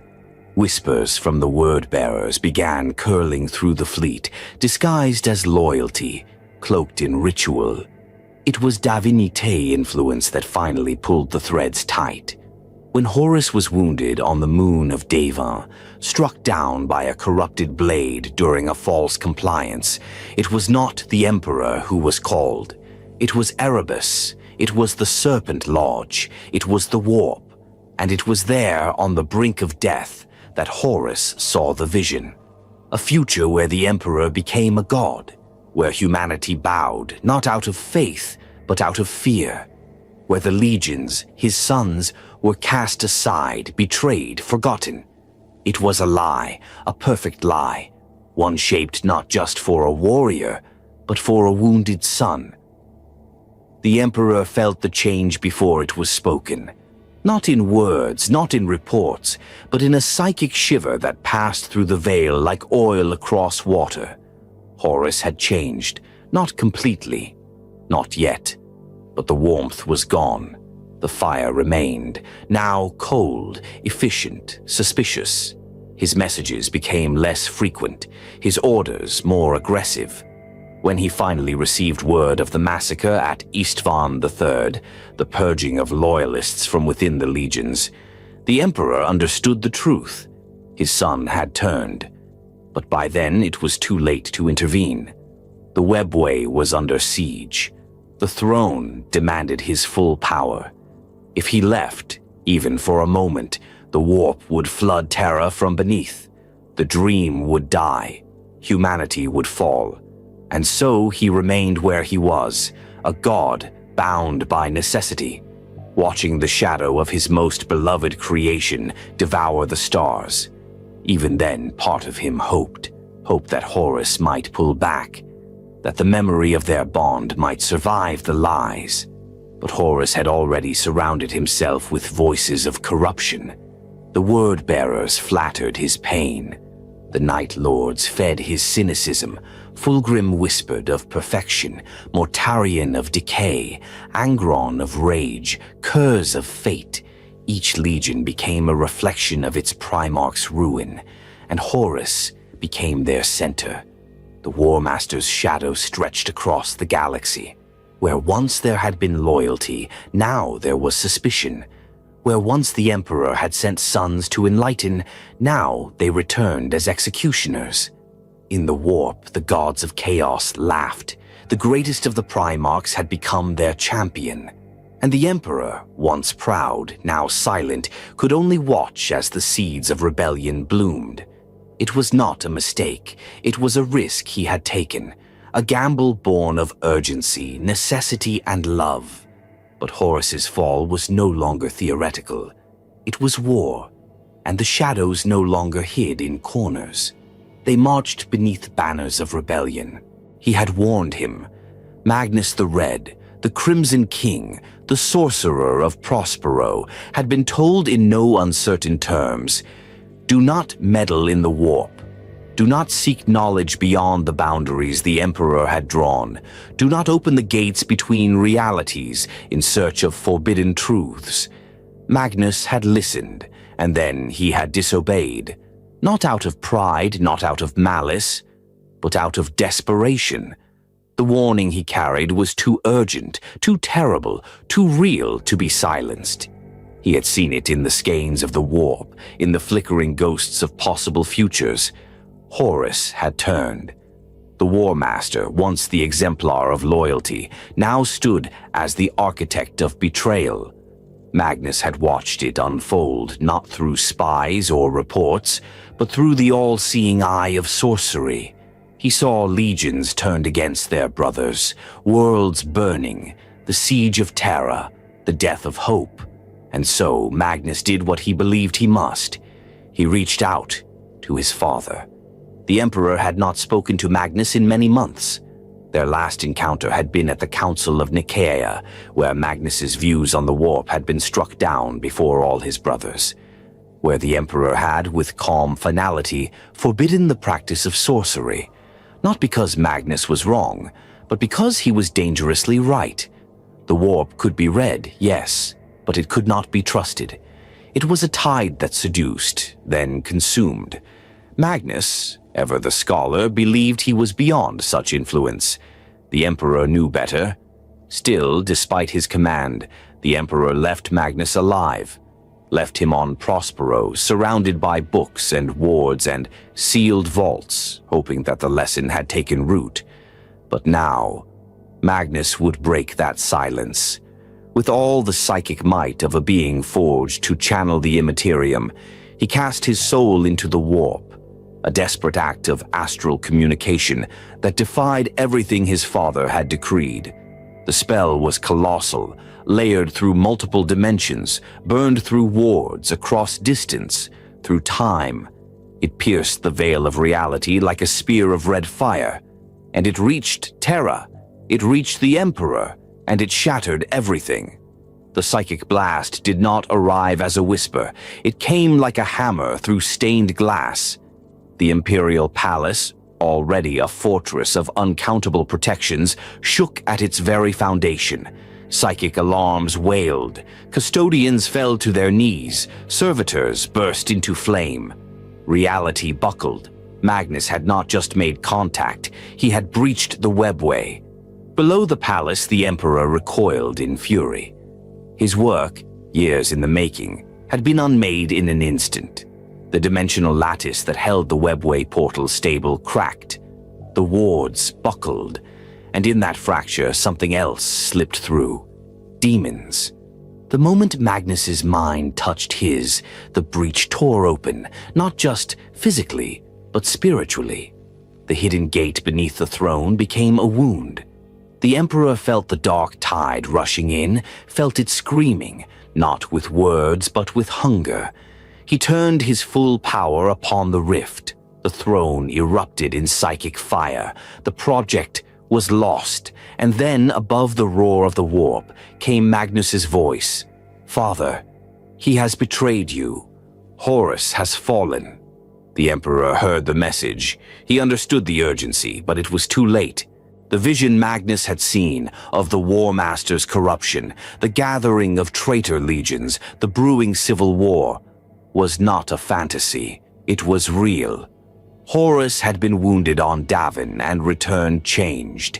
He now served the will of chaos, masked in the trappings of rebellion. And he would strike soon. Magnus had tried to prevent it, but his method had ensured it. His warning was a paradox, a truth delivered in the form of treason. The Emperor's fury was absolute. Not only had Magnus disobeyed his direct order, but his act had jeopardized the future of all mankind. The Webway project had been humanity's only hope of escaping chaos's influence. With the breach corrupted, demons now clawed at the very heart of Terra. For the first time in centuries, the Emperor was forced to react, not command. He had to seal the breach. He had to contain the war within the Webway. And he had to accept that the galaxy, once within his grasp, had begun to burn. But punishment could not wait long. Prospero had to answer, not just for defying the Emperor's will, but for compromising the integrity of Terra itself. He summoned Leman Russ, the Wolf King, the Executioner. The command was simple: bring Magnus to Terra, in chains. Russ, ever loyal, departed with his fleet, but by the time he arrived in the Prospero system, another hand had moved. Horus. Already in rebellion, Horus intercepted the order and altered it. He whispered into Russ's ear that the Emperor's true wish was retribution, not capture, that Magnus had damned them all, that Prospero must burn. And so it did. The Emperor, still chained to the throne, could only watch from afar. The burning of Prospero was a horror he had hoped to avoid. Brother against brother, psykers against warriors, culture against savagery. Magnus did not fight back at first. He begged for understanding, for a chance to explain. But there was none. By the time the Thousand Suns turned to defend themselves, the wolves had already ripped through the city of Tisca, leveling its spires and shattering its libraries. The planet burned. Magnus, broken, betrayed, and in mourning, shattered himself upon the winds of the warp. He disappeared. The Emperor did not rejoice. There was no satisfaction in being right, only loss. Another sun had been pushed to the edge, and now cast beyond it. In the aftermath, the Emperor turned his full attention back to the throne. The Webway breach could not be allowed to widen. What had been a project of hope had become a war of attrition. Every moment not spent reinforcing the wards was a moment demons threatened to pour into the soul of Terra. But deep within the Emperor's mind, the echo of Magnus's warning remained. Horus, the War Master, the shadow on the stars, the heresy had begun, not with a sword drawn, not with a shot fired, but with a whisper, a warning, one that cost the future more than anyone could yet understand. There is a sound to failure. It is not a roar, not a scream, not even the howling of the warp. It is a silence, impossible, suffocating just before everything breaks. Beneath the Imperial Palace, that silence came the moment Magnus tore through the veil. His astral form, flaring with the raw energies of the warp, collided with the Emperor's hidden project like a meteor crashing into glass. And in that instant, the web of power he had spent decades weaving shattered. The Webway gate ruptured, not in theory, not in abstraction. It broke. At first, it was psychic, a backlash of energy so intense that even the null aura of the Sisters of Silence couldn't mute it. Servitors exploded, custodians collapsed, The golden circuits beneath the throne cracked with a thunderclap that echoed across dimensions. Then came the rift. Not merely an opening, but a wound, a jagged, bleeding tear in the fabric of reality. What had once been a controlled corridor into the webway was now a gaping hole, unstable, screaming. And through it came the first horrors. Not ships, not soldiers, demons. The webway was not empty. Long before mankind, it had been carved by the Eldar, a labyrinth of impossible angles and hidden passages shielded from the eye of Terra. But after their fall, cracks had formed. Some gates had collapsed. Others had been infiltrated. Warp entities, creatures of madness and hate, had slithered in through the cracks, lingering in forgotten corners, feeding on echoes of fear. The Emperor knew this. That's why he had anchored his gate beneath the palace. That's why he had constructed the throne to filter, to seal, to guard. But when Magnus broke through, he hadn't just alerted them, he had invited them. The first to emerge were minor entities, malformed, flickering shadows with too many eyes and limbs. They crept into the breach like rats through a cracked wall. But behind them came greater things, beasts of flame and laughter, mockeries of flesh, things that bore names once spoken by the Eldar in whispers. They poured into the Emperor's realm. The vaults beneath the throne became a war zone. The custodes responded instantly. Clad in auramite, wielding halberds of blazing plasma and blade, they formed a shield wall at the breach. They had trained for this, drilled for it, died for it. These were not mere bodyguards. They were demigods of war, handcrafted by the Emperor himself to stand between humanity and its doom. But even they were shaken. The demons did not fight as mortals did. They flowed like ink, shrieked with voices that cracked stone, bled hallucinations when cut. What was solid one moment became smoke the next. What died reformed moments later. The custodes held, but they could not stop the tide. The Sisters of Silence descended next. Their knoll fields washed over the breach like cold water on a fever. To demons they were poison, soulless, blank, incorruptible. Their very presence weakened the warp's hold. Where a sister walked, demons faltered, flickered, recoiled. But the warp adapts. It learns, it hates with creativity. And the rift was growing. At the heart of it all sat the Emperor. Upon the golden throne, still functional but now battered, he poured his will into the rift. Not words, not spells, force, pure impossible force. He held the breach shut not with machines, but with his own being.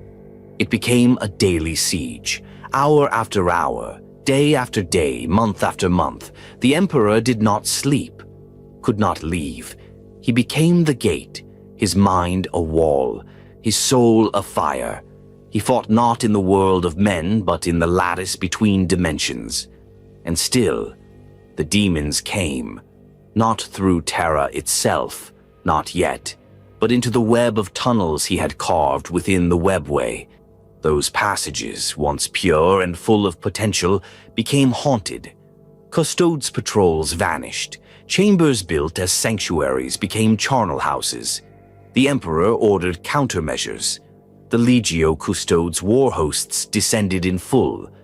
Golden warriors, silent and wrathful, began a campaign within the webway itself. A war unlike any fought in real space. No stars, no gravity, no time. Every battle was different.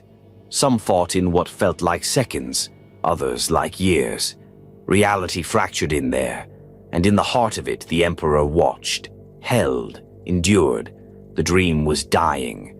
The Webway project, once mankind's greatest hope, was now a battleground. No new gates could be built, no safe passage could be opened. The dimensional map he had once crafted so elegantly now resembled a wound chart. Red lines drawn through collapsed zones, corrupted nodes, lost sanctums. Entire sectors had to be sealed, others bombed into nothingness. Even Mars, once intended to be the first link in the webway network, had to be cut off entirely. Yet the Emperor did not abandon it. He could not. The moment he stepped away from the throne, the breach would widen. The demons would find Terra. They would emerge from beneath the palace like blood from a corpse, and the world would fall before anyone realized it was dying. So he remained, chained not by shackles, but by responsibility. Outside, the galaxy burned, Istvan, Kalth, the fall of Monarchia. The legions divided, and within the Emperor sat upon the throne of fire and refused to fall. No messages came, no orders were given. He had to trust. Malkador, his regent, would coordinate the war from above. The custodes would hold the webway's corridors. The Astronomicon would continue to shine, barely. But the dream he had built with such care, it was gone. The webway was no longer a gift to mankind. It was a war that only he could fight.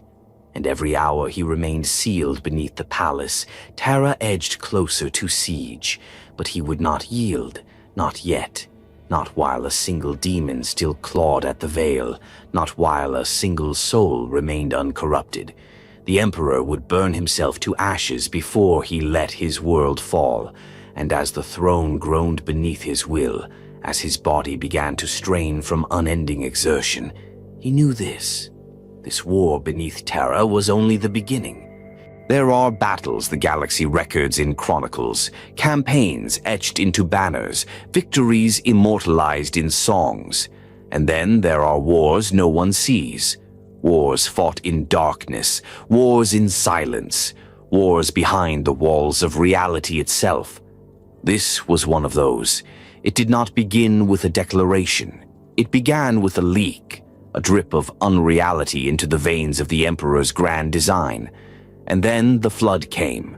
The breach Magnus had torn in the webway, unintentionally but catastrophically, was no longer a hole in theory. It had become a gateway, open and festering, between the physical world and the worst corners of the immaterium. It was not a portal like those summoned by rogue sorcerers or warp cults. It was far worse. It was a permanent rent in reality, and from it came the flood. The first wave was subtle, whispering forms that moved between light and shadow, entities of sloth and despair, drifting like phantoms through the corridors of the nascent human webway. They did not scream, they did not claw, they simply were, and their presence was wrought. Machines malfunctioned, lights dimmed, servitors entered recursive loops, drooling incantations in languages they did not know.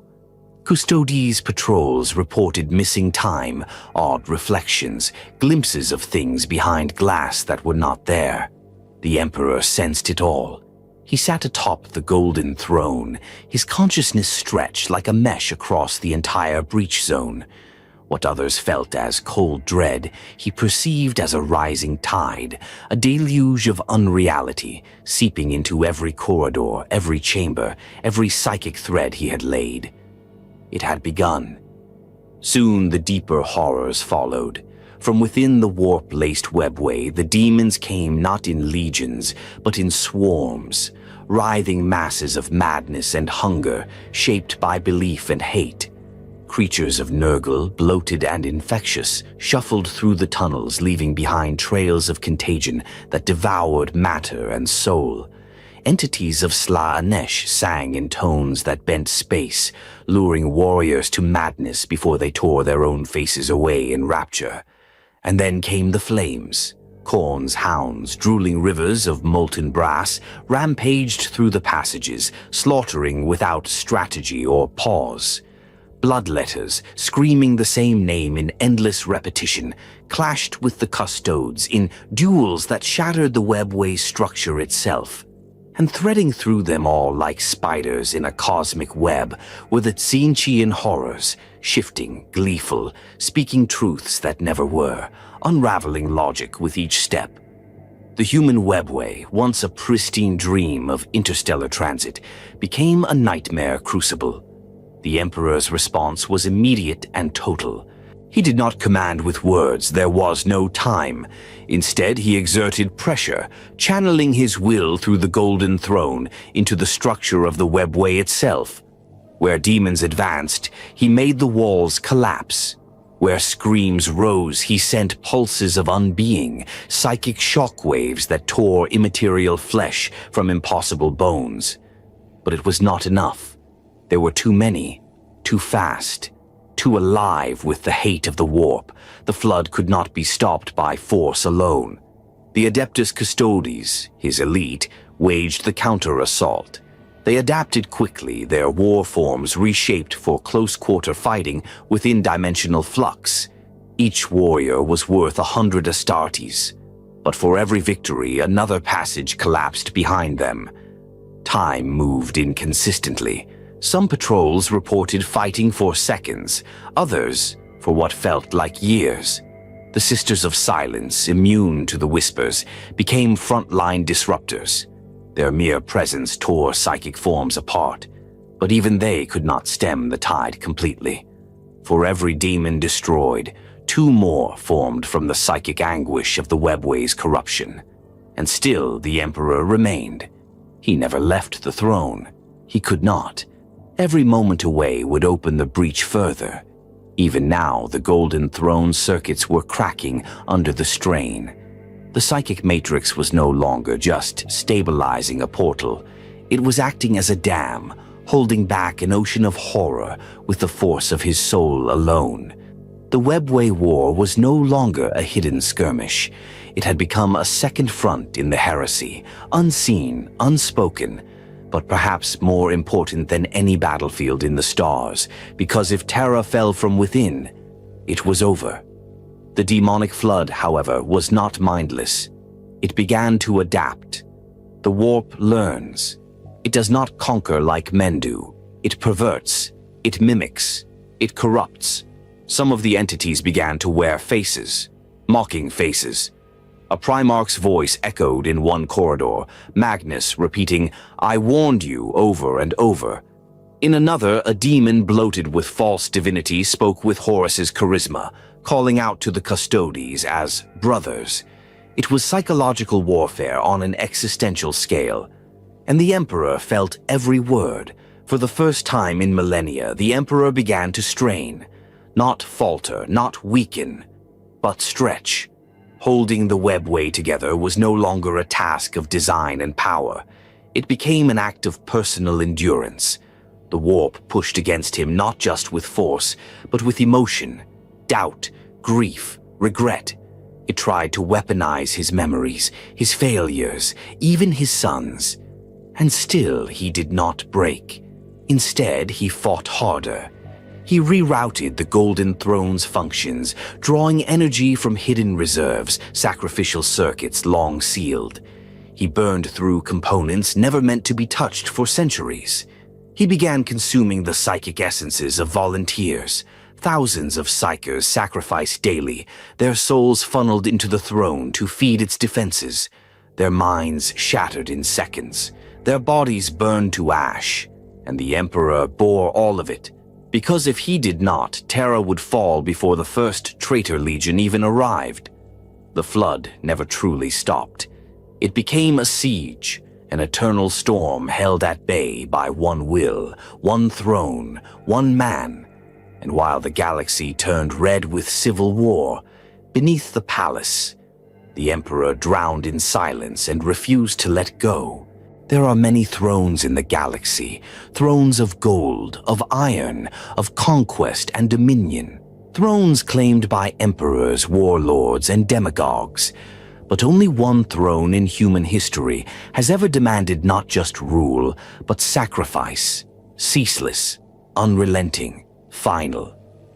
The Golden Throne of Terra was not a symbol of power, it was a pyre. When the Emperor first sat upon it, the design had been elegant. It was never intended to be a prison. At the time, it was the centerpiece of a visionary marvel, the physical and psychic linchpin of mankind's passage through the webway. A psychic interface, capable of sustaining multiple open gates across the stars. a means to link Terra, Mars, and eventually every sector of the Imperium through safe, warpless corridors. That dream had died. Now the throne was the dam wall, holding back the tide of madness that surged through the shattered gateway below. And the price of holding it was everything. The act of sealing the breach demanded more than strength. It required a mind vast enough to shape unreality, a soul immune to the corruption that poured through the warp, and a presence so absolute that even the demonic recoiled in instinctual terror. The Emperor met all three requirements, but even for him, it had consequences. The first was isolation. Since the throne had become active in its new purpose, the Emperor could not move. His form, ancient, ageless, genetically and psychically perfected, was bound to the mechanisms now in 1,000 subtle ways. Neural pathways, soul circuits, and psychic lattices connected him to the throne's matrix, like roots to a dying tree. He could no longer walk among his people, no longer speak with his sons, no longer intervene as Horus, Fulgrim, Angron, and the others turned their blades toward Terra. To move would mean to lose everything. The second sacrifice was time. It became elastic, meaningless. Days passed, then weeks, years. The Emperor's perception stretched between seconds and eternities. Locked in unending vigilance, he observed the breach like a god studying a battlefield made of light and shadow. He could no longer track the hours, but he remembered names. He remembered the psykers, the thousands of men and women brought before the throne each day. They were offered. They had no illusions. Their lives were consumed to keep the throne burning, their minds turned to fuel, their spirits shredded and redirected into the matrix of defense and stability.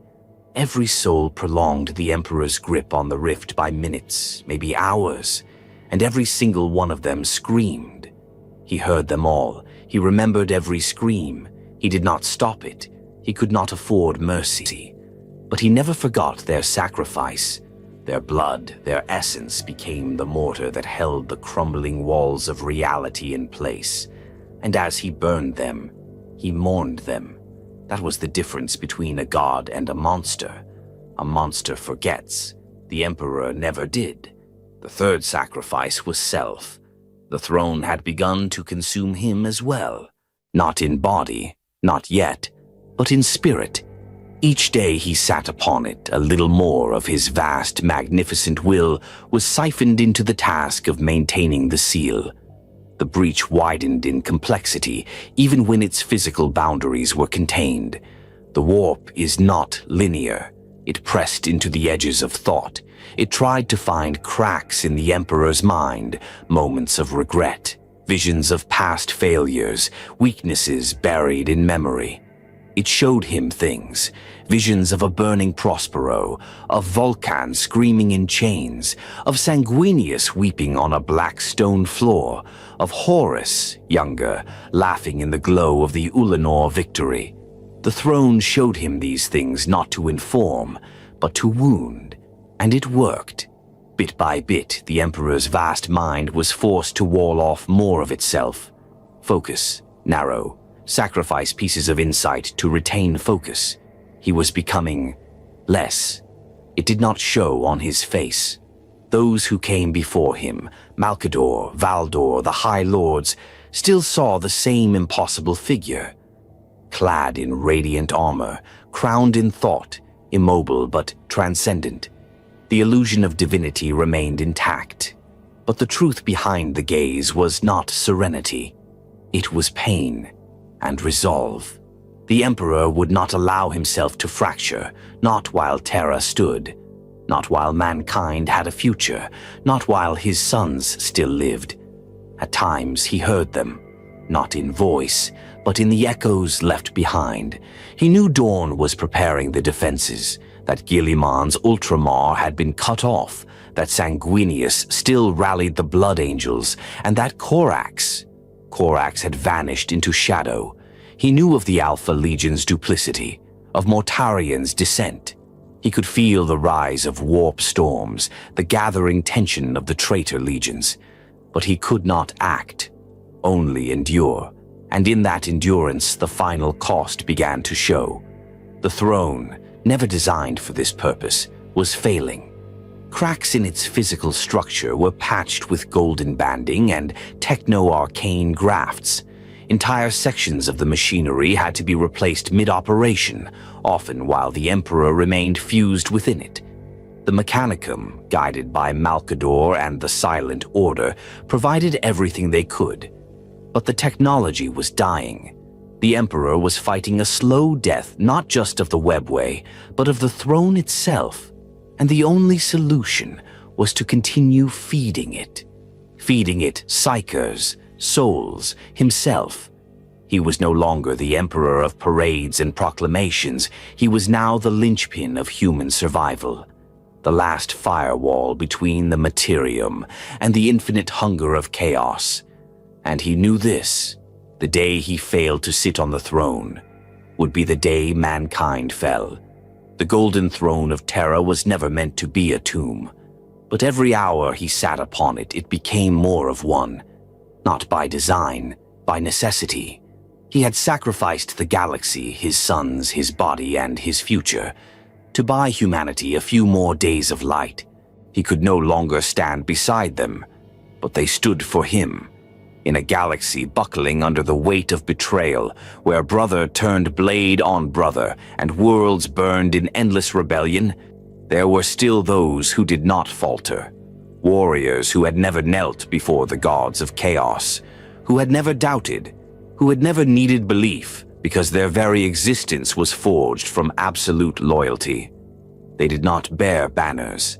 They did not crave glory. They did not even speak his name. They were the custodians, and they were the last wall between mankind and oblivion. The Adeptus Custodes were not Astartes. They were not mass-produced, legion-spanning instruments of conquest. They were singular, unique, each a work of biomantic art, forged by the Emperor's own hand in the early days of Terra's unification. Where a space marine was powerful, a custodian was perfected. And where the legions looked to their primarchs as fathers, the custodes had no one but him. They were his shadow, his will given form. And now they were all that stood beside him as the throne began to devour his strength. When the breach in the webway had first opened, the custodes had been the first to descend, not as defenders, but as hunters. Their purpose was singular: contain the demonic infestation before it could ever rise from the hidden vaults of the Imperial dungeon. That dungeon, buried beneath the Imperial Palace, was never merely a prison or an archive. It was the cradle of the webway gate, and it had now become the front line in a war no citizen of Terra could ever be allowed to know existed. And so the 10,000 descended in silence, clad in auramite, wielding halberds that could split time as well as flesh. They waged a war few could understand. It was not one of conquest. There were no objectives, no territory, no victories, only containment. The demons, unending, shifting, alien in shape and purpose, poured through the fault lines Magnus had torn open. They changed with every encounter. One moment they were beasts of claw and fire. The next, they were mockeries of imperial saints, whispering blasphemies in perfect high Gothic. The custodes did not flinch. They answered with steel. Among them were legends. Raw Endymion, who slew a dozen warp entities on the threshold of the throne room. Aemon, master of the watch, who stood as both blade and scholar, keeper of the Emperor's forgotten decrees. Diocletian Koros, the voice of the Dawn Eaters, whose vigil lasted 4 unbroken months of battle across collapsing dimensions within the webway. These warriors were not just soldiers, they were memory, they were judgment. They were his presence when the Emperor could not act. Yet they were not alone. Another presence stalked the darkened vaults and echoing silence. Not golden, not radiant, but just as important. the sisters of silence, soulless, psychically dead. To demons, they were agony incarnate.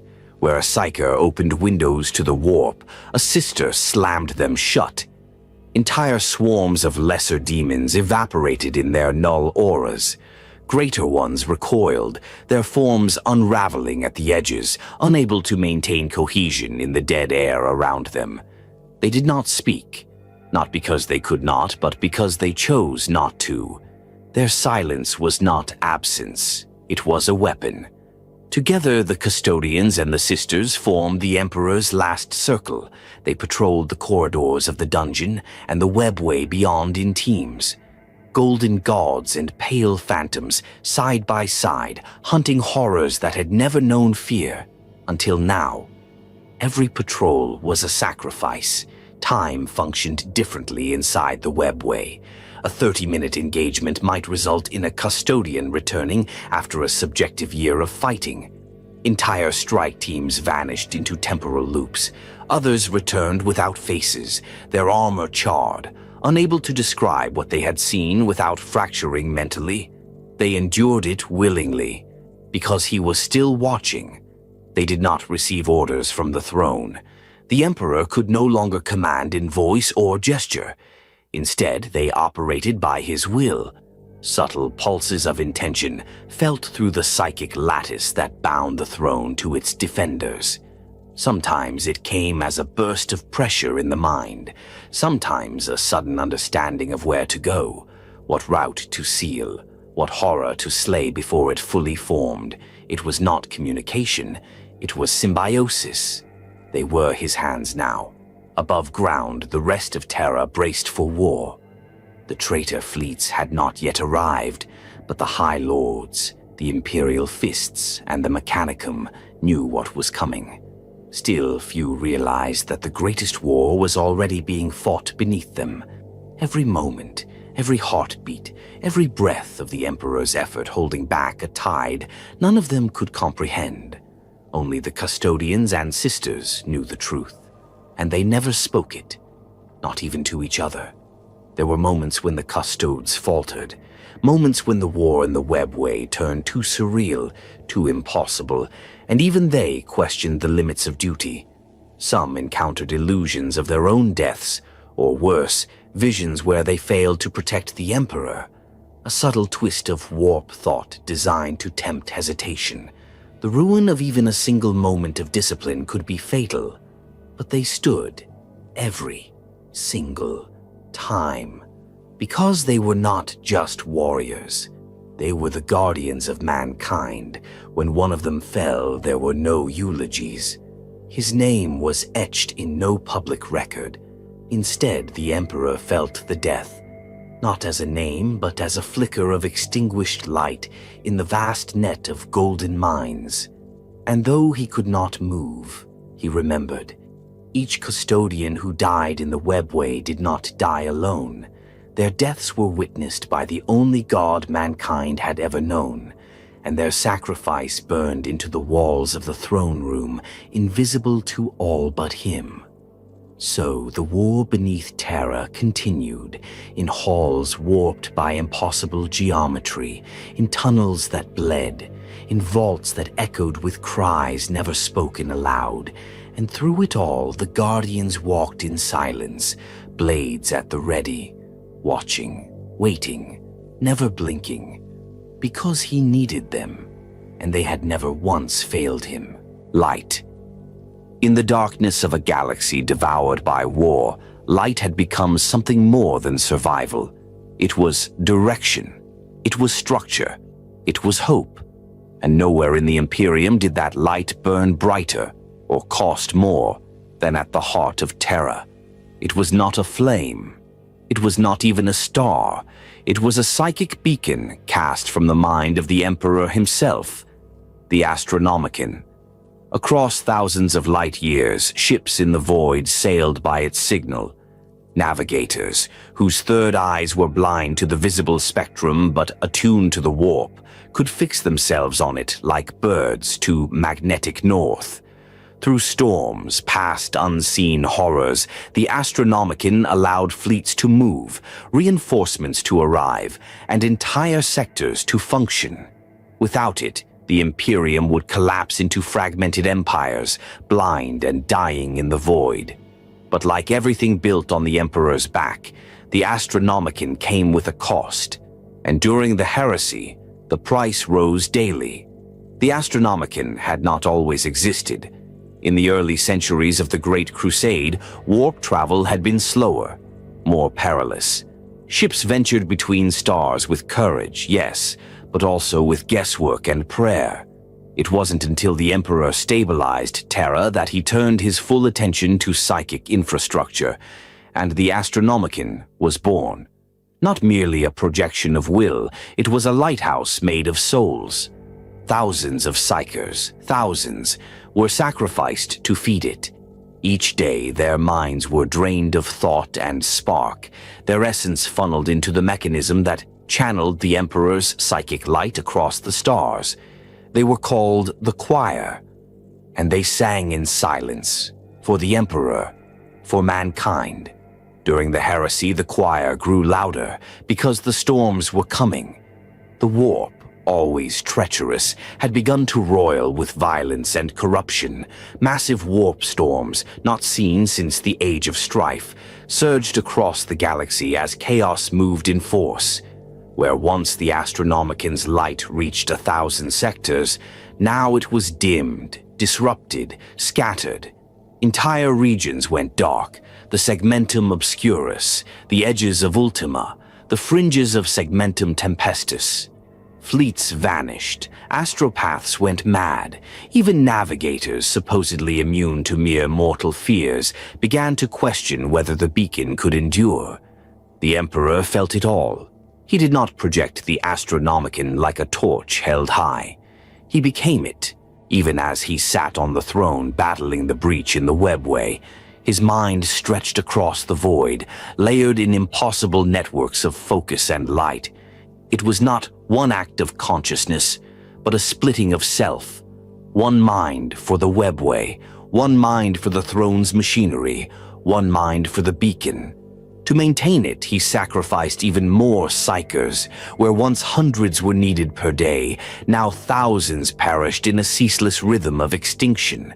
They were fed into the throne, chosen from across the Imperium, loaded onto black ships, drugged into silence and burned in the fires of a god's necessity. None of them were remembered by name, but the Emperor knew them, not personally, not emotionally, but as extensions of his work, pillars holding up the bridge over chaos. To the High Lords, the Astronomicon was logistics. To the navigator houses, it was navigation. But to the Emperor, it was everything. Without it, no reinforcements could reach Terra, no loyal worlds could remain connected. Guilliman in Ultramar would become an island. Dawn would lose touch with the edges of the segmentum solar. The Blood Angels, the White Scars, even the Shattered Legions who still resisted, all would drift, isolated and vulnerable. And Horus, he would exploit that silence. The War Master understood the Astronomicon's value. While the traitor legions had access to warpcraft and demonic corridors, Horus still recognized the beacon as the Imperium's nerve center. If he could sever it, or better yet, poison it, Terra's defenses would crumble. There are whispers in the Black Books, recorded by the Sigillites' scribes, of agents dispatched to sabotage the Astronomicon's network. Warp-twisted cults infiltrating the Mechanicum's sublabs, psychic saboteurs disguised as offering volunteers. Some even tried to corrupt the choir mid-broadcast, causing howling disruptions that echoed for days. Each time the Emperor countered it, not with fists, not with armies, but with concentration. He smoothed the ripples, redirected the energy, overwhelmed the infection with sheer force of will. The beacon never blinked, even as Terra burned, even as demons raged beneath the palace, even as the galaxy howled, the Emperor's light held. But every act of endurance took its toll. His psychic self began to show strain. The choir, sensing his fatigue, began to burn out faster. Even the most powerful psykers began to collapse minutes into contact with the throne's conduits. Some boiled from the inside, others screamed prophecies of doom, collapsing in a heap of words and blood. Malcador, his most trusted servant, was forced to begin drawing more widely. Prisoners, outcast mutants, astropathic adepts who had never trained for such a purpose. Their minds fed the Astronomicon like driftwood into a furnace. And yet, the beacon endured. From orbit, ships could still see it, a pinprick of white in the psychic murk of the warp, a pulse, a path. To navigators aboard warships, it was a divine song, a harmony they could hear only in dreams, a compass they could feel in their soul. To traitors, it was a wound they could not close. At the center of it all, the eye, the source, the will, sat the Emperor of Mankind, his face impassive, his form unmoving, his mind split 1,000 ways, holding back demons, holding the webway closed and shining. Light is not a weapon, but it makes weapons possible. Without the Astronomicon, Dawn could not have fortified the palace. The loyalist legions could not have rallied. The siege of Terra could not have been answered. This was the Emperor's quietest battle, and it may have been his most important. Beneath the foundations of the Imperial Palace, below the dungeons, the hidden chambers, even the vaults of the Sigillite, there exists a place no map dares mark. A sealed sanctum entombed in psycho-reactive stone, void-shielded, null-warded, and stitched against time itself. Its name is lost to all but 3 minds in the Imperium: the Emperor, Malcador, and the silent artificer known only as the Architect of the Vaults, long erased from memory, yet eternally present in the mechanisms he helped seal. This place is where the Talisman of 7 Hammers was forged. The talisman was not a weapon in the conventional sense. It had no blade, no gun, no energy discharge. But it was built to end wars, to erase entire strands of reality, to bring about an absolute void where even the warp itself would be torn asunder. It was the Emperor's contingency. Even before the heresy, the Emperor had known that creation comes with risk, that the Primarchs, magnificent and terrible, might one day fall prey to forces even he could not fully control. He had seen what lurked in the immaterium.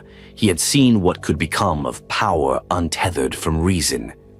And so, in the shadows of the Great Crusade, he began construction on the talisman, not out of vengeance, but out of preparation. Its crafting required impossible materials, psycho-reactive adamantium mined from the cursed crust of Saturn's inner moons, null lattice filaments woven from the bone marrow of genetically engineered blanks, grown in silence by the Sisters of Silence in secluded labs, chrono-distorted alloys stolen from deep Ordo Chronos experiments, metals that had no fixed time, bound simultaneously to what was and what could never be. And to bind it all together, a single thought inscribed not in ink but in soul stuff, an emperor's word, a command that could not be spoken, only remembered. The construction was sacred. It took place over 7 nights in a room lit by no flame, where no sound could echo. 7 custodians, chosen from among the 10,000, took up 7 ritual hammers. These were no ordinary tools, each one forged in spiritual alignment to a fundamental truth of reality. Each blow they struck severed a psychic thread between Terra and the Immaterium. Every strike echoed through the warp itself. With each hammerfall, the web of fate around the talisman unraveled, until, at last, it existed outside the realm of prophecy. And when it was complete, there was nothing. Not silence, not stillness. Nothing. The talisman doesn't pulse. doesn't glow, it absorbs. Its presence is like a hole in the air, a psychic blind spot.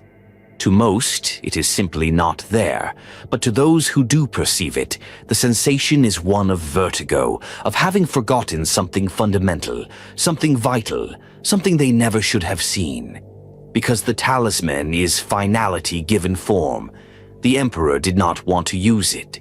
He stored it away in the deepest vault, locked behind 7 seals, encoded with psychic failsafes that only he and Malkador could access. But he kept it ready, because he understood the warp. He understood the depth of chaos, and he understood that if Terra fell, if the webway broke open and demons poured into the materium, if the throne itself collapsed, then there could be no salvation, only denial.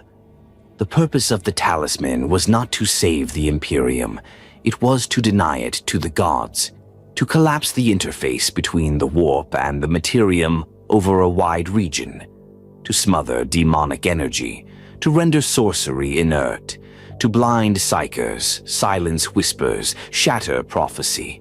In that radius there would be no chaos, but also no light, no astronomicon, no warp travel, no psychic communication. A terrible price, but better than the alternative.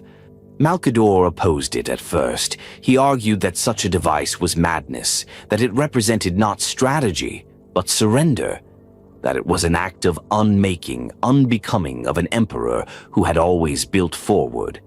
But the Emperor did not flinch. "If I cannot win," he once said to Malkador in private, "then I will deny them the right to claim my species." Malkador, as ever, obeyed, and so the talisman remained sealed, a black sun waiting for its moment. No one speaks of it now. Most do not even know it exists. The High Lords have no access. The custodians who forged it were sworn to silence, and those who broke the seals to maintain its housing were mind-wiped after. Even among the Ordo Malleus and the Inquisition, it is legend, a myth of the throne's last option.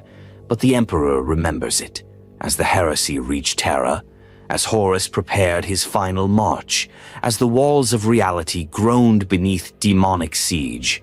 He did not forget the hammer beneath the palace. He hoped never to lift it, but if he did, he would not hesitate. The warp does not cast shadows in the conventional sense. It has no sun, no fire, no light to be blocked or absorbed. But even without shape or form, darkness grows in its tides. Not the absence of illumination, but the swelling presence of something worse: malice. By the midpoint of the Horus heresy, the Emperor no longer observed the galaxy through the lens of the stars. His reach into the materium had shrunk to flickers, but in the warp, his awareness stretched endlessly, and he saw it. The shadow was coming. The warp had always been restless, a mirror of mortal consciousness, a reflection of all that mankind feared, hoped, or hated. But as the heresy spread and more worlds turned traitor, the mirror fractured. Rage did not simply echo in the immaterium. It took form. Entire regions of the galaxy were swallowed by warp storms. They were not natural phenomena. They were reactions, eruptions, driven by emotion, magnified into godhood. As Horus marched from world to world, claiming planets with fire and seduction, the warp behind him screamed. The Emperor felt each cry. He felt it not in sound but in pressure. Weight.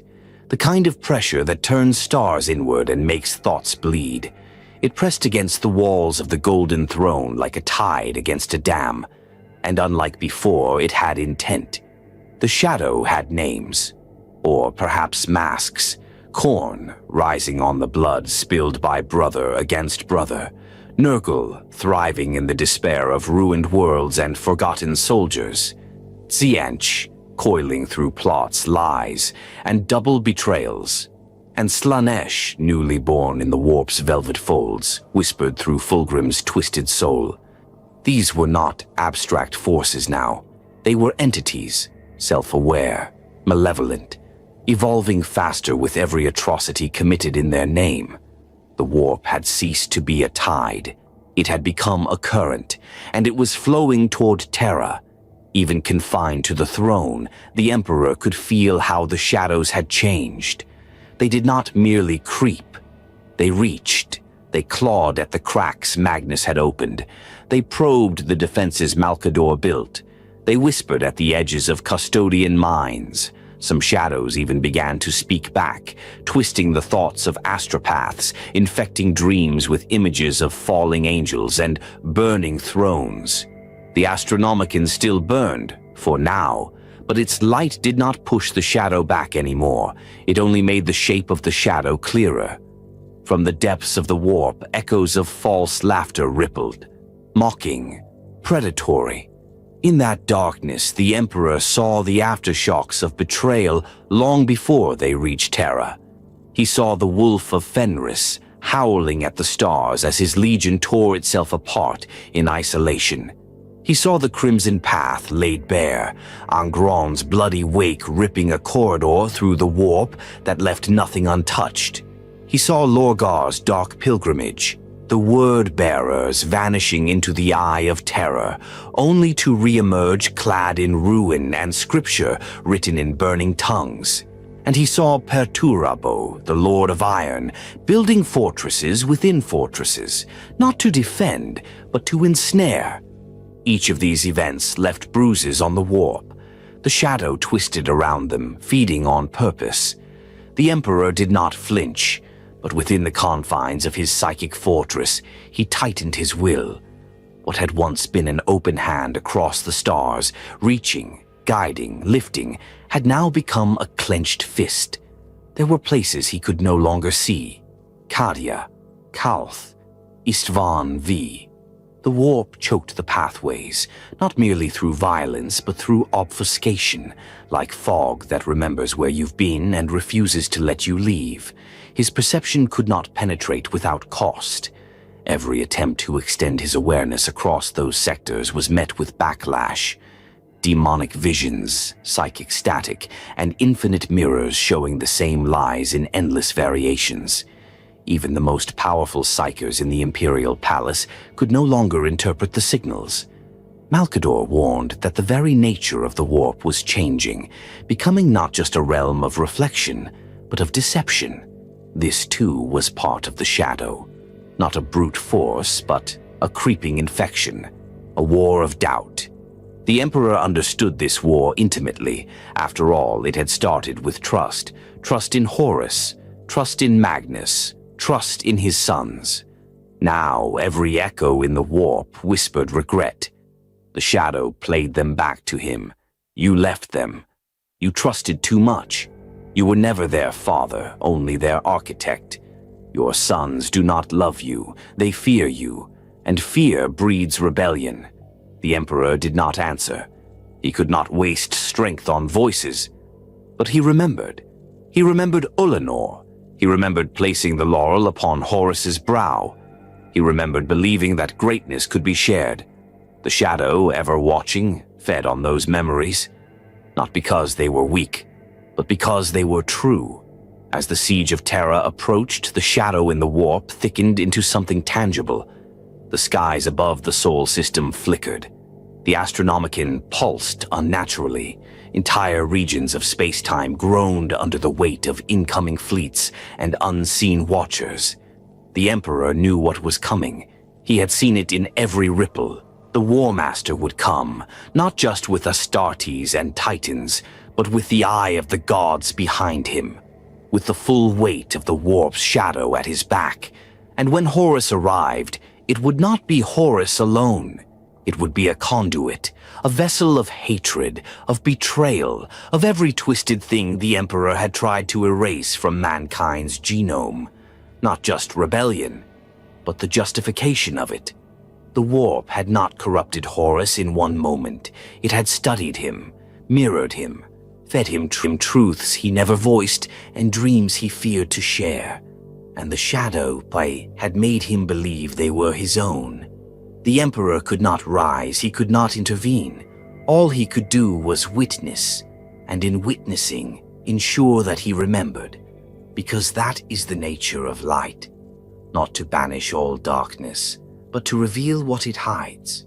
There are days when stars die and no one notices. There are hours when empires fall and history forgets them. But there are also moments so singular, so impossibly vast in implication, that reality itself holds its breath. This was one of those moments.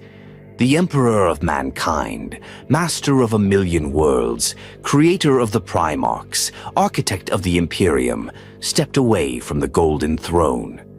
For the first time in decades, he stood unshackled. None witnessed the exact instant he rose.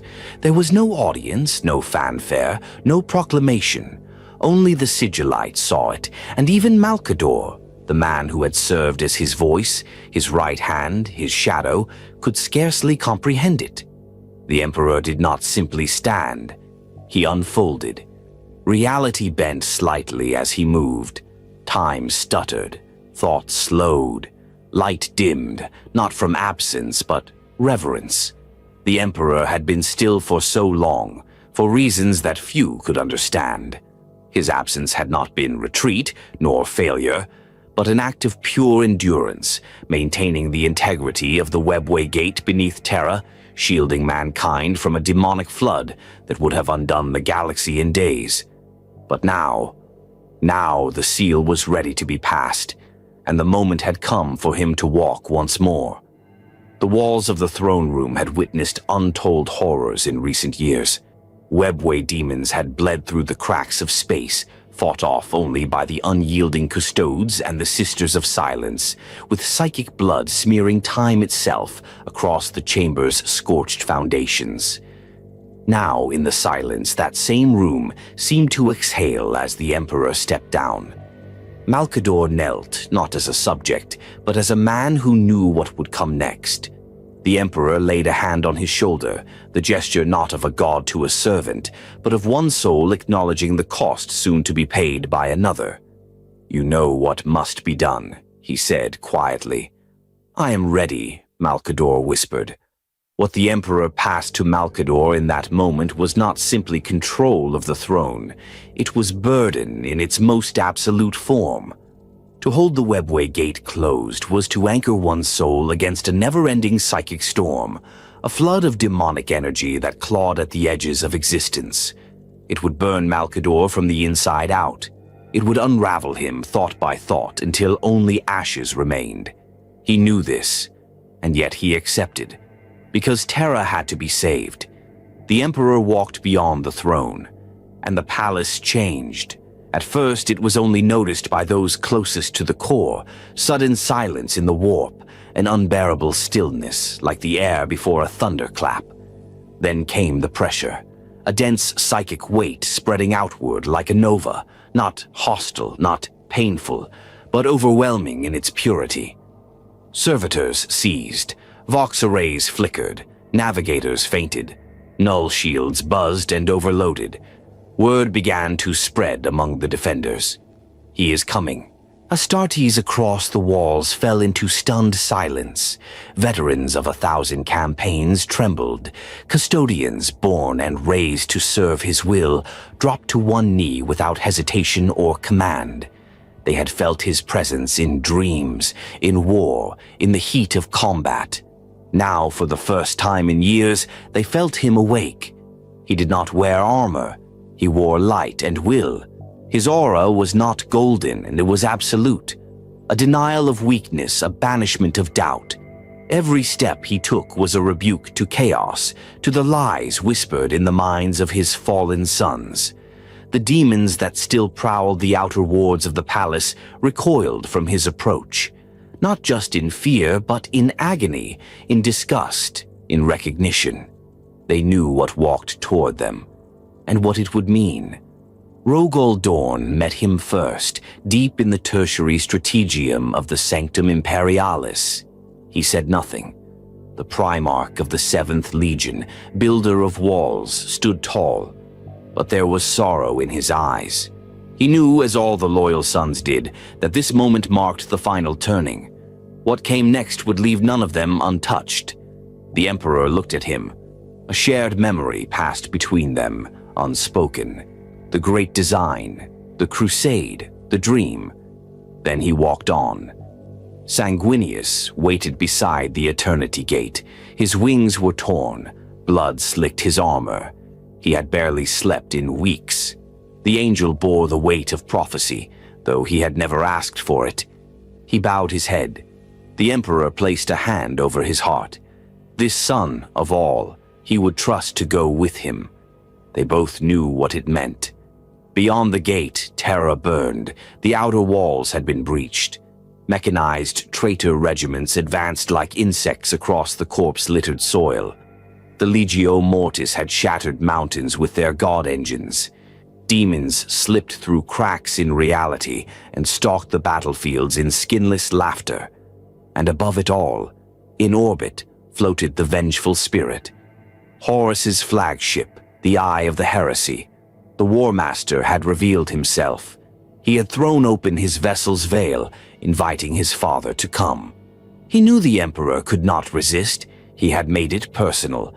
The teleportation matrix was prepared. Only a small contingent would go. The Emperor, Sanguinius, a hand-picked few.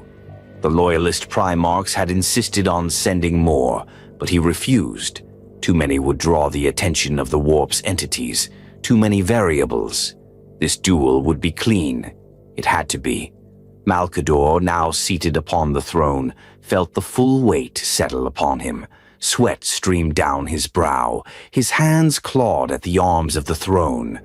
Already the gate was screaming at the edges of his mind. But he held. He would hold until his final breath. The Emperor turned to those who would follow him. No speech was given, no battle cry. That was never his way. His presence was enough. His meaning was clear. Then he gave the command. The teleportation field activated, and they vanished in a spear of light. The siege continued, but in the warp something paused. Something great and ancient turned its gaze toward the vengeful spirit and shivered. The final act had begun. Of all the names etched into the Imperium's legacy, few are spoken with such reverent fear or such deliberate silence as Malcador the Sigillite. Most know him only as the Emperor's right hand, the first Grand Master of the Administratum, the founder of the Inquisition. But that tells nothing of who he truly was. Malcador was not a warrior. He did not stride the stars with a bolter. He did not command legions. He held no blade forged on Mars. But make no mistake, he was a weapon of memory, of judgment, and of unbreakable will. He had stood at the Emperor's side since the earliest days of Old Earth, long before the Unification Wars carved Terra into the forge of empire. When the world was fractured and crawling with techno-barbarian warlords, Malcador walked alone through ruins and smoke to find him. Some whisper that he was not born, but created. That he was engineered in the same vein as the Primarchs, not for war, but for wisdom. Others believe he was simply the last of a rare kind of human, a powerful psyker whose mind did not burn under its own weight. Whatever the truth, Malcador understood the Emperor not as a god, but as a man with a burden greater than history could bear. And so he served him, not as a servant, but as a witness. During the Great Crusade, Malcador was everywhere and nowhere. He drafted laws, coordinated exploration fleets, established the Council of Terra, and laid the foundation for what would become the Adeptus Administratum. It was Malcador who built the Imperium's spine, the hidden web of diplomacy, compliance, bureaucracy, and order. He was the Emperor's silence between words, the space where no blade could reach, but from which wars could be won. But it was during the heresy, and most of all in its final hours, that Malcador truly stepped into legend. When the War Master's rebellion ignited, Malcador did not panic. He planned. He knew the galaxy would burn, and he knew it must survive anyway. He did not hesitate to draft new orders for the Officio Assassinorum.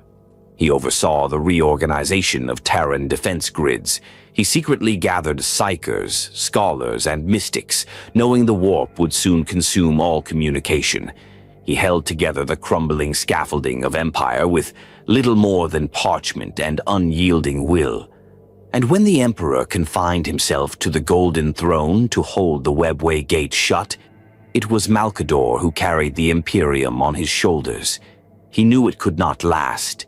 He had seen the end coming, long before any Primarch did, and he was prepared to pay the price. By the time the siege of Terra began, Malkador was already a shadow of himself. He had not slept in months. He barely ate. His psychic aura was thin and strained, not because it was fading, but because he had used it as a furnace, burning his life down to keep the Emperor's work alive. When the time came, when the Emperor finally rose from the throne, Malkador was waiting. He did not weep. He did not beg. He merely bowed his head and asked, "Is it time?" The Emperor did not answer. He only placed a hand on Malkador's shoulder. And that was enough. To sit upon the Golden Throne was not to sit upon a chair. It was to become a gate, a vessel through which the psychic weight of the webway would flow. Even the Emperor, the most powerful psyker in the galaxy's history, had been forced to remain upon it for decades. And even then he had not stopped the incursion, only slowed it. For Malkador to take his place, even for a moment, was to walk into annihilation. He understood this, and still he climbed the steps without faltering. As the Emperor descended to face Horus aboard the vengeful spirit, Malkador took his place upon the throne. The pain began instantly, not physical but existential. His soul was no longer confined to his body. It stretched, tore, expanded like fabric soaked in fire. He felt the edges of the webway tearing at his consciousness, demons howling, screaming his name, clawing to get through. He held them back, not with power but with refusal, because that was Malkador's gift. Not great force, not godlike psychic strength, but the refusal to fail. He was not born to ascend. He was born to stand. For those who witnessed it from the walls of the inner sanctum, it was like watching a man evaporate in slow motion. Skin peeled, bone cracked, blood turned to ash. But still, Malkador held, for minutes, then for an hour, then longer. It should have been impossible. By all measures, Malkador should have died within moments. But he endured, and endured, and endured, because he had always known it would come to this. He had never been a Primarch, he had never led armies, but he had prepared the Emperor's plans for after, for the reformation of the Imperium, for the founding of the Inquisition, for the Librarius and the Black Ships, for the trial of chaos itself. If the Emperor won, Malkador would ensure mankind did not forget why. But time bends in the warp, and what felt like hours may have been minutes or days. Eventually, even Malkador could hold no longer. His essence began to burn. The Golden Throne flickered, warp energies surged, reality buckled. But just before his soul could be torn free, just before the webway screamed open again, the Emperor returned. And he found his friend broken, drained, collapsed in a heap of smoldering robes and bone. Malkador was not dead, but he was no longer truly human. The Emperor lifted him in silence. No words were spoken, no gratitude offered. There was no need. Everything between them had already been said, in trust, in sacrifice, in duty. Malkador the Sigillite did not die that day, but he was ended. His mind, once so sharp, so vast, so full of human brilliance, was reduced to embers. He had given everything, not for glory, not for legacy, but because the Emperor had asked, and that was enough. Today his name is carved into the foundations of the Imperial Palace, not above the throne nor beside the Primarchs, but beneath the Hall of Memory, alone, silent, eternal, where only the Emperor can hear it spoken. The vengeful spirit hung in the void above Terra like a specter of doom. A ship once majestic, now disfigured beyond reason. The flagship of the Lunar Wolves had become a floating wound in real space, corrupted by warp energies, fed by betrayal, and crowned by the will of Horus Lupercal, now fully possessed by chaos. The Emperor gazed upon it, and for the first time in decades, he allowed himself a moment of reflection. Not regret, not sorrow, just memory. The vengeful spirit had once carried hope, the spearhead of the Great Crusade, the shining banner of mankind's advance into the stars. Now it was a monument to failure, and he would burn it from existence. The teleportation chamber beneath the Imperial Palace thrummed with impossible energies. The Emperor stood at its center, surrounded by his chosen few. Sanguinius, angelic and weary, still bore the wounds of the siege, yet his eyes burned with clarity. He understood what was coming. A handful of custodians, elite even among their kind, made final preparations. Each knew this was not a mission of survival, but of fulfillment. They would walk into hell itself, and likely not walk back out. The Emperor looked to them all. No speech was needed, no ritual, no prayer. They knew, and that was enough. The order was given, reality bent, the warp screamed, and in a flash of golden light, they vanished from the throne world. They materialized not into a corridor, but into chaos incarnate. The vengeful spirit no longer obeyed the laws of logic. Its internal geometry had been twisted by demonic infestation.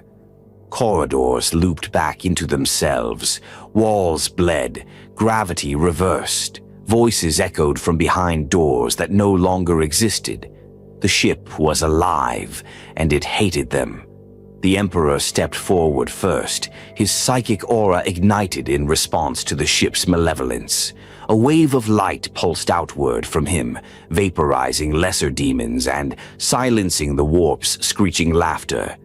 But the resistance was immediate. Flayed servitors fused with demonettes launched themselves from the ceilings.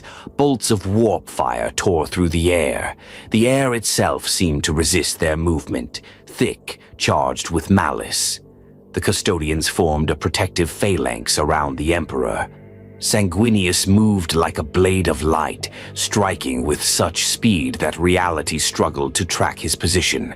The Emperor advanced. Every step he took burned away corruption, but it also provoked the ship further. This was not a vessel anymore. It was a fortress of madness, and they had only begun to breach its walls. The corridors led them through what had once been the strategium. The hololithic displays were now shrines, covered in flayed skin, etched with forbidden runes. The air reeked of ozone and blood. Demon princes screamed sermons in languages not meant for human throats.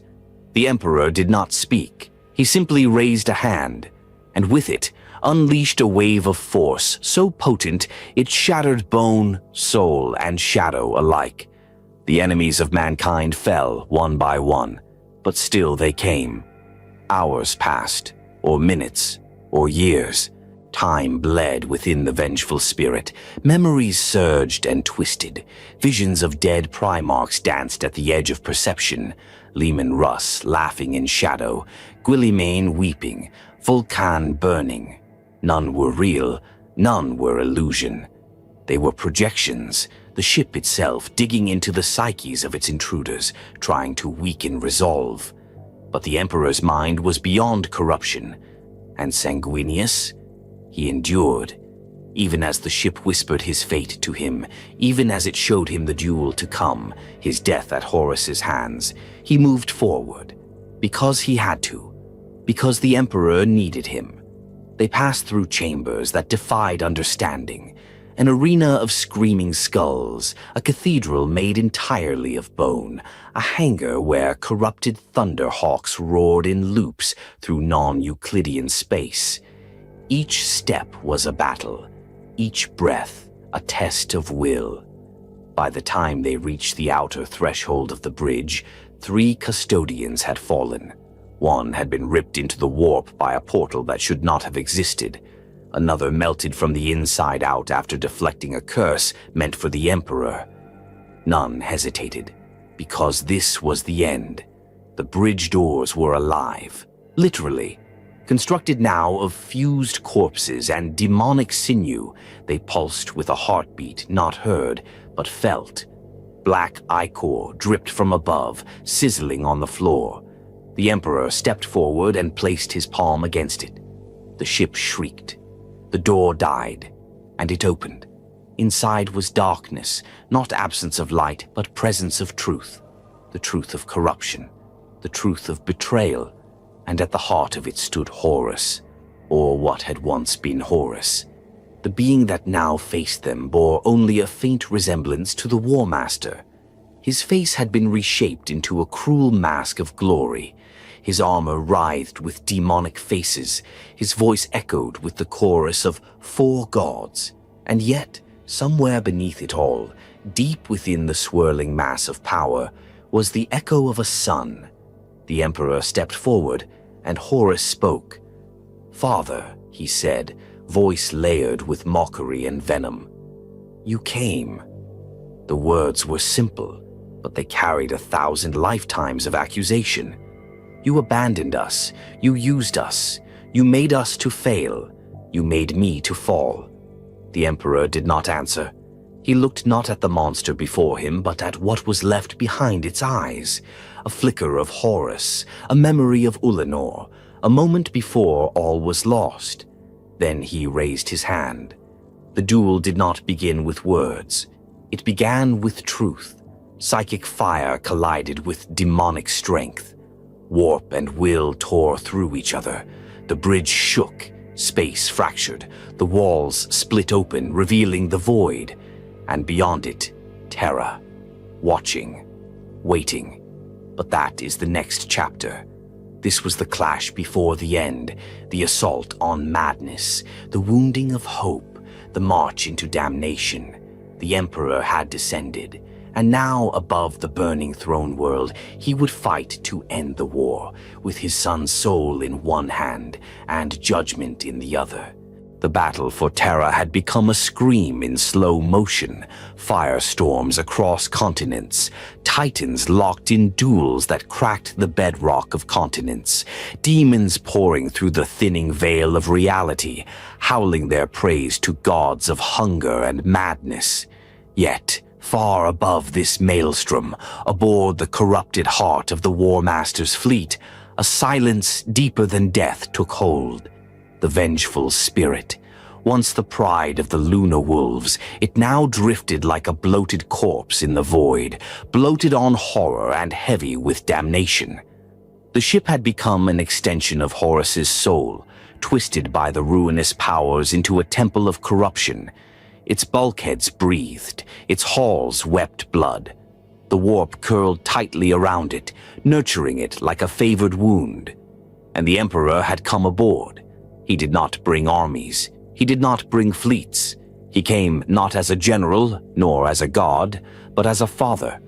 At his side, Sanguinius had gone ahead. The angel had sensed what lay at the heart of the vessel. He had felt it in his bones, in his dreams, fate calling him to a final reckoning. And it had claimed him. Sanguinius, the most beloved, the purest of them all, had fallen before Horus's throne. His blood was still steaming on the deck when the Emperor stepped over it. There was no grief in the Emperor's stride. There was no time left for grief. Across the shattered command bridge, Horus waited. He had shed all pretense. His armor was a living shrine to chaos, carved with glyphs of despair, adorned with screaming faces that begged and laughed and howled. The War Master's eyes were black holes, filled with shifting lights that suggested the endless screaming galaxies of the warp. His mouth curled in something close to a smile, but there was no warmth there.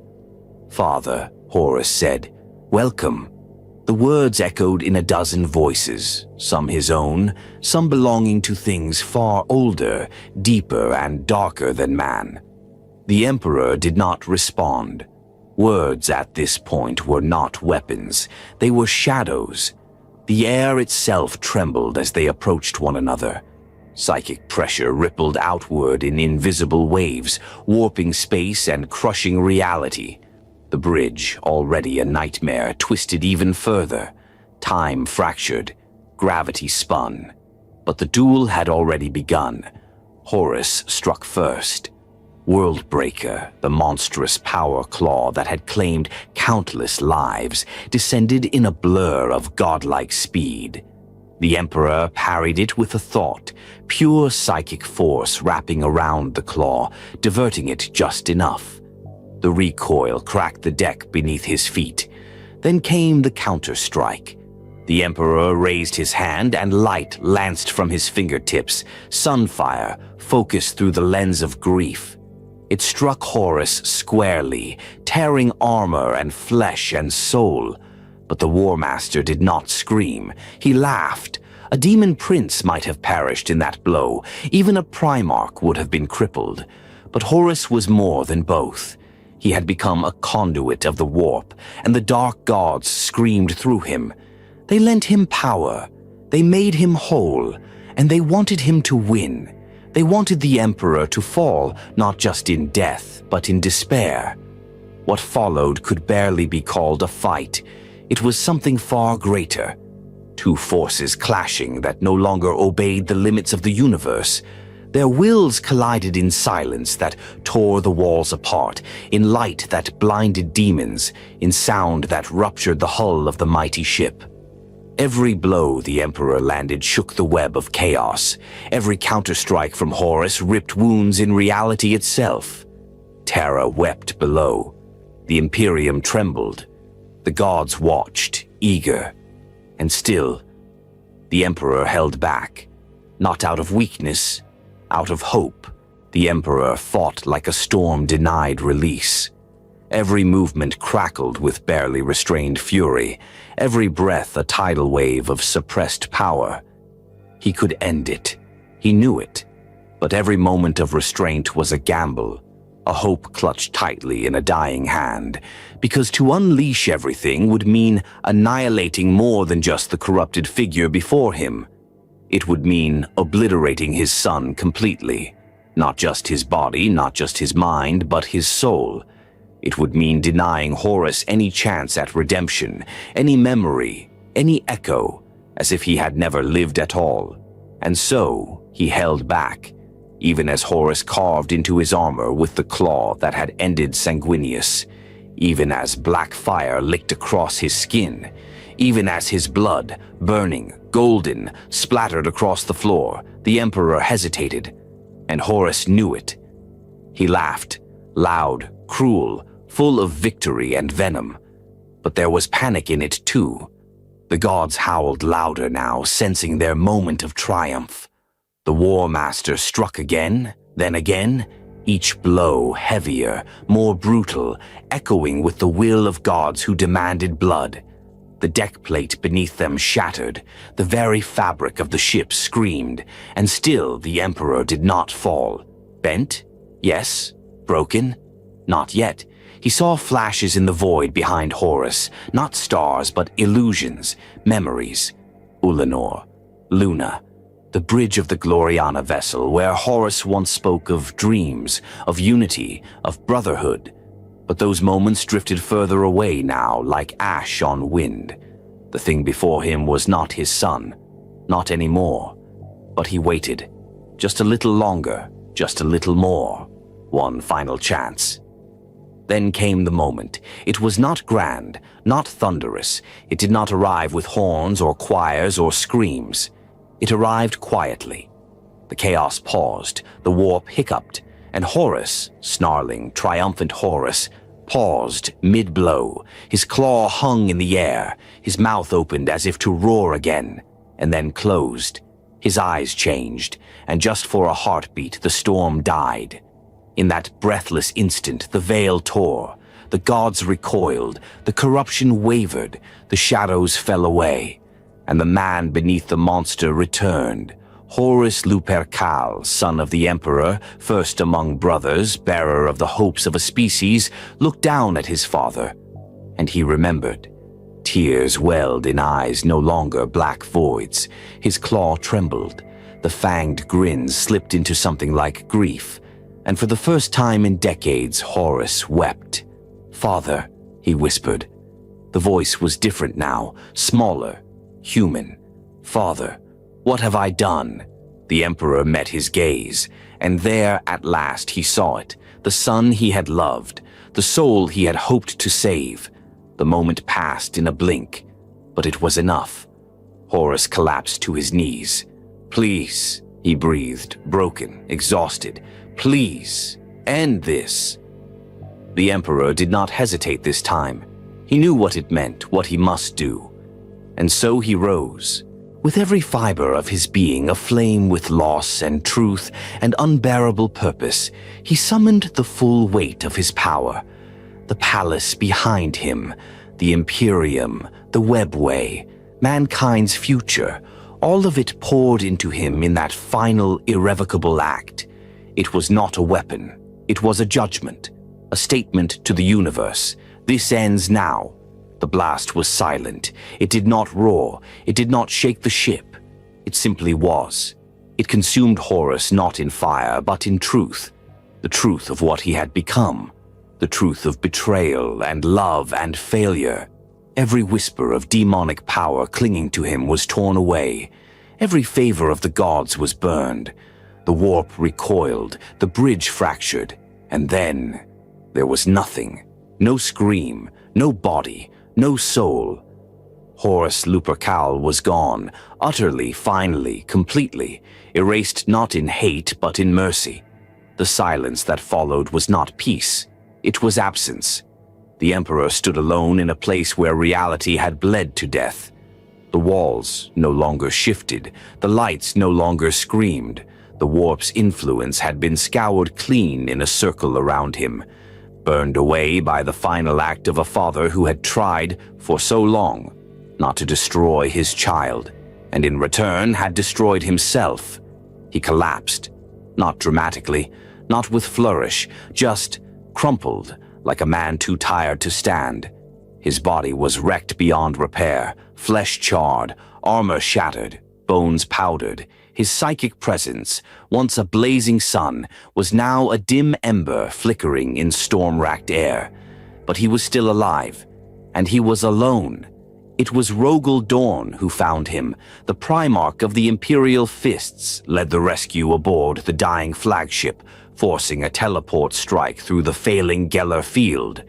His warriors had to cut through a dozen decks of demonic filth and twisted matter to reach the bridge. And there, in the ashes of a war that had broken gods, they found him, the Emperor of Mankind, bleeding gold. Sanguinius lay nearby, still and radiant, even in death.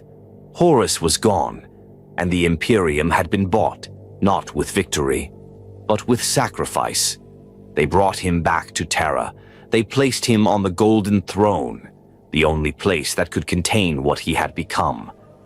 He never spoke again, but in that final moment aboard the Vengeful Spirit, he had made his choice. He had killed his son. He had saved his species, and he had doomed himself, not to death, but to eternity. The Golden Throne was never meant to be a tomb. It had been constructed for ambition, not vanity, but salvation. A masterwork to interface with the webway, an ancient mechanism that, if completed, would have freed mankind from the dangers of warp travel and the demonic horrors that fed upon it. It was meant to liberate humanity, to render the warp's sinister influence irrelevant. But it failed.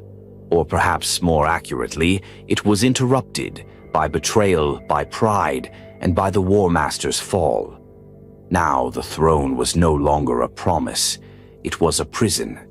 When Rogel Dorn and his warriors stepped aboard the Vengeful Spirit, they found only wreckage, silence, and ash. The battle between father and son had torn through reality itself. But at the heart of it, on a scorched and blood-slick floor, lay the Emperor. Not victorious, not triumphant, barely alive. His armor was broken, the radiant gold dulled, warped, and blackened by demonic energies. One eye had been burned away, his psychic signature, once the burning light of an uncaring sun, had dimmed to a guttering flame, and Horus was gone. Nothing remained, no body, no voice, no echo, only the residue of God-slaying power and the stench of sacrifice. Dorn did not weep in that moment. He had no time to. There was only duty, the final expression of his Gene Father's will. The Emperor had given everything to preserve humanity. Now, Dorn would see to it that he endured. Teleportation back to Terra was rushed, chaotic, dangerous. The Astronomicon flickered wildly as the Emperor's soul unraveled at the edges. If he slipped into the warp, if he was lost, the Imperium would collapse. The gods would descend. They stabilized him, barely. And then came the hard truth. He could not be healed. There was no regenerating this. No apothecarian, no psychic rite, no advanced mechanicum rites could repair what had been done. His physical form was broken beyond mortal science. His mind had withdrawn, fragmented by the trauma of destroying Horus, of losing his son, and more profoundly, the dream he had built for mankind. So Malkador's throne, the Emperor's own unfinished device, became his coffin. The Mechanicum, the Adeptus Custodes, and the remaining loyalist elite transformed the Golden Throne from a portal stabilizer into a life support device for a god. Thousands of golden wires pierced his ruined flesh. Psychic coils hummed with energy that could kill suns. A choir of doomed psykers was established, the first of many, their life force feeding the Astronomicon, now solely reliant on the Emperor's flickering will. Malkador was gone. The Sigillite had given his life holding the webway breach, while the Emperor confronted Horus. None had ever known the extent of Malkador's strength until he was gone. Even his ashes had scattered into the warp as his soul burned out to buy time. Now, the Emperor sat on the throne, unmoving, silent. His lips never opened again, but he was not dead. Not yet. The throne room became a sacred space. The custodian guard established new protocols, no approach without ceremony, no unclean thought allowed to linger. It was not merely reverence. The Emperor's psychic presence, while faint, could still detect treachery. More than one scribe or official was turned to ash by his unconscious will in the early days. The High Lords of Terra were appointed in this vacuum. Politics returned, bureaucracy calcified. Guilliman, far away in the eastern fringe, would eventually codify the Imperium Secundus, believing the Emperor dead. It would take years before the truth reached him. And when it did, when Guilliman returned to Terra and saw his father's state, even he, the stoic ultramarine, was shaken. The Emperor's presence remained tethered to real space. That alone was a miracle. He kept the Immaterium at bay. Demons found it harder to manifest near Terra. The Astronomicon became the only navigational guide for humanity's ships. 1,000 psykers a day were sacrificed to maintain it. Their souls fed to the fire. Some screamed, some embraced their fate. All were necessary. The Emperor burned their essence not out of cruelty, but because there was no other way. He was no longer the man of unification, no longer the architect of the crusade, no longer the force who could wrestle gods from the heavens. He was broken, but he was enduring.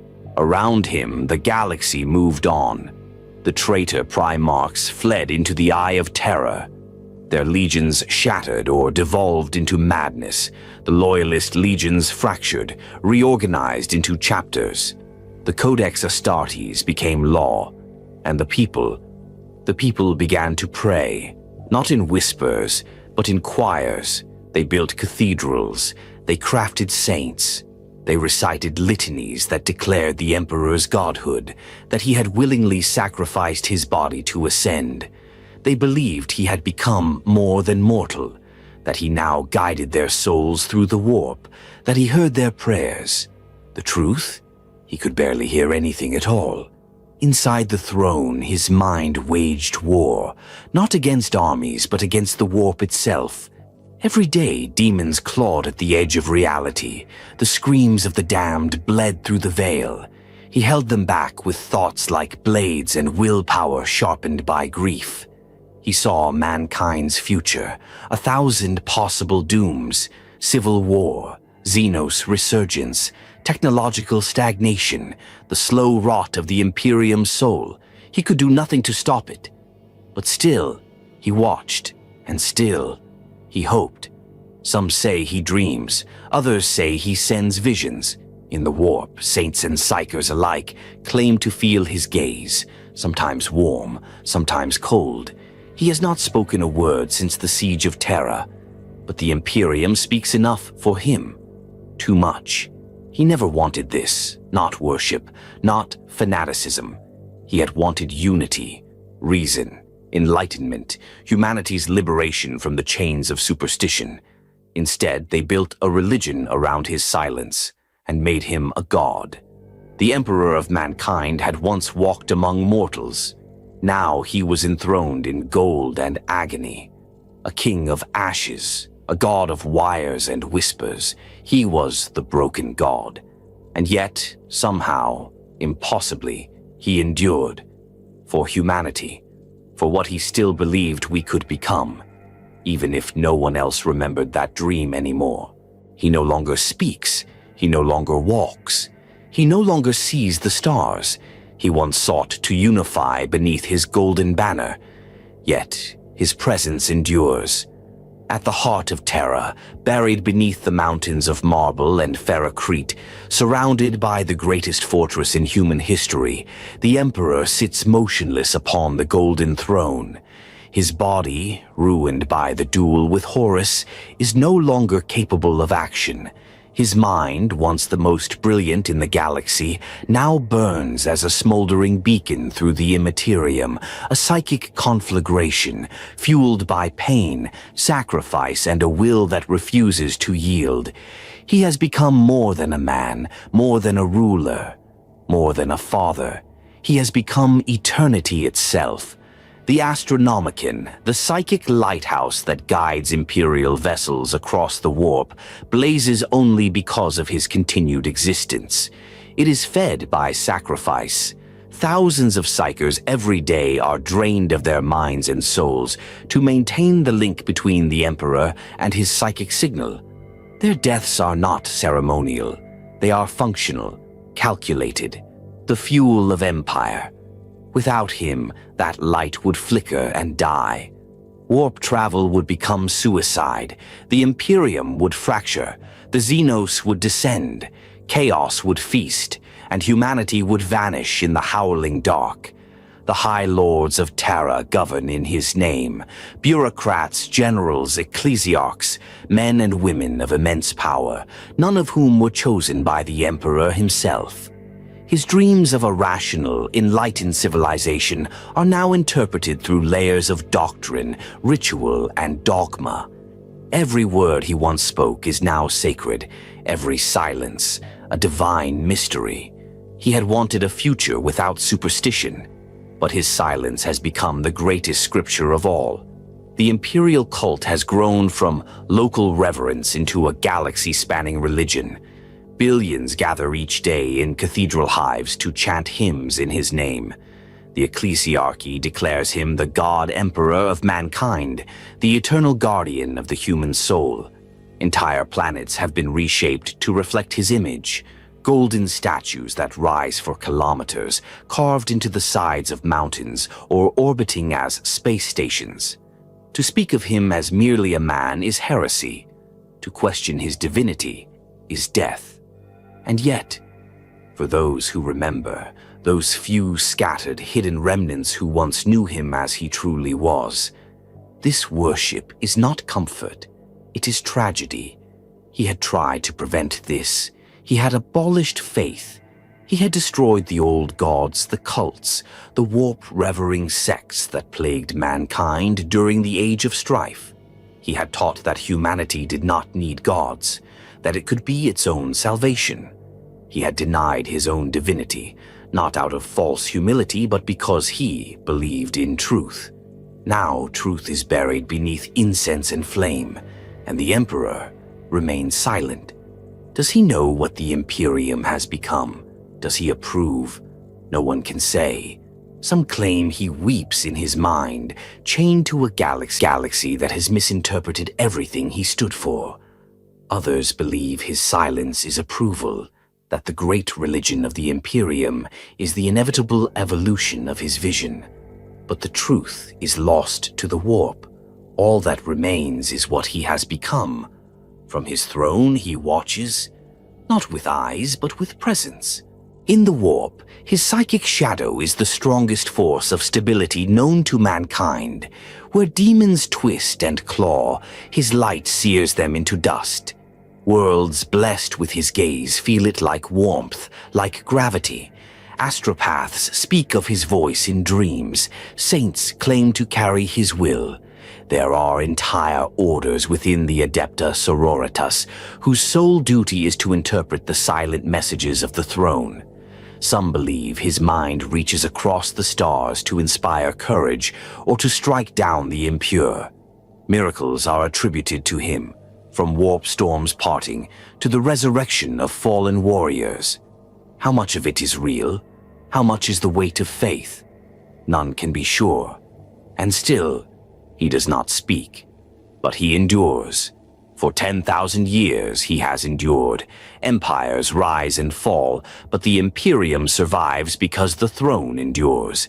Alien invasions, heretical uprisings, planetary exterminations, all are held back by his existence. Even the most cynical inquisitors admit if the Emperor were to finally die, the warp would consume mankind in a matter of weeks. That is not belief. That is fact. And yet, endurance is not the same as victory. The dream of the Great Crusade is shattered. Enlightenment has become repression. Reason has become zealotry. The Imperium is not the civilization he hoped to build.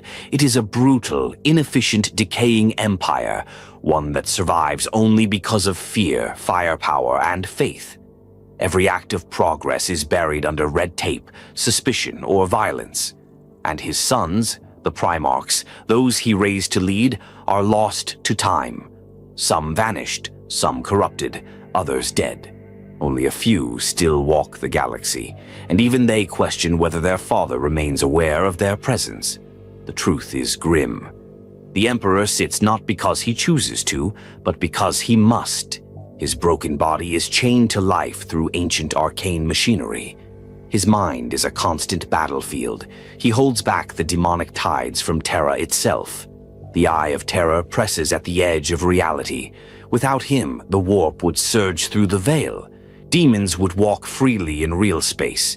The final war would begin.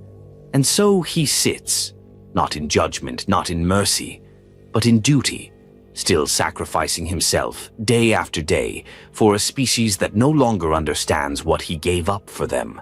Some believe a day will come when he rises again. The final awakening, they call it.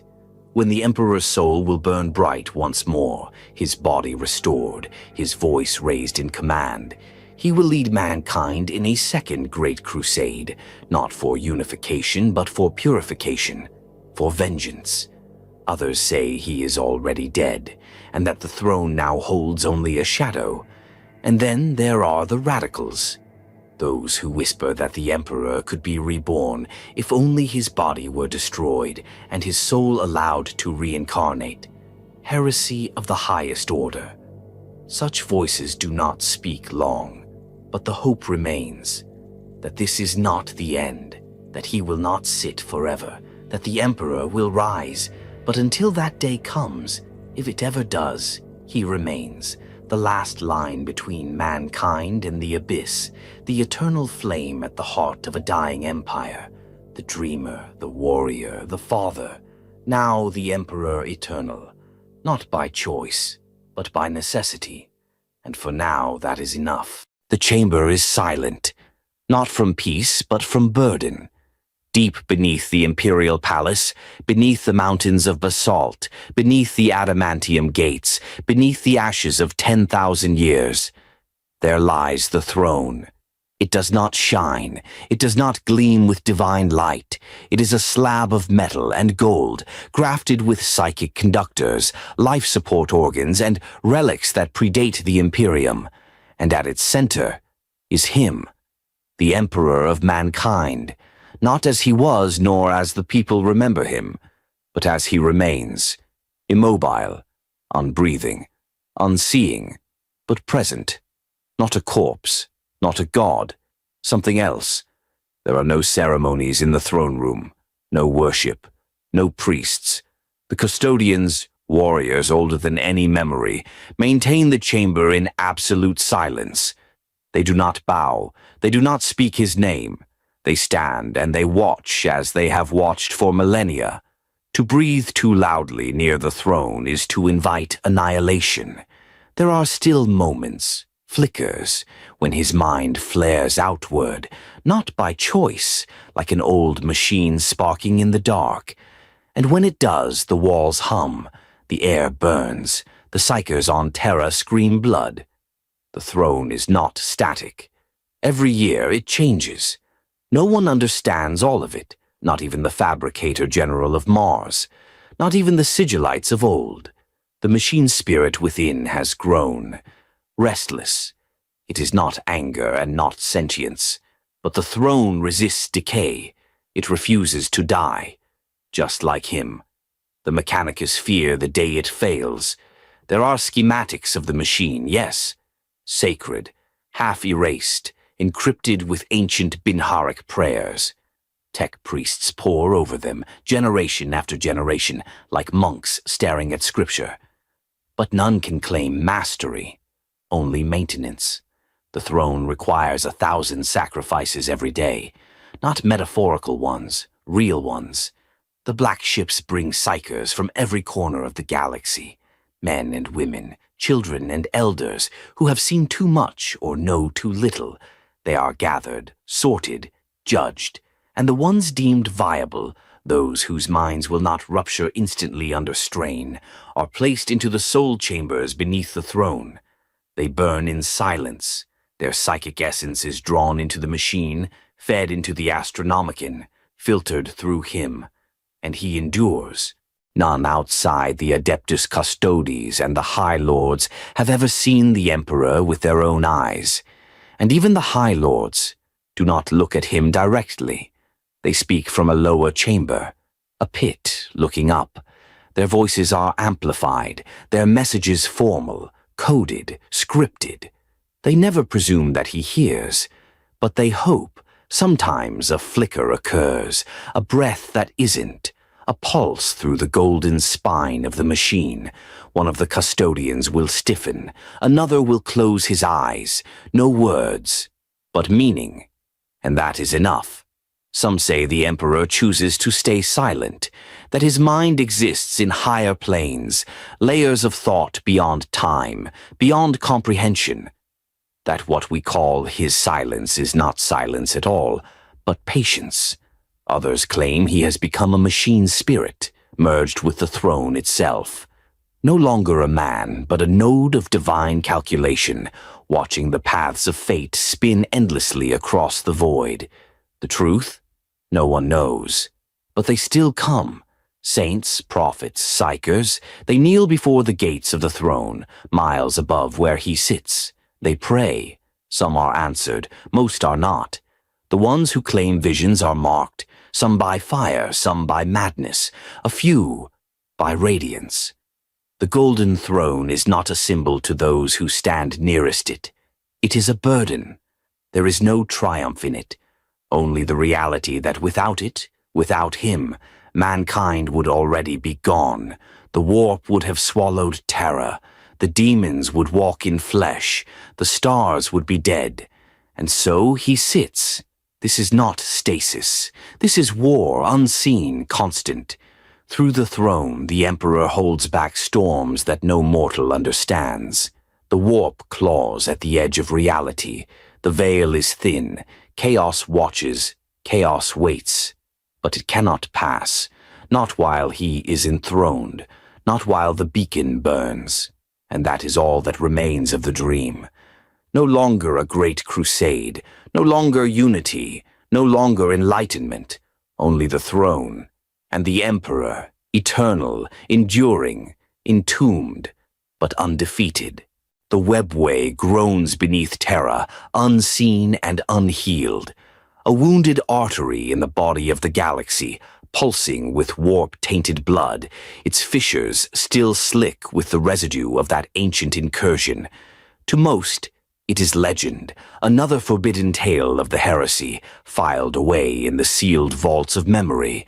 But to the Emperor, it is present, constant, alive. The Golden Throne is more than a life support device, more than a prison. It is a gate. Beneath it lies a rupture to a realm that should have remained forever closed to the warp. The Emperor knows this. He has known this for 10,000 years. No one else bears the burden. The webway portal beneath the throne had once been a gateway to salvation. Humanity's path to a future free of the warp, of demonic interference, of navigators and psychic navigation. A clean corridor through the galaxy. He had almost succeeded, but almost is a word steeped in failure. The portal was compromised, the breach was not closed, the enemy found its way in, and though the demons were cast back, though the passageways were sealed with fire and blade, it was not enough. The tear remained, the wound never healed, the Imperium never built another gate, and the Emperor never left. From the moment of his enthronement, he has done more than endure. He has stood vigil. His soul is stretched across space and thought, rooted into the throne, pressing down upon that ragged rent in reality. His consciousness does not sleep. It cannot. The moment it does, the warp will surge forward, dragging Terra into the abyss. Through the warp, the webway remains a battlefield, not one of guns or blades, but of presence and pressure. The Emperor's mind rests like a monolith atop a fractured seal. Demons push and claw at the other side, whispering lies, offering visions, screaming in languages formed of entropy. They cannot see him, but they feel him. They feel his defiance. They feel the pain that has become permanence, and it repels them. Every hour of every day, the Emperor reshapes the boundary. Not with words, not with rituals, but with sheer will. He is the lock. He is the seal. There is no conduit, no psychic relay, no backup system. If he stops, the barrier falls. The custodians know this. The Mechanicus pretends to understand it, mapping the area with sensors and sacred machine prayers. But only he can feel it fully. It is not a place. It is a state. The breach vibrates with potential, forever one mistake away from catastrophe. No human dares go near the buried sections of the webway. The tunnels have been collapsed, the entrances layered with hexagrammic wards and forbidden script. The doors are sealed with blackstone so pure that even the demons shrink from it. But none of this is enough. Not truly. These are feeble measures, emergency bindings. The true seal is thought, golden and unwavering. The demons remember their last approach. They remember the golden light that scorched entire portions of the webway, burning thought and shadow alike. They remember the scream that was not heard by ears, but felt in the bones of their twisted forms. The Emperor does not strike as a warrior. He unravels, he annihilates. But he cannot relax, he cannot rebuild, he cannot step away. There are moments when the warp pushes hard, when the seal quakes and the black stone walls hum with pressure. In those moments, the throne's systems strain. Energy is rerouted. Sacrifices increase. Entire groups of psykers die in synchronized agony as the Emperor draws deeper from the well of human life. Their deaths are not noticed, not marked. Their names are dust, but their minds are consumed like fuel, keeping the fire alive. The pressure passes, and then silence again. Until the next wave. The High Lords of Terra are aware, barely. They understand that the Emperor's strength is finite, that the webway below the throne is still open, still flawed. But they speak of it only in closed sessions, in terrified murmurs. There is no plan, no successor, no solution. There is only the vigil. Some radical elements within the Ordo Malleus have theorized about sealing the webway portal permanently, destroying the lower sections, annihilating the gateway with a focused detonation of holy atomic fire. But such a suggestion never passes committee. To damage the portal is to risk drawing more attention. To tamper with the seals is to tempt annihilation. And the Emperor keeps watch. There are signs, always, lights that flicker in the deep. Custodes who wake from dreamless slumber, soaked in cold sweat, servo skulls drifting off course as if repelled by unseen force. Once, a psyker collapsed mid-communion with the Astronomicon, whispering in a tongue unknown to mankind, describing a gate of screaming glass, a lion-headed shadow, and a golden fist that crushed it. The gate did not open, but it wanted to. Sometimes, they say, the Emperor's mind stretches further, into the webway itself, walking corridors no one else dares enter. Some within the Adeptus Astra Telepathica believe he places his mind like a shield across multiple converging fault lines in the skein, holding not one rift, but many. But none can prove it. None can measure what he sees. Saints have emerged from the depths of meditation, claiming to witness a burning form walking the webway, a man of light pushing back tides of darkness, not with anger, but with sorrow. These visions are either canonized or condemned, depending on who hears them. But they continue, because the webway continues. The fight never ended. And the Emperor, broken though his body is, still fights. He speaks no words. He sends no messages.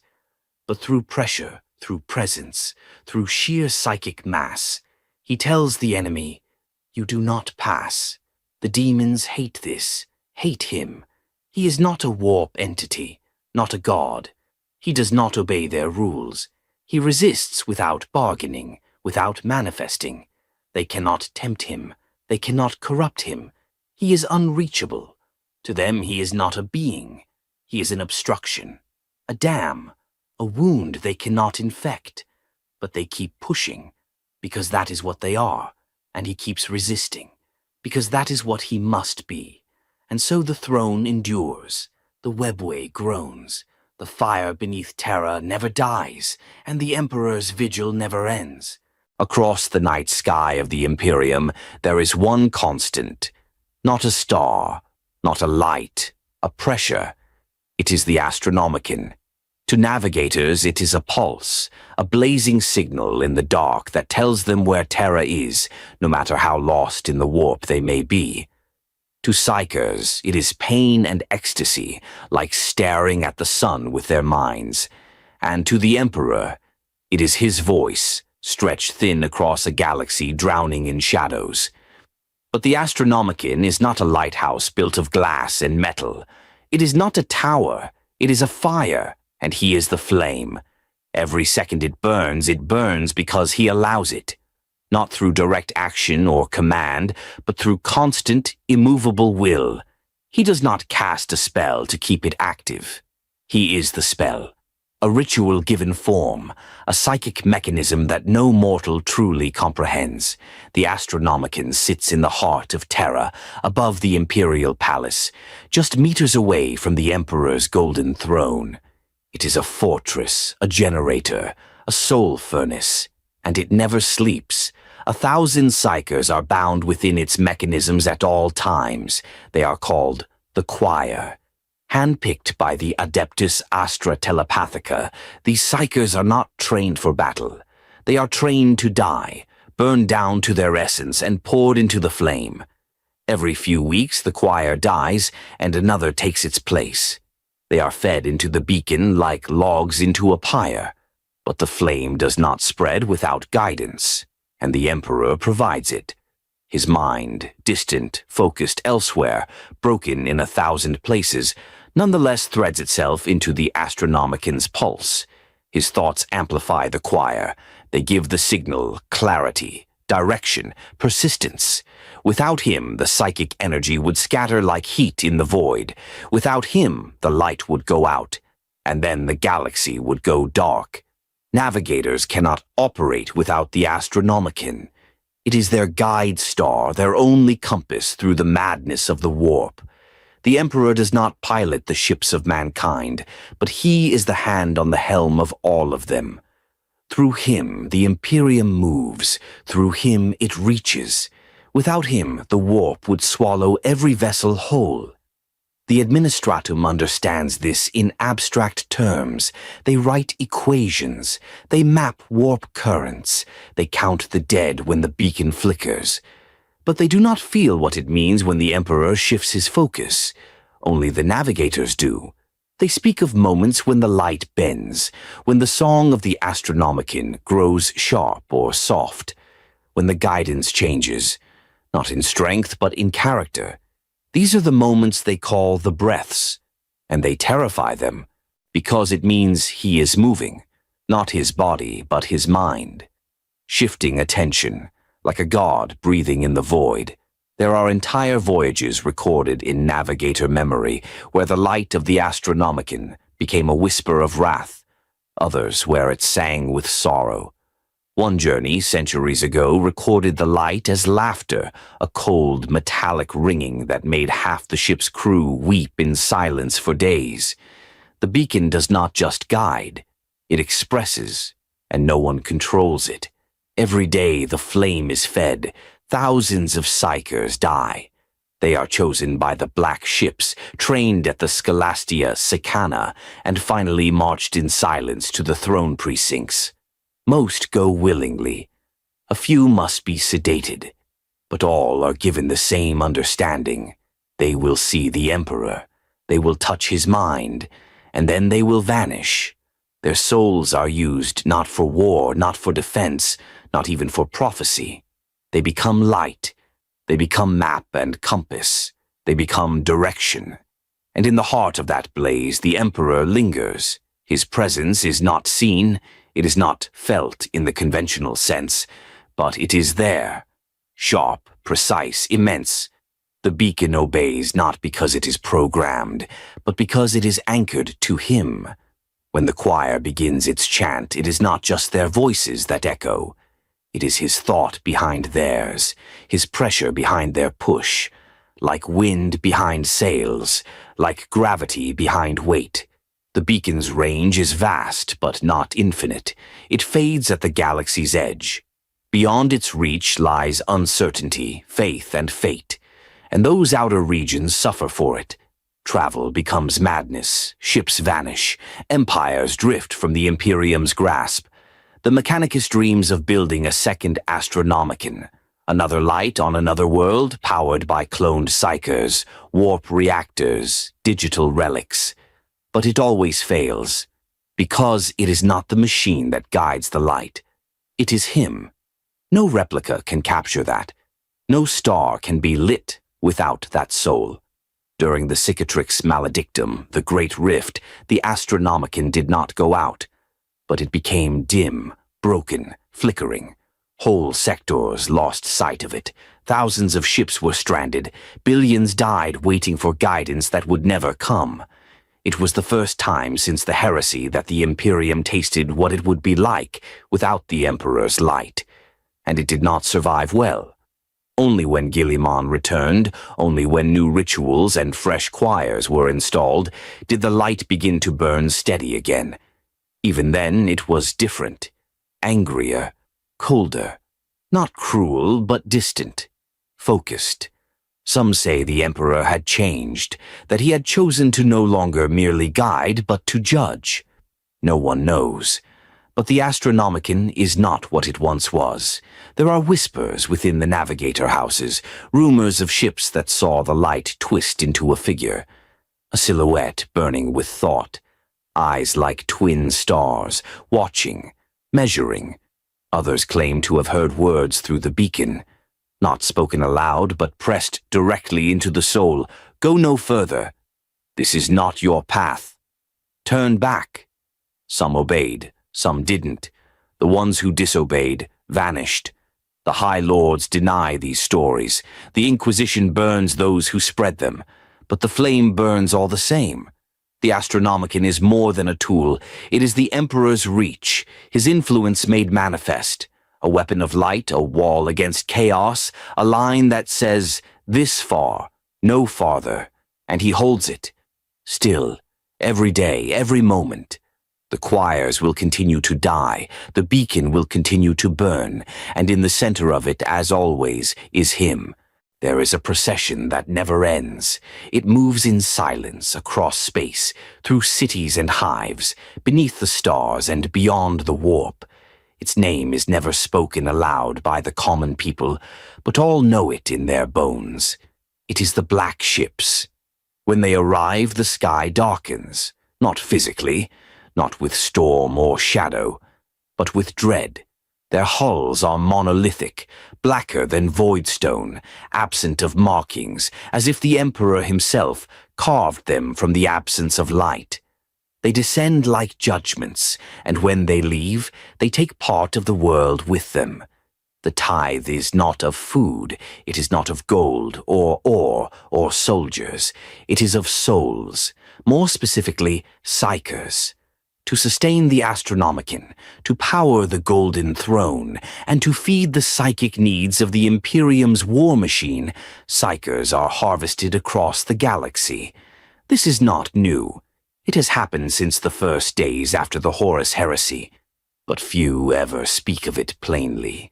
Every year, millions are taken. Their numbers are counted not by names, but by mass, measured in weight, sorted by potential, categorized by the Adeptus Astra Telepathica, and marked for their fate. Not all will die in service. Some will become sanctioned psykers, others will serve the military or the Inquisition, but the vast majority are destined for one thing only, the Emperor's throne. The process is methodical, cold, systemic.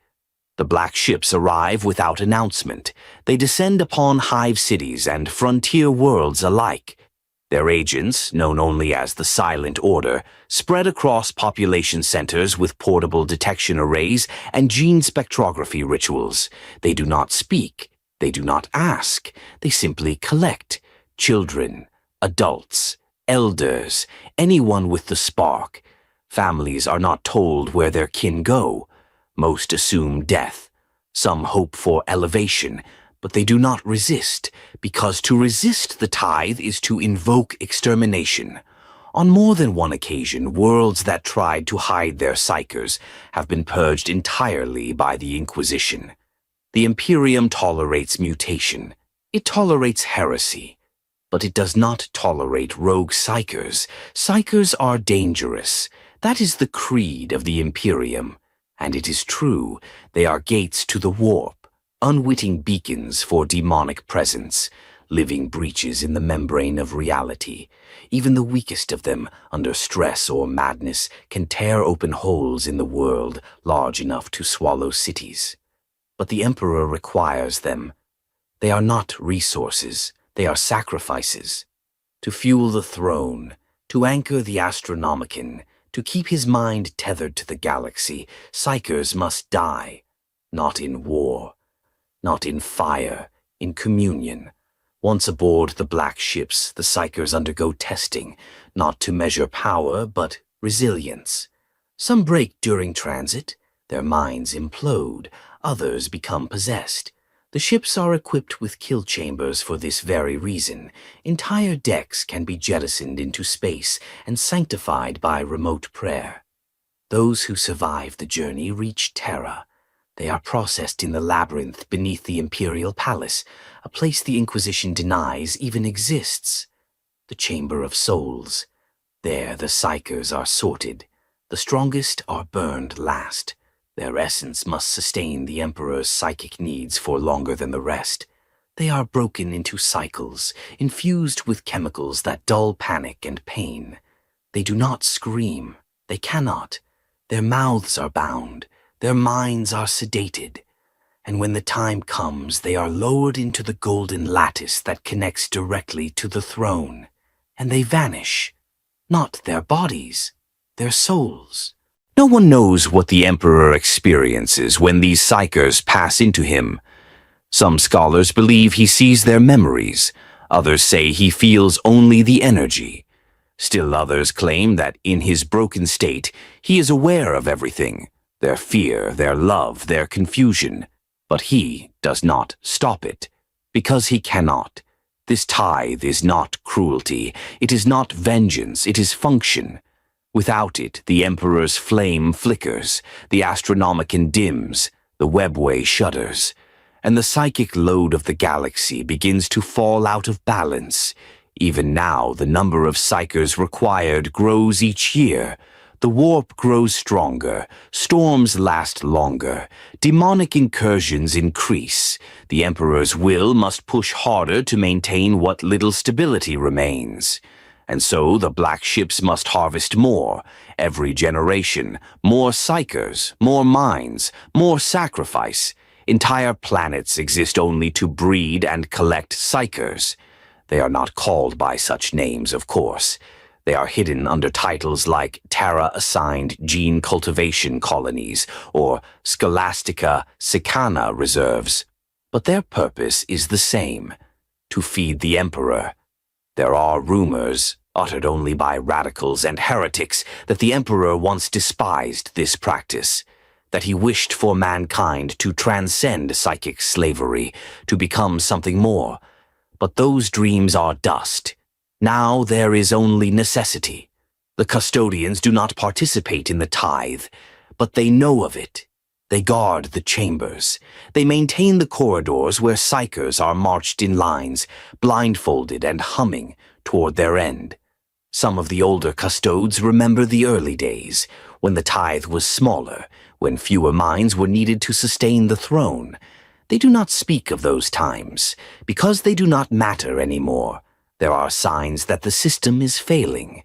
In recent centuries, several black ships have not returned, lost in warp storms, overwhelmed by demonic boarding, or worse, betrayed from within.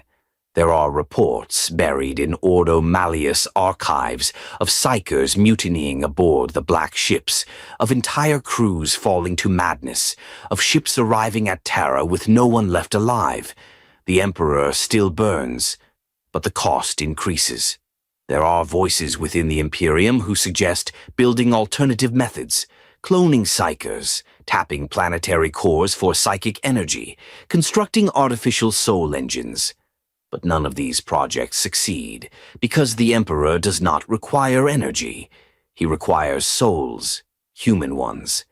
They must be living, they must be real, and they must choose, even in silence, to give themselves. There is no substitute, no shortcut, no replacement. And so the tithe continues. The black ships fly, the psykers are gathered, they are judged, they are offered, and the Emperor endures. Beneath the golden throne, beneath the black stone foundations of the Imperial Palace, there is a place where souls do not die, they do not rise, and they do not pass. They are bound. It is not a chamber in the traditional sense. It is a matrix, a weave of psychic energy, gold-inlaid circuitry, rune-engraved conduit channels, and neurothermic steel. Tech priests call it the Null Sanctum. The Adeptus Astra Telepathica name it the Echo Vault. But to the throne's silent architects, it has no name at all. It is simply where the Emperor stores what he cannot let go. Not all psykers die cleanly when fed into the throne. Some are too strong, too unique, too resonant with the currents of the warp. When they die, they do not unravel. Their soul mass condenses, folds in upon itself, resists dispersion. Most of these are burned down with psychic fire. The custodians purify them, the black priests of Terra isolate them, and the echoes are snuffed out before they can metastasize. But a few, a very few, are kept. Why? No one in the Imperium truly knows. Not the High Lords, not the Navigators, not the scribes of the Ordo Hereticus. The process is buried under 10,000 years of sealed rites, forbidden texts, and untranslatable cogitator rituals. But the pattern is there. These psykers are not devoured. They are repurposed. Their souls are bound. To bind a soul is to perform a psychic operation more complex than any weapon or spell. It requires precision, stability, and above all, direction. The soul must want to remain, or it will fracture. The Emperor ensures this with a single monumental pressure of will. He speaks no words. There is no ceremony, but the dying mind, in that final instant before annihilation, feels his attention. And it stays, not alive, not conscious, but present, like a spark pressed into crystal, held in stasis. These bound souls become tools of impossible value. They are memory anchors, signal harmonics, raw psychic insulation. They allow the throne to operate beyond its theoretical limit. They act as foci, refining and re-amplifying the Emperor's will across the Astronomican's burning core. And some do more than that. Some whisper. There are accounts, recorded in code-black inquisitorial archives, of astropaths during soul-bonding rituals hearing voices, not from the warp, not from demons. From within the golden throne, one voice weeps, another laughs, one repeats fragments of high Gothic poetry, written 3,000 years ago on a long-dead world, another speaks in mathematical formula, always the same ones, looping. These are not hauntings. They are resonance, echoes of psyker minds, still caught in the pulse stream of the Emperor's thoughts. Alive? Number but not gone. To understand the binding is to stand at the edge of a paradox. The Emperor does not consume these souls. He does not break them. He uses them as a prism, funneling his psychic intent through their unique patterns, allowing it to interact with the materium in ways otherwise impossible. Some are aligned to protection, others, communication. A few, it is said, are weapons, held within the throne like thunderbolts in a storm. It is impossible to predict which psykers are selected for binding. Power alone is not enough. Many potent psykers are incinerated without trace, but others, weak or unstable, are preserved. The only common trait is resonance, a harmonic match with the Emperor's vast psychic frequency. The closer the soul's pitch to his, the more stable the binding. The Mechanicus does not claim to understand this process. They record it. They witness it. They build the infrastructure to maintain it. But the soul is not a machine. It does not obey binary or protocol. It responds to intent. And the Emperor's intent is absolute. Every bound soul is housed in what the Mechanicus calls a psychocrypt, an obelisk of null field containment layered with protective canticles, inverted sigils, and raw blackstone. These are embedded within the throne's inner architecture, like circuit nodes in a great neural lattice. They glow only when called upon. Some have not activated for millennia. Others shimmer constantly, like coals in a windless fire. It is said that the Emperor can channel his will through any of them at any time, that he may use one soul to amplify his command, another to interpret signals from the warp, another to lash out in psychic fury when the throne is threatened. They are his extensions, his choir, his prismed self. And there are older bindings, ones that predate the Horus heresy. A few sources, nameless and quickly silenced, speak of precursors. proto-psyker souls bound to the throne when it was still being constructed. Ancient remnants of humanity's golden age.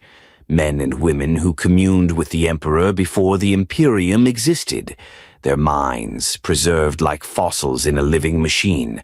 No records confirm this, but one account, smuggled from a lost Forge world before its annihilation, claims that a soul within the throne once spoke in pre-imperial Low Gothic, naming the Emperor not as master, but as brother. The Inquisition denies this account, but it exists. The binding process has limits. Too many souls, and the lattice destabilizes. Too few, and the psychic throughput begins to fail. The Emperor, even in his immobile state, constantly balances the lattice, shifting soul energy, regulating output, purging corruption when needed. When a soul-bound node fails, it does not simply die, it screams. All astropaths on Terra feel it. They go blind for minutes. Blood flows from their noses. Their internal organs feel as if they're turning inside out. Then silence returns, and the throne continues to burn. No explanation is given. No repair is made. The lattice adapts. The Emperor adapts. In moments of great need, rare, terrible moments, the Emperor is said to unbind one of these souls.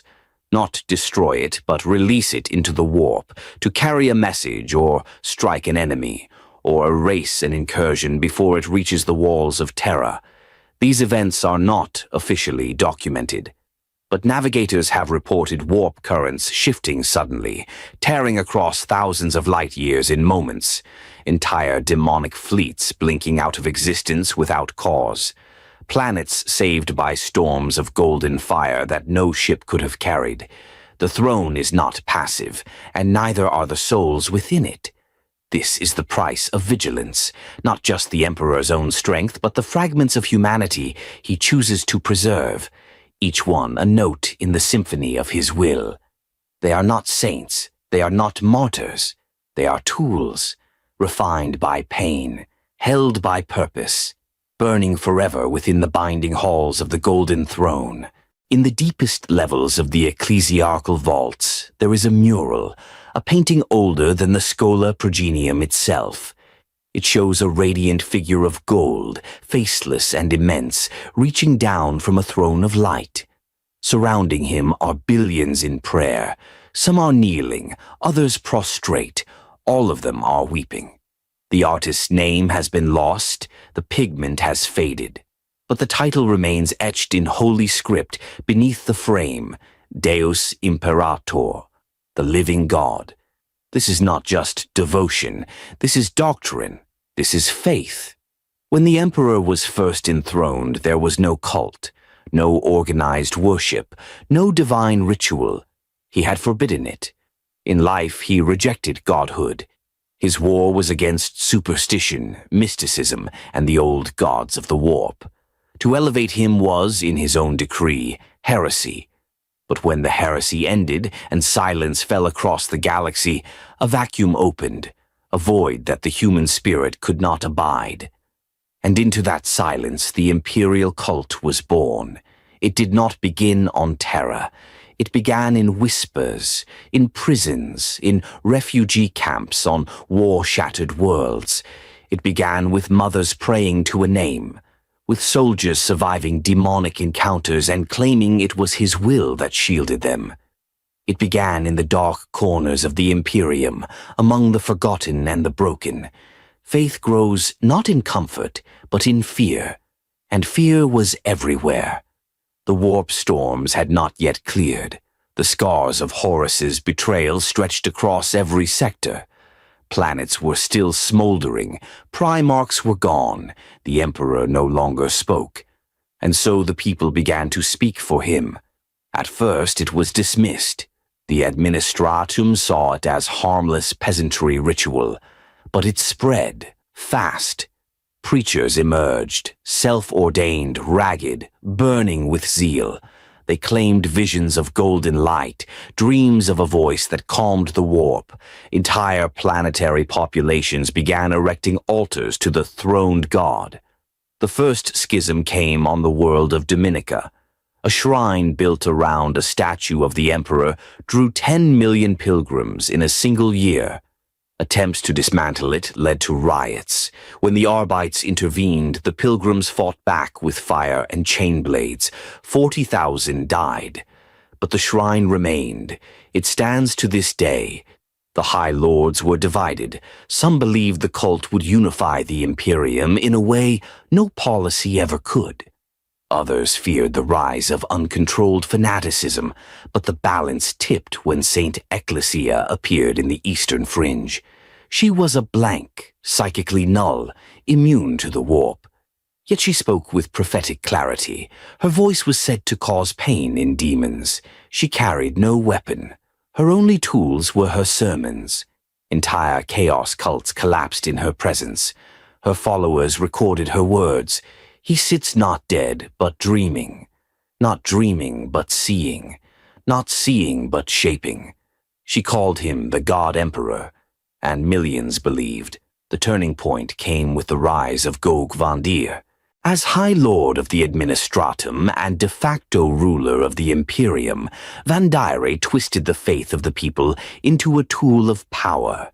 He claimed to serve the Emperor's will directly, enforced by the fanatical brides of the Emperor, an all-female militant order that worshipped the throne as divine. They were renamed the Daughters of the Emperor, and they killed in his name. Vandir's reign was a time of terror. Billions died. Holy wars were waged not against Xenos or heretics, but against imperial citizens. The cult was weaponized. It became dogma. It became tyranny. But even in this, the Emperor shaped events. In a moment remembered as the passage of light, Alicia Dominica, the leader of the brides, was granted access to the throne itself. No one knows what she saw. She never recorded it. But when she emerged, she was changed. She turned her blade on Vandir. She ended his tyranny. And she founded the Adeptus Sororitas, the military arm of the ecclesiarchy, sworn to protect the faith but never again enslaved to a man. In the centuries that followed, the ecclesiarchy formalized the imperial cult. Cathedrals were built across the stars, sermons became structured, saints were canonized, pilgrimages were sanctioned, the ministorum was born, with Terra at its heart, and the emperor became a god. Not by declaration, but by belief. The throne remains silent. The emperor does not speak, but the faithful claim to feel his presence. They point to miracles, statues that bleed golden ichor, voices in warp storms, visions of saints blazing with light. Many of these events are fraud, some are mass delusion. But not all. There are recorded cases of warp storms collapsing at the words of a lone priest, of plague worlds healed by a single prayer, of demons recoiling from hymns in High Gothic. Even inquisitors, skeptical and armed with every tool of reason, have knelt at shrines and wept, not from belief, but from contact. Because something listens. The rise of the imperial cult has reshaped the Imperium. It provides unity, purpose, structure. Faith has become the mortar holding a crumbling empire together. For many, it is all they have, but it has also bred extremism, purges, witch hunts, the execution of mutants and unsanctioned psykers without trial. The faith is not gentle, it is fire, and yet the Emperor allows it. Perhaps because he must, he does not appear. He does not correct doctrine. He does not silence the mad. But through the veil, through the Astronomicon, through the warp-tuned hearts of the truly faithful, he exerts direction, not with words, but with presence. There are those who claim to hear him, not in voice but in conviction. Saints like Sabbat, Celestine, and the firewalkers of Thor. They move not with logic, but with certainty. They burn with his will. And when they fall, the Imperium remembers, not their names, not their deeds, but that they were his. To worship the Emperor is to place oneself within a structure of eternal war. It is to accept pain, death and sacrifice as divine acts. It is not comfort. It is not salvation. It is submission. And still they kneel. On every world, in every sector, at dawn and dusk, they pray, they die, and they rise again, for him. In the Imperium, the Emperor is silent, but silence is not absence, and absence is not weakness. There are moments, rare, cataclysmic moments, when the veil between his stillness and his fury tears open, when the golden throne becomes not a seat of quiet will, but a furnace of divine retribution. These moments are not planned. They are not invoked by ritual or prophecy. They erupt. They consume. They are the storms of the Emperor's wrath. The most infamous occurred in the final centuries of M36, a time of corruption, of heresy blooming like mold in the cracks of the Imperium's rusted architecture. The age of apostasy had ended with the fall of Gog van Dyer, but the echoes of his tyranny lingered. Ecclesiarchs grew fat on power, sector governors defied orders, astropaths whispered of warp fluctuations that no psyker could decipher. And then, without warning, it began. The Astronomicon pulsed, not steadily but violently. Navigators recoiled in their tanks, blood flooding from their eyes. Entire fleets became lost mid-transit, slingshot into impossible trajectories. On Cadia, the skies turned gold. On Ophelia 7, cathedrals burned from within, their glass windows exploding outward in silent screams. No voice cried out. But the Emperor had moved. Terra felt it first. Deep beneath the palace, the Adeptus Custodes felt the air change. The throne room, where no sound should echo, shook with a noise that could not be described. Not thunder, not music, something deeper, a harmonic of fury, resonating through plasteel and bone. The throne's sensors flared. The black priests of the cult Mechanicus recorded impossibilities, increases in Sei output without corresponding choir activity. Warp density shifts around the throne's core. Machines blinked out of synchrony. One scribe, after witnessing the readings, tore out his eyes and whispered, "He is awake. He is watching." The waves spread outward. On over 1,000 worlds, psychic phenomena erupted with no warp signature, no demonic presence, just force. Orbital stations were torn from the sky. PDF regiments dropped their weapons, overcome by unexplainable emotion, awe, terror, guilt.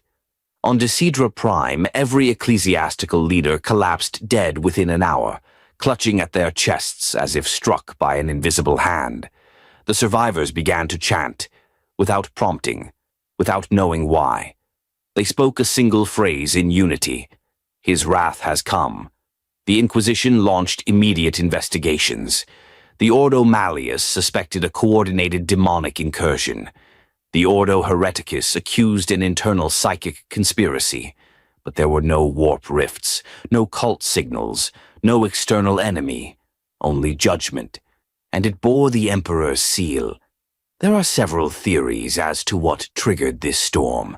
Some believe it was an attempted assault on the Golden Throne itself, an infiltration by a demonic presence, too subtle to be noticed, but potent enough to threaten his stasis. Others argue it was a psychic backlash from a particularly egregious heresy enacted within the upper echelons of the Ministorum. Still others whisper of a failed ritual, an experiment by the Adeptus Mechanicus to tap into the Emperor's latent power, backfiring with cataclysmic results. None of these theories have been proven. All that is known is this: the Emperor responded. The storm lasted 8 days. On the 3rd day, warp storms across Segmentum Solar calmed completely, unnaturally, as if smoothed by a massive hand. Chaos fleets attempting to enter real space were simply shredded, torn apart mid-materialization. On the 6th day, 5 minor Xenos races went completely extinct. Inquisitorial agents investigating the event found entire planetary crusts shattered. No life signs, no survivors. Just silence. By the 8th day, the pulse had faded. The Astronomicon steadied. The throne cooled. But the memory remained. Many recorded it as a miracle. The ecclesiarchy declared it a moment of divine cleansing. Thousands of shrines were built across the segmentum solar to mark the passage of wrath. Pilgrims still travel to these sites today, seeking the lingering warmth of that fury. But to others it was a warning, that the Emperor may be bound but not asleep, that his will, though silent, can still reach across the stars, and when it moves it does not discriminate, it does not debate, it burns. And this was not the only such event. Records exist, buried, restricted, often classified as apocrypha ultima, of similar moments. Moments when the Astronomicon screamed instead of sang, when the throne surged beyond containment, when demons fled from battlefields without cause. Each of these events shares one trait. There is no trace of who or what triggered them, just a feeling, a pressure, a message. No more. Some within the Inquisition believe that these storms are not spontaneous, but intentional, that the Emperor, in his broken yet vast consciousness, maintains a kind of emotional threshold. He watches, he endures. But when certain limits are crossed, when specific patterns of treachery, corruption, or warp incursion accumulate, he reacts, like a circuit breaker or a thunderstorm. These are not acts of strategy. They are not tactical interventions. They are raw, unchecked will, spasms of a mind too massive to comprehend, too fractured to fully direct, and yet still woven into the heart of mankind. To be near one of these storms is to feel something ancient and immense glance in your direction. Not with malice, not with intent, with judgment. One Adepta Sororitas Canonis, who survived such a pulse while on crusade in the halo stars, later wrote, "I felt my soul peeled back like parchment. Every memory, every sin, every prayer I ever whispered in fear, I relived them all in a moment, and then I felt nothing, not hatred, not love, just wait. As if a god had looked at me and decided whether to close his hand or let me go." The Mechanicus has long tried to measure these phenomena. They analyze radiation, chronotemporal drift, psychic residue, but no model fits. The energy levels don't match any known warp signatures. The fluctuations don't follow demonic logic. The only conclusion they dare to record is this: the throne is not inert. And so the Imperium continues to fear, even as it worships. The ecclesiarchy preaches his love, his guidance, his sacrifice. But every planetary governor, every inquisitor, every rogue trader who has felt the true weight of that unseen gaze knows better. The Emperor is not a kind god. He is not merciful. He is not cruel. He is necessary, and necessity has no patience for failure. The Golden Throne is not merely a machine. It is not a chair, nor a relic, nor even a simple life support system. It is an ark, a prison, a psychic engine, a god forge, and at its center sits the most powerful human mind to have ever existed, shattered, infinite, and still burning. For millennia, the Imperium has revered the throne as the Emperor's seat of power. But few understand its true function. Fewer still grasp its secrets, and those who seek too deeply into its purpose often vanish, erased by the silent custodians of Terra or consumed by the knowledge itself. Because the Golden Throne is far more than a conduit. It is a gate, a lock, and perhaps a weapon. Constructed at the height of the Great Crusade, the throne was not initially intended to preserve a dying emperor. Its original design was far more ambitious, to serve as a psychic keystone for humanity's passage through the webway. The Emperor had sought to create a portal, a stable human-made gateway through the labyrinthine dimension used by the Eldar, a means for mankind to traverse the stars without relying on the warp. He had almost succeeded. The Webway project, buried beneath the palace in the depths of Terra's soil, had reached its final stages before the betrayal of Horus shattered everything. The Golden Throne, meant to stabilize the massive rift between real space and the Webway, became a life preserver instead. When the demonic incursion flooded the tunnel system, the Emperor sacrificed his body to seal the breach. What was once a door became a dam, and the Golden Throne became the wall, holding that dam shut. The Mechanicus cannot repair it. Not fully. They maintain it, patch it, tune it, replace failing components as best they can, but the throne's complexity exceeds even the data vaults of Mars. Entire forge worlds are dedicated to crafting its replacement parts, often based on blueprints they cannot read, repeating rituals they do not understand. Some whisper that the throne is changing, organically, psychically evolving, that it shifts in ways imperceptible to sensors, but apparent to those who spend decades in its presence. Tech priests who attend to its systems sometimes vanish for weeks into trance, emerging with eyes white and tongues burned black, speaking of golden geometries that move against logic. They call it mechanical divinity. But what it is, even they dare not claim.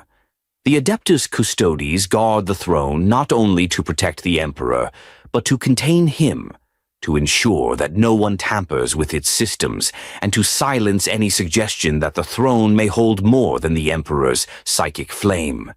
Their vigilance is absolute. Even the High Lords of Terra may only approach its sanctum with permission. Most never set foot within sight of it. Those who do not speak of what they see. Yet, over the past century, something has changed.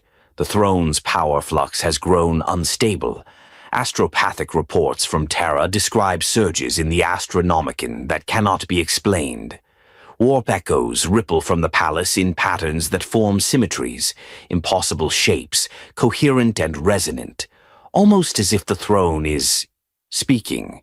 Not in words, but in structure, a language of light and pulse. One inquisitor called it a heartbeat of godhood. Some believe the throne is beginning to awaken, that the Emperor's mind, long scattered and fragmented, is pulling itself back together, that his presence within the throne has reached critical psychic density, enough to begin pushing outward again. There are signs. The throne now interferes with advanced augury systems. Vox signals scramble within certain corridors of the imperial palace. Custodes report dreams, something unheard of for warriors who live in perfect mental discipline. These dreams are never violent. They are memories, but not their own. They see a world of green hills and thunder clouds, a tall man, faceless but familiar, walking alone. When they awaken, they are silent for hours. No one forces them to speak. The Black Priests of Mars have attempted deeper scans. A recent experiment, led by fabricator Archmagus Urox Veret 0, attempted to link a modified servitor array directly into the throne's tertiary interface. The machine survived for exactly 14.3 seconds. Then it melted from the inside. What little data was recovered revealed a fractal overload. Recursive signals folding into themselves faster than thought, as if the throne had reached into the machine's mind and broken it by revealing too much. The Mechanicus immediately classified the incident, but the word revelation has since entered their official documentation. Not all interpretations are hopeful. Some see this activity as a warning. They fear that the throne is degrading, not awakening, but decaying into instability, that the energies long suppressed are leaking, unable to be contained, that the Emperor's soul, immense and weathered by 10,000 years of strain, may soon begin to rupture outward. If that happens, no one can predict what it would mean. Would he die? Would the warp ignite? Would the webway collapse? Or would he rise? Prophets of the ecclesiarchy claim that the throne is preparing for the second coming, that the emperor is transcending his mortal cage, ready to manifest as a divine presence. Some say he has already ascended, and the throne remains only as a beacon, while his new form coalesces beyond time. Radicals within the Ordo Chronos suggest even stranger things, that the throne is reaching backward, altering history, refining timelines, preparing the galaxy for a rebirth by reshaping cause and effect through psychic anchor points. These theories are unprovable, but they spread, because even those who deny faith can feel it.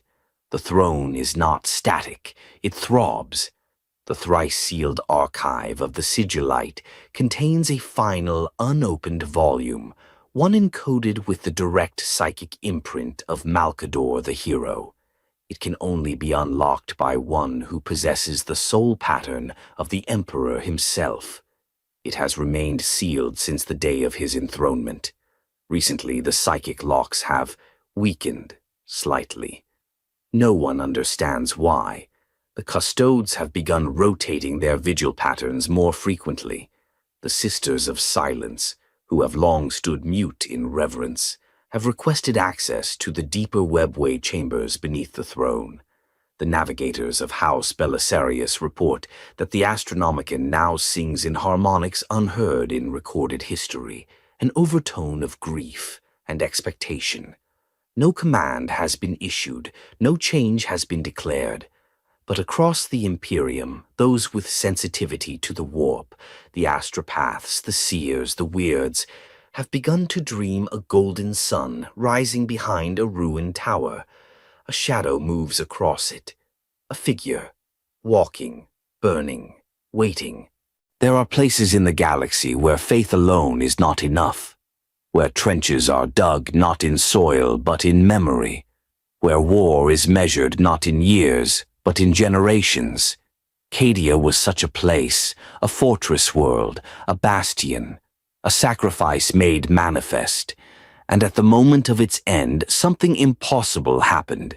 Not just fire, not just ruin, a miracle. Cadia was more than just a planet. It was a gate. Positioned at the heart of the Cadian Gate, it stood as the first and most vital bulwark against the endless tides of chaos from the eye of Terra. For 10,000 years, the sons and daughters of Cadia were born into war. Every child knew a lasgun before they knew peace. Every city was a bunker. Every breath was defiance. And they held, even through Abaddon's first 12 Black Crusades. But the 13th was different. The 13th Black Crusade, sometimes called the Long War's crescendo, came not as a wave, but as a tide drawn by an unseen moon. The forces of chaos did not simply attack. They invaded with purpose, precision, and unity not seen in millennia. Traitor legions surged forth from the eye of Terror. The Death Guard unleashed pandemics across the outer defenses. The World Eaters shattered orbital bastions. The Word-Bearers whispered corruption into the minds of defenders. And Abaddon, the Despoiler, brought with him the greatest weapon the Imperium had ever feared. A Blackstone fortress, a relic capable of nullifying the psychic beacon of the Astronomicon and sundering the warp itself. Cadia stood, but it bled. Throughout this apocalyptic siege, the Emperor was silent. No visions, no dreams, no celestial signs. Many began to believe that Cadia had been abandoned, that perhaps, at last, the Emperor's vigilance had faltered, that he had given up the world which had given him so much. Then came the saint, Saint Celestine, once martyred, once entombed, now risen. She descended like a comet of light, wings of golden flame, a blade of incandescent fury. Where she walked, wounds healed. Where she struck, demons screamed in disbelief. She brought no army, only a few faithful warriors known as the Gemini Superia. But her presence changed the course of the war, because her presence proved one undeniable truth. The Emperor still watched. Celestine did not speak with authority. She spoke with certainty. She claimed no orders from the High Lords. She gave no tactical predictions. But every motion, every decision, seemed to align with the needs of the defenders. She appeared where the line was about to break. She led charges that turned slaughter into salvation. She crossed void-choked chasms with no bridge. She ignited hope where only ash remained. Even the most hardened veterans, men who had fought for decades, began to kneel in her presence, not out of command, out of belief. It was not just her power, it was what she embodied. Celestine was more than a warrior. She was a vessel, a conduit for something greater. The Adeptus Ministorum proclaimed her a living saint, an angel of the Emperor's will. Skeptics within the Inquisition questioned it. Some suspected trickery. Others believed she was a psychic phenomenon misinterpreted by the masses. But they could not deny the results. Where Celestine walked, the warp recoiled, not bent, not resisted, recoiled. Still, the tide was too vast. Even with Celestine, even with Cadian regiments bleeding every drop of courage they had, Abaddon's forces advanced. The Blackstone fortress fired again and again, each blast reshaping the orbital lattice, erasing stations, shattering moons. And finally, the great defense laser arrays, the pylons, began to fail. These ancient structures, whose technology predated even the Imperium, had long held the Eye of Terror in check. Their exact function remained a mystery to most. But they worked. They anchored reality. They resisted warp expansion, and Abaddon targeted them. As the last pylon fell, something impossible happened. The warp surged, space folded. The veil between real space and the immaterium collapsed into a howling storm. The Eye of Terror expanded, and Cadia, proud, unconquered, defiant Cadia, broke. Not from invasion, from gravity, from the impossible forces tearing at its core, its plates, its very matter.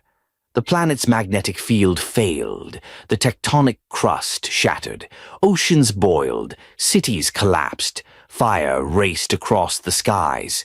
The Cadian gate was no longer a gate. It was open. Yet amid that ruin, Celestine still fought. She moved through the crumbling catacombs of Kasser Kraf, shielding the wounded. She pulled children from the rubble. Her sword, once searing bright, burned low, but it burned still. And then she vanished. Not killed, not captured, simply gone.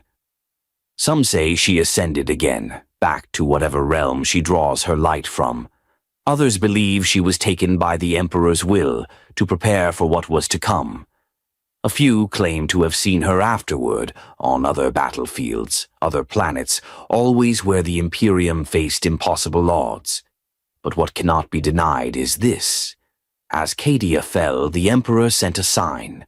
Not to save the world, but to show the galaxy that he was still watching. That faith, even in defeat, had meaning. In the aftermath, the questions began.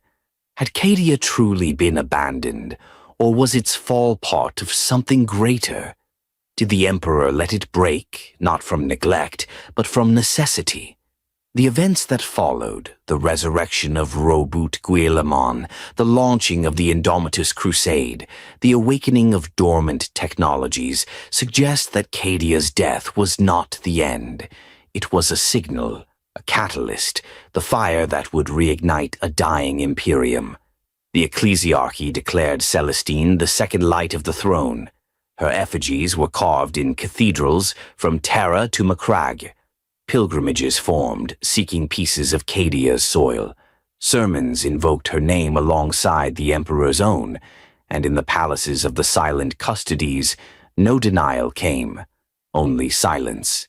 The Emperor did not save Cadia, but he showed that he still moved, through fire, through miracle, through the hand of a saint. The stars went out, no flicker, no dying fade, just silence. In an instant, across entire sectors, suns dimmed behind curtains of void darkness. The Astronomicon, once the beating heart of navigation and order, went mute. The beacon that had burned for 10,000 years was gone. This was the Noctis Eterna, the Night Eternal, the single greatest psychic blackout in Imperial history. A time when even the most faithful believed the Emperor had finally turned his gaze away. And yet, even in that abyss, his hand could still be felt.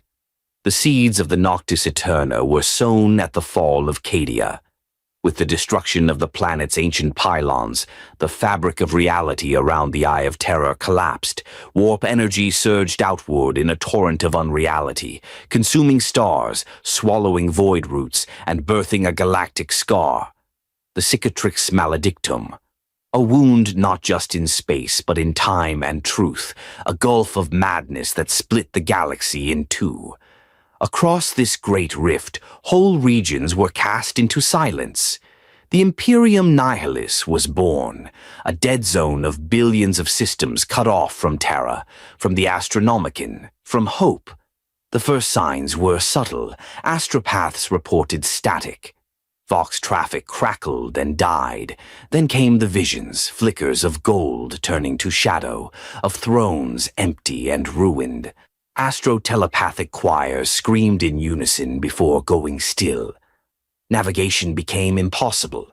On the forge world of Galmec Tertius, all servitors collapsed at once, twitching as if possessed by invisible threads. On Bastior, the sun dimmed to a pale red smear, casting eternal dusk across the surface. And then, silence. For the Imperium, a galaxy already straining beneath the weight of 10 millennia of war, the Noctis Eterna was more than catastrophe. It was revelation, a galaxy-spanning crucible of belief. Would the faithful still pray when the throne was silent? Would armies still march with no orders? Would the Imperium collapse into chaos, or would it endure? Many worlds did fall, isolated without guidance or hope. They turned to despair. Civil war, madness, rebellion, entire sectors imploded under their own fear. Chaos cults flourished in the vacuum. Demons manifested freely, no longer restrained by the throne's light. Some planets were simply unmade, twisted into realms of screaming metal and molten blood. But others held. Because in the absence of the Emperor's voice, his silence became a trial, and the faithful endured. In High Vornax on Tarsis Nova, Cardinal Vorlin declared the silence a divine test. He climbed the cathedral spire alone and lit the great beacon with his own hands. No food, no water, just fire. He stood there for 7 days, his flesh burned black by the flames, screaming psalms into the empty sky. When the beacon finally went out, the people rose. With pitchforks and torches and broken rifles, they fought back the warp beasts crawling through their underhives. Not because they believed they would win, but because to fight was to serve. In the Segmentum Pacificus, a small Adeptus Sororitas convent, known as the Silent Martyrs, held the shrine world of Penthus, alone against the forces of the Word-bearers. Cut off, outnumbered, and wounded, they fought for 86 days without reinforcements. On the final day, with the chapel walls collapsing and the last sister bleeding in the nave, a solar flare ignited in the warp-darkened sky, burning the traitors to ash. No explanation was ever found. The ecclesiarchy called it the Tears of the Emperor. Throughout the Imperium Nihilis, stories like these began to spread. Not commands, not doctrine, legends, of golden dreams, of incorruptible saints, of burning eyes glimpsed in the warp. Even without the Astronomicon, the Emperor's wrath and mercy continued to ripple outward, not in overt actions, but in the small, undeniable ways only faith can measure. And then came the message, carried not by Vox or ship or psyker, but by a man. Robout Guilliman, the Primarch returned, bearing the light of a new crusade, a reforged Imperium, and most importantly, the Emperor's word. For the first time in 10,000 years, someone had stood before the Golden Throne and survived. The God-Emperor had not spoken in words, but through psychic communion, and through Guilliman, his will moved again.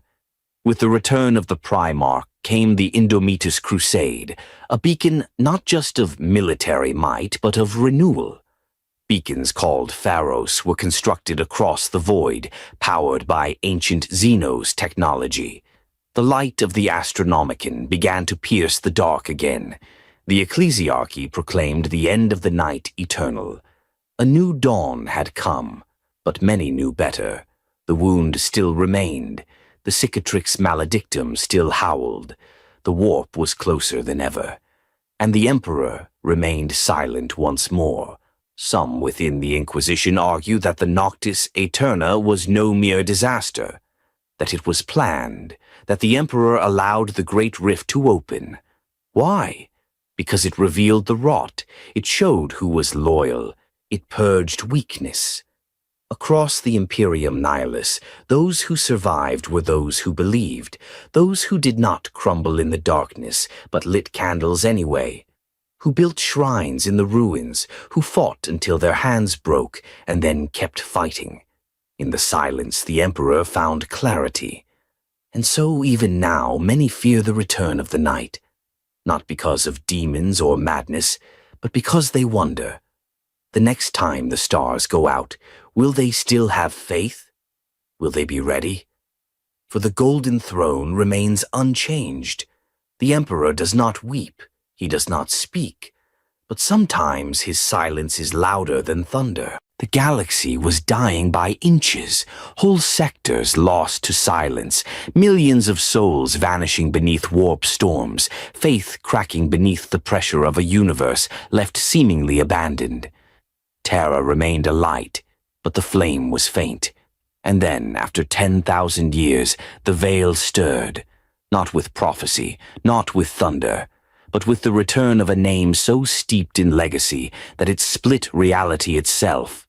Robout Guilliman, the Avenging Sun, Primarch of the 13th Legion, and now the Emperor's only living hope.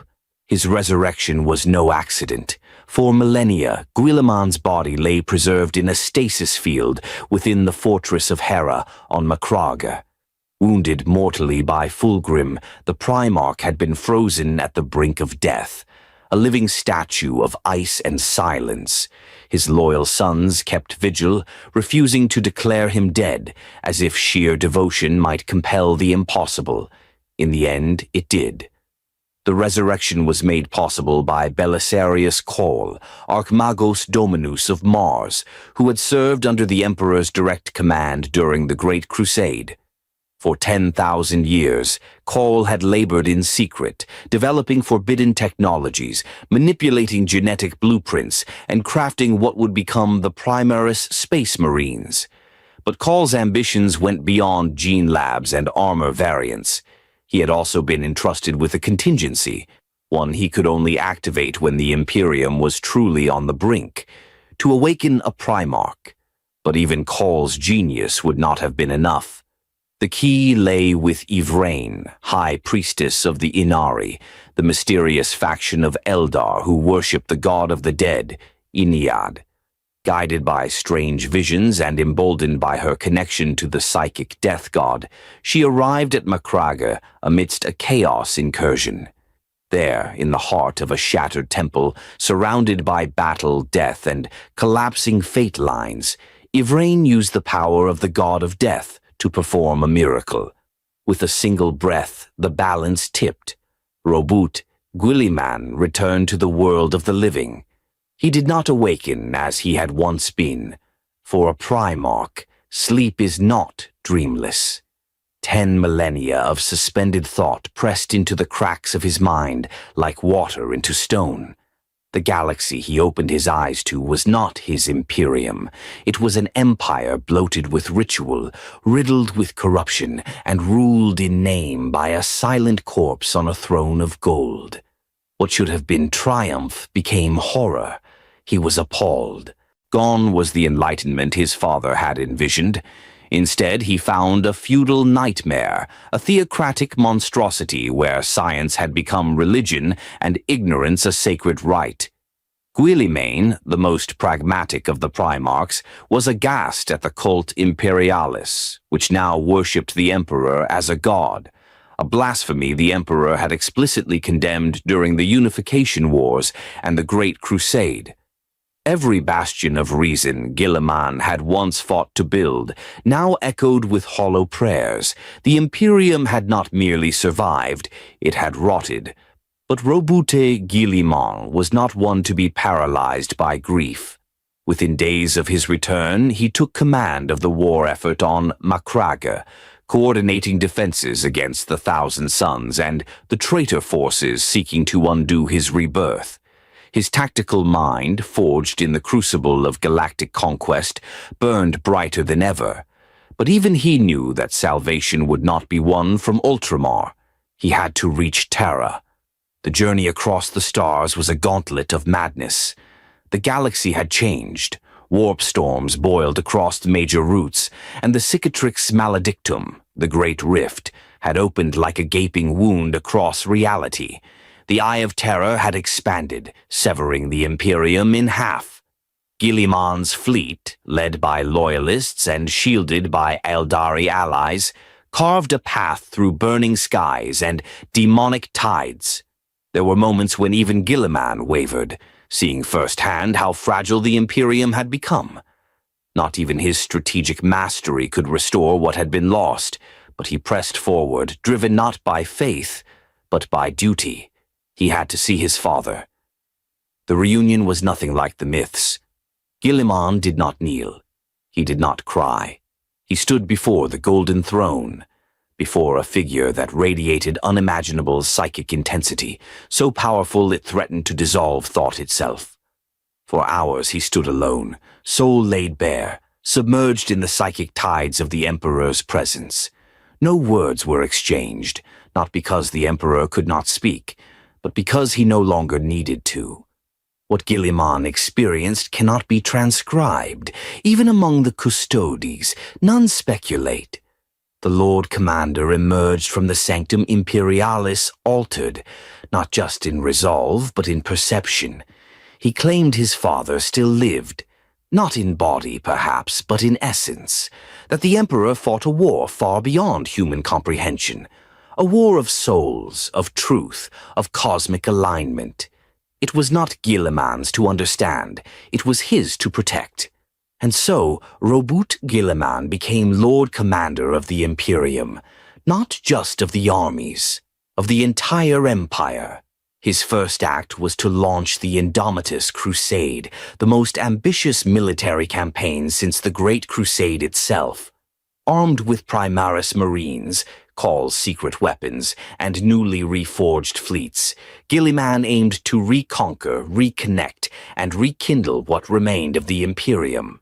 But this was not a mission of conquest, it was a rescue. Guilliman marched not in glory, but in sorrow. Every planet reclaimed revealed new rot, civilizations worshipping false gods, imperial institutions functioning more as cults than administrations. Entire sectors obeyed laws based on misunderstanding. The Inquisition operated without oversight. Ecclesiarchs declared new saints weekly. But Guilliman did not flinch. He adapted, he reorganized, he endured. The Emperor never spoke to him again, not in words. But Guilliman needed no reassurance. The moment at the throne had seared into him a single truth. His father had not failed. The Imperium had failed him. Guilliman's task was not to restore the past. It was to build a bridge to the future, one strong enough to carry humanity through the long night to come. He stood alone beneath the hollow vault of the Sanctum Imperialis, dwarfed by the immensity of the chamber carved into the bedrock of the Imperial Palace. The weight of millennia pressed down from golden domes, statues of saints and warriors gazing down with cold, lifeless eyes. Light filtered through stained glass mosaics of battles, long mythologized, if not forgotten. Yet none of it mattered.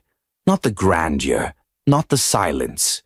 What mattered was the figure seated upon the golden throne, his father. And what had become of him? Robuti Guilliman, newly returned to the galaxy, had crossed half the stars to reach this point. From Ultramar to Terra through the warp storms of the Cicatrix Maledictum, the avenging sun had carved a burning path to reach the heart of the Imperium. His body, reborn through strange science and alien aid, was hale. His mind, sharpened through war and doctrine, was unbending. But nothing could prepare him for the moment he entered the throne room. For there sat the Emperor, not as Guilliman remembered, not as the warlord or the guiding hand of the Great Crusade, but a shattered titan of godlike psychic energy, locked in a throne of decaying divinity. The custodes did not speak. The Sisters of Silence said nothing. Even the High Lords, reduced to pale shadows of ancient power, dared not intrude. Guilliman passed through them like a ghost, the only figure allowed to approach the Emperor unbidden. And as he climbed the final steps beneath the vast arch of the Mechanicum's life support apparatus, he came face to face with the greatest paradox in human history. A dead god who yet lived. What followed cannot be truly recorded. There were no words, no spoken commands, no written decrees. Guilliman himself would later confess. What passed between him and the Emperor was not a conversation, but a communion, a bridge between mortal and divine, forged not of speech but of presence, of overwhelming psychic will. He stood in the eye of the storm, and he did not break. But he did change. Guilliman would later describe the experience in careful terms. He said it was like standing before the raw will of the universe, that his thoughts were peeled open, examined and weighed, that every moment of his life, every triumph, every failure, every hesitation was laid bare to his father's psychic scrutiny. There was no hiding, no pride, no delusion, just truth and pain. Because the Emperor was not angry, he was suffering. The Golden Throne had not been built to imprison him. It had been designed once, long ago, as a conduit, a gate into the webway. A miracle of science and sorcery, it had become a prison only through necessity. During the Horus heresy, the Emperor had sustained the device with his own power to keep the demonic tides at bay. In doing so, he sacrificed his own freedom. And yet he endured, not as a man, not as a god, but as a will. What Guilliman saw in those moments changed the trajectory of the Imperium. He realized that his father had not abandoned mankind. He was holding the line, alone, against the tides of the immaterium, against entities older than time, against powers that feasted on thought and dream. While the galaxy believed the Emperor was silent, he had been screaming, silently, into the warp, fighting a war of metaphysical endurance no mortal could comprehend. The throne was not a seat, it was a battleground. When Guilliman emerged from the throne room, the custodes saw it in his face. He was no longer the Primarch of the Codex, no longer the General of Ultramar. He had become something else. Not a demigod, not an emperor in waiting, but a steward, a torchbearer for the will of the throne. In the days that followed, Guilliman made sweeping reforms. The High Lords, long stagnant and ceremonial, were sidelined. The Adeptus Administratum was reorganized. New chains of command were drawn up. The Indomitus Crusade was unleashed. But it was not done in a spirit of conquest. It was done to buy time, time for the Emperor to endure, time for humanity to adapt, time for a future to be possible again. Guilliman rejected the title of Emperor Regent, though some insisted he should rule, even proclaim him divine in his own right. He silenced such voices with fire and fury. He allowed no one to forget. The Emperor still lived, and Guilliman was not his replacement. He was his servant. It was in this mindset that Guilliman returned to the throne again and again. No other mortal in the galaxy was granted this access, not even the Ecclesiarch, not even the Fabricator General of Mars. only Guilliman. And each time he brought with him burdens, reports from distant crusades, visions of new threats, warnings of Xenos incursions, and the growing fear of chaos resurgence. But always he sought not permission, but guidance. Not through words, but through the intangible sense that he was being watched, weighed, judged. Some say the Emperor showed his approval through flashes of light across the Astronomicon. That warp storms briefly parted during Guilliman's visits, that astropaths nearby wept without knowing why, that the custodes, ever silent, would offer a rare nod in acknowledgement. But Guilliman did not need signs. He had stood before the throne. That was enough. Still, the experience left scars. He would often spend days alone after such communions, locked within chambers deep inside the imperial palace, his soul fatigued from proximity to such divine intensity. The fire of the Emperor's mind, even restrained within the throne, burned too bright for any mortal to endure for long. Even a Primarch. Despite this, Guilliman persisted, because he knew one final truth, one that weighed on him more than any other. The Emperor could not leave the throne. Not yet. To do so would be to open the gates of the webway, to unleash a tide that no wall, no crusade, no legion could ever halt. So Guilliman bore the burden of the galaxy, so the Emperor could continue to fight alone. It began not with drums, nor banners, nor proclamation. It began with silence, the kind of silence that follows the passing of something ancient, the death of an age, the smothering of a dream. When Guilliman returned from the Golden Throne, the galaxy was already broken. The cicatrix maledictum had split the Imperium in two. Warp storms surged and howled across the stars, severing entire sectors from Terra. Worlds went dark, civilizations collapsed, the Astronomicon flickered like a candle in the void. The Imperium Nihilus, half of the human galaxy, was stranded, blind, leaderless. And then, amid that bleakness, came light. Not metaphoric, not spiritual, but the real burning kind, from warships that cleaved the void like blades, from plasma engines roaring across broken warp lanes, from 1,000 new heroes, clad in armor that gleamed like the storm-racked sun. This was the beginning of the Indomitus Crusade. Robout Guilliman had not simply returned to a galaxy in crisis. He had returned with a plan. From the moment he left the throne room, the Primarch had one mission: to buy time. The Emperor, entombed in suffering, could not act directly. The imperial machine was bloated, rusted, overgrown with myth and ritual. But Guilliman, a Primarch reborn, stood outside those chains. And so, he did what his father had once done. He forged an army. The scale was biblical. Billions of Astra Militarum soldiers were mobilized. Entire forge worlds were redirected. Naval yards lit up across Segmentum Solar and Pacificus. Fleets the size of sectors were recommissioned. The Titan legions stirred. The Sisters of Battle took up the hymns of fire once more, and then came the Primaris Space Marines. The culmination of 10,000 years of research by Belisarius Cawl. These transhuman warriors were bigger, faster, stronger, genetically engineered to outlast even the stalwart Astartes of old.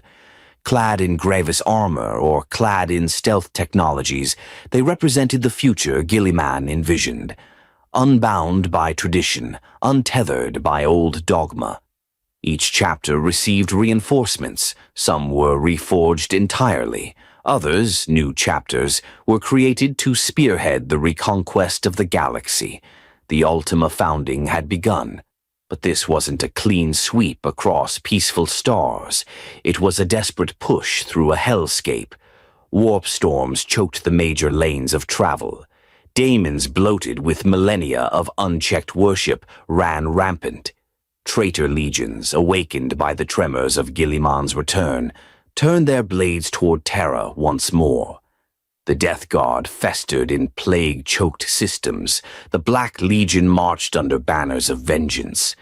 Tyranid splinters drifted in from the edges of known space.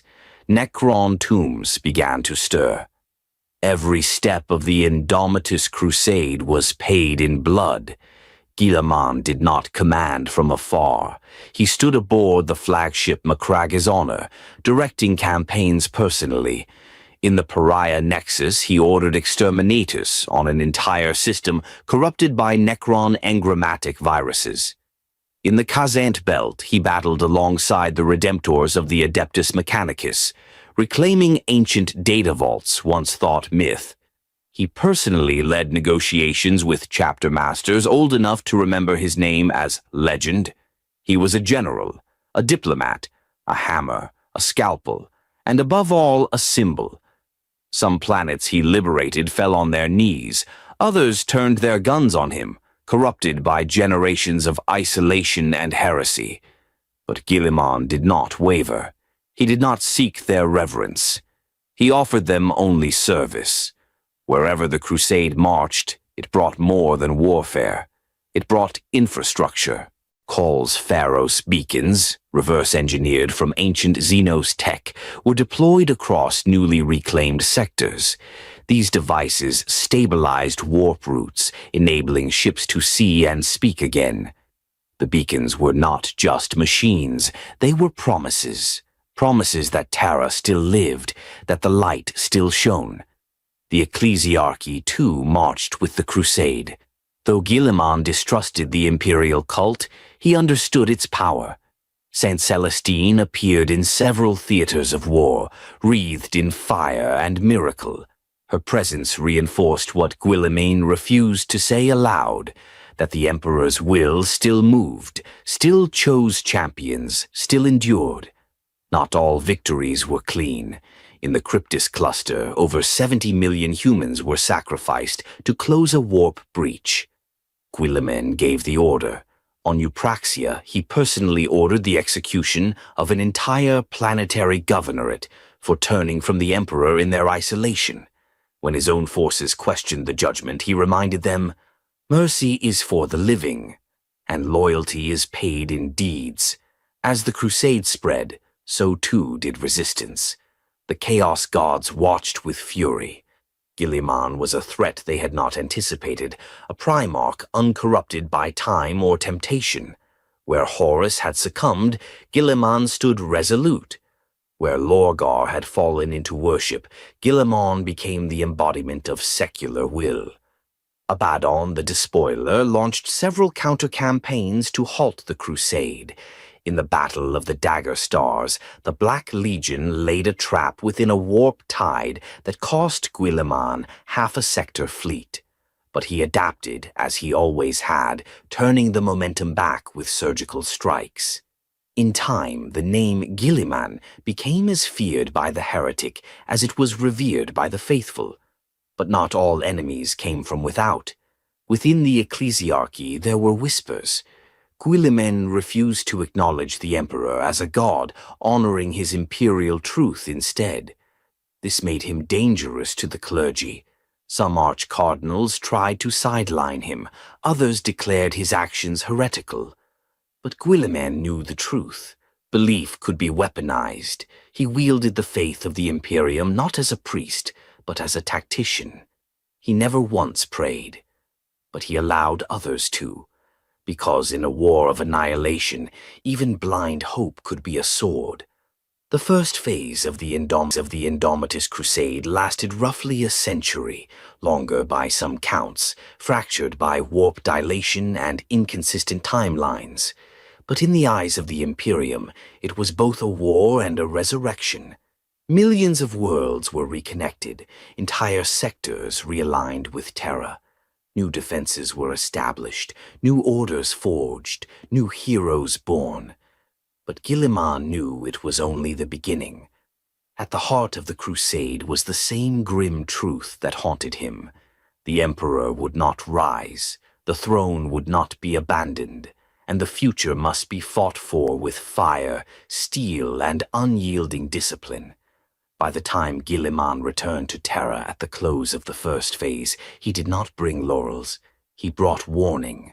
The forces of chaos had adapted. The Great Rift was growing. The next war would not be a crusade. It would be a reckoning. It began in a place where no light could reach. The plague wars had raged for decades across the once proud realm of Ultramar. Planets burned. Populations fell to pestilence. And amid the rot and ruin, a new kind of war was being waged. One not just for territory, but for the very soul of the Imperium. The Garden of Nurgle had bloomed across reality, and standing at its center was the Diamond Primarch Mortarion, Lord of the Death Guard, Herald of the End. He had not forgotten his brother, and he had not forgiven him. Guilliman, the Avenging Sun, returned to Ultramar not as a liberator, but as a bulwark against entropy. He found his realm consumed, not just by battle, but by despair. The plague god's gifts had rendered entire planets into breathing wounds, civilizations turned into festering biomass. The air was thick with spores. Time itself stuttered under Nurgle's touch. But Guilliman stood unbowed.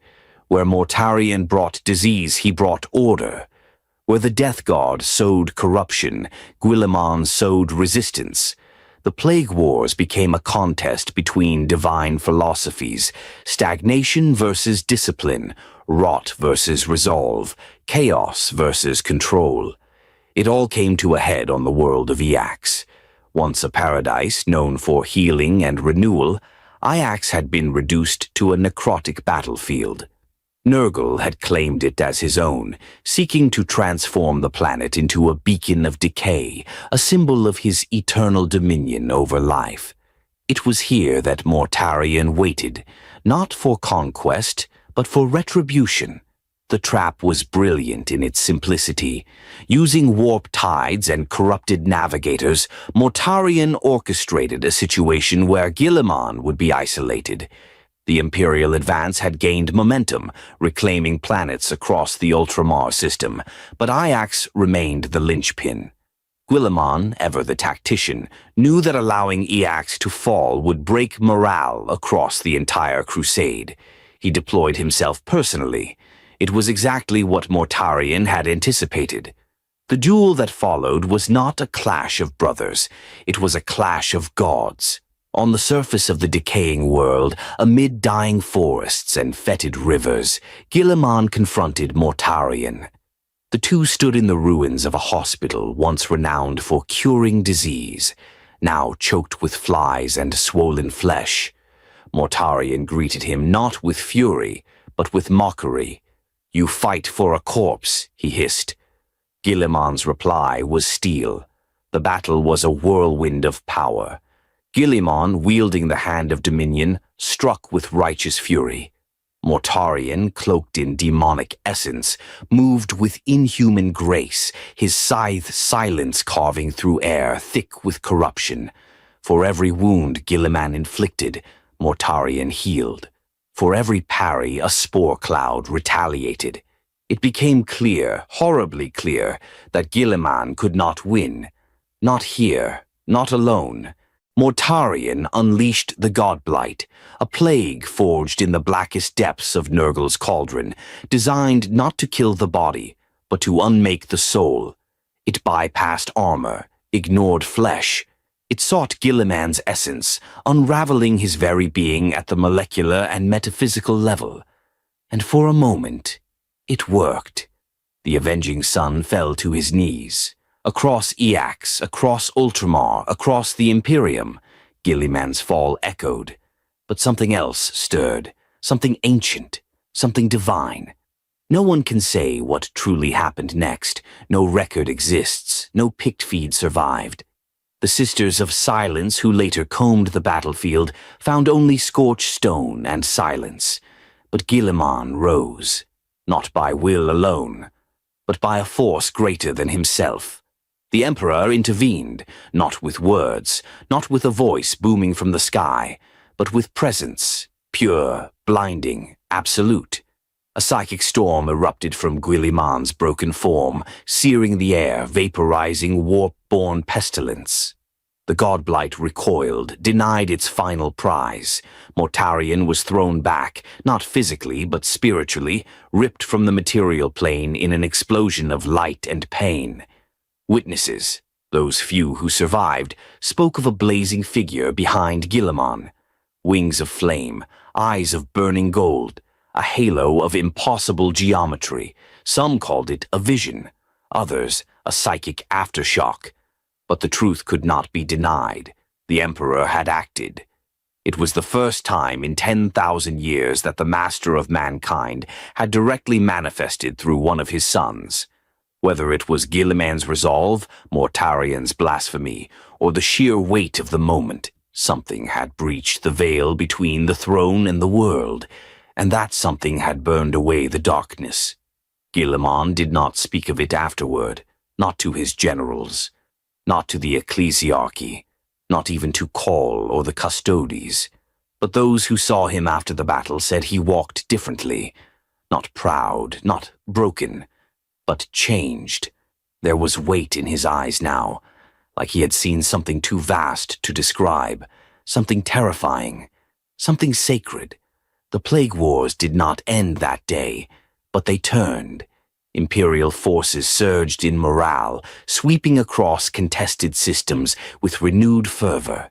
The forces of Nurgle reeled, destabilized by the loss of Eax, and while the war would continue to burn, the momentum had shifted. The crusade had seen its darkest hour, and found light. The ecclesiarchy, predictably, turned the event into a miracle. The godblight miracle, they called it. Statues were raised overnight, hymns composed, paintings produced by scribes who had never left Terra. Guilliman's likeness became fused with that of the Emperor in devotional art. Despite his own commands against such things, he refused to endorse it, but he did not forbid it, because even he could not explain what had happened. In time, the truth of the event would pass into myth. Some claimed Guilliman had died and been resurrected by the Emperor. Others claimed he had become a vessel, a living saint of a god he still refused to acknowledge. But those closest to him knew this much. He had not sought the Emperor's hand. He had earned it. And in that moment, brief, blinding, impossible, the Imperium remembered something long forgotten, that the Emperor was not finished, that he still watched, still judged, still acted, when the need was great enough.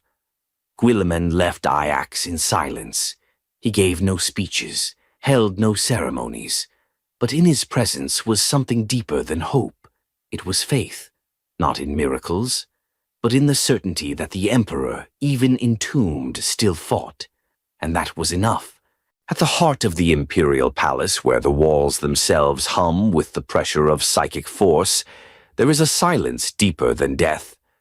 The throne room, where the Master of Mankind has remained seated for over 10 millennia, unblinking and unmoving, locked in battle beyond mortal comprehension. And yet, in that silence, some say they have heard him speak, not with sound, not with voice, but with thought. Few in the galaxy are granted even proximity to the Golden Throne. Fewer still claim to have felt its presence truly, something that goes beyond grandeur or fear, an awareness, a scrutiny. For those within the sanctified walls of the inner palace, it is known by a dozen names: the radiance, the pressure, the weight. But among those whose souls remain intact long enough to emerge from that light, a more intimate term is often whispered: the voice. The Emperor does not speak often, nor does he speak to many. But when he does, it is undeniable. It is not a whisper, not a hallucination. It is a direct invasion of the mind, accompanied by pain, fire, and clarity so sharp it cuts into the marrow of who you are. What he chooses to say, when he chooses to say it, is unknown even to the High Lords of Terra. But there are moments that shape the galaxy. The Adeptus Custodes speak of such moments rarely. Their lives are spent guarding the Emperor's body, not in worship, but in duty. They do not believe. They know. And in their stoicism, even they acknowledge strange events. Custodian Guard Captain Tyvar reported one such incident after the Battle of Lion's Gate. He claimed to feel a psychic pulse from the throne as the traitor forces closed in. The pulse disabled a teleportation array, saving Guilliman from a warp-based assassination strike. When asked what he heard, Tyvar's answer was simple. I did not hear. I understood. Malkador the Sigillite, long dead yet ever-present in Imperial archives, was the first known mortal to experience the Emperor's psychic communication in full. Before the siege of Terra, Malkador served as the Emperor's right hand, not because of titles or power, but because he could endure the voice. The Emperor's thoughts, when projected into the mind of a lesser being, are not like mortal ideas. They arrive all at once. Entire philosophies, memories, orders, questions, all compressed into a moment that feels like eternity. Malkador once described it as being shown a star and being told to understand it, love it, obey it, and to destroy it all at once. Since the heresy, few have claimed similar experiences, but among the Adeptus Astra Telepathica, the sanctioned psykers who fuel the Imperium's communication and navigation networks, patterns have emerged. Every year, dozens of astropaths go mad during alignment with the Astronomicon, the psychic lighthouse powered by the Emperor himself. These burnouts were once seen as tragic cost, but then came astropath Kairos Vale. He survived, and he remembered.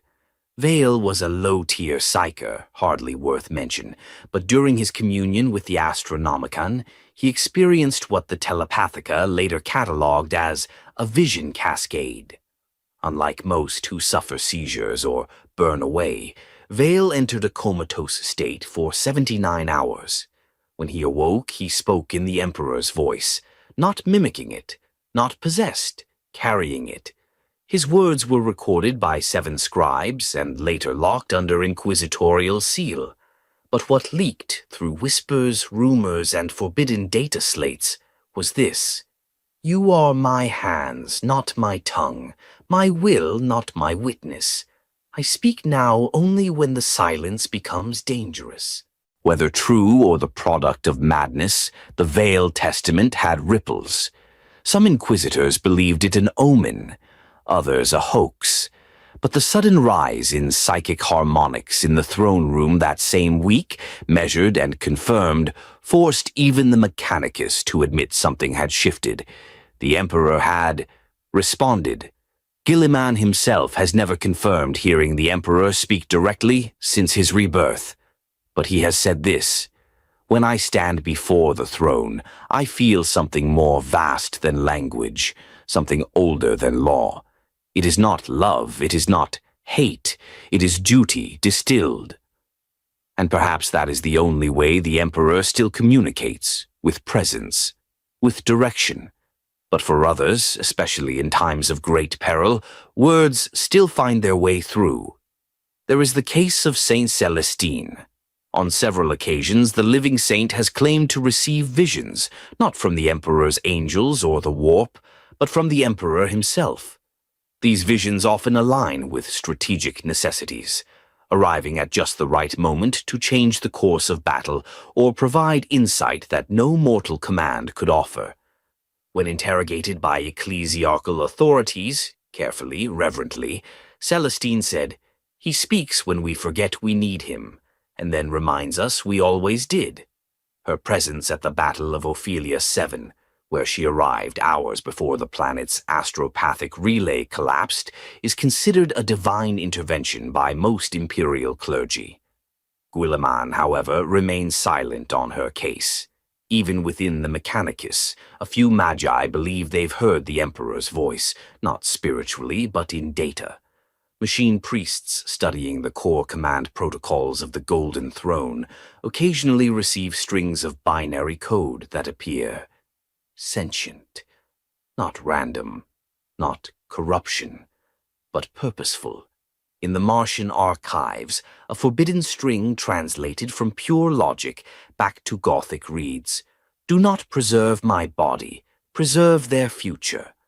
The line has been declared apocryphal by the Fabricator General, but whispers still echo in the Red Temples. Inquisitors, too, keep records of such moments. Across the scattered archives of the Ordo Malleus, there are dozens of redacted reports detailing individuals, always psychers, always in times of crisis, who claim to have felt the Emperor's mind, often just seconds before demonic incursions or warp ruptures. One such inquisitor, Katarin Vale, documented her experience in a locked vault beneath the Schola Progenium of Tranche. He does not guide, he pushes. He does not console, he commands. He does not ask, he decides. She died 11 minutes later in a demonic ambush, her soul shielded long enough for her team to survive. And then there is the Black Ships. Among the thousands of psychers harvested from the Imperium each year, 1 in every 1,000 claims to hear the Emperor before they're consumed by the throne's mechanisms. Most are dismissed as hallucinations, but there are patterns, phrases repeated. You are fuel, you are sacrifice, you are necessary, not cruel, not loving, just absolute. In the end, the Emperor's voice may not be what we understand as communication. It may be influence, pressure, clarity forced through chaos. What matters is not the voice itself. What matters is what happens after it's heard. A psyker screams and sacrifices themselves. A saint burns with unnatural fire. A primarch returns from death. A decision changes the fate of a sector. The voice of the Emperor is not prophecy. It is purpose, undeniable, irresistible, and still very, very real. The Golden Throne. To the countless faithful of the Imperium, it is the holiest artifact in existence. A sacred relic, a symbol of the Emperor's undying will, the nexus of power around which the stars themselves revolve. But to those few who have dared to glimpse its truth, not in ceremony, not in dogma, but in function, the Golden Throne is something else entirely. It is not a seat. It is not a throne. It is a prison. Built in the Forgotten Age before the Unification Wars, the device was never meant to sustain a corpse. It was never meant to preserve a dying god. The Golden Throne was the apex of a plan that would, if successful, elevate mankind beyond the reach of the warp forever. The Webway Project. At its heart, the Emperor sought to render humanity immune to the perils of chaos. The warp was a tool, not a sanctuary. His goal was to build a self-contained webway, a network of reality tunnels independent from the immaterium, connecting human worlds without ever needing to touch the Sea of Souls. And the Golden Throne was the key, a psychic interface powerful enough to breach into the webway without demon incursion, anchored to Terra through unimaginable force. But that dream died in fire. The war within the webway, a conflict erased from most Imperial records, was a last stand, a battle not just for a city or a planet, but for the soul of the future itself. The Emperor, once guiding his legions across the galaxy, was forced to retreat into the depths of the Imperial Palace, taking up the burden of holding the webway gate closed, alone. The Golden Throne, never intended for perpetual use, became a battlefield in its own right, and the Emperor, seated within it, became the only shield between humanity and absolute annihilation. 10,000 years have passed since that moment. The throne has changed. It was once a crown of science. Now it is an altar of sacrifice, a machine whose hunger is unending, requiring the psychic deaths of 1,000 souls every day to keep it running. The Adeptus Mechanicus maintain it, but none understand it fully. No schematic remains complete. No diagram survives in full. Every repair is guesswork. Every calibration is a ritual. The Emperor himself sustains it, at horrific cost. His body is no longer flesh, not in any human sense. It is a vessel of psychic intensity, molten thought barely contained behind layers of gold, adamantium, and techno-arcana. The support systems encasing him are the size of cathedrals, drawing energy from fusion cores and plasma feeds that power entire city blocks. Arcane script, both imperial and pre-imperial, coils through every cable. The room glows faintly from the inside, heatless, pale light that never dims. And within, he watches. He does not sleep. He does not speak. But he is aware. The Mechanicus worship the throne as a machine god avatar. To them, the Emperor has merged with the device, becoming the Omnissiah incarnate.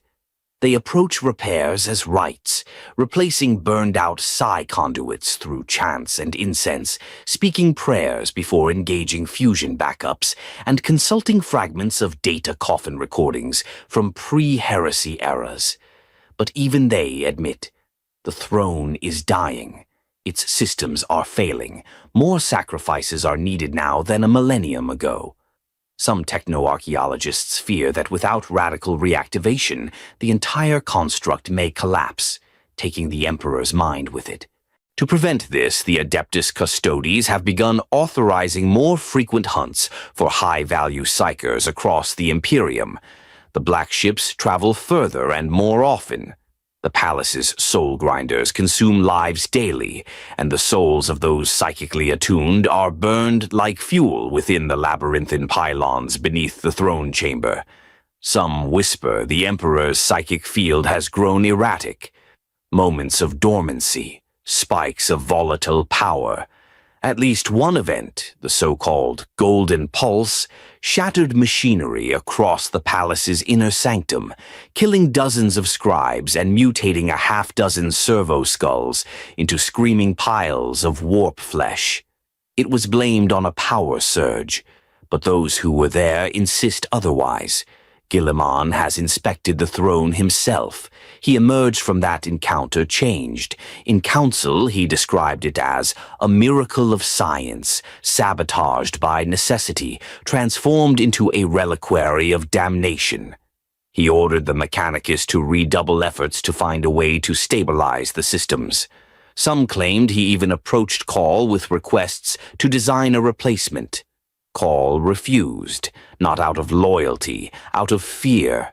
For the Golden Throne is not just life support, it is a bastion. The Emperor uses it to project his will into the warp, not as a beacon, but as a shield, an anchor point from which his soul resists the tides of chaos. The Astronomicon, the psychic lighthouse guiding humanity's ships, is merely a side effect of his continued existence. The true function of the throne is to keep the webway gate closed, and the demons beyond it out. To abandon it would be to let that door swing wide, and behind it waits a storm older than time. There have been attempts to interface with the machine more directly. Some tech priests, emboldened by visions or corrupted by hubris, have tried to merge with its lesser consoles. Few survive. Most suffer brain death instantly. The most successful was Magus Thraxian, who claimed to have received pure purpose before combusting internally in front of an entire council of lords. The logs of his final moments were sealed by the Inquisition, but one phrase remains unredacted. I felt him. He is awake, but he cannot move. To most, the throne is a myth made real, a sacred fixture, but in truth, it is a paradox. It keeps the Emperor alive. It also kills him slowly. It preserves the Imperium. It ensures it can never evolve. It is the foundation of everything humanity has become, and the reason it can go no further. And so every day the galaxy spins on the edge of a blade, because the throne works. But one day, it won't. Deep beneath the throne room, in sealed vaults known only to the custodes, there are backup systems, fail-safes from the dark age of technology. Some say these contain fragments of the Emperor's original will, others believe they are decoys. One theory suggests the Emperor made copies of his consciousness before the Webway War, and that they could be activated in extremis, but to do so would risk fracturing the tenuous grip he still has over reality, and if he breaks, the veil breaks. There are those who believe he remains by choice, that the Emperor is not trapped, but enduring, using the throne as a tool to project his will across space-time, that he could leave but chooses not to, that this is sacrifice incarnate. Others argue the opposite, that he is trapped in a decaying husk, his divinity stripped, his mind barely clinging to identity, feeding on souls just to think. Perhaps both are true, perhaps neither. But whatever the truth, the Golden Throne remains the fulcrum of the galaxy's fate, and it is cracking. The journey begins not in light but in silence, a silence so complete it presses on the ears like pressure from the depths of the void. This is how it starts for the psykers taken aboard the black ships, silent, stripped, and already half dead from fear. For most, the destination is oblivion, but for a chosen few the path ends at the foot of the Golden Throne, and what awaits there is not salvation, but the last pilgrimage. Across the Imperium, thousands of sanctioned psykers are harvested each Terran cycle. Their minds are tested, broken, reforged. The strongest are assigned to the Adeptus Astra Telepathica, their lives repurposed to serve aboard ships or in battle. The weak are discarded, and the rest, the vast remainder, are sent to Terra, not for glory, but for fuel. The black ships are dark by design. No windows, no light beyond what is absolutely necessary. Psykers are transported in silence, each caged in their own cell, psychically muzzled and chemically subdued. Screams echo through steel halls day and night, but are rarely answered. The navigators dare not hear too much. The crew wear earplugs and recite litanies of forgetfulness, for the ship is haunted, not by ghosts, but by raw human potential, uncontrolled, dangerous, necessary. Arrival at Terra is not triumphant. There are no banners, no horns, no parades, only process. Each psyker is catalogued, evaluated, sorted by potency and compatibility. The vast majority are taken below, into the endless catacombs beneath the Imperial Palace, where they are fed, mind and soul, into the sacred mechanisms that sustain the Astronomicon. Their deaths are not remembered. Their names are not spoken again. But among every 10,000 there is one, a whisper, a variable, a soul too sharp, too bright, too resonant to be merely consumed. These rare individuals are selected for the final offering. No records list the number of psykers who have stood at the foot of the Golden Throne and lived. But stories persist, shared by lowly attendants, passed between generations of mute servitors and mute sisters of silence. The tale of the last pilgrim, a soul who, instead of dying for the Emperor, is heard by him, not in words, but in essence. The journey from the processing chambers to the Sanctum Imperialis takes days. The psyker walks under constant guard, flanked by towering custodies and shrouded sisters. Each step is measured, each breath monitored. The path winds through sacred vaults, neural dampeners humming against the very skin, past frescoes so ancient they predate the Imperium itself. At the gates of the throne room, the soul begins to break, not from fear, but from proximity. The air inside the sanctum is heavy with psychic gravity. Space seems to warp around the throne, time stretching and compressing in odd rhythms. The Emperor's presence radiates like a star held just inches from one's mind, burning without fire, loud without sound. And then, the pilgrim sees him. He is not a man. He is not a god. He is something else, a silhouette of golden ruin encased in a mountain of machinery, light leaking through cracks in his divine shell. The sheer scale of the Golden Throne defies logic. Cathedrals are built within its scaffolds. Choirs live and die beneath its pylons. The Emperor sits at the heart of this machine like a sun held in stasis, unmoving, unyielding. The psyker collapses to their knees, every time. Then comes the moment of communion. There is no ceremony, no priest, no hymn, no grand announcement. The Emperor simply looks, and the soul is laid bare. What happens next cannot be described. Words fail. Thought disintegrates. The soul is stretched across eternity, examined, weighed, judged. Every memory, every lie, every sin and kindness becomes visible.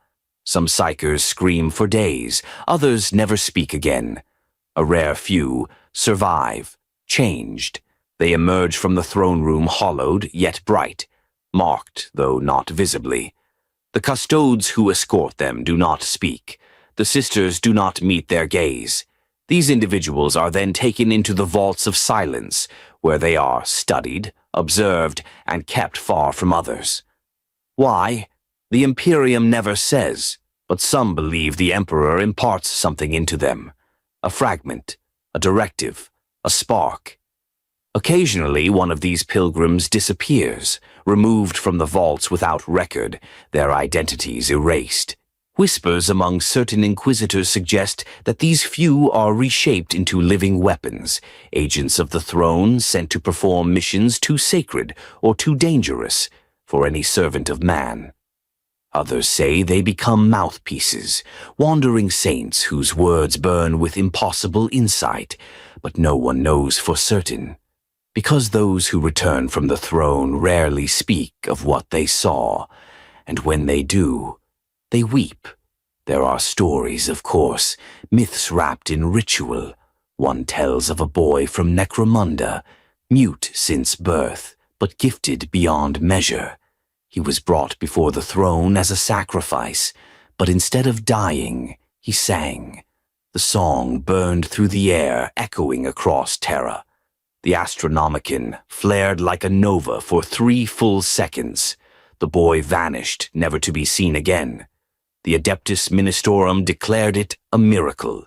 The Inquisition sealed the records. The Mechanicus tried to replicate it and failed. Horribly. Not every journey ends in revelation. Many psychers simply burn. Mind and soul turn to ash in a flash of golden light. Some dissolve entirely, leaving behind only scorch marks and whispers. Others convulse, speaking in tongues long forgotten, uttering truths so raw they collapse into catatonia. But even in these deaths, the Imperium finds meaning. For every sacrifice strengthens the throne, every soul fuels the Emperor's will, and every final step, every last heartbeat is offered not for reward, but because he requires it. There are no monuments for these pilgrims, no tombs, no statues, only duty, only the knowledge that in the last moment of their existence they stood before him, and he saw them. Across the stars, across the centuries, across every flickering candle of human hope in a galaxy drowned in blood, one presence endures, silent, vast, unbroken. The Emperor of mankind, once conqueror, once father, once creator, is now something else entirely. His body lies immobile upon the golden throne, but his mind stretches across reality like the shadow of a mountain falling over a battlefield.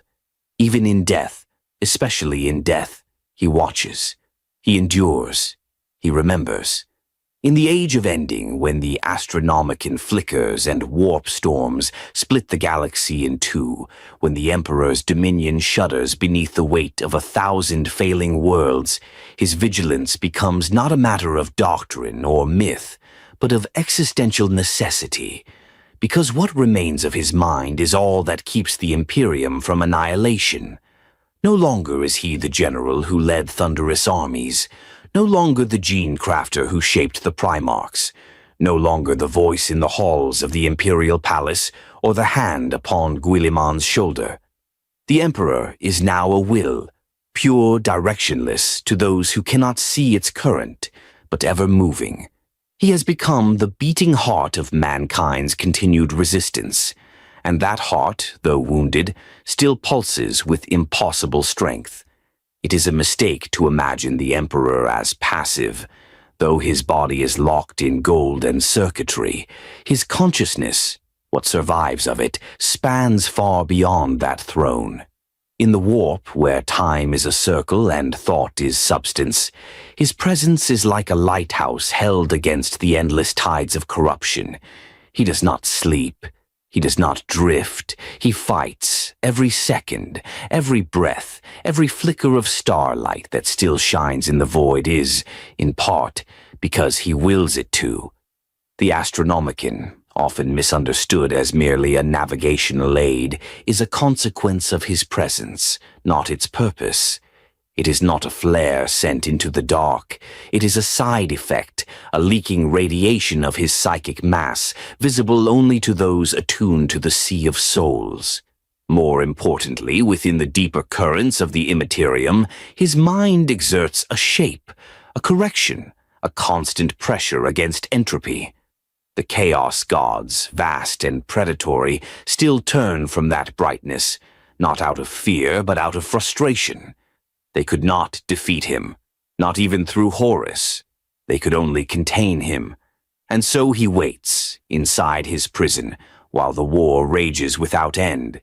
Yet even in this inert state, his mind reaches us, in dreams, in omens, in the quiet knowledge of those psykers who tremble before their duties but do not falter, in the decisions of commanders who suddenly know what must be done, in the prayers of the desperate whose pleas sometimes, against all odds, are answered. These moments are not coincidence. They are the traces of his thought, fragments of a mind so massive, so enduring, it cannot help but radiate influence.